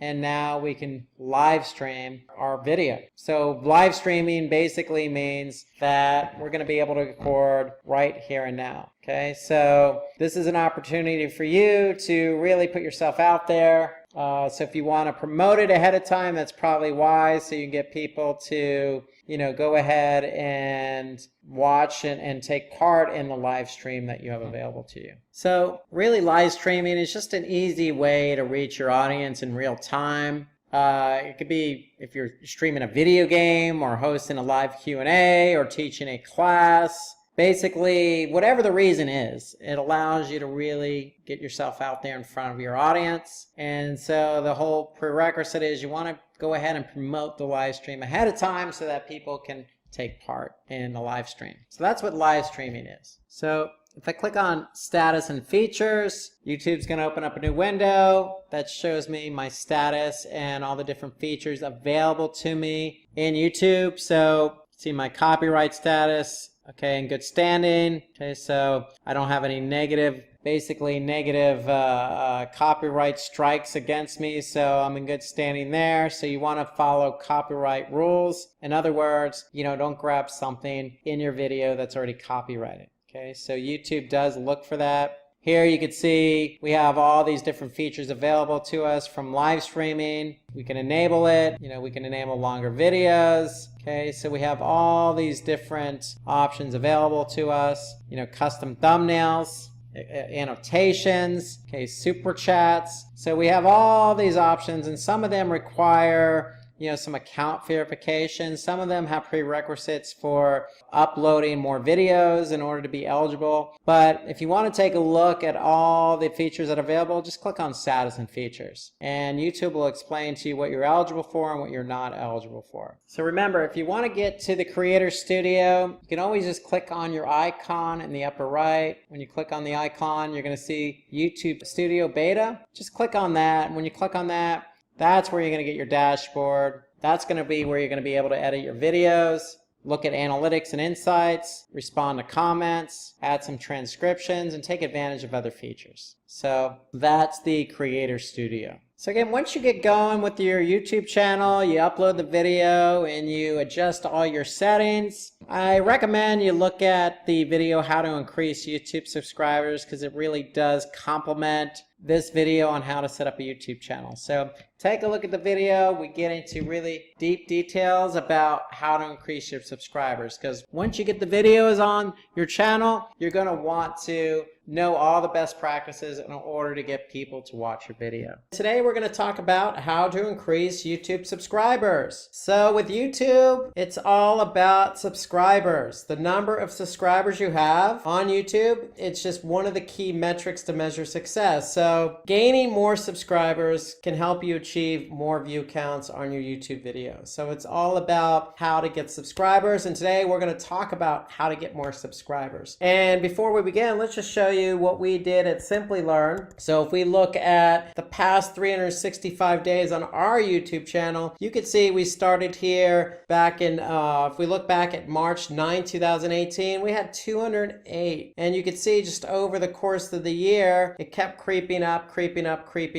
and creeping up, we've gained, a significant number of subscribers over the last year. And what's our secret? Well, it's posting videos. So you can see we've posted a number of videos over the course of the year, and then our subscribers have gone basically 165% over the last year. So you can see it's part of it is about posting videos, because when you post videos, you have people who can watch those videos. When you have people watch those videos, you can have engagement. And then when you have engagement, you have shares and people who like it, and then other people who see it. So it's kind of a halo effect, so to speak. So getting subscribers, it takes a lot more than just posting videos. And today we're going to talk about some tips to help you increase those subscriptions. And so let's start out with some of those tips. We're going to start with creating engagement and informative content. So engaging in informative content, that's where we're going to start talking today about how to increase subscriptions. Then we're going to talk about publishing videos frequently. So with Simplilearn, you can see the past 365 days, we were consistent in publishing videos consistently throughout the month and the weeks. So another tip we're going to talk about is how to optimize your YouTube videos. So there's a lot that goes into optimization, but this is a key tip to pay attention to, because when it comes to publishing videos on YouTube, you need to align certain things like keywords and content and metadata. So optimize on our videos, we're going to talk a lot about that. Then we're going to talk about optimizing the YouTube channel. So there's some tips and tricks here you want to do to optimize your YouTube channel. Producing high quality videos, we're going to talk about that. Adding a subscriber watermark to your videos. Okay, that's another tip we're going to mention today. Engage with our audience. Okay, that's what we want to do. We want to engage with our audience. That's a really key tip. And we're saving the best for last. Promote your videos in different platforms. So all of these tips we're going to talk about today. So let's get started and talk about create engaging informative content. So that's the first place we want to start. Okay, so create engaging and informative content. So if we want to gain more subscribers on our channel, we have to create highly engaging and informative content. Why? Because if not, our audience is not going to pay attention, and they're not going to watch the video, and then the engagement's not going to be high, and they're not going to share the video, and they're not going to tell their friends or like it. And so this is where it all starts. You have to be able to plan your content, and not only planning your content, but you got to create it so it's engaging and informative. So how do you do that? Well, let's talk about that. So the first thing is you have to know your audience. Okay, so when you create a video, who you're creating the video for? I mean, that's where it all starts. So when you're creating your content, you're creating your content for your audience. You're not creating it for the entire world. Now, we know on YouTube there's a lot of cute videos about kittens and jokes and,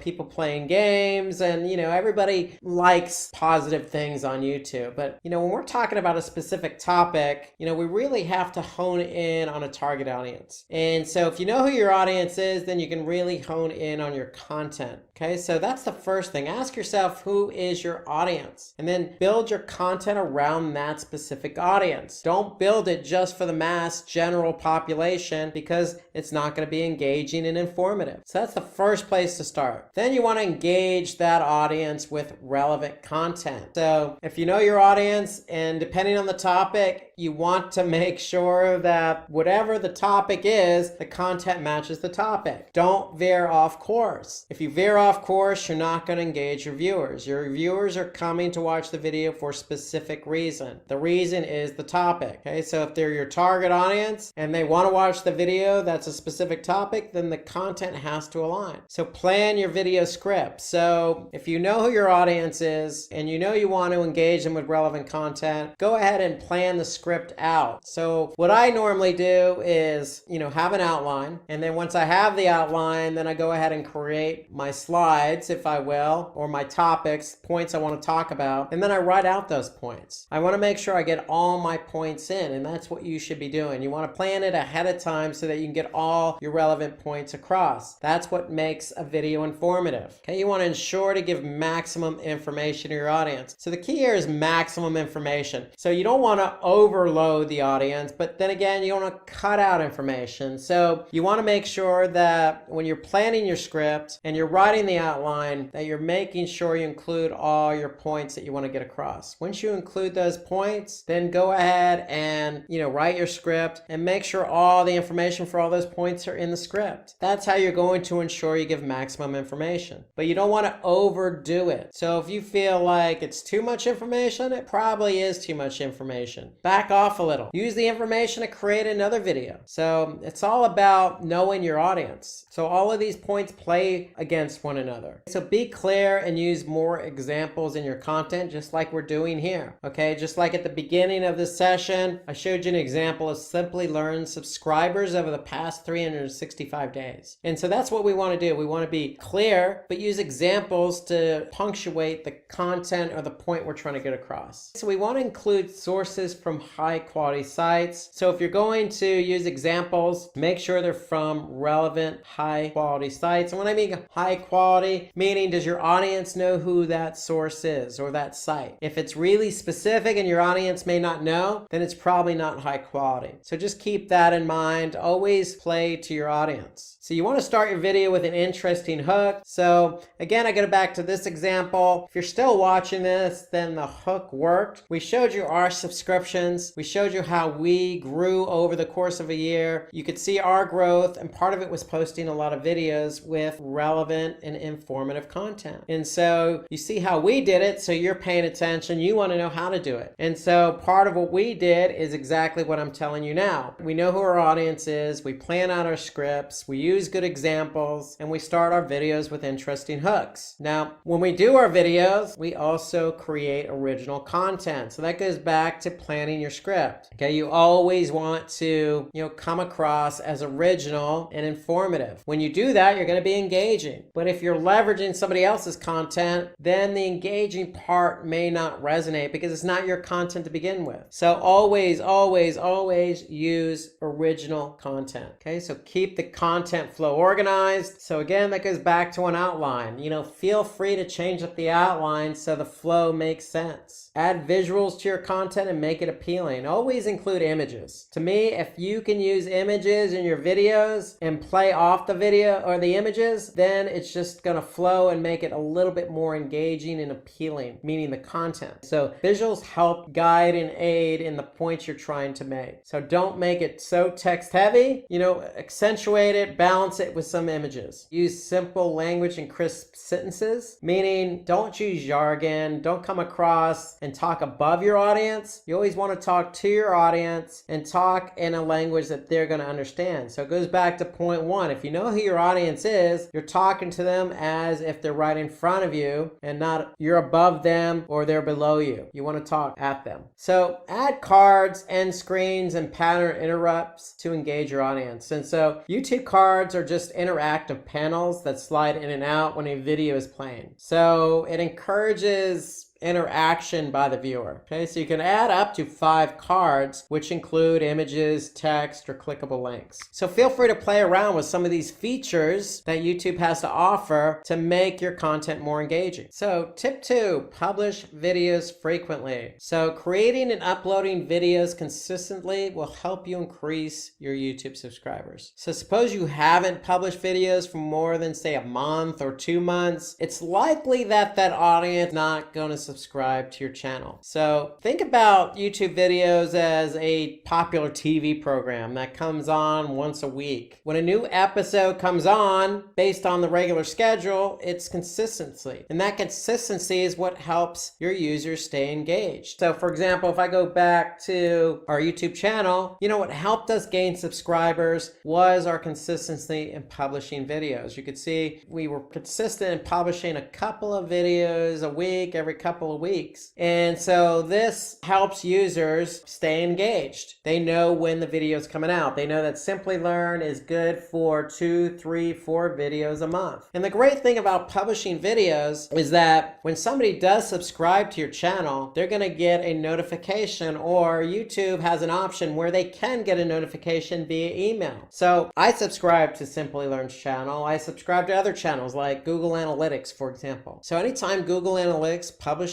a video, I get an email that says, hey, Google Analytics YouTube channel just published a video. And the great thing is I'm checking my email and I'm getting this notification in Gmail. So guess what? I can watch the video right then and there just by clicking on the link in the email. I don't even have to go to the channel. But knowing that if you publish consistently and somebody does get the email once a week, then it's more likely they're going to engage, especially if the content is original, engaging, and informative. So frequent video publishing equals more subscriptions. So according to Social Media Examiner, YouTube channels that publish videos more than once a week are performing much better. So if you can afford to publish more videos more than once a week, the chances of you gaining subscribers quicker are going to be greater. So keeping a fixed frequency can help you quickly gain more subscribers. Posting videos is almost like blogging. I always say start small. If you can do 1 blog post a month, and then once you get in a routine, then you can ramp up the frequency. So from 1 blog post, you can do 2 a month, then 4 times a month, then once a week or twice a week. Same with the YouTube videos. You want to get into a rhythm,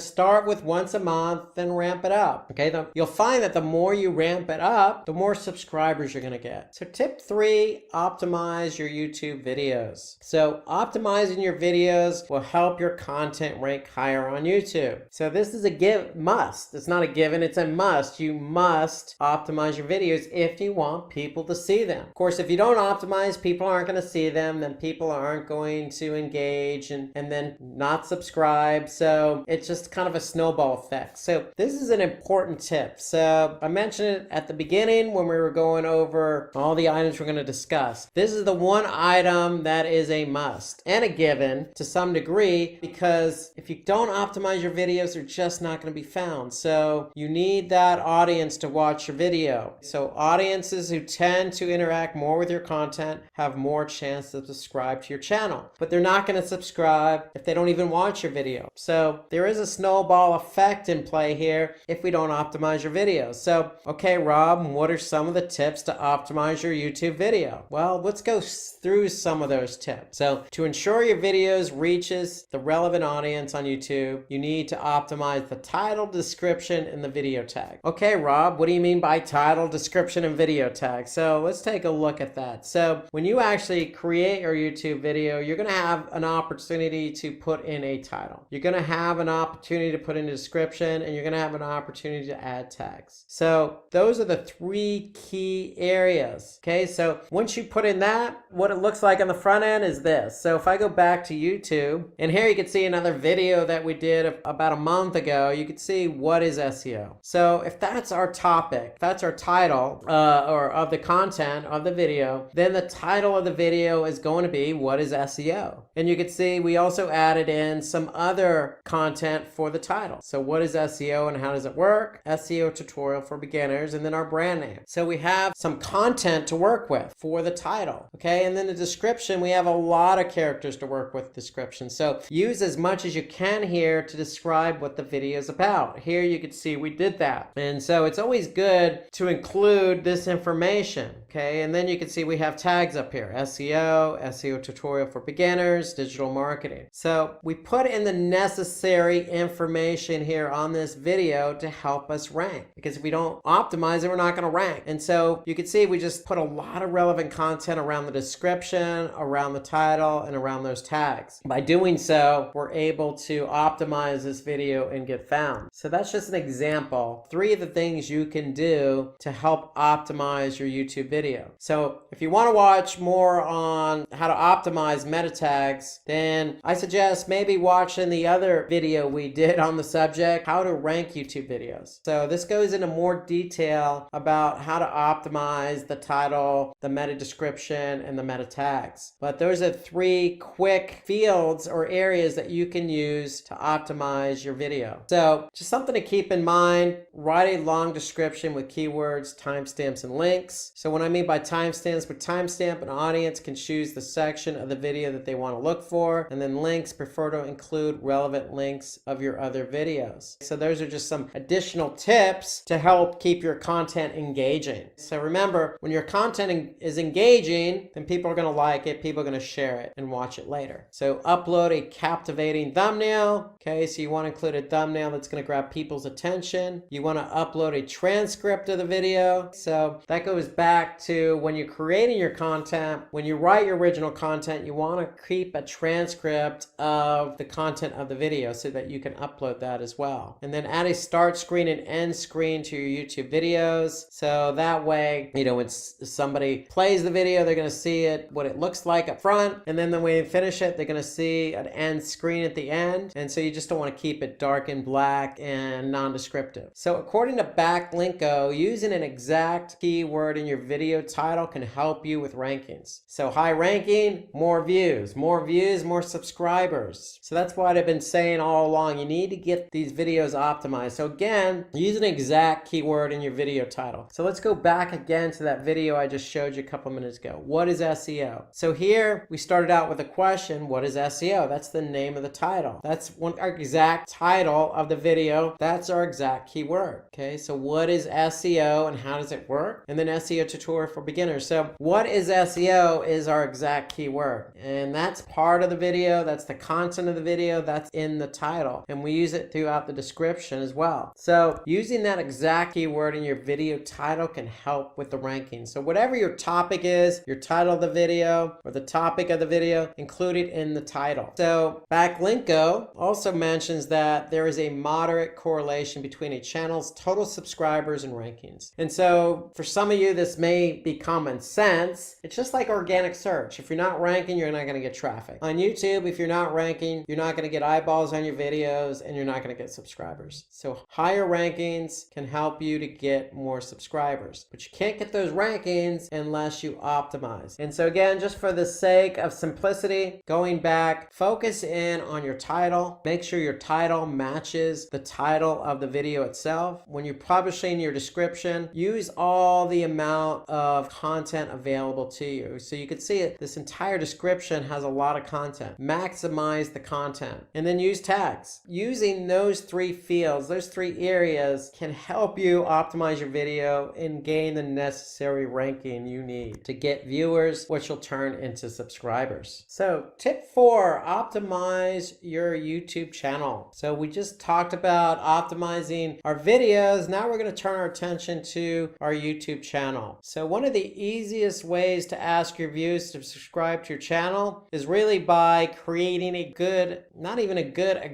YouTube channel trailer. You also want to add channel keywords, a description, and some good artwork, and then having sections and playlists to keep your videos organized. These are all good tips to creating a good YouTube channel. So let's talk about some of these tips here. So we want to give your audience a preview what your channel is offering. So this is by hooking your audience with a trailer. So you can create a trailer to, just give your audience an idea of who you are as a brand, what kind of videos you're going to be posting, and give them a kind of a taste of what the future videos are going to be like. Okay, you can even tell them your release schedule in the trailer. So you can start out by saying, hey guys, we're new to this. We're going to be posting 1 video a month, but as we get rolling, maybe 2 per month and 1 per week. Just being honest and open and talking to your audience and get them excited about future videos. That's what the trailer is all about. So you also want to keep it the channel description short and interesting. So in your channel, you want to have a description of what the channel's all about, what kind of videos you're going to be posting. So in addition to the trailer, you want to write something short and interesting. Then we want to use keywords in our channel description, just like in the videos with what is SEO. We included what is SEO in the title. We included, what is SEO in the description. And so we want to be true to what our channel is. So pick keywords, not only include those keywords in the videos, but include them in the channel description. Pay attention to the first 100 to 150 characters of your channel description, because that's what's shown next to your channel on the search results. So for example, here you can see we have a description here. Simplilearn is one of the world's leading certification training providers. We partner with companies and individuals to address. And so you can see those characters, 100 to 150, are what shows up in the channel description. When somebody's trying to understand, hey, Simplilearn just uploaded this video, who is Simplilearn? So you want to write short, interesting channel description so that when somebody's first introduced to your video, they could see what your brand's all about. So end your description with an appropriate call to action. So short, interesting, good call to action at the end of the video. A good call to action would be, hey, check out our next video or check out our latest video. Something that's going to gauge somebody and get them to watch one of your videos. So you want to pick interesting channel art. So let's turn our attention to the Simplilearn channel page. And here you can see we recently had reached a milestone. So recently reached the 200,000K subscribers. So 200,000 subscribers is a big achievement for Simplilearn. We went ahead and updated our channel art. And I'm sure when we reach 500K, we'll update the artwork then too. But the point is, you want to keep your channel art kind of interesting, hip, and cool. And feel free to change it out every once in a while. So you have that option in YouTube to do. I mean, it's just very simple. So here you can see Simplilearn's channel. If we go home, we got all our videos listed here. We got the About Us,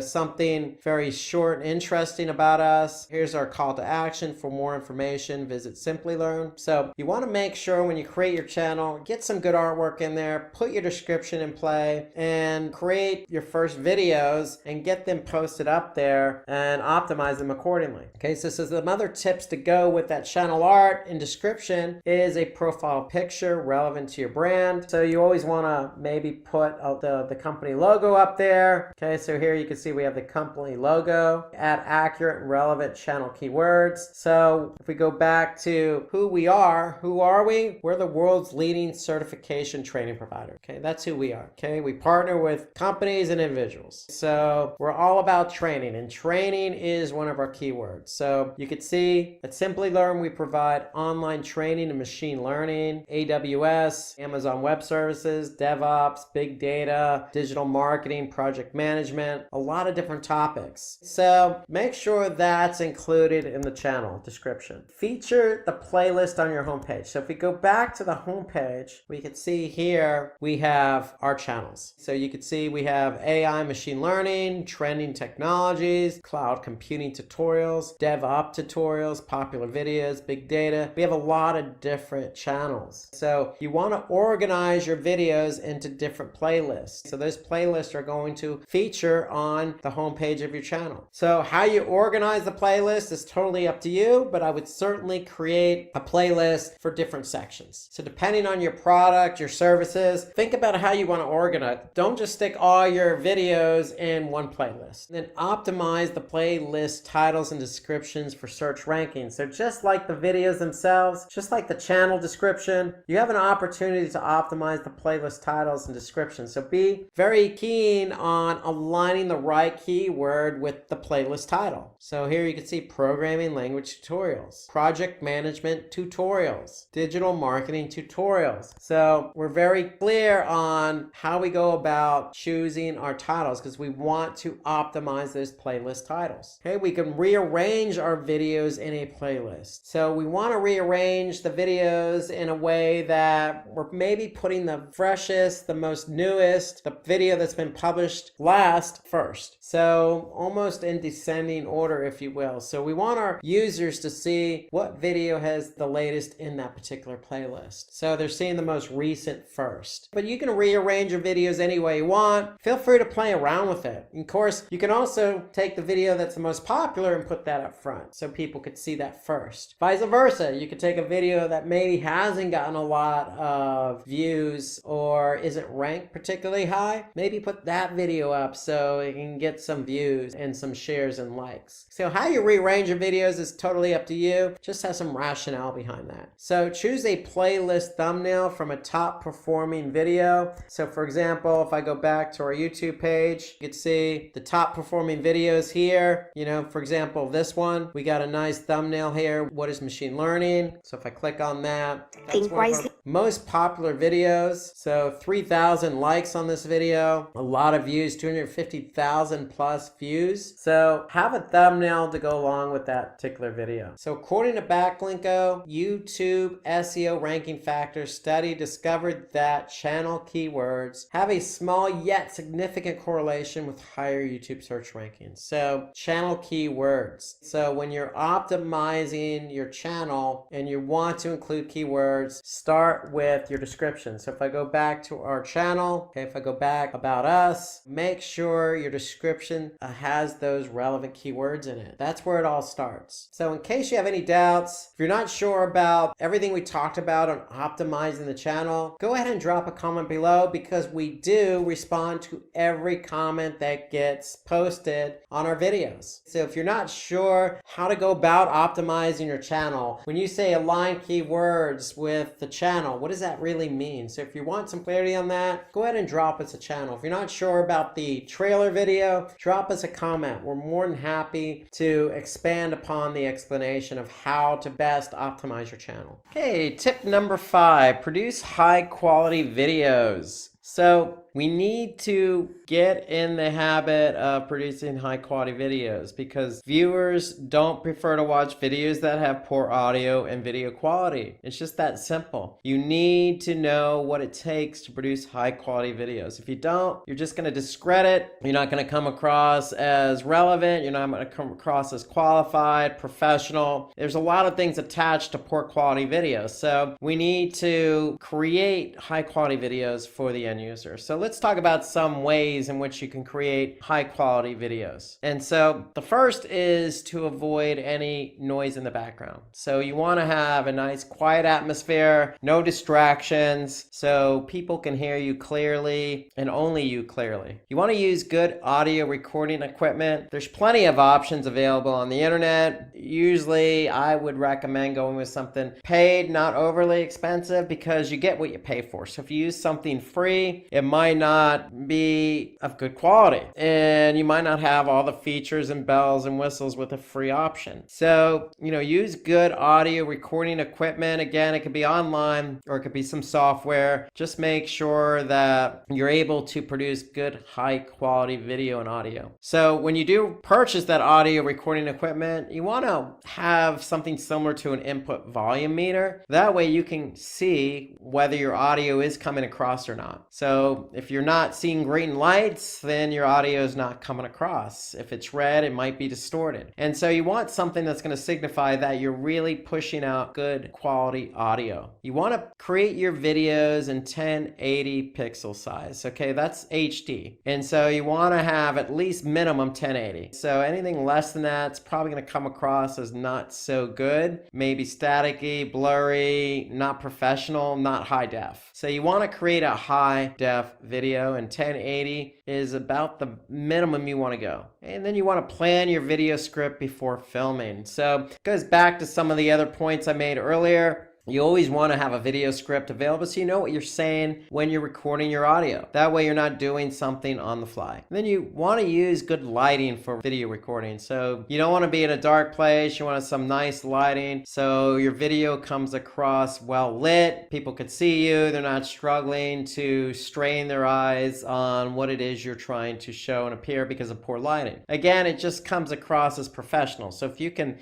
shoot a high def video with good audio, speaking clearly, having a professional script with some good lighting, then people are going to take you serious and they're going to start to listen and engage and see the video as good quality and very relevant and informative and share it. So use slow motion and jump cuts wisely. So there's some features you could do with your video. Using slow motion and jump cuts are some of the features you can use to accentuate your points. And then set up a green background for recording. Again, this is for, making sure that the video part of it comes across in good quality. And then stabilize your video recordings with a tripod. That way you're not moving your video camera all around and again, it's coming across as shaky and poor quality. Shoot horizontal videos. You don't want to go vertical. It tends to cut the screen. So you want to stay horizontal so that people can see everything that should be included in the video. Okay, you want to capture a wider shot using a clip-on lens. Again, a good feature, a good tip to use. Use that wider shot. Okay, so you could do that using a clip-on lens. And then choose good video editing software. I can't state this enough because you're putting all this time and effort into a video. You need to be able to edit it, to cut out,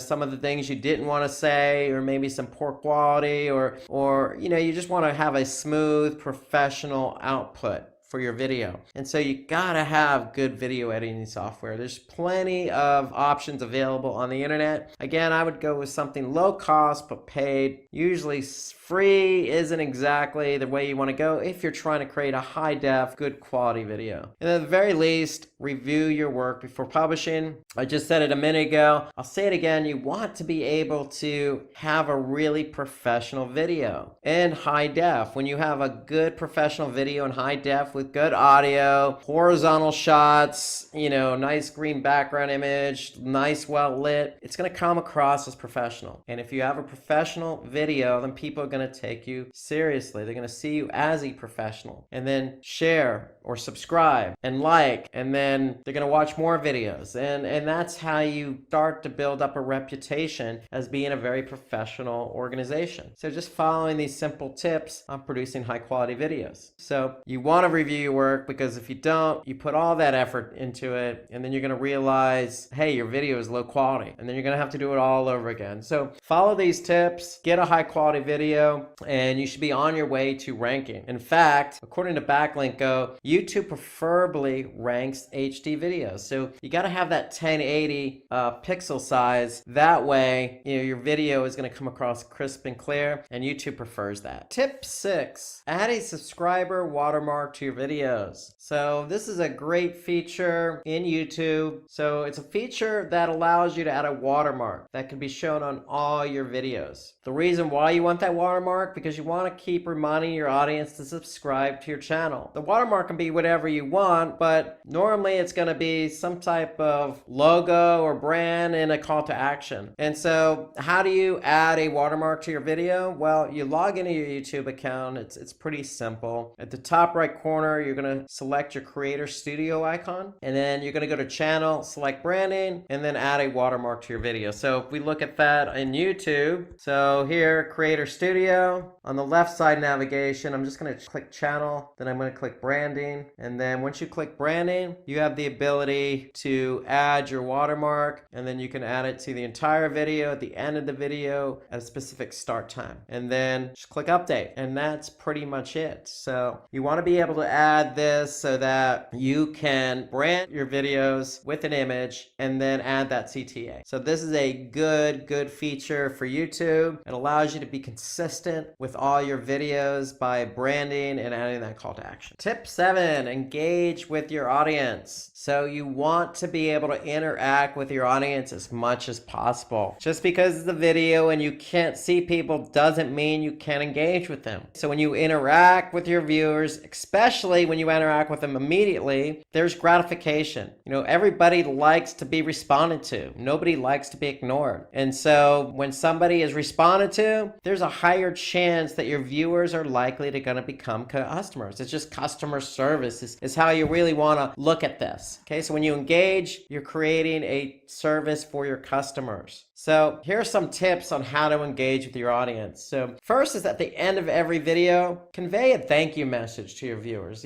Thank you for spending the time out of your busy day to watch this video.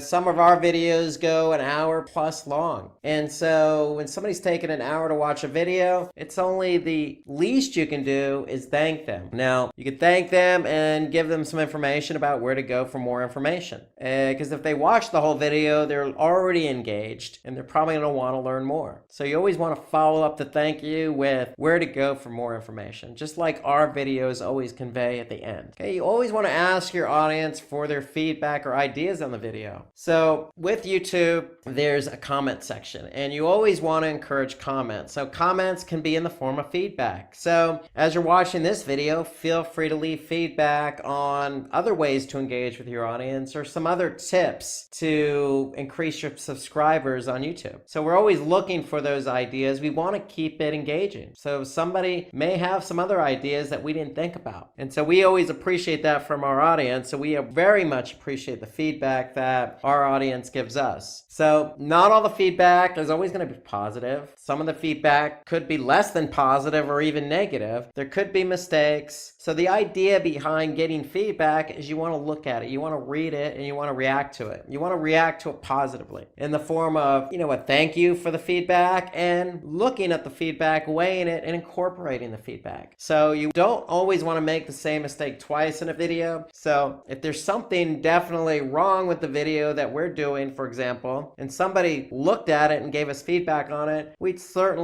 definitely take a deep look into that and try not to do the same mistake twice, because likely that user is going to watch the video again. So you always want to learn from your mistakes, okay? And you want to turn those mistakes or turn those comments into future videos, okay? So create videos based on your commenters' request. The audience is giving us feedback. We should take that as positive, and sometimes that's creative. Sometimes there's ideas for more videos. Okay, you always want to ask questions to your audience and reward excellent commenters. So we try to ask questions in our videos, and when users respond with their answer, if there's an excellent comment or excellent answer, we can reward them. Reward them in the form of, say, some type of gift card or gift certificate or promotion or something. There's always some way to incentivize somebody who provides excellent feedback. You can always give emoji hearts. There's so many emojis out there that you can use emojis just to engage with your audience based on the feedback they're giving. The point is, if your audience is taking the time to give feedback, you always want to respond to it. And you want to respond to it positive. So emojis tend to have a positive connotation to them. And so responding with an emoji, especially to a favorite comment, goes a long way. So you can reward your community both on and off YouTube for their engagement and support. And that's just being creative. You can reward in many ways, not necessarily monetarily, but by recognition. You could do promotions, you could do something fun. There's always ways to reward. And prefer to host live streams and interact with your audience. So you don't always have to do a pre-recorded video. There's certainly, YouTube has them, other platforms like Facebook have them, Instagram. So you can certainly reach out to your audience with a live stream. And that's talking directly to your audience right there in the flesh. So when you can have an opportunity to talk to your audience and engage with them, that's always going to work because they can see personality, they can see what you're all about, and there's two-way conversation. And so that will lend to more of a,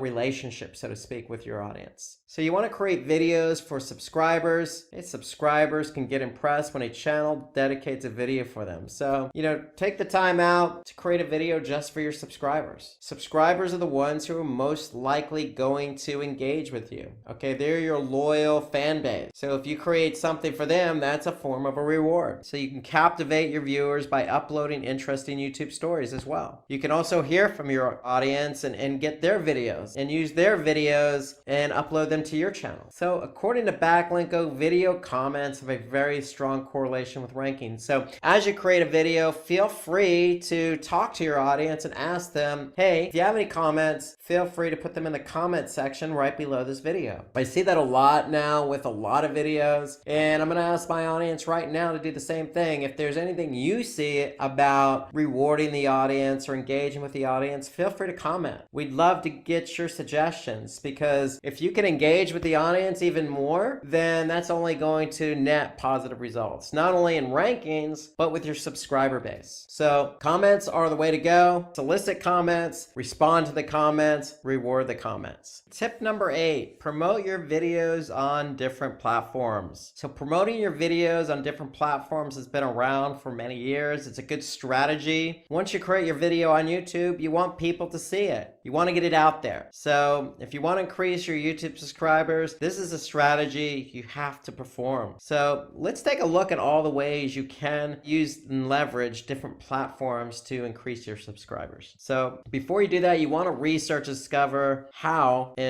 you can use different platforms. So the first thing you want to do is look at the platforms you're already using. If you're using Facebook and Instagram, that's probably a good place to start. But there's other platforms you can also leverage, and we're going to talk about those. So social media, most companies, most individuals are on in some form or fashion, amongst the most popular like Facebook and Instagram. So you can start there. So with Facebook, you can post something, include the link of your YouTube video. With Facebook, if you're a business, you have a business page, you're communicating with your community. And that's a great way to get started by promoting your YouTube video. You can also do the same on Twitter or Instagram or whatever platform you're on. Go ahead and post something or tweet something and include that link to YouTube. You can participate in forums and blog discussions. So there's plenty of forums and blogs out there where you can participate in a discussion and include a link to the YouTube video if it's relevant and natural. So for example, here, there's a blog about machine learning. You can include, if you have a video about machine learning, in the response to that conversation. In this example, we've done that on Reddit. Okay, you can list your video in relevant and reputable directories. There's plenty of directories out there. There's plenty of video directories, okay, that you can just go ahead and publish your video on. You can use testimonial link building, okay, so somebody can provide a testimonial, include the link of your video. You can opt for influencer marketing. So if there's somebody that is associated that likes your brand or product and has a large following, you can ask them to post the video on your behalf. It's a great way to reach an audience fairly quickly. Okay, you can earn backlinks from relevant and authoritative websites. So for example, if you look at this website here, Techgenics, okay, there's a article here about, certificate of achievements, okay, for AWS. So if you scroll down, we could see our video is included here in this particular web page. So this is a high quality web page, okay, that's generating a backlink for us. Not only is it generating a backlink, it's also generating traffic and awareness for the video. Go ahead and find out if there's any websites that are relevant to your video topic and see if you can collaborate with them on producing a web page to include that video. You can also take advantage of email marketing by adding your YouTube link in the email signature. For example, it's a simple email. Any email client like Gmail or Yahoo or even Hotmail or Outlook is going to have an ability to, or give you the ability to add a signature. In the signature, you could simply just include a link to the video or to your YouTube channel. It doesn't have to be to a specific video, but it's a way to get people to your YouTube page or to that video. So the whole idea is more eyeballs, more potential subscribers.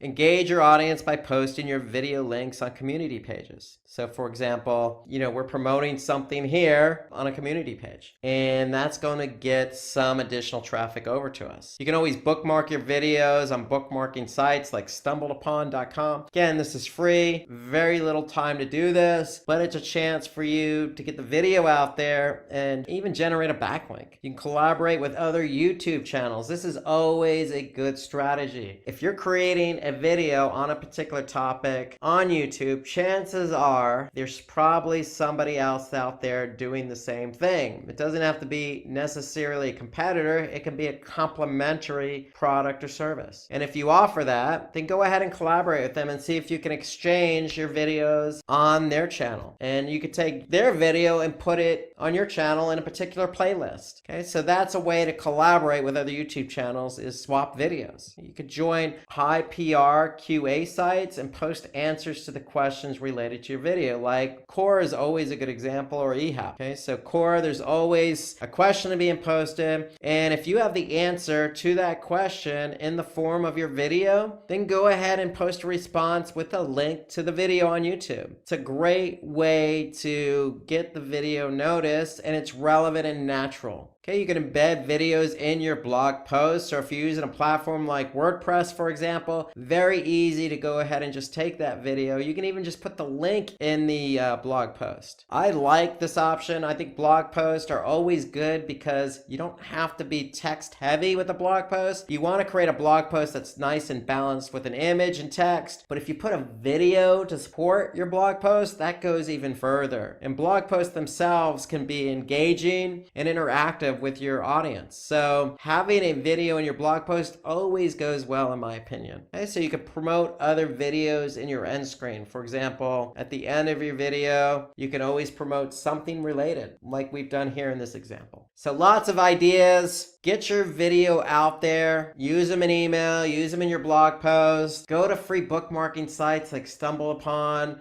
Collaborate with other people on YouTube. Go to Quora, respond to a question. Use social media to your advantage. There's lots of opportunities to get your video out there. The more you can get your video out there, the more traffic you're going to get. The more traffic you get to the video, the more subscribers you're going to get. So that's how the game is played in order to get your video out there. But these are relatively, low time consuming ideas to get your video some subscribers. So let's turn our attention to some key takeaways from today's video. Tip 1, you always want to create engaging and informative content. So that's where it all starts. Remember, think about what you want to say and do before you do it. Know your audience. That's really the key takeaway. Know your audience. Tip 2, publish videos frequently. Okay, you don't have to start out publishing 3 or 4 a week. Start out publishing 1 a month if that's how it works for you. And then once you build momentum, once you start getting a loyal fan base and start getting more subscribers, then think about increasing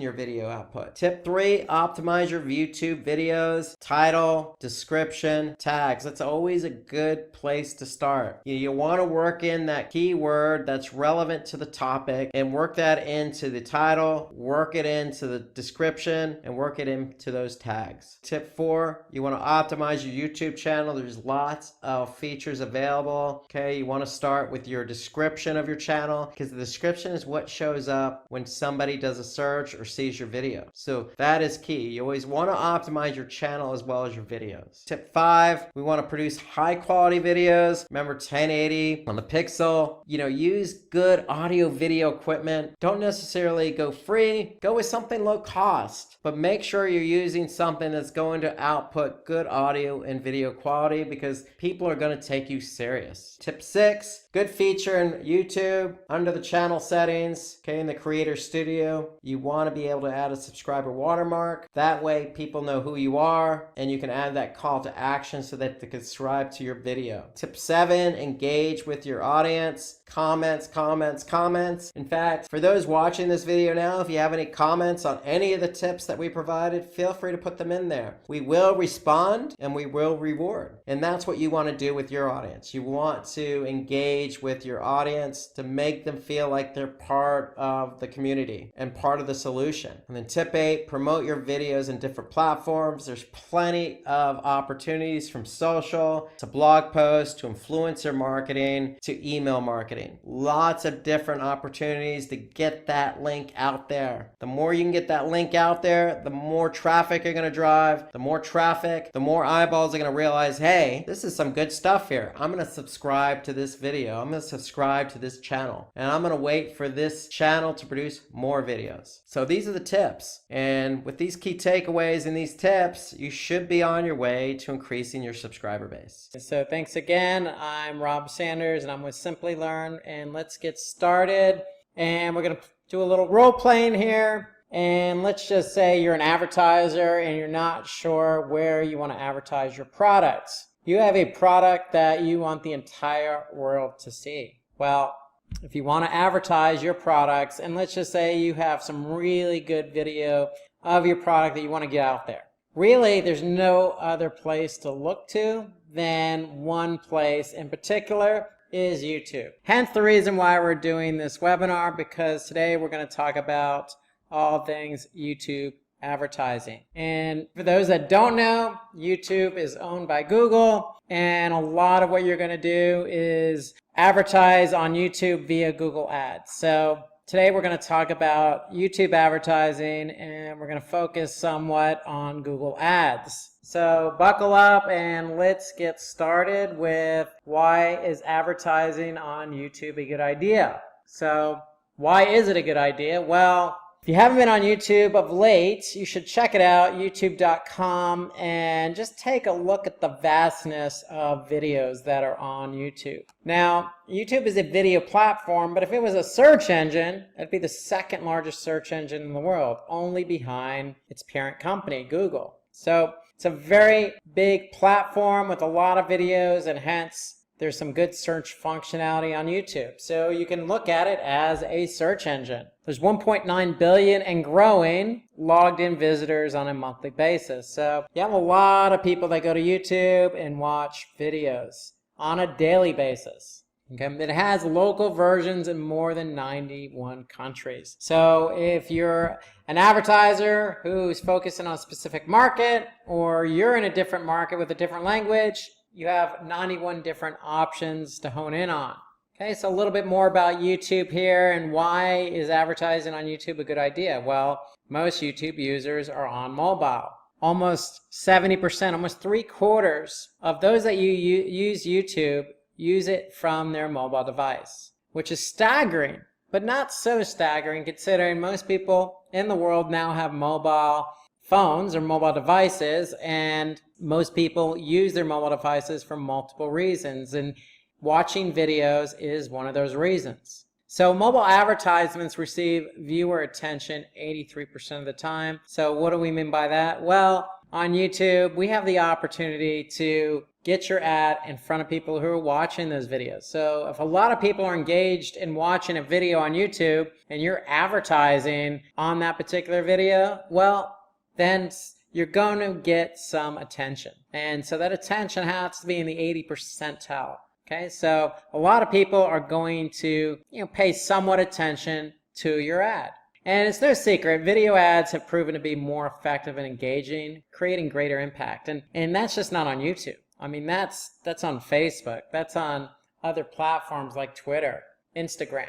So video is an engaging way to communicate. It's a lot better than traditional text. It's a lot better than, say, a display banner, because it's engaging. People are going to watch what you have to say. And if they like it, they're going to share. They're going to comment on it. They're going to subscribe. There's a lot of things that people can do when it comes to video advertising. So video helps expand your digital reach. So basically, if you are running those text ads and display ads, well, having video kind of adds some more arsenal to your advertising portfolio, so to speak. So if you're running just those text ads and display banners, that's fine. That's great, because you can reach a lot of people. But having video just adds another piece of the element. And because video is so engaging, you might find that even for yourself, if you're advertising different types of ads, video, display, or text, you'll find that video does have really expansive reach to a particular audience.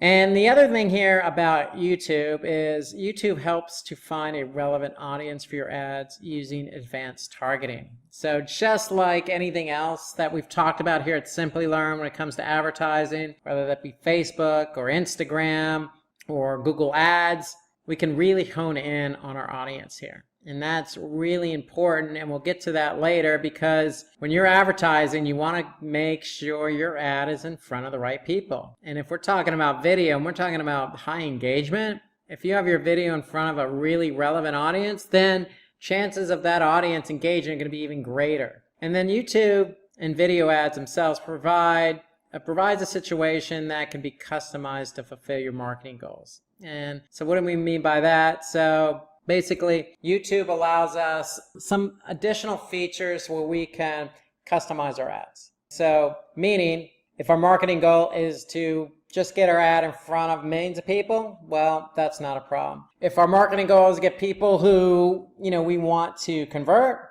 well, we can customize our marketing goal towards that as well. So just like on Facebook and some of these other platforms we've talked about, YouTube is no different. And so we could set specific marketing goals for our video ads. Some other good pointers to talk about here with YouTube. So with YouTube, just like on Google Ads, we can enable running cost-effective campaigns. And what do I mean by cost-effective? Well, meaning we can really watch our budget. We can measure how much it costs for 1,000 people to watch our video, or we can measure how much it costs for somebody to click on our video ad. We can measure the cost of when somebody clicks on our video ad and converts. How much is that costing us? So you can really run cost-effective campaigns even on YouTube. And YouTube helps determine how successful your ads with advanced analytics. So not only do we have analytics on the YouTube side of the house, but we also have analytics on Google Ads. And so we can really hone in and use both platforms to really figure out exactly how our ads are performing. And then ads that have reported a 500% growth in views of the channel's other videos. So basically you can see growth in views just by advertising on YouTube. So let's get in now to what are the types of ads you can run on YouTube. So we discussed all the benefits of YouTube. We can go on for another 2 or 3 hours because there are plenty of benefits. But I think you get the point of YouTube being a place where you can grow, measure, and reach a custom audience. So you're already sold on YouTube. Now let's talk about those types of ads you want to run on YouTube. So depending on what goal you want to achieve with your ads, there are different types of ad formats available on YouTube. So our first set of ads evolve around building brand awareness and ad recalls. So if you're in the business of promoting your product or your brand or your service, then these are the type of ads you want to run on YouTube. Building brand awareness and ad recalls, because what it does is it's really going to get your ad out there in front of thousands and millions of people. Lots of eyeballs, lots of impressions. Impressions are the number of times your ad was seen. So ads centered around brand awareness are really ads that are going to put you out there in front of a large number of people with the goal of potentially attracting new customers and ensuring your brand is on top of their mind. So top of funnel, brand awareness is always introducing the brand, getting people familiar with the brand, and getting them to your website so that you can introduce them to your brand and service and product. So that's the whole idea behind the ads we're going to introduce behind the goal, building brand awareness and ad recalls. So let's take a look at what those are. So we can build brand awareness and ad recalls. So we call these types of ads true view for reach. Okay, so when we say true view, meaning our ad's going to appear in front of a video, and we want to make sure that that ad's in front of a lot of people. So skippable ads that will enable your brand to reach as many people in your target audience as possible at the most efficient price. So the whole idea is if we're trying to build brand awareness, then we could set it up on YouTube so that our ad appears before other videos. And that's going to ensure that our ad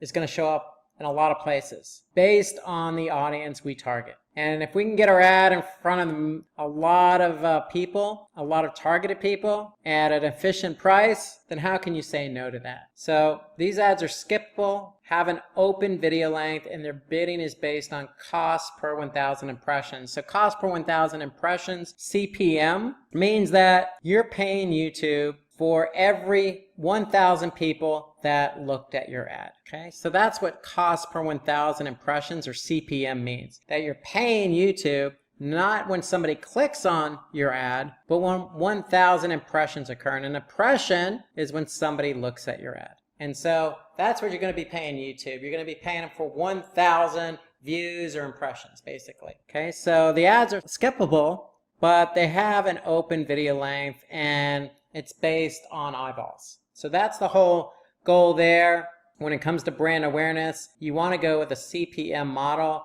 That ensures you're getting your ads in front of lots of people to accumulate impressions and paid by impressions. So this is what the ad looks like.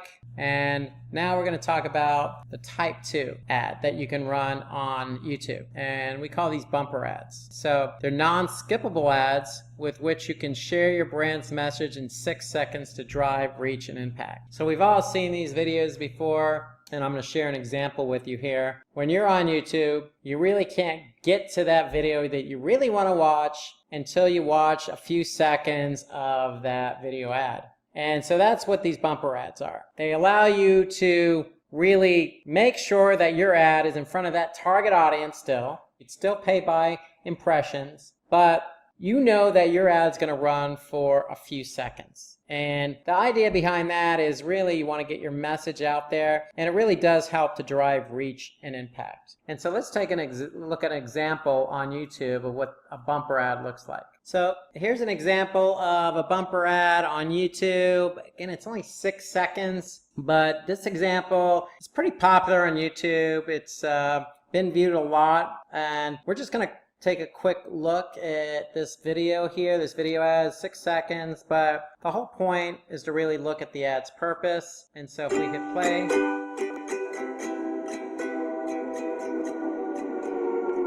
so that was it. That was the ad, 6 seconds long. It appears in front of other videos as an advertisement. And the whole point of these bumper ads is really you have to get your message out there quickly because the video is going to start, and you want to really make sure that your message is being delivered, and you want to keep, in this case, maybe keep users guessing as to what it is. And so this is why it's a highly effective ad. You know, you got a diver jumping off a diving board into a pool that is basically drying up over a period of time. And so for curiosity, the old saying is curiosity kills the cat. A lot of people are probably going to click on that ad to figure out what is the subject, what are we all talking about here. And really the point of the video was to bring awareness about global warming, but that's it. That's a 6-second bumper ad example. And you really, if you're going to run bumper ads, you want to make sure that you get your message out there. So it has to have really high impact. Okay, so again, they're non-skippable. They have to be of 6 seconds, and their bidding is based on, again, cost per 1,000 impressions. So it gives you a chance to get that ad out there in front of a lot of people. Again, you're paying on a CPM model, you're paying Google for every 1,000 impressions. Okay, so that's could be 1,000 different eyeballs looking at that ad. So if it's high impact, you know, if it's non-skippable, then chances are you can get, you know, some clicks, some eyeballs over to your YouTube channel or to your landing page on your website. So let's take a look at this one from Alaska Airlines. Better yet, let's take a look at this example from Airbnb. I found it to be a little bit more impactful than the Alaska Air one. So let's take a look at this example actually. So we went on vacation with a toe dipper and left with a cannonballer. Okay, so high impact ad, great ad by Airbnb, really impactful. We went on vacation with kids playing. You have your logo on the bottom right corner of the video, and you know, it gets people excited about travel. So similar to the Alaska Airlines, which we didn't look at, this one is just as good, high impactful. You know, getting people to, you know, react within 6 seconds isn't exactly a very easy thing to do. So you got to make sure these videos really resonate within the time frame that you have. So let's take a look at type 3 here. So we're talking about reservation of 15 to 20 seconds. So these particular ads can span up to 20 seconds to increase reach and make a lasting impression. So unlike the bumper ads, which are 6 seconds long, these reservation ads tend to run a few seconds longer, up to 20 seconds. Okay, so they're also non-skippable, and like I said, can be up to 20 seconds, and bidding is based on a fixed CPM. And what do we mean by fixed CPM? Well, if you're bidding on a regular CPM model, meaning that you're paying Google for every 1,000 impressions, that number could be variable, what you pay Google. In this case, the fixed CPM is fixed at a certain rate. It could be $10 for every 1,000 impressions, $20. It really depends on where you're advertising and who else is advertising. So let's take a look at some examples of a reservation ad on YouTube up to 15 to 20 seconds long. So here is an example of a 15-second ad, also called a true view ad. So you can see this ad is going to run for about 15 seconds before the video actually plays. It's non-skippable. And so let's just play this ad. A pitcher who can paint the corners is known as a Rembrandt. At GMC, we get that. Everyone loves that kind of precision. This is GMC. Okay, so you could see the ad itself ran a little bit longer than your traditional or your 6-second non-skippable version, and the 15-second allows you to get more of the message out there. Still high impactful, but allows us to get the message out there with a little bit longer of a video, and that's non-skippable. So it's going to run for its entirety up to 15-20 seconds before the video actually starts playing. So let's now turn our attention to the fourth type of ad you can run on YouTube. And that fourth type is an outstream video ad. And so these ads are going to reach users wherever they're watching, regardless of the site or application. It's the whole point of the outstream. We want to be able to get our ads out there regardless of the site or application. Okay, so these ads are also non-skippable, and they can be 15 to 20 seconds long, and their bidding is based on viewable cost per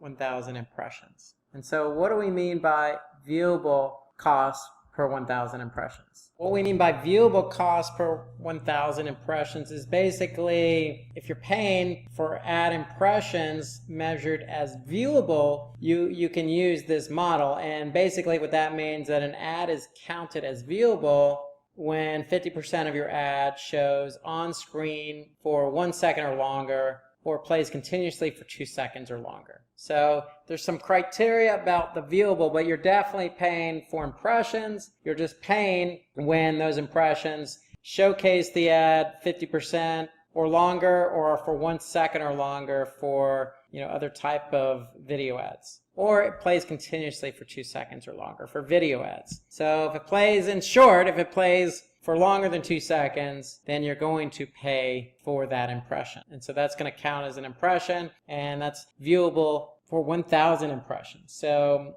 if you get basically your ad to show for 2 seconds or longer, then that's going to count as an impression. So for example, with the viewable CPM, for example, if you bid on 1,000 viewable impressions and you pay for impressions that are measured as viewable, an ad is counted as viewable again when 50% of your ad shows on the screen for 1 second or longer for display ads and 2 seconds or longer for video ads. So that's basically what it's about. So really the key number here with viewable CPM is 2 seconds or longer. That's the difference between regular 1,000 impressions CPM and viewable 1,000 impressions VCPM. So let's talk about the next type of ad format you can run on YouTube, and the next one is masthead. And so masthead is unique in that basically they only run for 24 hours. Okay, so and they run on YouTube's homepage. So you can imagine the amount of reach that you can have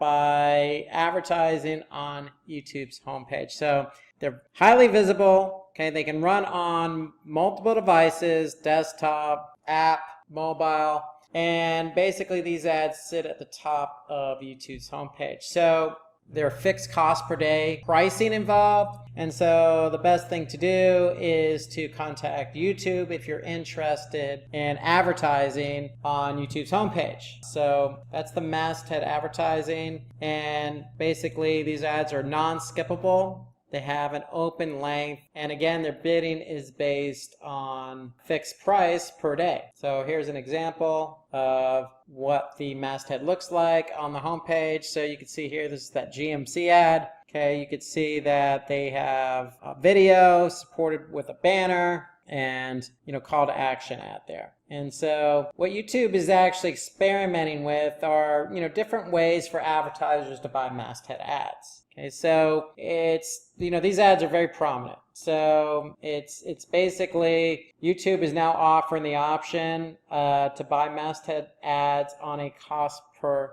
1,000 impression basis. So they're playing around with that cost format. So just keep in mind that this is a recent change by YouTube. So traditionally it's cost per day, but now they're actually offering the option for advertisers to buy a masthead ad on a CPM basis. So just keep that in mind. You do have the option here. So at the end of the day, if you're interested in masthead ads and having your ads show up on YouTube's homepage for 24 hours, I would still contact Google and ask them about, hey, I want to pay cost per 1,000 impressions. So YouTube is actually offering up that option on pricing model. So the second set of ads we're going to focus in on are centered around this strategy of growth, consideration, and interest. And the whole idea behind growth, consideration, and interest is really we want to get our ads in front of people who could be potential customers, but we want to influence them.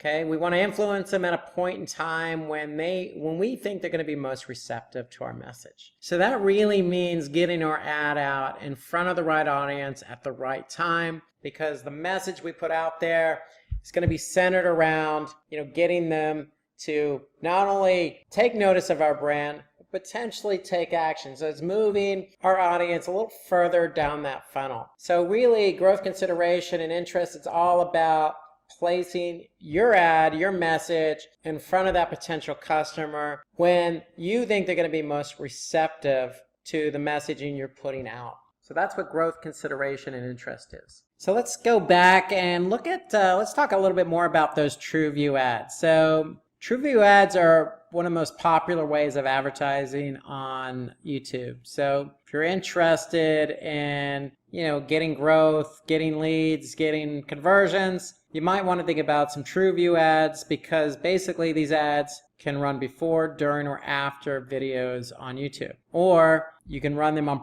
video partner sites and applications. Again, if you're interested in driving not just brand awareness, but clicks to your site. So if you're interested in driving impact for your brand or products, you might want to focus on the TrueView in-stream ads. Again, these are the traditional ads you've probably seen before on YouTube that run before, during, or after a video. And these ads are skippable. So you're likely to have seen the skip ad call to action button. They have an open video length, and their bidding is based on cost per view. So you're paying when somebody views your ad. And so what does that mean, cost per view? Well, let's break that down. Cost per view bidding is the default way to set the amount you'll pay for a TrueView video ad. So when are you actually paying? Well, you're paying when somebody views your video. But there's a threshold here. So a view is counted on YouTube when someone watches at least 30 seconds of your video ad. Or if it's shorter than 30 seconds, and let's just say it's 20 seconds, then that's going to be considered a view. So 30 seconds is the number here you need to be concerned about when you're running a cost per view model. So if you have a video that's 1 minute long and they watch 30 seconds, it's considered a view, and that's what you're going to pay. You're going to pay cost per view. So that's what the cost per view model is, and that's really the default model with TrueView ads. Whether that be before the video, during the video, or after the video, it's cost per view. So let's talk about the other type of TrueView ad, and that's the TrueView Discovery. And so basically what TrueView Discovery is your ads are placed in YouTube search results next to related videos or on the YouTube homepage. So you're getting your ad discovered more or less, throughout YouTube, and including the YouTube homepage. So here's an example of what that looks like. And so let's jump over to YouTube and take a look at that. So if I do type in, let's just say surfing, I may scroll down and I may see some ads. I may not see some ads. So basically, if you see an ad, it's going to have ad next to it. And so that's when you know your ad is being discovered on YouTube. And so here in this example, we don't see any ads showing up here. So remember, those TrueView discovery ads are going to have something with the ad next to them. That way you know it's an advertisement, and they're going to be found in the search results on YouTube's homepage or any page where you're actually searching. Okay, third set of ad types center around driving action. And so the whole point of driving action is getting that potential customer to actually take action on the ad that they see. So in the case of videos, we're going to have some call to action, stronger call to action to get these folks over to the website to purchase or download or sign up for a newsletter or do something you want them to do in terms of your business model. So if your business model is selling a product, then the whole point of driving action on your ad is getting them to buy your product. So the whole point of driving action is make it easier for customers to take meaningful actions that you can measure. So the ads we're going to introduce are centered around getting potential customers to take action.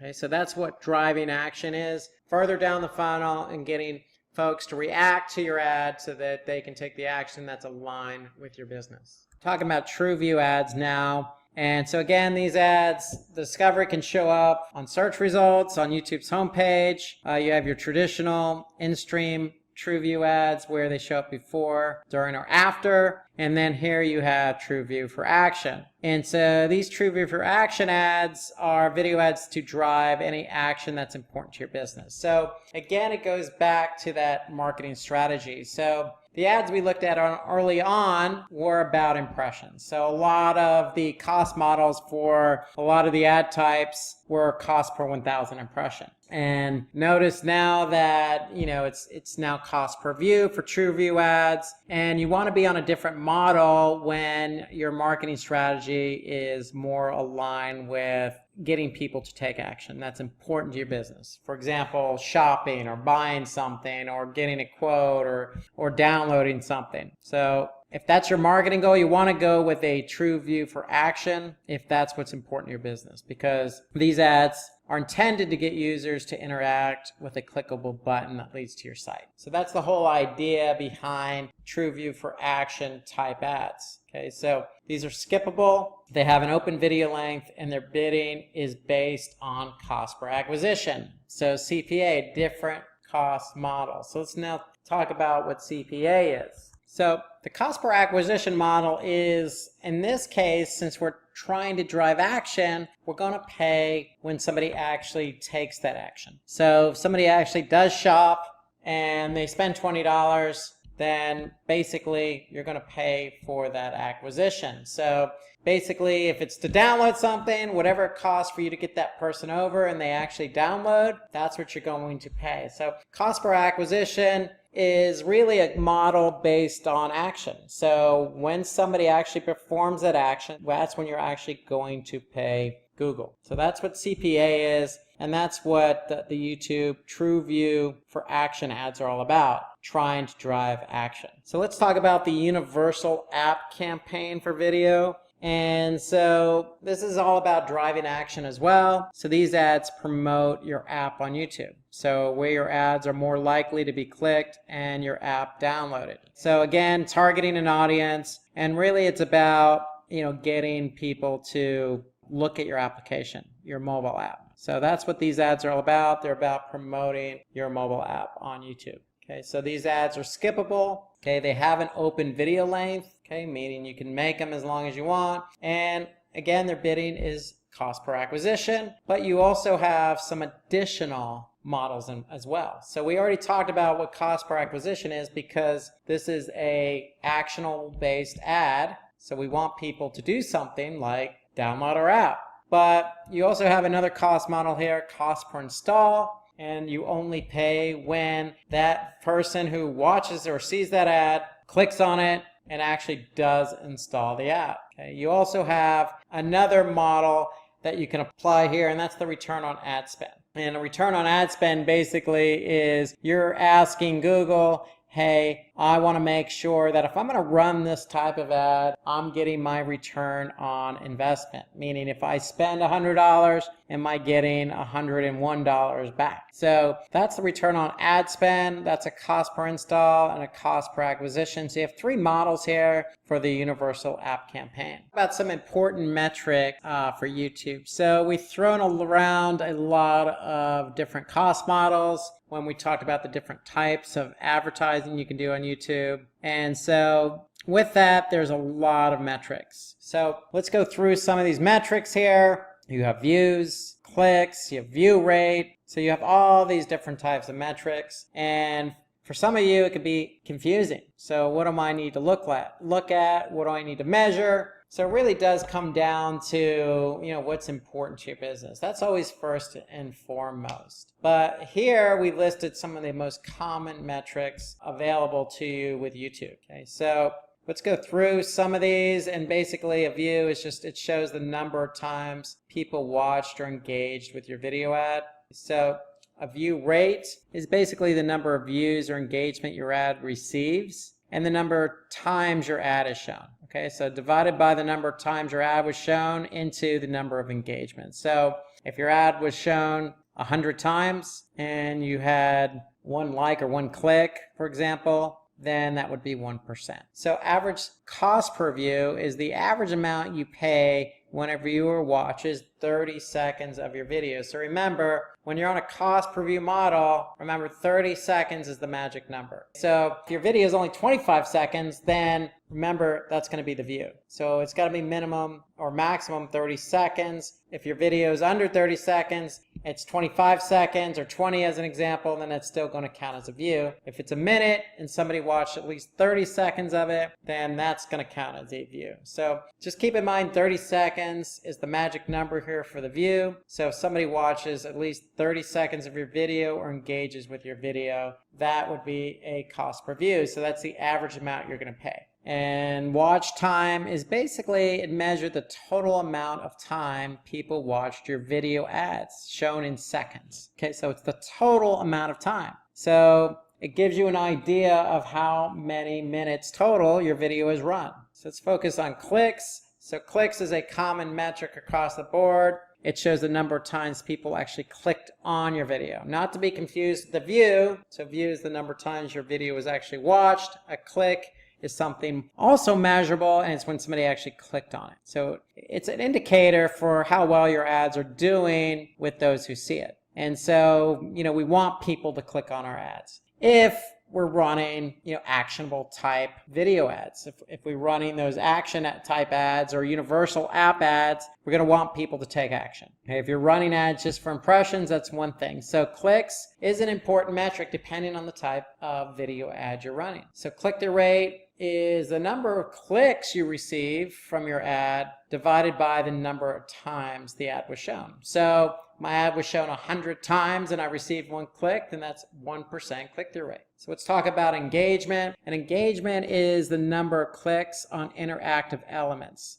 such as icons in your video ad. Okay, so that's what an engagement is here, the number of clicks on interactive elements. And then if we look at engagement rate, then any clicks on an interactive element that we receive is going to be divided by the number of times the ad was shown. So that's why we have engagement rate as well. So we want people to engage with our video. Is there something that they're doing on the video? If so, then what's the rate at which they're engaging? Earned views, so that's a number of viewers who have seen subsequent videos on your channel or watch pages after seeing your ads. So watch pages or videos on your channel, if a viewer has seen those after seeing your ad, then that's going to be called an earned view. So somebody's seen your ad and was impacted by what they saw. If we look back at the examples we shown earlier on with the global warming or the GMC or the Airbnb ads, if I saw those ads and I said, man, that's really a cool ad or that's really a good message, I'm going to go over to that watch page or I'm going to go over to that channel and see what other videos they have. When you do that, that's an earned view. And then if you can get an earned view, you're probably going to get an earned subscriber, because it's the number of viewers who subscribe to your channel after seeing your ad. So again, going back to any of the ads that you've ever seen, if you've ever gone over to their channel and then subscribed to the channel, that's an earned subscriber. So your video ad is doing something for you. It's, in this case, it's getting you a subscriber. So let's talk about how to create a YouTube ad. So this is going to require some access to Google Ads, and we'll go over that in a few minutes here. But first, we need to think about setting up a campaign and setting up a campaign goal. Okay, what's the goal of our campaign? So to get eyeballs, we want to pay cost per 1,000 impressions, or we want to run some actionable type ads to get people over to our website. So that really is step one. We need to identify what the goal of our campaign is. Then we need to create the ad. So we want to be able to create a video ad here that is going to show on YouTube and to our target audience. So, or whether it be a bumper ad that's only going to be 6 seconds long, we need to be able to figure out what type of ad we want to run. So here I am in Google Ads. If we're going to run a campaign on YouTube, we need to make sure that we're choosing a display campaign. And so remember, the first step is setting up that campaign, setting up that campaign goal. So we're going to go ahead and select a new campaign here. We're going to run a new campaign. And so what's the goal of our campaign? So if we're just out to generate brand awareness and reach, that's certainly fine. If it's all about sales, or if it's all about leads, then the type of video run is going to be a little bit different. So if we select brand awareness and reach, okay, here we're going to select the campaign type. And so if we select video, basically what we're doing is we're going to tell Google we want to go ahead and set up some video ads on YouTube. And so here you can see the different types of video ads we discussed today. We got your bumper ads, you got your skippable in-stream, non-skippable. So the difference being that if it's non-skippable, somebody has to watch the entirety up to 15 seconds. Okay, so we have our outstream, which is basically our viewable CPM model. So we're going to go ahead and check one of these types of campaign types or ad types. So we're going to click continue, and then once we do that, we're going to get prompted to move forward with selecting our ad. So you can see here, after I set up my campaign, now I'm just going to go through some of the settings for my ad, and I'm going to give it a campaign name, a budget, okay, when it starts or ends, the bidding strategy. So again, we're going to focus on cost per 1,000 impressions, and then here's the network. So this is an important selection here. So we're dealing with YouTube videos. So we'll also have the option to select video partners on the display network. So that means that if you want your video to show on websites that want to host ads in video format, then you can select this option here. Notice you also have this option available if you're running certain types of ads on YouTube. We're running those bumper ads, so bumper ads aren't available on search results. So I'm going to stick with the video partners, okay, YouTube videos, and here we can get into some other specifics like language, country, the type of inventory. So here you can see the default is standard inventory, so that means that this is what Google recommends. We want to show our ads on content that's appropriate for most ads. Okay, so we can go expanded or limited. So we're going with the recommended here. Okay, and then when we go down, we're going to have an ad group. So when you create an ad campaign, you can have an ad group. So with an ad group, that means that we can have more or less a video in every ad group we have, but we have to have at least one ad group. So we're going to go ahead and set up, this ad group here. And here's where it gets interesting and important, because here is where we can start targeting our audience. So here we got demographics. Okay, so we can choose gender,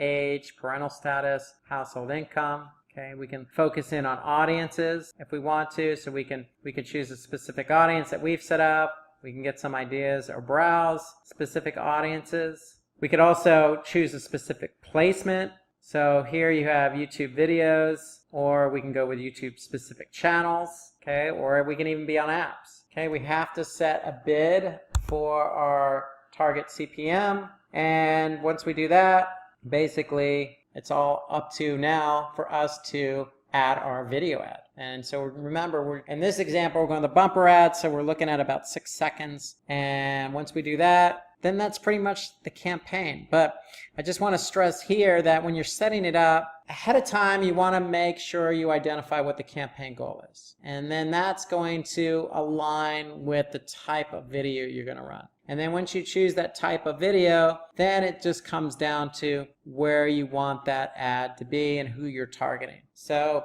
it's really crucial here that you go through these steps and these options very closely. So because you want your video to show in front of the right audience on the right placement. So let's talk about how you can optimize your YouTube ads. So once you get your campaign set up, once you select your channel or the type of videos where you want your ad to be, and you select your target audience, and you're off and running with your video ad. Well, we're going to give you some tips here that you can focus on for optimizing those ads. And so going back to what I was just saying on the setup, you want to carefully define your metrics and goals. Okay, so that's step one. So when you're setting up the campaign, remember you have that option to choose the type of goal for your campaign. That can be brand awareness, it could be a sale, it could be a lead. So to me, that's a very critical step one. So you want to make sure you align your goal with your video. And then the second is track low performing ad placements. So if we just ask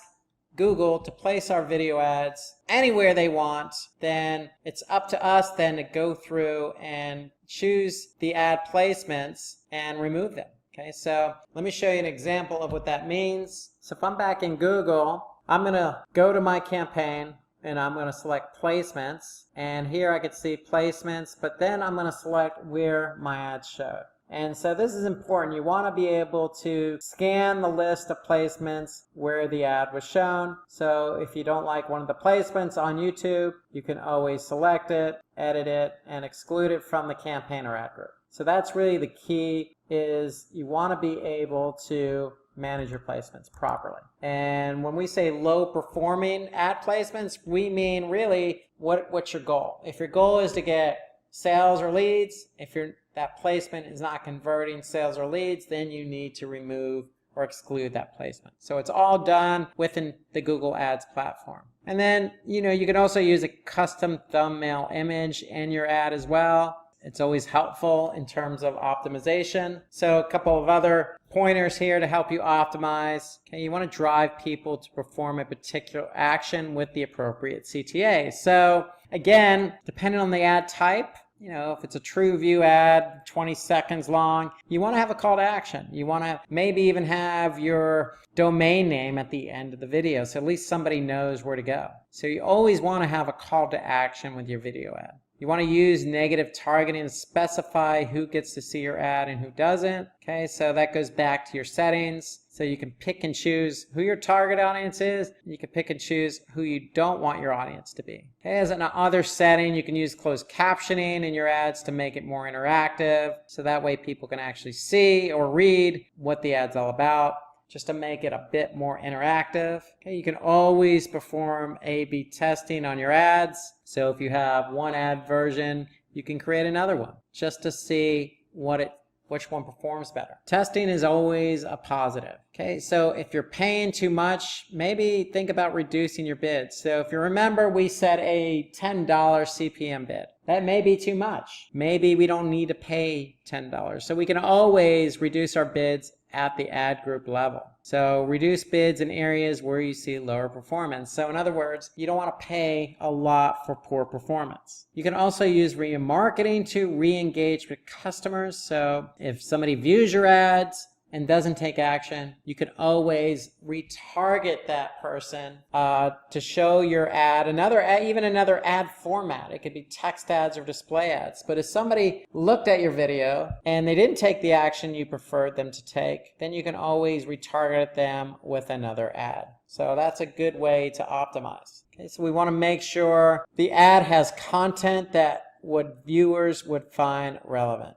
Okay, that really, you want to make sure that your ad is with the end viewer. You don't want to put out an ad that isn't going to give somebody, a good feeling after they watched it. Okay, so you want to make sure viewers find the content relevant. So if they don't find it relevant, then that means your engagement rate and your engagement is probably going to be low. So you want to take a look at those metrics that we viewed earlier: engagement rate, engagement, and if they're low, then you probably need to look at the content of the ad. So try to make sure your ad conveys your brand's message in the first 6 seconds. So that's why bumper ads to me are so critical, because you got to get the entirety of the ad and make it impactful. And so with any ad you run, any video ad you run, you really want to make sure that that message is conveyed at the very beginning, early as possible. Otherwise, people are going to be turned off or not engaged and just going to go ahead and skip it anyway. So you want to make sure you get the purpose of it right up front and out of the way. Okay, you can also include visual and auditory components in your ad that can make it more memorable to the viewers. Okay, meaning music or other cool visuals. Okay, so again, you want to be able to play around and test different ads. And you want to be able to measure the ad performance based on the metrics we discussed. I mean, click-through rate, engagement rate, all of those are indicators whether the ad is of good quality or not with the end user.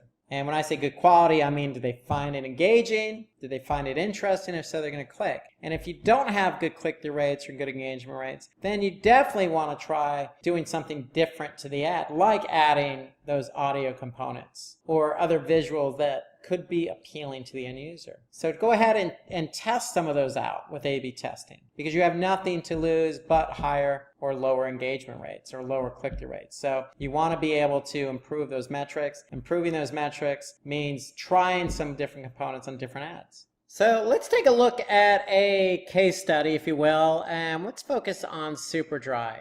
So they're a good success story on YouTube. So Superdry leaned on some YouTube advertising to help lift one of their products. So in September last year, 2018, Superdry, if you're not familiar with the brand, they're centered some Asian markets, European markets, and they focus in on clothing, all different styles and sizes and genders, from jackets to jeans to t-shirts. And so they're a global brand. They really wanted to take a different approach here. And their approach was they wanted to focus in on sales. They wanted to see if video can help lift them with sales. And so what they've done is they set up some campaigns on YouTube, and their focus here was on jackets. And jackets to specific ages across the board, all genders and interests. And so what they did was they wanted to take advantage of all the different ad types that YouTube had to offer.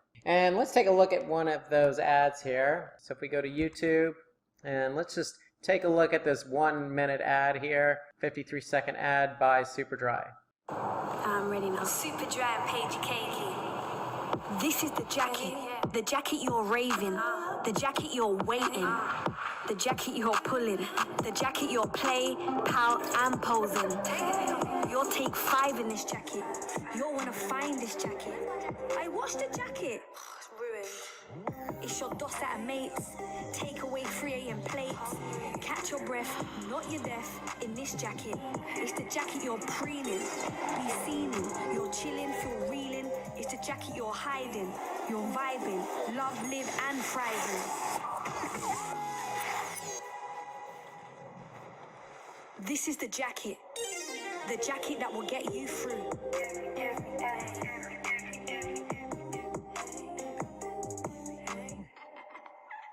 So that's the video that Superdry ran. You could see that, it had some particular goals there. And so Superdry is pretty well known, so it probably wasn't built around brand awareness per se. It was probably growth consideration and interest, and also driving action. Okay, so pretty cool video.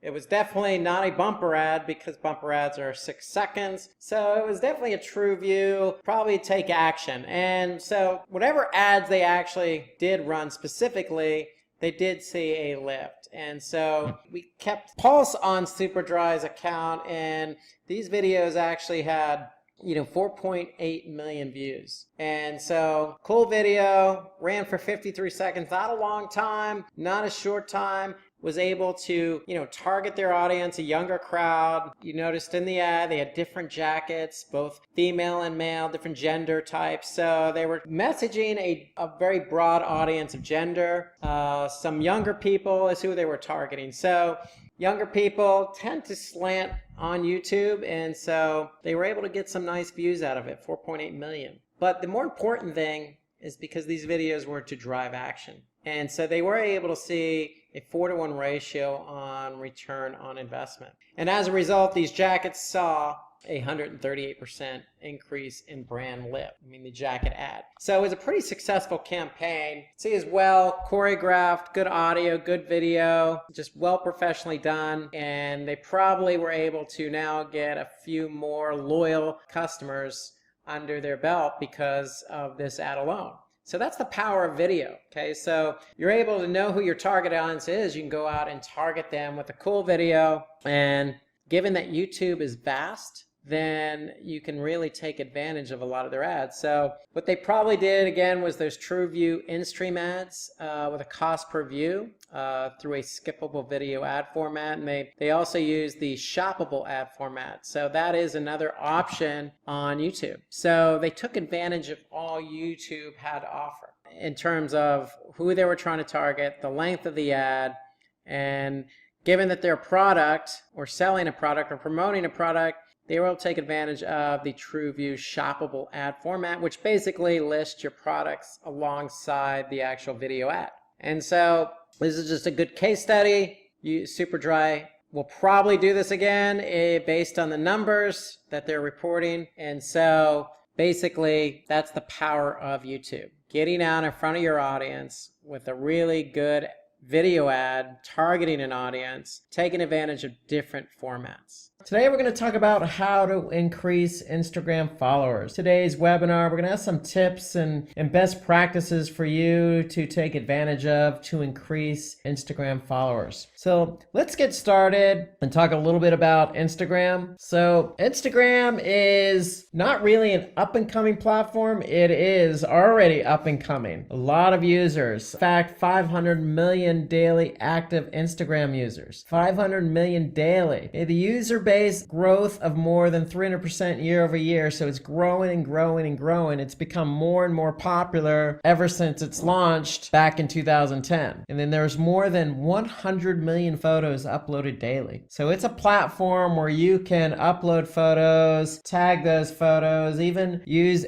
and implement videos. And photos have become very popular with the advent of mobile technology that the Instagram app makes it easy for you to post your photo. So there's no surprise there's a growth. There's no surprise there's a lot of users. There's no surprise that there's 100 million photos plus uploaded daily. And then there are 400 million stories posted daily. So when you post something, you can create a story out of it. And there's 400 million of those per day. And then there's more than 50 billion photos shared to date. So since 2010, platform now, which is now owned by Facebook, has become really, really popular. A good place for you if you have your own company, if you have your own brand, if you have your own product. It's a good place for you to really showcase that service, that product, that brand, because of the user base, how easy it is to use, and the wide reach it has for you in which to tell your story. As I mentioned, there are lots of photos shared to date, close to $7 billion revenue generated through Instagram mobile. So on top of everything I just said, there's a lot of e-commerce going on here too. So Instagram is a platform in which there's e-commerce integrated within the platform. So as a business who offers up products, you can actually generate revenue for yourself. On the flip side, Instagram, which is owned by Facebook, has an opportunity to sell advertising space on Instagram. So Instagram is an e-commerce platform to say the least. In fact, Instagram is, because it's so popular, because it's part of Facebook's advertising platform, there are more than 2 million advertisers on Instagram. So amongst all those stories, videos, and photos and hashtags, you'll see some ads. And then because you'll see ads, because you'll see users, you're going to see businesses. It's just a good place to really set up shop and really tell your story through the world of photos and videos. So 25 million plus businesses have already migrated over to Instagram, and that's growing and growing and growing. So it's an opportunity for you to work with other businesses. So the arrow is definitely pointing up on Instagram. There's a lot going on here. Easy to use application, especially when it comes to photos and videos. So we're going to go through some tips and tricks today, and we're going to talk about everything there is to know about Instagram and how to increase your followers. So let's take a look at tip 1 here. So because Instagram is an application, everything you do on it is through the application. Now you could certainly view a web page version on it, but you really can't do much out of that. So if I go to my Instagram account, for example, using my desktop, I can see my profile and I can edit my profile to a degree, but everything you're doing is through the application. So when it comes to that, tip 1 here is take advantage of your bio. So regardless of what industry you're in, who you are, you really want to have a clear and concise and compelling bio. Why? Because this is your introduction to the world. You want people to know who you are. And because if you don't really become very clear to people, they're not going to follow you. So this is where it all starts. You need to take advantage of your bio, have a clear and concise bio, and have a link to your website or some contact information. So to me, this is where it all starts. You got to have a bio because that's what people are going to look at, and they're going to decide whether to follow you or not based on primarily that bio. That's where it all starts. So make sure you have a good bio. That's tip number 1. So you'll have to make sure that your landing page is also mobile optimized, since most Instagram users are on mobile. So if you're going to put a link to your website and somebody's on the Instagram app and they see your bio and they like it and you have a link to your website, make sure that landing page they go to is mobile optimized. So tip number 2, everything you do on Instagram when it comes to posting evolves around hashtags. So that's the backbone of the platform. Just like most platforms out there, social media platforms like Twitter or Facebook, Pinterest, you're going to have hashtags accompany those posts. So Instagram's no different. But in this case, you really, really want to take advantage of the hashtags. So hashtags are there to help users find your content. So you want to start out by using hashtags that are relevant to your business. So if you're in the food industry, you're going to post something related to food. Do the appropriate amount of research to find hashtags to describe your brand and also are being searched on Instagram. So what does that mean? That means do a little bit of homework on Instagram.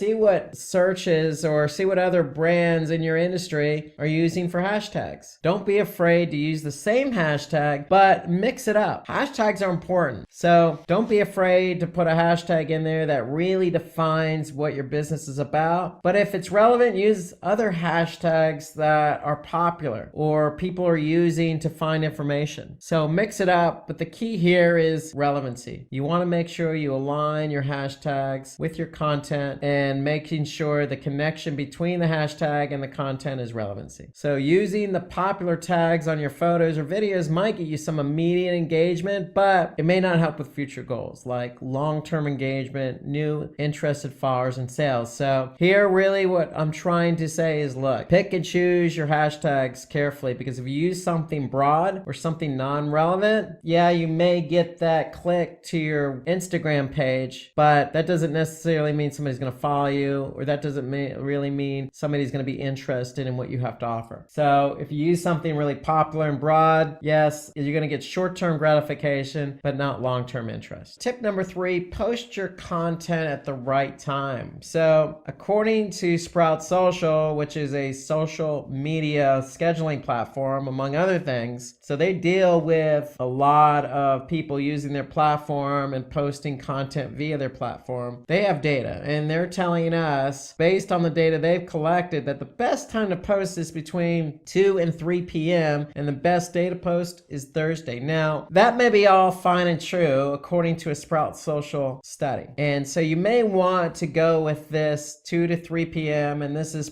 probably local, in case you're wondering what time zone we're referring to. So this is all local to you. So go ahead and try that out. Try 2 to 3 p.m. on Thursday. The thing is, what you're going to have to do eventually is figure out what the best time to post is. Okay, so if you're putting out a lot of content and you're putting out content throughout the week at certain times of the day or throughout the day, you're going to have to determine which time of day and what day is generating the best engagement for you. Who's looking at your post at what point of the day, what day of the week. And so you're going to really have to lean on a social media platform to help you determine that, because they're going to have the data that you need to determine what the best time of day to post is. Okay, so we'll talk about social media platforms here shortly. We just know that when you post with some rationale in mind. Ask yourself, before you even push that publish button or before you even schedule that post, this time of day and this day of the week makes sense. So you always want to post at the right time, because you could be missing your audience. So remember, when you do this, you're going to be working with some platform, and Instagram also has some analytics for business accounts. So Instagram will also give you some feedback as to how your posts are performing. And we're going to talk about that here shortly as well. So let's move over to tip 4 here. So steal followers from your competitors. Okay, so if you're dealing in a very competitive industry and your competitors have a lot of followers, it's very, very easy to see who's following them. So the easiest way to do this is just interact with your competitors' followers. You could follow a user, like or comment on their photos. And so the more you engage with people, the more you stand to gain from them. So you could see who your competitors' followers are, and you can add them as a follower just by following them. So start engaging with them. If they're liking your competitor's brand, then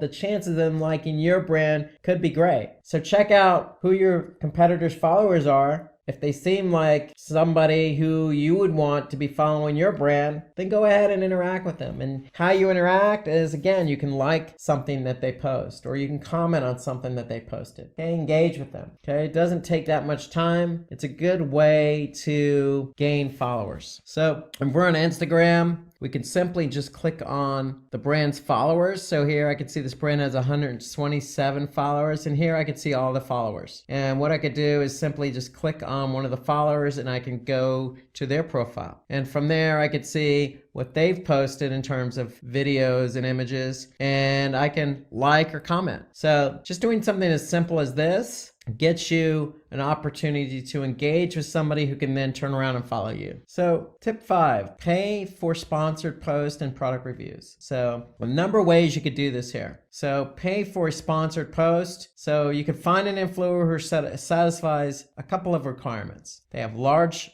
following and an email address in the profile. So you can connect with them and ask them for sponsored post pricing. So it's as simple as that, as reaching out to somebody who has a large following. Okay? So if you do this, then it's going to put you in front of a large number of people. And so by doing this, it'll help expose your brand to that larger audience and help build your credibility, because you're connecting with somebody who has a large audience as well. So do a little bit of homework, find people out there in your industry who has a large following, and make sure they have that email address in their profile so you can contact them. And when you contact them, ask them for sponsored post pricing. So if the influencer has an email address, then they're open to sponsored post or shout out. So that's the key. So they got to have that email address. And when they do, then it's all about asking them and connecting with them on being a sponsor to one of your posts. Okay, you want to get yourself out there in front of people. This is the quickest way to do that. Okay, so tip 6, we want to use geotags for easier discoverability. Okay, so tag your images, videos, or stories by tagging the location, city, or venue where it was posted from. So very easy to do as you're posting. Just go ahead and there's an option in there to say, hey, where are you located? Or what city are you located in? So locations have their own feed and stories which you can contribute to. So go ahead and add that extra element to your tags. So if somebody's in that location, the chances of them engaging are going to be great. And it's good for local businesses, because if you're local and you're posting your location, then again, somebody in that location is likely to engage with you. So tip 7, use Instagram stories to attract followers and grow your user base. So stories, a really big feature on Instagram.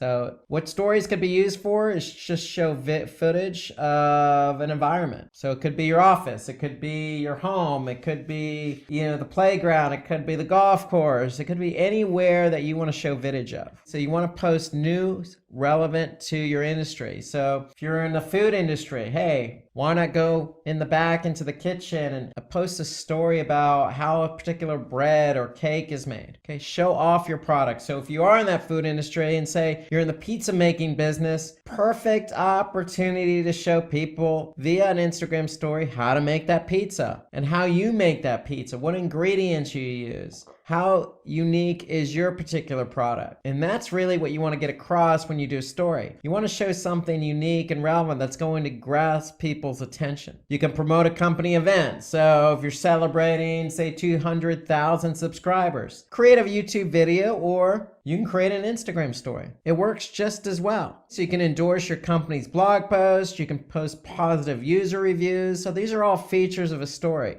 Increase interactivity with polls, sliders, etc. And then you can also mention other companies that work with or follow you. So great use of Instagram stories is do a shout out to somebody else. So Instagram stories is a really big feature with Instagram. Check it out. You can just do a search for Instagram stories. In fact, let's get some of you users involved. What best practices do you have when creating Instagram stories? Why don't you go ahead and share your Instagram story with us by putting that Instagram story in the comment section below. So we want to get everybody involved here because there's thousands upon thousands of great Instagram stories out there to be shown and viewed and engaged with. So go ahead and share your Instagram story. If you have any other tips or tricks, then go ahead and put those in the comment section so that everybody can benefit from them. So the only thing to keep in mind when you're creating these stories is what are your followers interested in seeing? So your stories could teach or promote something to your user base. So always keep that in the back of your mind.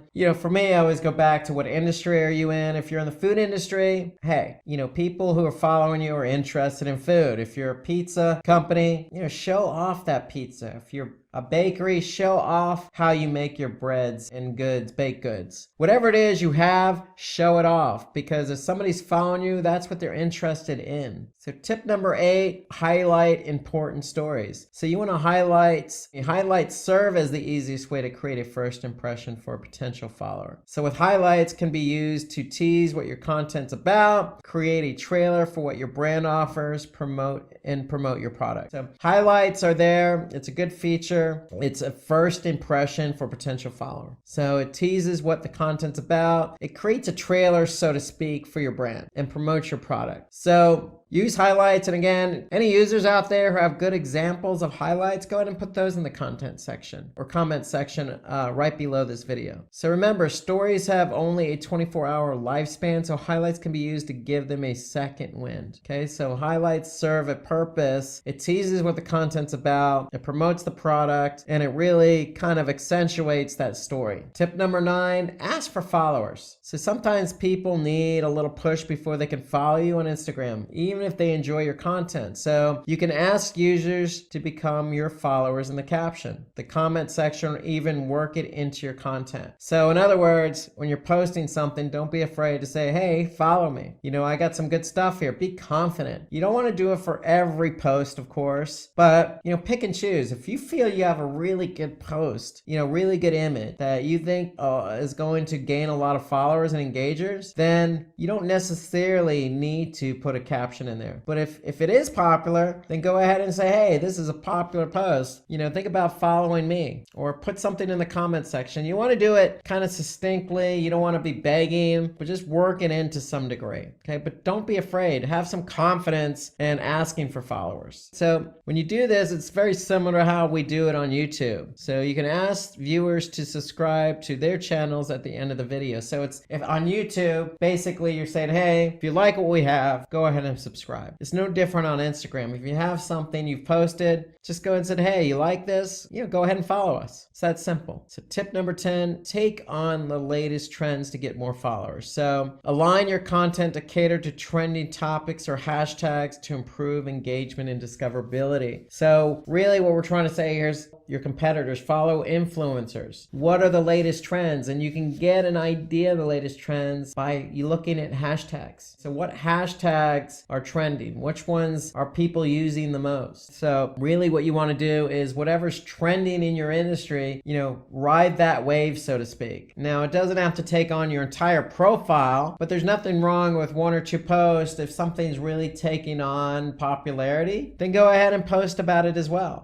For example, in the wine industry, if there's a new wine that really came out that's really gaining some popularity, go ahead and post about it with the same hashtag and with the unique hashtag. So don't be afraid to, ride the wave of popularity, so to speak, because it shows that, you know what you're talking about. It adds some credibility and it's going to get some, viewers over to your Instagram profile. So keep in mind, you need to keep your content relevant, because if your audience is interested in what you have to offer, then they're going to be engaged. However, if you're joining the discussion in a relevant manner, keeping in mind whether your audience will interact or not is important, but just always keep in mind, you always want to stay within your industry and relevancy for your target audience. So tip number 11, run contests and giveaways. And so just like on YouTube, just like on Facebook, Instagram is no different. You can increase reach and exposure by running contests. Since most followers would tag their friends to let them know about it, it's a good idea to run contests. And so what's an idea of a contest? Well, again, if you're running a pizza parlor, you could say, hey, what's your favorite pizza? Or give me your favorite pizza ideas. And you can run a contest and, you can have people even create their own pizza and post an image of it. You can have people create stories on the best ways in which they create pizza or their experience in another pizza parlor. There's lots of things you can do to create a contest. And you don't always have to give something away. You could just do something for fun, especially if you have a lot of followers. If you have a lot of followers, then somebody's going to take part in it. So don't be afraid to run contests just to make it fun and light it up a little bit. So each tag can bring you a new audience member who could be a potential follower. So anytime you run a contest, people are going to tag their friends to let them know about that contest. So those friends are going to come over and likely engage. So that's the beauty of running a contest or giveaway, is chances are word's going to spread and it's going to get you some new followers. So that's the end benefit, so to speak. But the real benefit is keeping your audience engaged. So tip number 12, we want to stay consistent with posts. So having a consistent pace and theme for your posts can have a huge impact to convert visitors. So when we say consistent, if you're again that pizza parlor, stay within pizza. You could branch out a little maybe and talk about salads or talk about beverages to, as a complementary factor to the pizza. Okay, but don't talk about hamburgers if you're focused in on pizza. So we want to stay consistent with your theme. This method involves less effort with a faster production of Instagram content. So that means what we're really trying to say here is focus. Stay focused on who you are. If you do that, if you're consistent and you're gaining some followers, and that's what people are coming to you for, the content that you're good at, for the industry you're in. Okay, so if you start varying it and branching out, then it's going to muddy the water, so to speak, and you're probably going to get less engagement. So set a theme on Instagram by maintaining consistency in your personality, filters, colors, and layout. And really what I'm referring to is post. And when you have post something, you're really creating a personality for yourself.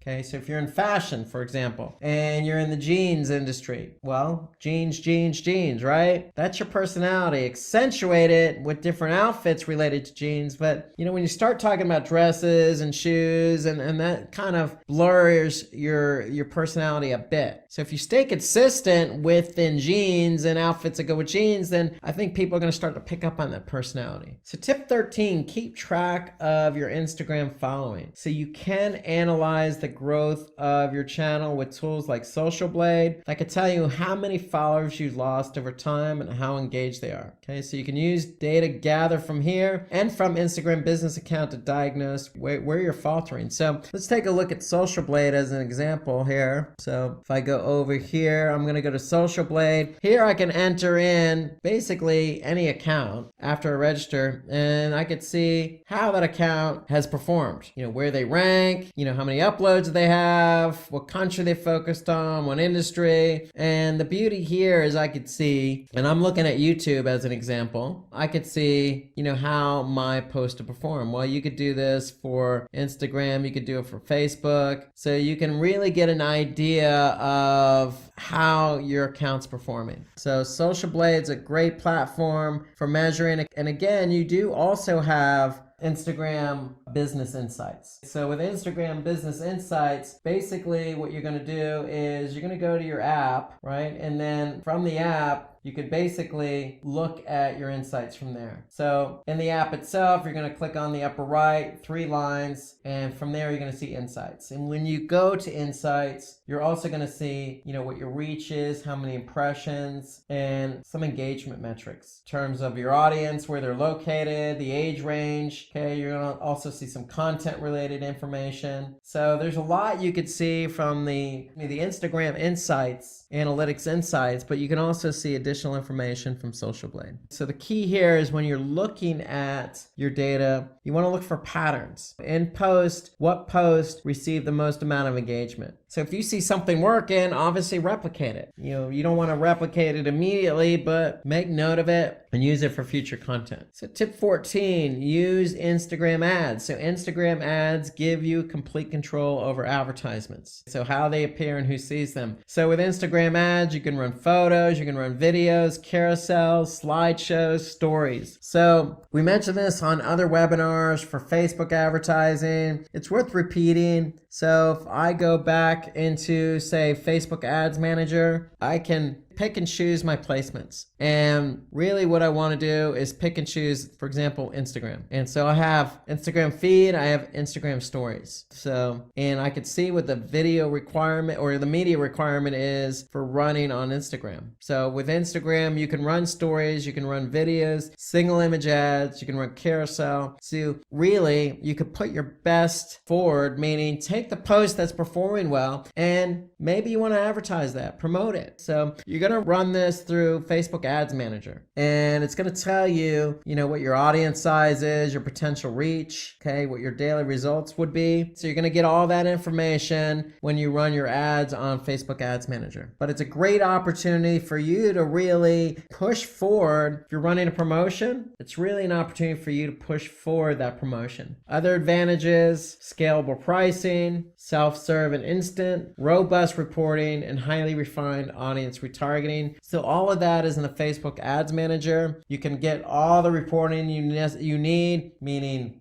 who saw the ad, did they click on it? Okay, you can refine that target audience. You can go back into Facebook Ads Manager and refine who your audience is. So lots of flexibility here on advertising on Instagram. But the key here is if you want to run advertising on Instagram, think about what it is you're trying to promote. If you feel something needs to get promoted, then go ahead and, you can either, again, reach out to somebody and have them sponsor it, or you can run it as an advertisement. So let's move on to tip 15. So we want to create visually attractive and eye-catching ads. So if you are going to run ads, here's some things to keep in mind. Okay, you want to use images that are natural and seem native. Okay, you don't want to use any stock photography. First off, you want to use something that you've done. Okay, you want to minimize the amount of text, so let the image do the talking. You want to ensure your caption relates to the image and resonates with your audience. Okay, so you have an opportunity to add some text below the image. Okay, so make sure it resonates. And then of course use hashtags to show your ads to target your audience, but a wider relevant audience. So hashtags do play a role here as well. So these are some tips. If you're going to create ads, you want to take these into account. The whole point of the ad is to get people over to either web page or to your profile page, okay, so that they can engage and take action. So Instagram ads will help showcase your product, service, or brand in a way that's memorable and unique. So if you really want to get your vision, your brand, your product out there in front of a lot of people, then advertising on Instagram is a good way to do that. So since we've been talking about pizza throughout this webinar, this is a good Instagram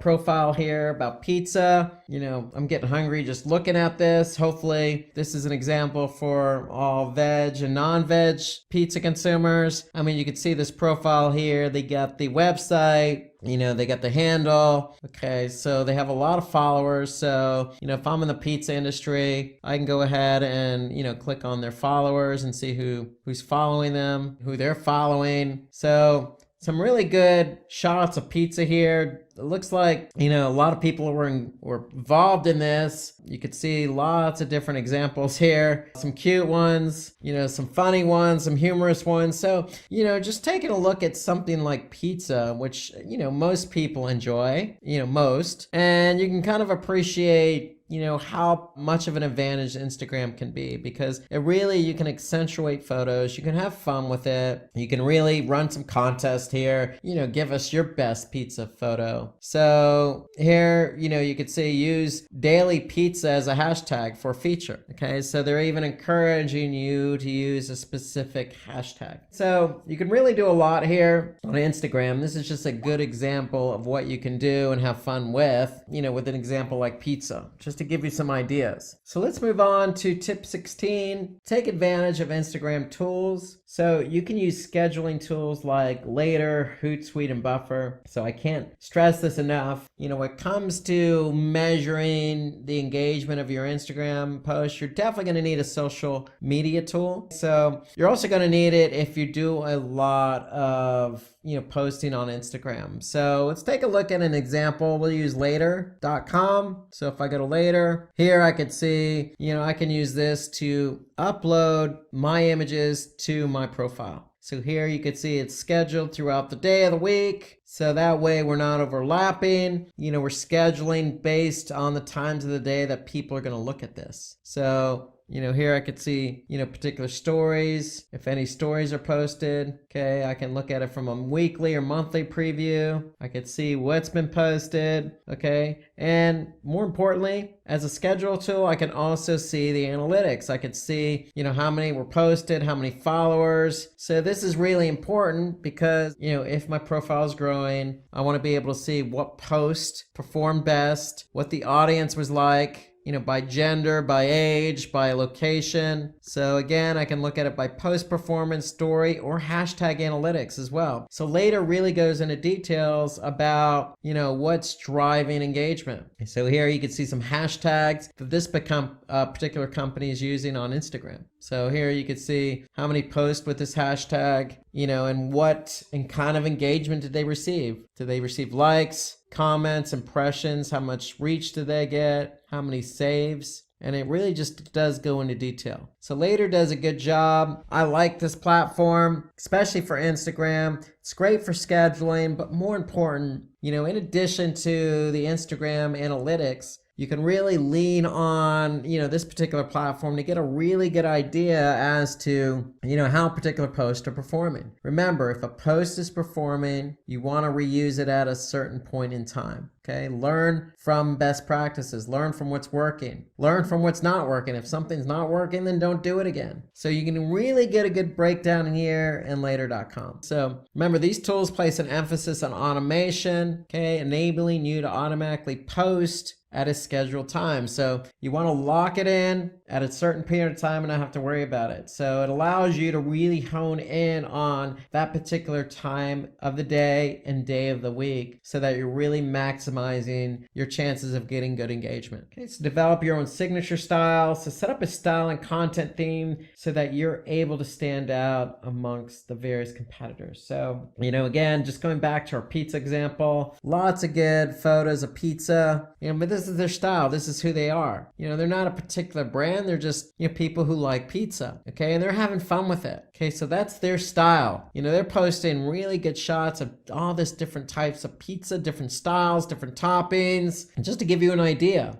of how popular pizza is and what you can do with it. Okay, so again, this is a good basic example of what you can do with something as simple as pizza. So don't be afraid to experiment, try something different with your profile, do something different. You don't always have to follow what everybody else is doing. That's the great thing about Instagram. It allows you to be free and creative. In fact, if anybody has any styles that have worked for them, feel free to put something in the comment section. We'd love to hear your thoughts. So tip 18, use user engagement to your advantage. So I just mentioned that using the later example. So we want to be able to learn from what's working and not working. So user-generated content shows off your brand to be authentic and improves your relationship with your followers. So, you want to be unique with the content that you're posting. So if you do that, you're likely to build that relationship and increase your followers. And you want to be able to see of that user generated content, that UGC, which is performing, which is not performing. Okay, so basically your followers and your audience are telling you what's working and not working, so take advantage of that. Remember, going back to hashtags, you could set up your own unique hashtag and ask your users to post images or videos relating to that, which you can post in your brand's account. So just like the whole pizza thing, they're saying, hey, look,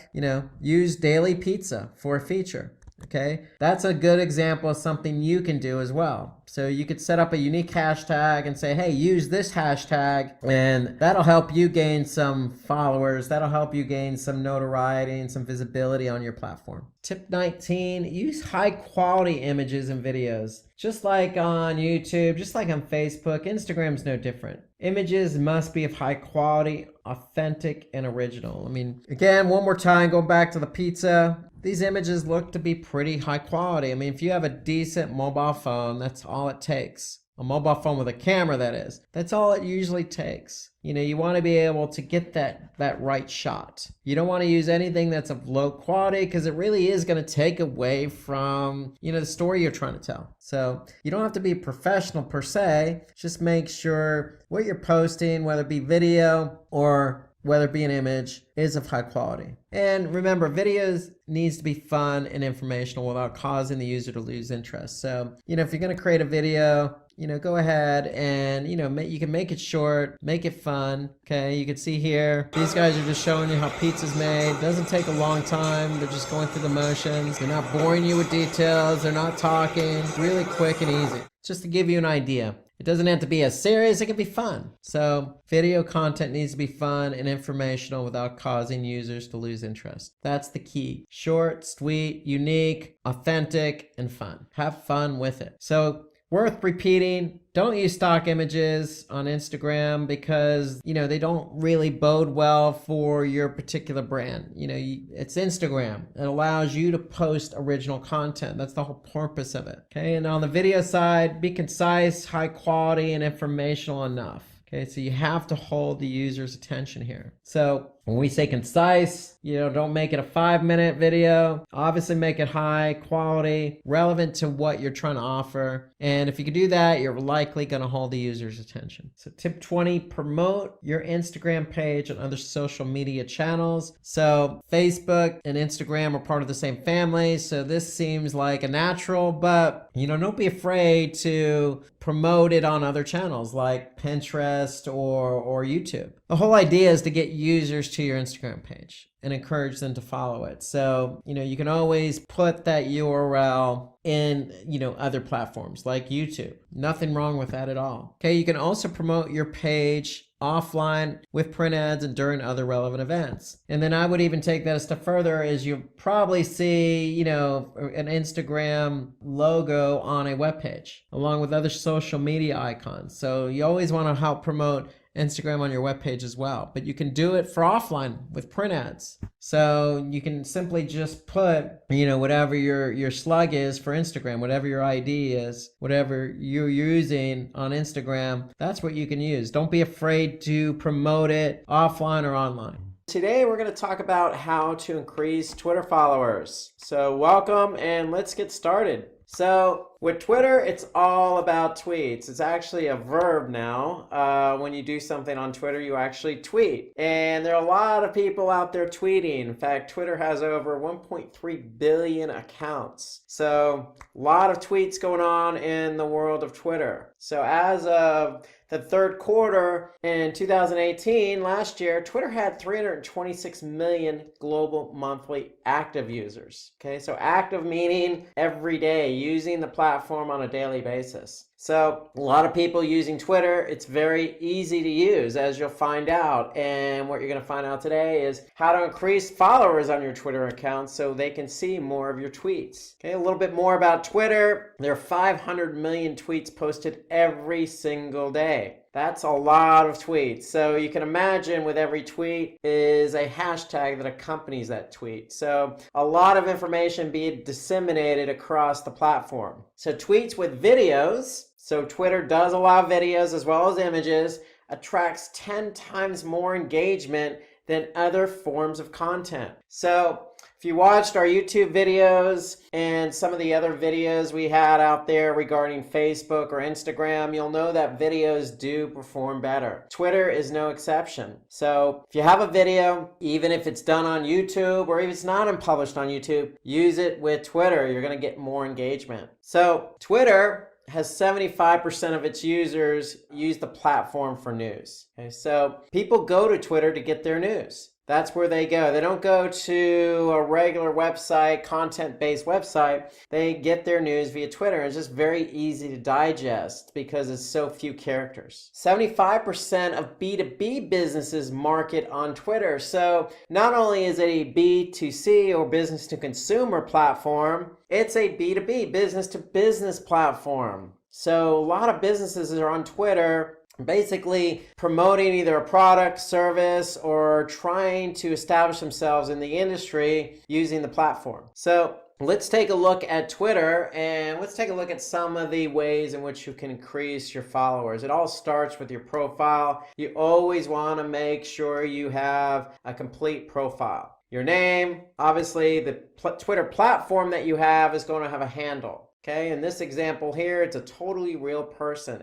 Totally real person is the Twitter handle, and that's what you're going to want to use to disseminate your Twitter profile to others. So you want to make sure that you have a good image, you have a real name, and a good handle that people can associate with and remember. So you want to be able to set up this profile with a keyword-friendly bio, okay? A link to your website and a picture that represents your brand always helps. So make sure it's complete. You can even take a step further by customizing the color scheme of your profile. You can add a header image that sticks to your theme that will help your profile stand out. And so let's take a look at an example here. So if I go to Twitter, here, if we go to Simplilearn, it's Twitter account, okay, their handle is simply @Simplilearn, okay, and they've customized the header, they use their logo. Now, if you're an individual, you probably want to use a nice profile pic here, where they're based, a little bit about them. So just customized complete profile goes a long way. You don't have to go overboard with an elaborate design, so to speak, but just make it stand out, make it associate with who you are as a person and a brand. Those are best practices in getting that profile up and running. You don't want to use something bland and generic.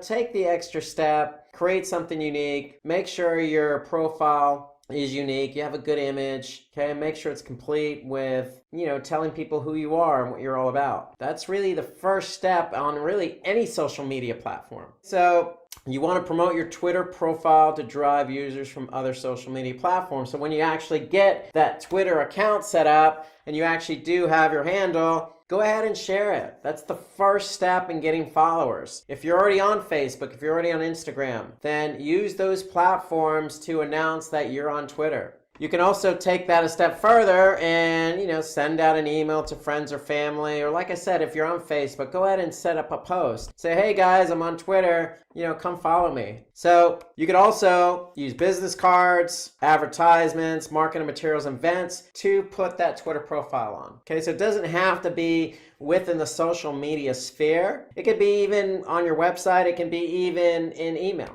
So you can basically promote that profile. Again, you want to make that profile, that handle, easy to remember. So totally real person is the profile in this example. We're going to use that profile everywhere we can, whether that be offline or online. You don't be afraid to use it on a business card, especially if it's easy. I can just simply go to Twitter and type in that handle. So you want to stay active on Twitter with regular retweets, replies, and favorites. And it's just so easy to retweet and reply and add favorites. So let's take a look at that on Twitter. So you could just simply, I'm logged in as me. And if I want to retweet something that Simplilearn did, I can just simply click on the retweet button and I can add a comment if I want to, and then I'm going to retweet. It's that simple. So now that tweet is going to show up on my profile, my handle. And I could simply like it. If I scroll down here, okay, top 10 IT trends shaping 2019. Notice a simple tweet supported with an image. So I'm just going to like that. So I can even comment on it. I can click on the comment and click a reply here, okay? And that's going to show up in this tweet here. Just like if I click on this, I'll be able to see what other people have written. And so it's that simple. If I want, I can just click on the email button and even send a message to somebody right from that tweet. The point is, I can do everything I need to do right in the platform. But to get started, if you don't have any tweets,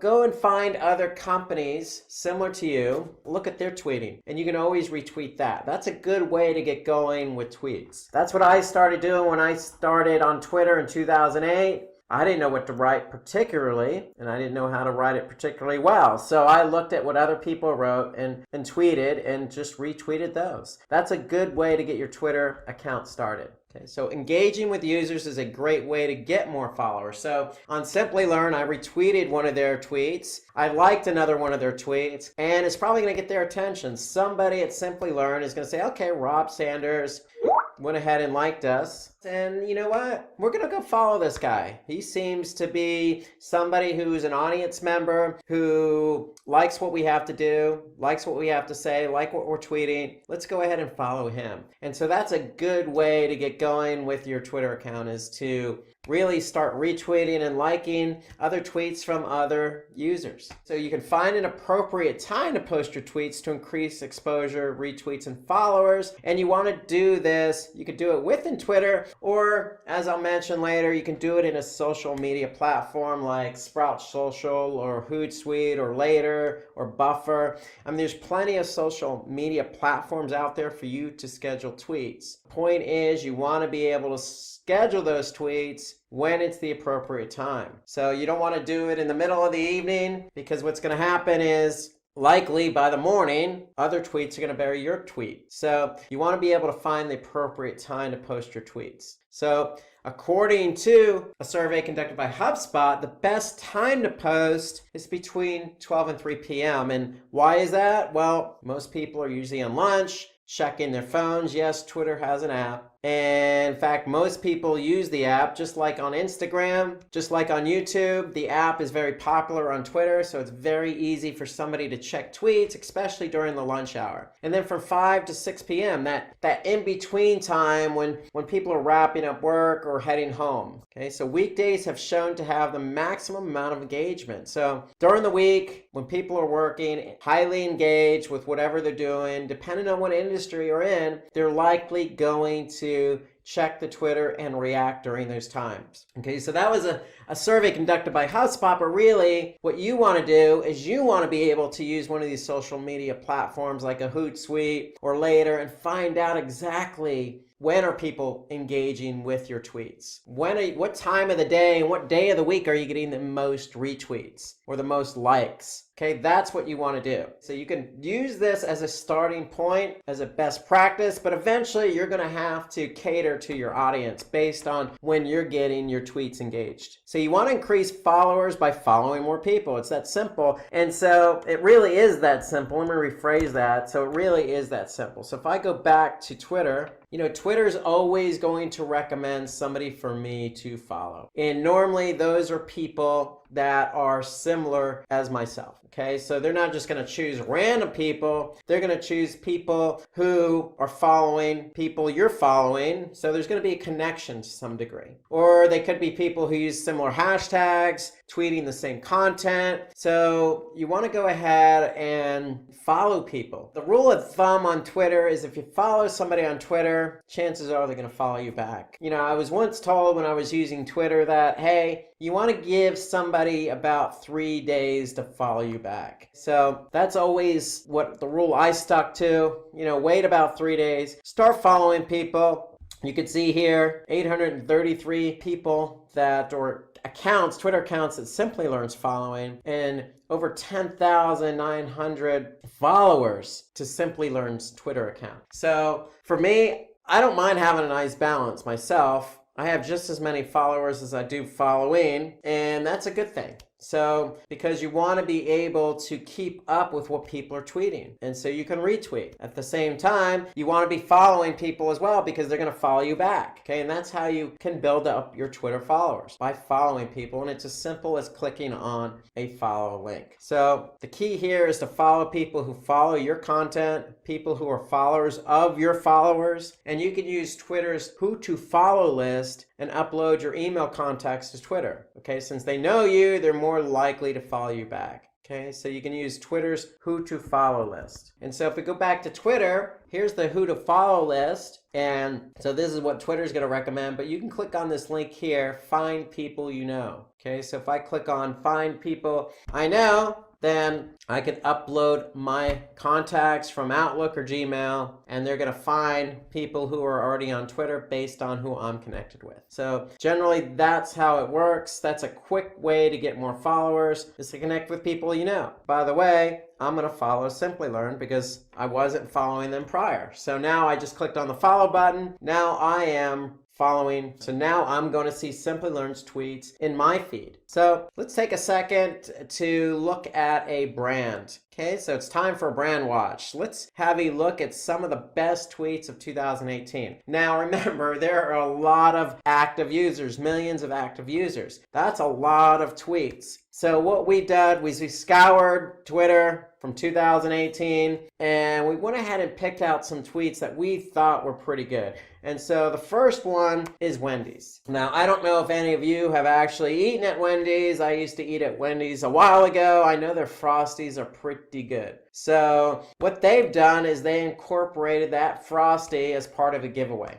Okay, so basically they're saying, hey, grab yourself a free Frosty with any purchase in our app. So they're encouraging people to use our app, and then they're following that up by saying, hey, and then join us on Twitch from 2 to 5 Eastern as we unlock all that Frosty goodness. So they're promoting something that's going to happen on a specific point in time. This is of last January. They're encouraging people to use their app, and they're using that Frosty as kind of a carrot, if you will, okay, as a catch. It's a giveaway. So they were able to, basically wrap a bunch of things into one. So encourage people to take part, and I'm sure a lot of people went ahead and took part of this, but we could definitely see that 206 retweeted this tweet, 302 basically commented on it, and over 3,000 liked the tweet. So the tweet was good, and it basically engaged with users. Who doesn't like a free giveaway, especially a free Frosty? So that's why this particular tweet really does some justice for the target audience, their audience. They're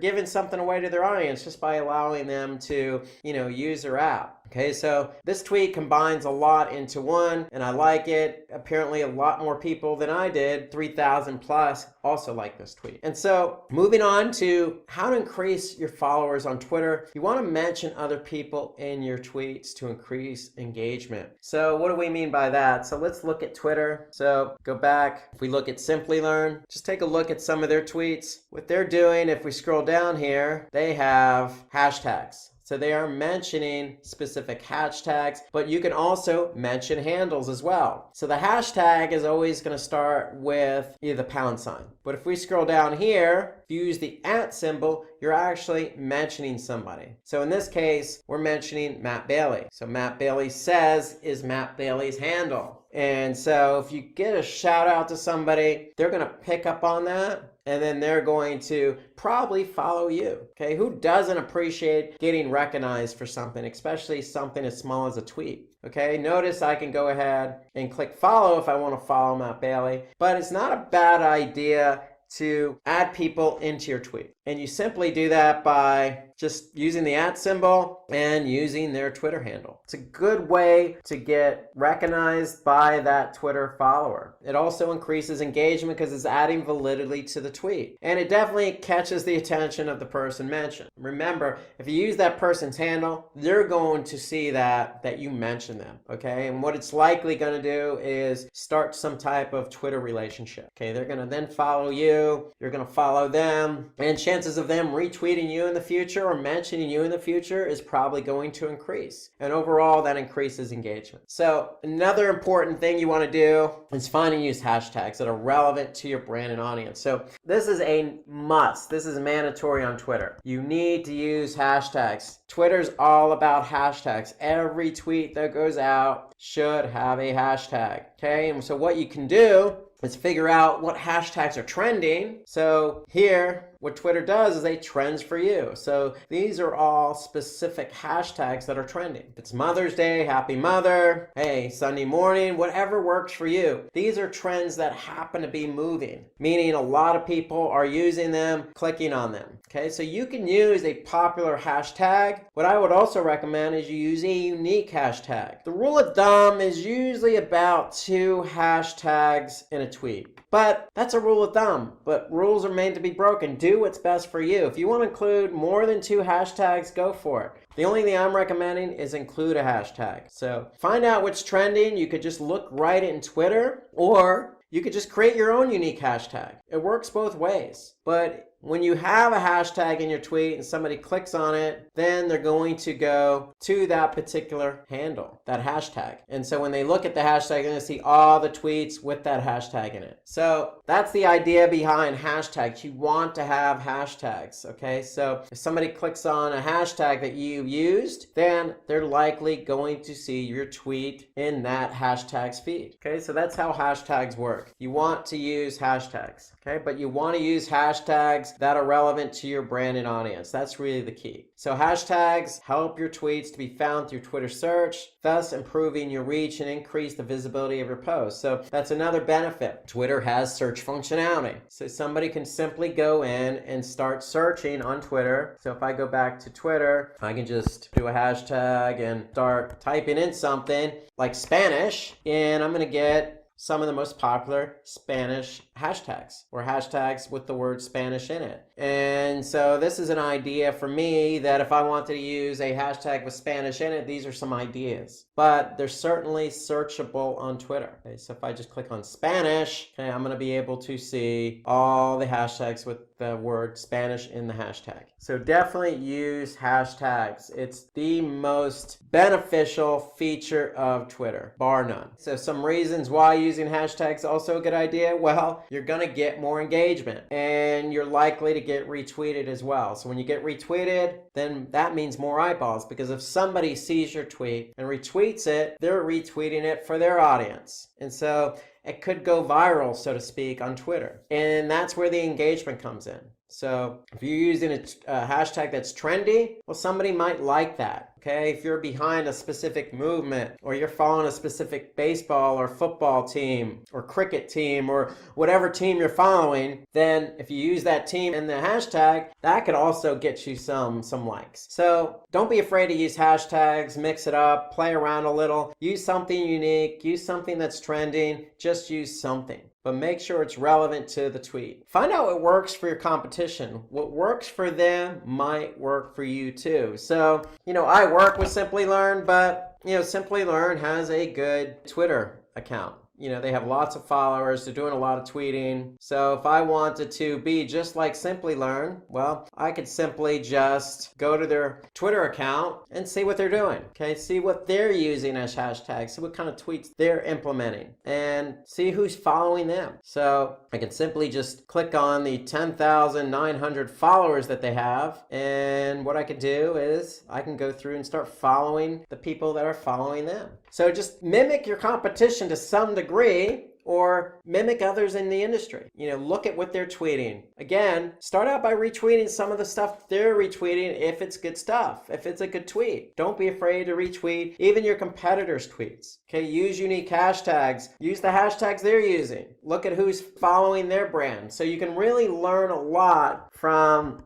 others in your industry, including your competition, because what works for them, again, might work for you, especially when it comes to hashtags or people who's following them. Again, people who are following them would likely follow you if you're in the same industry. So it's as simple as looking at who's following them and following those same people. Remember, the rule of thumb is if you're following somebody, they're likely to follow you back. So again, you can analyze things like the number of followers they have, the frequency of their tweets, what their profile looks like, how they respond to the competition of customers. Okay, what are they tweeting about? What types of content brings them more engagement? Meaning, of all the tweets, which one is getting the most likes or retweets? Get some sense of what they're doing. And again, when I say mimic, I mean, really what I'm saying is pull best practices from that Twitter account. This will give you an idea what you need to do to get more followers. So it's always a good form of flattery when you can mimic what somebody else is doing. Just like every other social media platform, following Twitter influencers who belong in your industry is always a good idea. So if you're in the food industry and there's these star chefs out there, probably not a bad idea to follow those star chefs. If you're in the technology industry, well, probably not a bad idea to, follow Bill Gates or Elon Musk or Richard Branson or somebody else that's a big influencer, has an influence on a lot of people. Okay, but make sure they're in your industry. That's the key. If you can make sure they're in your industry and you follow them, chances are if they look at your Twitter account and see you're posting or maybe retweeting some of their tweets, they're likely to follow you. And if they're following you, your tweets are going to show up on their handle, on their feed. And so don't be afraid to go out and connect and follow those influencers. It's a good way to boost up your followers. So again, this will help you gain followers since you can replicate what they've done with their profile. So again, just like the competition, mimic what your influencers are doing. Okay, so people tend to follow people who follow influencers. So you're all of one like mind, so to speak. Okay, influencers might retweet or share your post if they find you retweeting favorites and replying to their post. So remember, if you're following an influencer, and you retweet their post, chances are they might retweet one of your posts and again put you in front of a large number of people since they're influencers. So all of these are good, valid reasons to follow influencers, because if you're out to increase your reach and exposure, it's hard to ignore influencers in your industry. Okay, you want to use images and videos while tweeting. Remember, videos get multiple times more engagement than not using them. At the very least, use images. But use images, don't use stock photography. Use images that are relevant. So one of these tweets caught my eye here from Simplilearn. So if I click on, here, it was further down here. It looked like, these are people who are engaging in a conference. And it might have been one that Matt Bailey was at. So it was a retweet from Matt Bailey, as a matter of fact. But you could see what Simplilearn's doing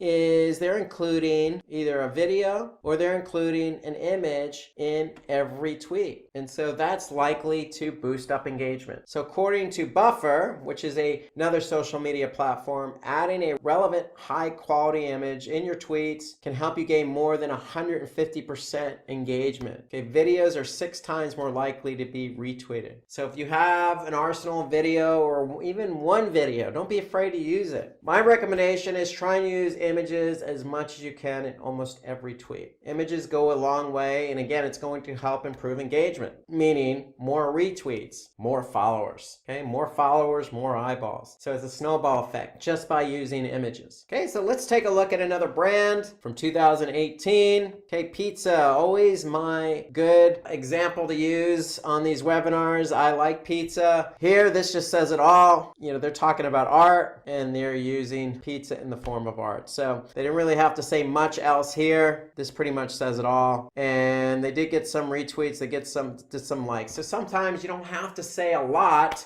to make your point. Sometimes just the image itself will do the job. This was actually not from 2018. This goes all the way back to 2016. So it still holds true. If you use an image, that image is going to get engagement. Okay, so on Twitter, just like most other social media platforms, you can promote your tweet. So you can use Twitter ads to do that. So you can promote your tweet, and what you do by promoting it is putting it up above so that most people will be able to see it. Okay, so let's see if we can find an example. If I go here, I can see this person is promoting their handle, but if I go down here, I can see a promoted tweet by Constant Contact. So they're promoting their tweet here. So it's not a bad idea if you have some media budget to go ahead and either promote your tweet or advertise on Twitter. So what that's going to do is put you in a more prominent position and get your tweets out there. And the whole idea for that is to get people to engage. Here you can see a call to action from Constant Contact. So if I click on that, I'm going to go to probably a landing page on their website. And so the whole idea when you advertise on Twitter is really just like any other social media platform. You want to put yourself in front of the right audience. And so Twitter's no exception. So with Twitter, you could put yourself in front of the right audience. So what you could do is you could promote a tweet, do promoted trends, or you could do promoted accounts. So you have a number of different advertising options on Twitter. What we just looked at was, looking at promoted accounts and a promoted tweet. So when you do advertise, there are advantages. You have to pay only after achieving your marketing objective. So that's a benefit of Twitter. The cost per click, it's a cost per click model, so it tends to be fairly low. You could tailor your audience. So again, you're picking and choosing who you want your promoted tweet or trend or account to be in front of. And its targeting is based on either engagement or it's based on keywords, i.e. hashtags. So really you could tailor who you want your tweet or your handle to be in front of. And so that's really the benefit of Twitter. If you have a lot of active users on Twitter, you can really put yourself in front of those active users if they're your relevant audience at a low cost per click. So it's definitely worth the test. So you want to offer Twitter support to your users. Okay, so I can't stress this enough. Okay, so what you want to do is when users have questions about your product, they're more likely to tweet you for support. Hence, they're likely to follow your account.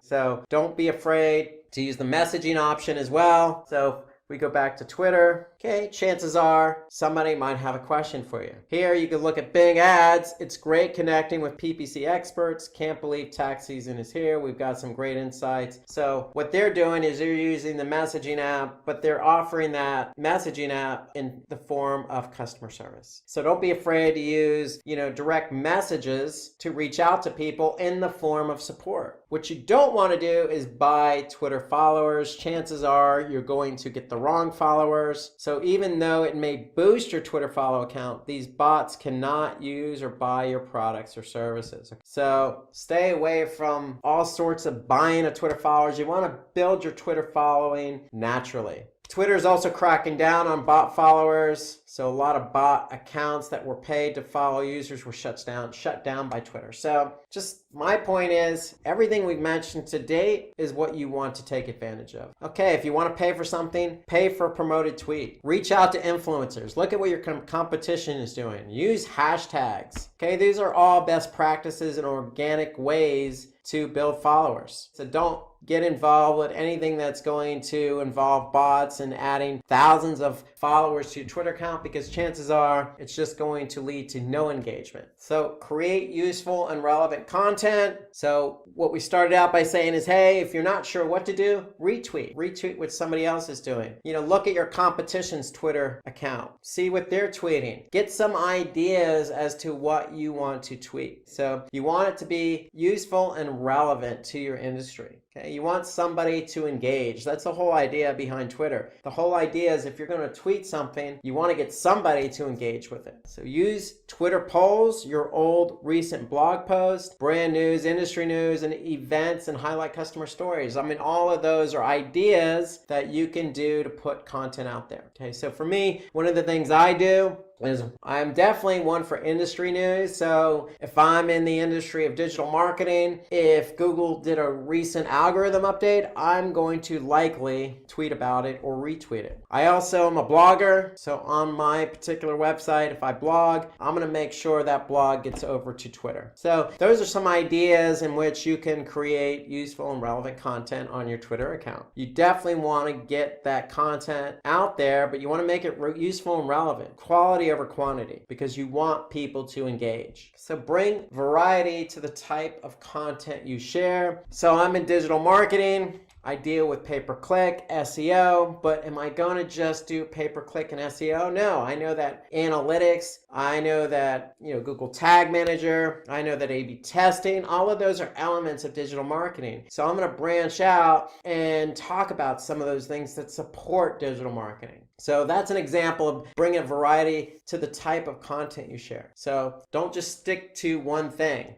Feel free to reach out a little bit. Shake things up by sharing other forms of updates, like engaging quotes and questions. These work best when complemented by an image and act as a great discussion starter. So good point here. Even if you want to branch out of your industry and just throw in a nice, useful quote, it's always a good way to gain some attention and get some engagement. Okay, let's look at another brand and see what they've tweeted about. So we're looking at Forrester here. So think about emotional qualities and their implications. So here you can see customers that feel surprised or grateful or appreciated. They're sharing that insight with you. And so this was interesting when I saw this. So what I did was you see the hashtag here for digital. Basically, if you want to look at this particular study, I just went to Twitter and I typed in that hashtag, and now I'm going to be able to see some of the other studies that they've done. Here you can see top 10 IT trends shaping 2019. So I'm just following the Twitter handle that they used. So Forrester does a lot of good research, a lot of good insights. And so what they've done here that makes this tweet look so good is they've actually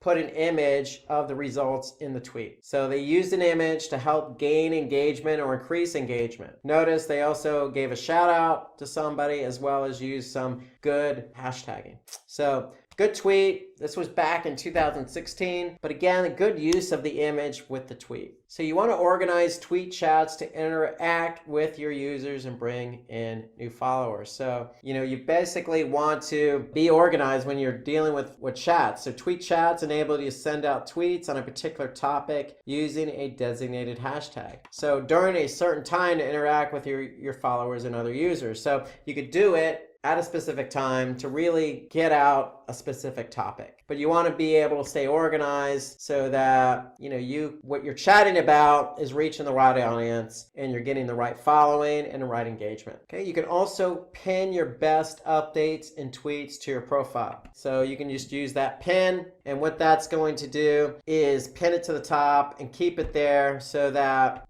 people who go to your Twitter handle are going to be able to see that best tweet that you've done. So what you want to do here is use the one that's most engaging. So pinning your best update or tweet, meaning the one that's really had a lot of engagement, meaning retweets and followers and likes. You want to do that. You want to pin that to your profile, and that will enable first-time visitors to see it. And if they could see something that other people engaged with, then that's going to encourage them to share it and probably follow you. So, and that's always what you want to do. You always want to put your best foot forward keywords. So pin your best tweet to your profile. So I mentioned this earlier, use tools to schedule when to publish your tweets. So here are some of the most popular platforms. I use Sprout Social. So if we take a look at Sprout Social, here I'm in Sprout Social. I'm connected to my Twitter account. I can simply just start tweeting about something here. So you can see it's going to let me know how many characters I have remaining. So 280 to start out with. When I'm done tweeting, notice I can add an emoji, I can upload media, I can tag a specific location. Okay, I can even,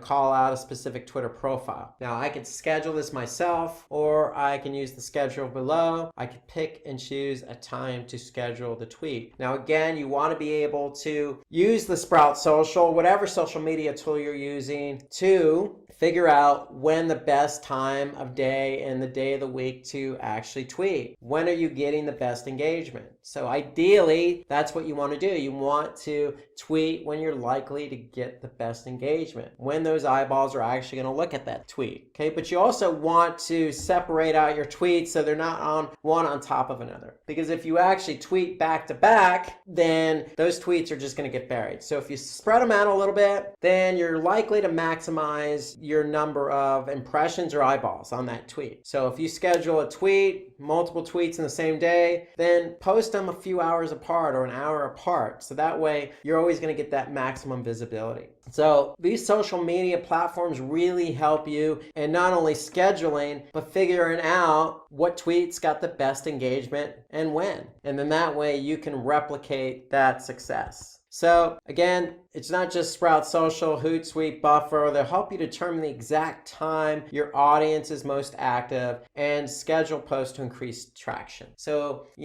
most of these social media platforms do the same thing. So really what you want to do is you really want to nail down that exact time your audience is going to be most active. Okay, that's the whole idea behind using it. And when you actually do tweet, you are going to get results. And these social media platforms are going to share those results with you. And then when you understand based on your audience behavior, when they're engaging, when they're not engaging, that's when you're going to fine-tune your scheduling. So what you also want to do as you're doing these tweets, as we looked at earlier with Wendy's, is run contests or giveaways. Remember, Wendy's gave away that free Frosty. You don't be afraid to give away something if it means more engagement, more eyeballs, which could lead to basically future customers. So contests can help increase your reach and exposure, and each new participant can be considered as a potential follower. So it also gives your followers an opportunity to tag their friends who would be interested in participating. So really this is a great way to be creative, come up with a good idea to get your audience involved, because what's likely going to happen is your audience is going to share this contest with others that aren't following you. And so what's going to happen is when they share it, you're going to get more followers, you're going to get more eyeballs, and again, potentially more customers. So embed your Twitter updates on your website. You could simply do that. It's very simple, but when you do, then people to your website will be able to see your tweets. So if I just go to my website here, if I scroll down, we actually have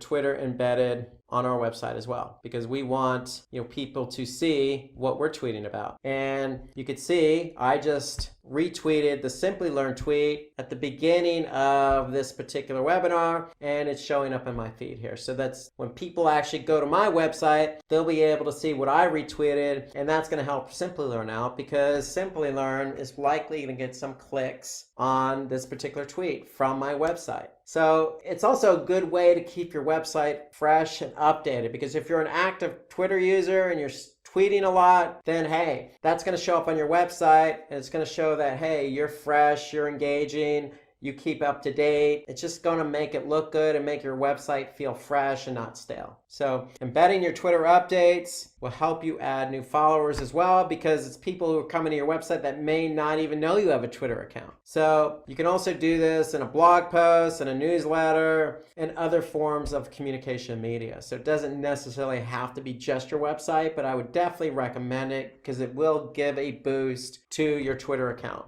So now let's take a look at the final brand watch. Let's take a look at another tweet that caught our attention. And this is from PlayStation. So PlayStation is mentioning, hey, we got a multi-view on Apple TV today with support for up to 4 live channels on one screen. Okay, so they're promoting a new feature that they have with PlayStation, and you can see they supported that with an image, and they got some really good engagement here. So they're basically saying, hey, look what happened to us today. Check out this new feature that got supported on Apple TV. So you never know what's going to happen with a tweet. When you tweet, good things are likely going to happen, whether that be somebody liking it, retweeting it, or somebody adding you as a follower. Something good is going to come out of tweeting. Twitter is an easy platform to use, and if you take into account all these best practices, you are going to increase your Twitter followers. Thanks, Rob. With that, we've reached the end of this video. Stay tuned for part 3, where we'll be covering topics like content marketing strategy, affiliate marketing, digital marketing career and jobs, and digital marketing interview questions, and much more. Thank you for watching, and stay tuned for more from Simplilearn.